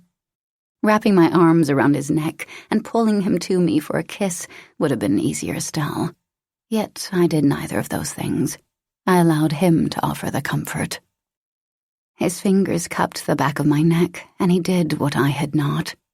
He urged me back onto the mattress, allowing his lips to brush against mine. In the wake of such a sweet promise, I lost all sense of animosity and abandoned myself to his kiss. Gently, so gently, our tongues danced together. His tasted as pure and masculine as I remembered. His scent wrapped around me, evoking images of star-filled nights, expensive champagne, and chocolate truffles. On an achy moan, I slipped my hands under his shirt, willing to give him everything I had to give. His skin was soft velvet over hard steel. His moan matched mine in intensity, but he tore his mouth away. His breathing labored, he said. "Leela told me what happened, how you used your powers." I drew in a shaky breath, and my arms dropped back to my sides. "AIR thinks you killed those men. William Steele, Sullivan Bay, and even the woman, Ryan Hart. They're determined to hunt you down and execute you. My voice hardened with authority. I want you to leave the city. How are they so sure I'm guilty? Your voice DNA is all over Bay's murder scene, and the fact that you had contact with every victim doesn't help. He cursed under his breath. I did not have enough time to clean away the evidence of my presence the last time. I should never have gone, but I wanted you to see Atlanta's cruelty for yourself. The doorbell sounded. I jolted up. I knew instantly who stood outside, wanting entrance into Kieran's home. AIR. Adrenaline pumped through my blood, giving me strength. Get up. We have to go. He remained casually lounged atop the mattress. Worry not, little angel, he said, as his lips curled. I will send them on their way. My hands anchored to my hips, and I leaned my face into his, only a breath away. I don't know how they found you, but they can enter your home with or without your permission. The fact that they're ringing your doorbell is only out of respect for me. His shoulders lifted in a shrug. I will simply make them choose not to enter. Riding a wave of urgency, I latched onto his arm and jerked him to his feet. Mind control isn't something you can do, remember? You are right. Still, he acted unconcerned. Kieran, work with me here. He clasped my forearms and leveled me a glance. Leela is here, Mia. She can dissuade AIR from entering. Oh, just like that, amusement replaced my apprehension.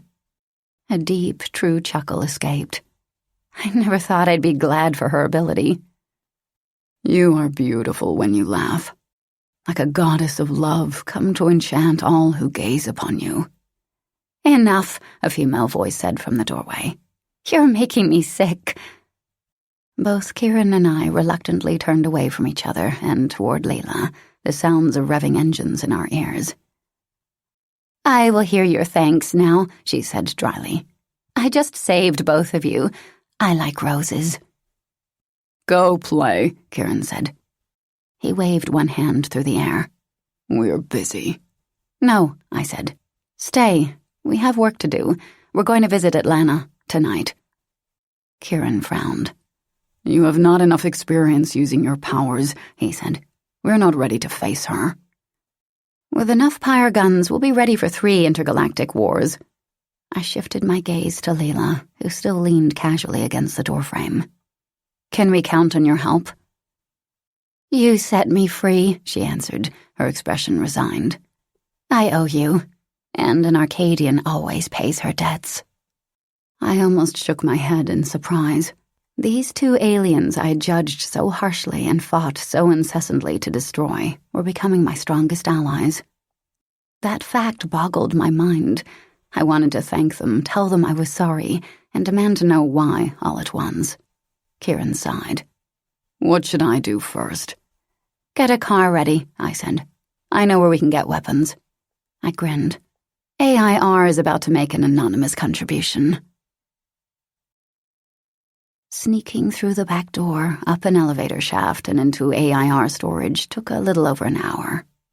I had to dodge cameras, guards, and ID scans. Not easy and not fun. But I did it. I pocketed several pyre guns and daggers from agents' lockers and loaded myself down with top-of-the-line, state-of-the-art experimental gear from the lab. Exiting AIR only required 10 minutes. I just jacked the alarm in Sector 12 and ran like hell. As I turned toward the corner, 5 agents approached, guns drawn. I recognized 3 of them. They were hard by the book AIR.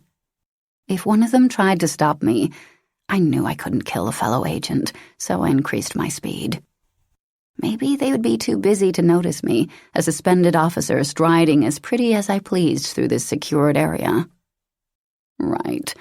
I didn't know what would happen next, but I was prepared for anything. They passed by, heading toward the alarm without giving me more than a conspiratorial wave and a knowing grin. God, I loved these people. Once situated in Kieran's SUV, where both Kieran and Leela awaited me, I passed out weapons and said, There's one more thing I need. I slipped my cell unit from my back pocket. I rang Ghost, Kitty, and Jackson on conference. I knew calling them was the right thing to do. They could get into places I couldn't, and having them at my back would give me a sense of peace. I need your help, I said, after each man had answered. They replied without hesitation, granting my request. Ghost even said, I'll do whatever I can to help prove your innocence. Thank you, I said, and I meant it. I briefed them on the situation. I told them everything. About Atlanta, about Kieran, about Leela. You still in? I asked. One by one, they all agreed. These men might never know how much their support meant to me. Meet me at the northeast corner of Michigan Avenue, 1 hour. I slipped my phone into my back pocket and began strapping a recorder under my chest. This time I was going to record Atlanta's voice. When I finished, I turned to Kieran. Determination stiffened my spine. Let's do this. Chapter 23. 25 minutes later, I found myself crawling over hills, around trees, and along icy embankments. Kieran had explained the layout of the house, so we knew to enter through the basement. Ghost and Leela snagged the rear of our little train. Kitty and Jackson had the middle, just behind me, and we all stealthily followed Kieran. Some of us moved a little more stealthily than others. Apparently, Leela did not know the meaning of the word silence. Her knees found and snapped every twig within a mile radius, and she'd slipped on the ice too many times to count. I couldn't believe this klutzy alien was the same one who'd once given me the slip. When we topped the last hill, I gazed down at a beautifully landscaped garden that led to a circling wall and an equally beautiful home. Not a mansion like Kieran's, but close. As white as ecstasy, with a peaked roof that dipped and rose like the waves of an ocean. She keeps the men in the basement, Kieran whispered to me. Excellent, I replied, just as quietly. Ghost and I will check for survivors. If we find any, we'll bring them here. Jackson, you look for children or any hint of children. All of you grab any files, hell, any papers you see. Kieran, stay here. Kieran's eyes narrowed. You're not going inside that house without me. You're not trained for this type of mission, and I need someone out here acting as guard. You can project your voice into my head and tell me if anyone else arrives. I go in. I'm not trained either. I do not mind waiting, Leela offered. I shot her a glance. We may need your mind control. She sighed. This seemed fun in theory, but now that we are here... Hey, babe, don't worry. I'll cover you, Ghost said, a lusty edge to his words. She smiled over at him, even ran her nails over his arm. I like the thought of your body covering mine. You are so dark. I leveled Ghost a warning glare. Concentrate, people. Screw later. Sheepish, he shrugged. I go in, Kieran repeated. All right, everyone goes, I said. Just stay quiet. I directed the last to Leela. This time, Ghost and I led the way. Several armed men, all human, patrolled the outside wall. Leela distracted their minds, and we were able to stride directly in front of them. They never saw us. Remaining alert, we led our ragtag group inside the home's basement door, which Ghost expertly opened for us. 3 female Arcadians were sauntering down a nearby hallway. Mind control wasn't what we needed here. I wanted these aliens incapacitated. Stun, I mouthed to my men. They might be pregnant, so I didn't want them killed. Each man nodded in turn. We set our power guns to stun and fired on my count of 3. The room lit for a split second, then one by one the women froze in place, their minds and bodies on hold. Before any of us could blink, a 4th woman burst from the shadows, surprising us. Her expression wild, she stabbed Ghost in the thigh with a retractable knife. He groaned, the sound blending with a woman's screech as she raced away. I bolted after her and tackled her, knocking her to the plush carpet. The moment our bodies hit, she fought like a caged tigress. She scratched, bit, kicked, and clawed.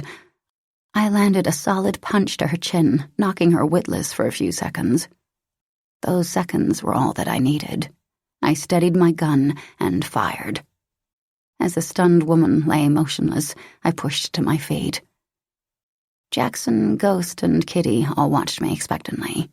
Leela appeared distraught, as if I might attack her next, and Kieran was shaking his head in exasperation. "Can you not go one day without using your fists?" he asked. I ignored him. "Playtime is over, kiddies. Follow me." We worked our way through without further incident. Ghost dragged at the rear. There were several rooms, but only one was occupied. A lone man reclined upon a soft, decadent bed. Fat silk pillows of every color enveloped him. Wispy lace hung from the ceiling, cascading around X-rated portraits of couples having sex.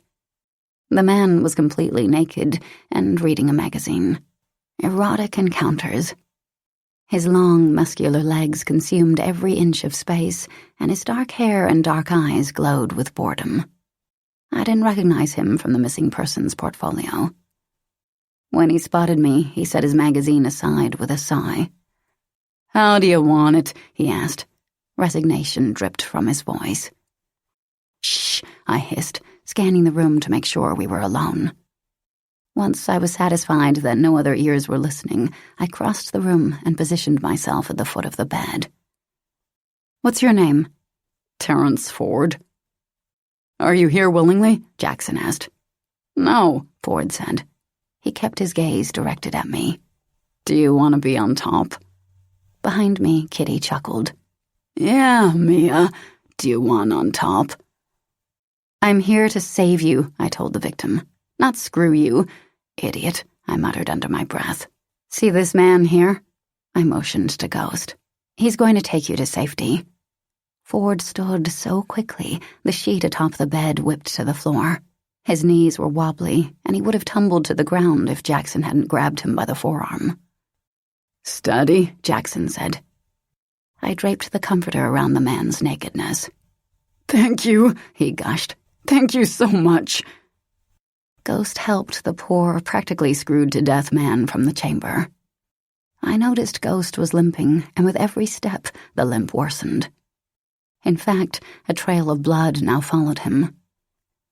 "Guard Ford and wait in the car," I told him. Ghost didn't argue.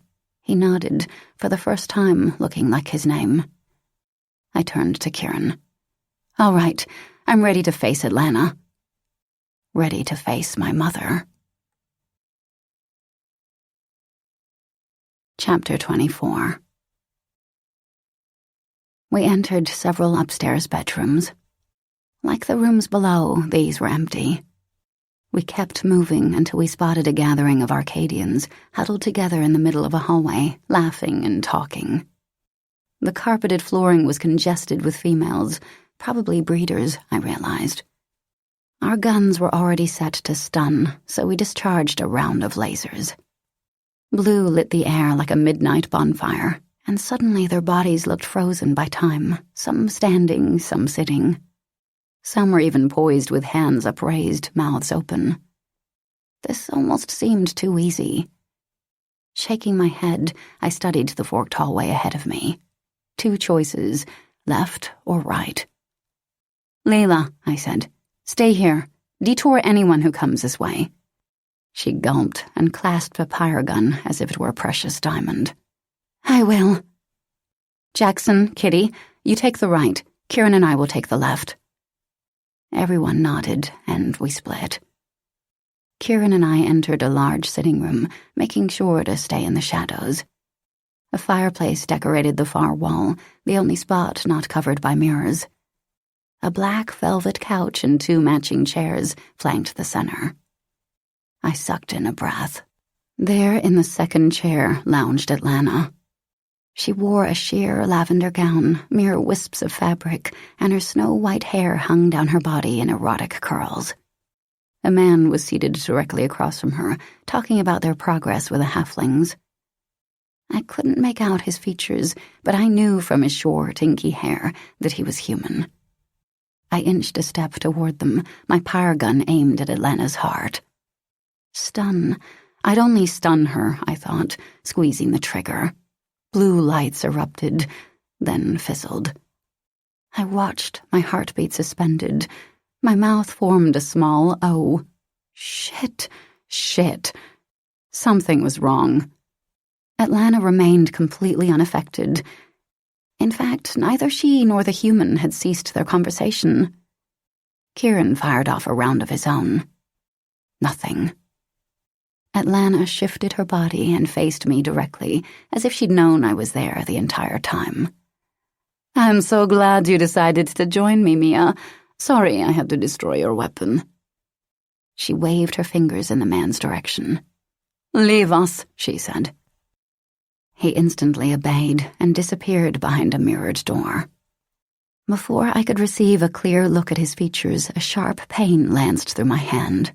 With a gasp, I dropped my gun, and the metal fell limply from my fingers and thudded on the carpet. Kieran's features were contorted with pain, I noticed, and he too dropped his gun. "Much better," Atlanta said, and the pain stopped. "Our battle will end here and now, Atlanta," I told her, straightening to my full height. "You disappoint me," she said.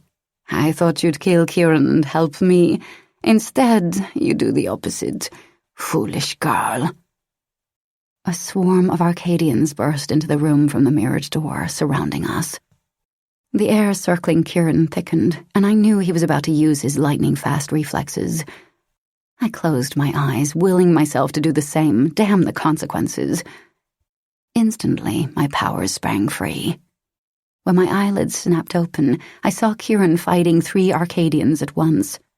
They moved slowly, barely an inch per second, while he waltzed around them, punching and kicking. I turned my attention to Atlanta. Her eyes were narrowed, and she was watching me. She strode a step in my direction, yet even her actions were slowed. It was as if she could see me, but couldn't force herself to move as quickly. Something deadly gleamed in her gaze. Fighting my way toward her, I landed a quick kick to one man's neck and a hard jab to another's midsection. But my head began to ache, my muscles going lax, and I slowed the closer I came to her. I knew Atlanta was a source of my pain, just as before. The more the ache intensified, the more energy I lost, until finally I was jolted back into normal speed. Lethargy seeped into my every pore. She grinned. Before I could gather the strength to protest, 4 male aliens latched onto my arms and legs. They gripped me, and I used what little strength I had to try and jerk myself free. I failed. Where was Kieran? Was he safe? I could no longer see him, but I knew he was there, knew he fought for my freedom. 2 of my guards flew back against the wall, making me fly forward. Before the other 2 were felled, a mass of them converged around me and managed to apprehend Kieran. Slowly, his image appeared. My strength completely gone now, I sagged against my captors. "My people have already gathered the rest of your team," Atlanta said. "How silly to think you could best me." She positioned herself directly in front of me. "If you harm them, I will make your death as painful as possible." Her hands came up, the nails long and clean, polished, and she caressed my jawbone. "I want 1,000 more just like you. Think of the profit they would bring." Eager to brag, she said, "For years I thought the answer lay in science, but all along I was the answer. Me.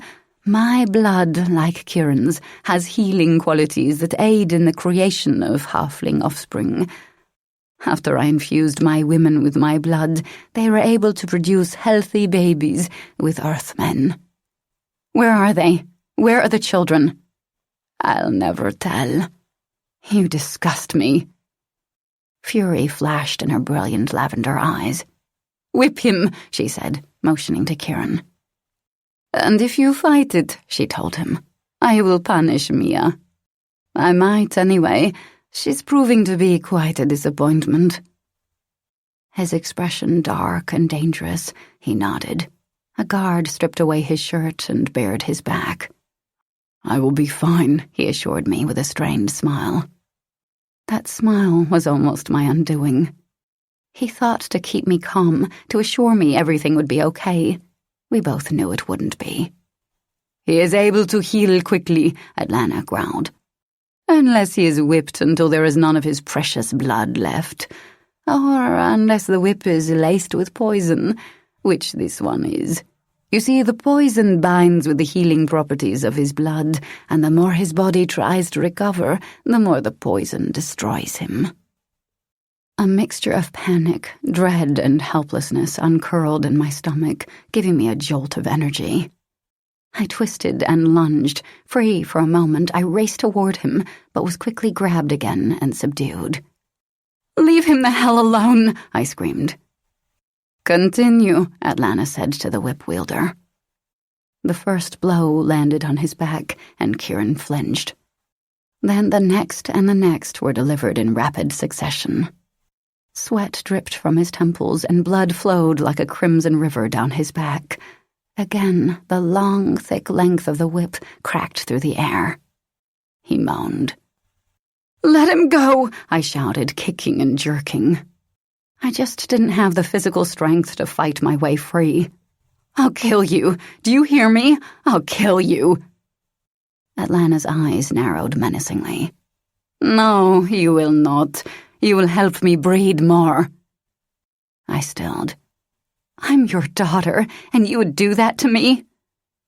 "Absolutely. I hoped to gain your willingness, but if you will not give it, I will take it by force." "Lock her up," she snarled to the guards who held me. "Perhaps some time alone will help her adjust to her new fate." I fought for my life, Leela's, my agent's, and most importantly, Kieran's, as 6 Arcadian warriors dragged me into a cold, dank cell. A cot lined the far wall, the only piece of furniture. No blankets, no toilet. This prison was nothing like Terence Ford's. His had been meant for seduction. Mine was meant for punishment, perhaps death. The door slammed closed. A lock clicked in place, and red lasers formed bars, illuminating the small area with an eerie cerise glow. Alone now, I felt terror slice through my mind. Escape. I had to escape. The walls were closing in faster, faster. Darkness all around. I heard a woman's screams and realized moments later that they were mine. My throat was raw, my hands aching from clawing at the walls. To my surprise, I felt a comforting presence enter my mind. I knew instantly that Kieran was reaching out to me. He was alive. "I'm here," he said inside my head. Peace settled over me, as warm and welcoming as a winter coat. I am a fighter, I reminded myself. Atlanta would not defeat me. She would not break me. I patted down my body. The weapons I'd strapped to my thighs and waist were gone, taken during the trek here. I traced my palm over the edge of my boot, and a relieved sigh slipped from my lips. I still had one blade, small but just as deadly as any other. With only one knife, how was I going to win this war? The answer came to me like a gift from the god I'd thought I had forgotten. I straightened my shoulders, determination working through me. I knew what I had to do. Hours passed, and still I remained calm. When I felt my energy had returned sufficiently, I stood directly in front of the door, the glow of the lasers nearly blinding me. They produced no heat, but I knew they'd burn the skin from my bones if I touched them. I closed my eyes and allowed my powers to flood me. Stronger, stronger still. I became saturated with it, and my lids flew open. I saw the blink of the lasers, realizing they vanished every other second. 1, 2, I counted, then shot out my hands and worked the blade into the lock. 1, 2, I jerked back, barely missing the flash of lights. 1, 2, I repeated the action many times before disabling the metal barrier. I felt a flash of victory. Waiting until the lasers had disappeared again, I shoved past the thick doors and leaped into the waiting hallway. Just as I steadied myself, the lasers returned. I zoomed through the house in search of Atlanta. I found her moments later. Too self-assured to require a guard, she stretched atop the black velvet couch in the same mirrored room she'd occupied before, her eyes closed. For one prolonged moment, I remained at the threshold. My God, she needed time to recuperate. After using her powers, she became weakened, just as I did. My movements still quickened. I quietly shut and bolted the main door, as well as the mirrored door, then rushed at her. I struck her with my fists, toppling her to the floor before she'd even opened her eyes. Then I sprang on top of her and hit her again and again. She kicked, hit, bit, and scratched, unable to concentrate long enough to gather her powers. I drew back to punch her, and by luck or precision, she landed a kick to my stomach. Air burst from my lungs in a mighty heave as I was propelled backward. My arm hit a marble vanity table, and I would have cried out if I'd had the breath. A vase crashed onto the floor, shattering into 1,000 tiny pieces. "Where is Kieran? Where are the others?" I gasped, laboring for every molecule of oxygen. "Dead!" she shouted, jumping up. "Dead!" From a mirror panel, a man rushed into the chamber. The moment I saw his features, I forgot about everything else in the room. My mouth floundered open and closed, and I was unable to stop the motions. Dare. My beloved brother was alive. Not Cain, as I'd assumed, but Dare. It was like looking into the past. He was tall and strong, and possessed the same dark curly locks and wide-spaced blue eyes as he had at 18. The same high cheekbones and straight nose, the same innocence. My momentum slowed, as did my speed. I shook my head, certain if I cleared my vision I'd realize this couldn't possibly be my brother. After all, I'd seen his dead body all those years ago. That was perhaps my first mistake. I shouldn't have allowed my speed to slow, for already I was growing tired again. I fought against it. "Dare," I said. My first instinct was to rush to him and wrap my arms around him as I'd done as a child. Atlanta's words stopped me. My second mistake. "That's right," she said. "My blood saved him, and in return, I have his devotion." Devotion? My eyes narrowed. No, she controlled him with her mind. His features were blank, unemotional, the same look Isabel had worn when she'd shot Dallas. Atlanta had controlled her as well, I realized. The woman's sins increased with every minute that passed. Dare didn't spare me a glance, but watched Atlanta. "Are you hurt?" he asked her. Even his voice was the same, familiar, only slightly different from the loving laughter I remembered from 14 years ago. "Never." Atlanta wiped a small trickle of blood from her lip. Already the wound was closing. Dare finally glanced in my direction. Not a single spark of happiness touched his eyes. I stood frozen, wondering what to do, what to say. "Shall I whip her?" he asked Atlanta. I spied the 3-pronged bloodied whip draped across the edge of the couch, and without thinking, dove for it. I knew what I had to do. "No!" Dare shouted, realizing my intent. Before he could react, I was on my feet and advancing. I knocked him aside, kicked out my foot, connecting with Atlanta's ankles. All in one motion. Atlanta tripped and launched to the floor, her back to me. As she screamed and tried to crawl away from me, I gathered every force within me and whipped her until the fabric of her gown was torn, until her blood flowed around her. Until Dare grabbed my arm and forced the whip from my grip. Panting, I blinked down at the floor. Her body was slumped in unconsciousness. Disgust, for myself, for Atlanta, filled me. I'd only just found my mother, only just found my brother, and I'd lost them both. I swallowed back a lump in my throat. My hands shook, and I pressed my lips together. Dropping the whip, Dare sank to his knees in front of her. "What have you done?" he said brokenly. "The whip was laced with aerolin. Even Atlanta can't withstand such a poison." I didn't answer him. The war was over. Except for the missing children, the case was closed. I'd done my duty, just as I always had. Why didn't I feel victorious? Dare jumped to his feet. He glared down at me, but he didn't say another word. He simply scooped Atlanta up in his arms and quietly strode from the chamber. I let him go.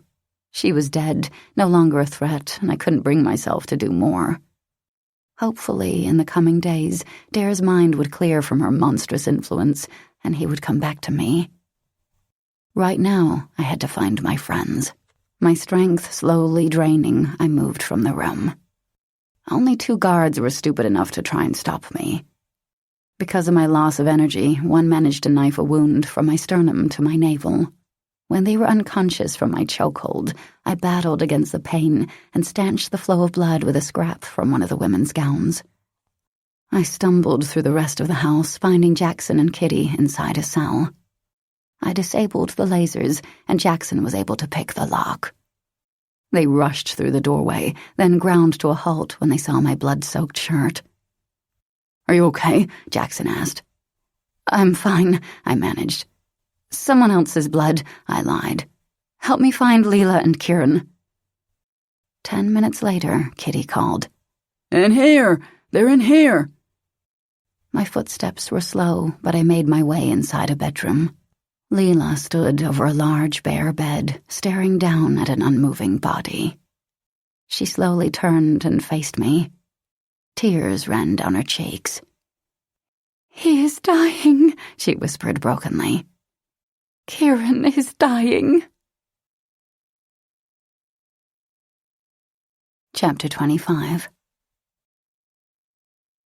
Jackson and Kitty dragged Kieran outside to the vehicle, where Ghost and Terrence Ford awaited us. Ghost had his thigh wrapped with cloth, and I knew he was going to be okay.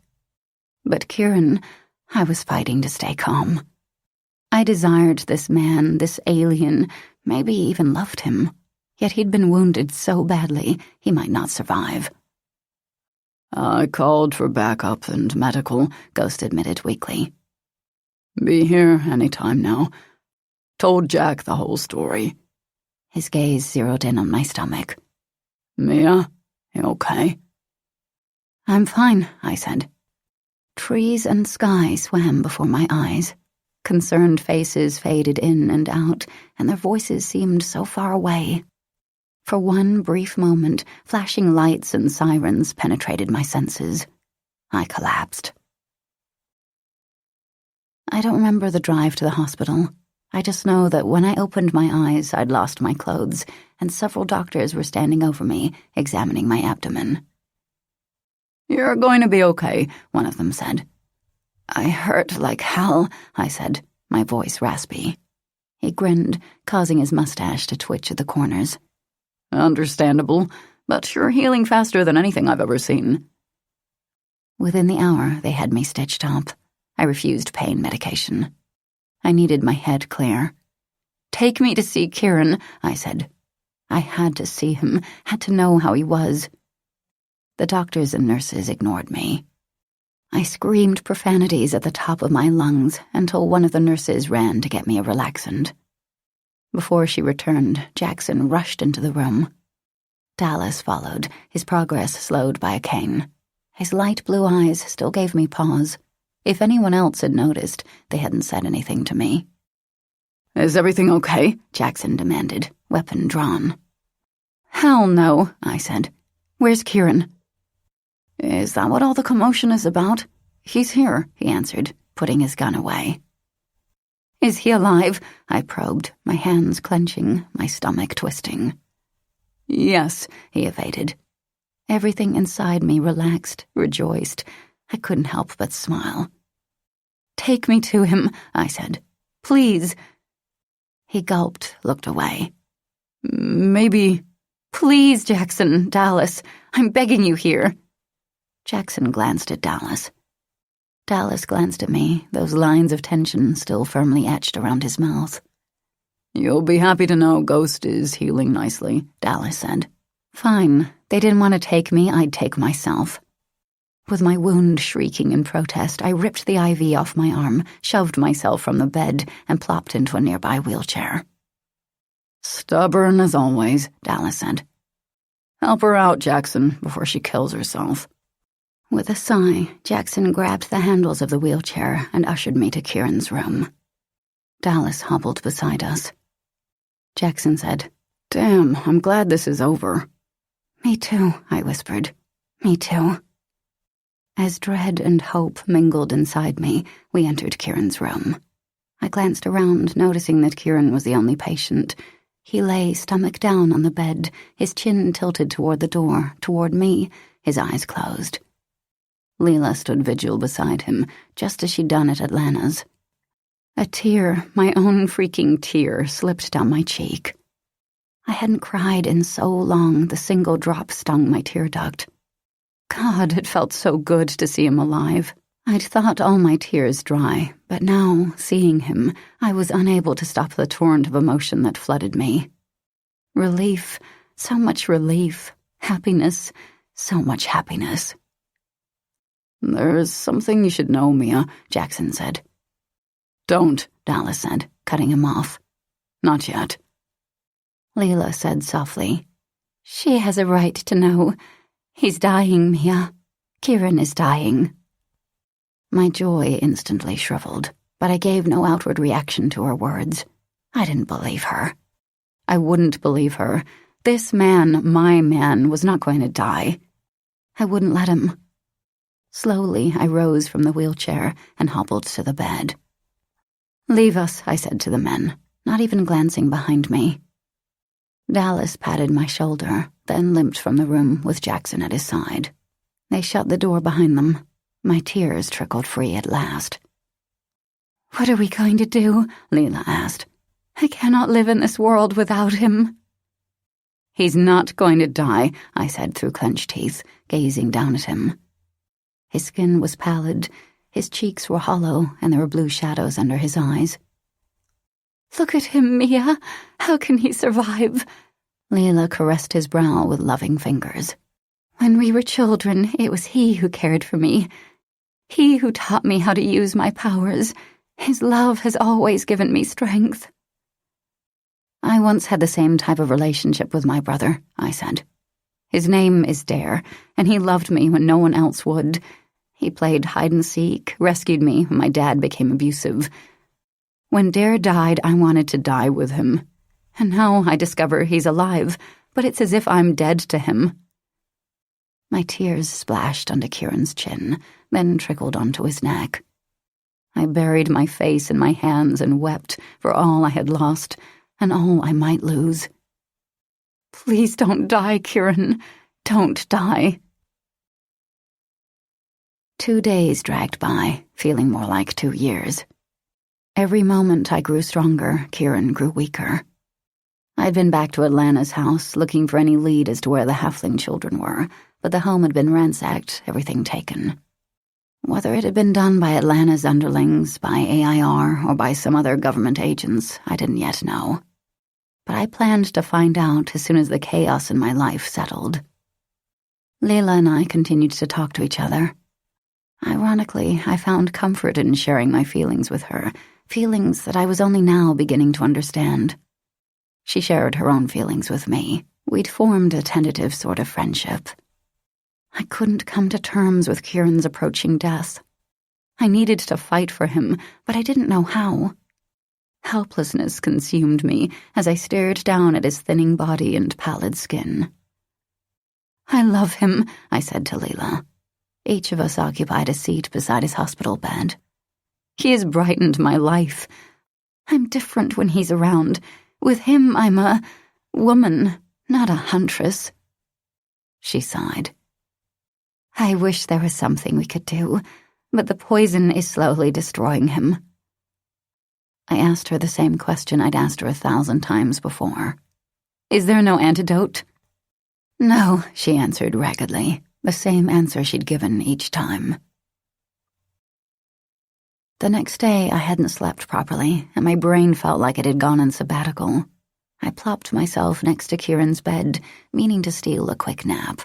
If only he had normal human blood, I thought wearily. Then I straightened. Shit! Hope sparked inside me and erupted like wildfire. That was it. That was the answer. As Atlanta had said, the poison was binding and destroying the healing properties of his blood. What if his blood was replaced with average human blood? Risky, I thought.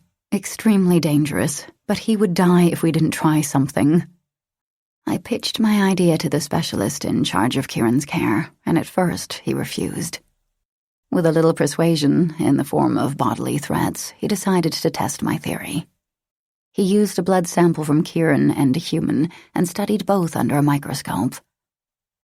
"My God," he said incredulously. "This just might work." That was all the encouragement I needed. I couldn't ask Dallas. He now had the same type of blood as Kieran. So I called Jackson from my cell phone because he was the first that leaped into my head and explained what I needed. "Darling," Jackson said, "for you, I'll do anything." "Thank you," I said. "Thank you." "I'll be there in 15 minutes. Since Jackson and Kieran were of different species, blood compatibility tests were unnecessary. We knew they wouldn't match. The doctors drained all of Kieran's blood that they dared, then hooked him and Jackson to a connecting tube. I watched the crimson blood flow from Jackson to Kieran. Would it work? My eyes widened as Kieran's color slowly returned. Then his heart monitor stopped. A voice I didn't recognize sounded. "Code Blue, room 419. "He's rejecting the blood," someone said. More doctors and nurses rushed inside. One man pounded on Kieran's chest, while another wrapped his legs in a thermal blanket. "No," I screamed silently. "No." "I'm sorry, but I need to ask you to leave," a nurse said to me, trying to usher me to the waiting area. "You can ask," I growled, "but I'm staying." She left me alone after that, and I remained exactly where I was, watching Kieran through horror-filled eyes. This was his last chance, his only chance. If he didn't make it... The monitor beeped. Then beeped again, and again, and again, finally steadying out. Someone laughed. "He's going to be okay." I collapsed to my knees in a relieved heap. I covered my mouth with shaky hands, halting my cry of happiness. He was going to be okay. I knew it, felt it. He was going to live. When he regained consciousness the next day, relief and happiness consumed me. Kieran's eyes were feverish, but he managed to clasp my hand. "You did well," he said, as if we were still at Atlanta's and not a single day had passed since. "You defeated her. Something no one else has ever done. I know she is your mother, but—" My fingers pressed against his lips, stopping his words. "My only concern is for you." I lifted my hand, and he offered me a soft smile. "I will live, Mia. I will live and spend the rest of my life loving you." "You'd better," I said, wiping away my tears, "or I'll kill you." He chuckled. Our palms met, and we held each other, knowing we might never let go. The day Kieran was released from the hospital, healthy and whole, was the same day he and Leela were exonerated of all charges. Smiling, I just couldn't seem to stop doing that lately. I drove him to his house. I thought to give him a little time alone to heal, but he took my hand and led me inside. "There's something I want to show you," he said. "Please don't tell me it's a feather boa and a cowboy hat." He chuckled. "Nothing like that, I promise you." He ushered me into his office and placed a calandra in my hand. His calandra. "Look," he said. Brow furrowed, I glanced down. I gasped. Inside the locket was a lifelike picture of me, and I was embracing Kieran. I blinked up at him. "I don't understand." "I told you each necklace holds a legacy for the owner. You've always been my destiny, Mia. Always." With that, he enfolded me in his embrace. I knew it the moment I saw you. You are a dominating, powerful halfling with attitude, and our time together will certainly be interesting." I pushed him onto the couch. "You better believe it will." I had a feeling our adventure had only begun.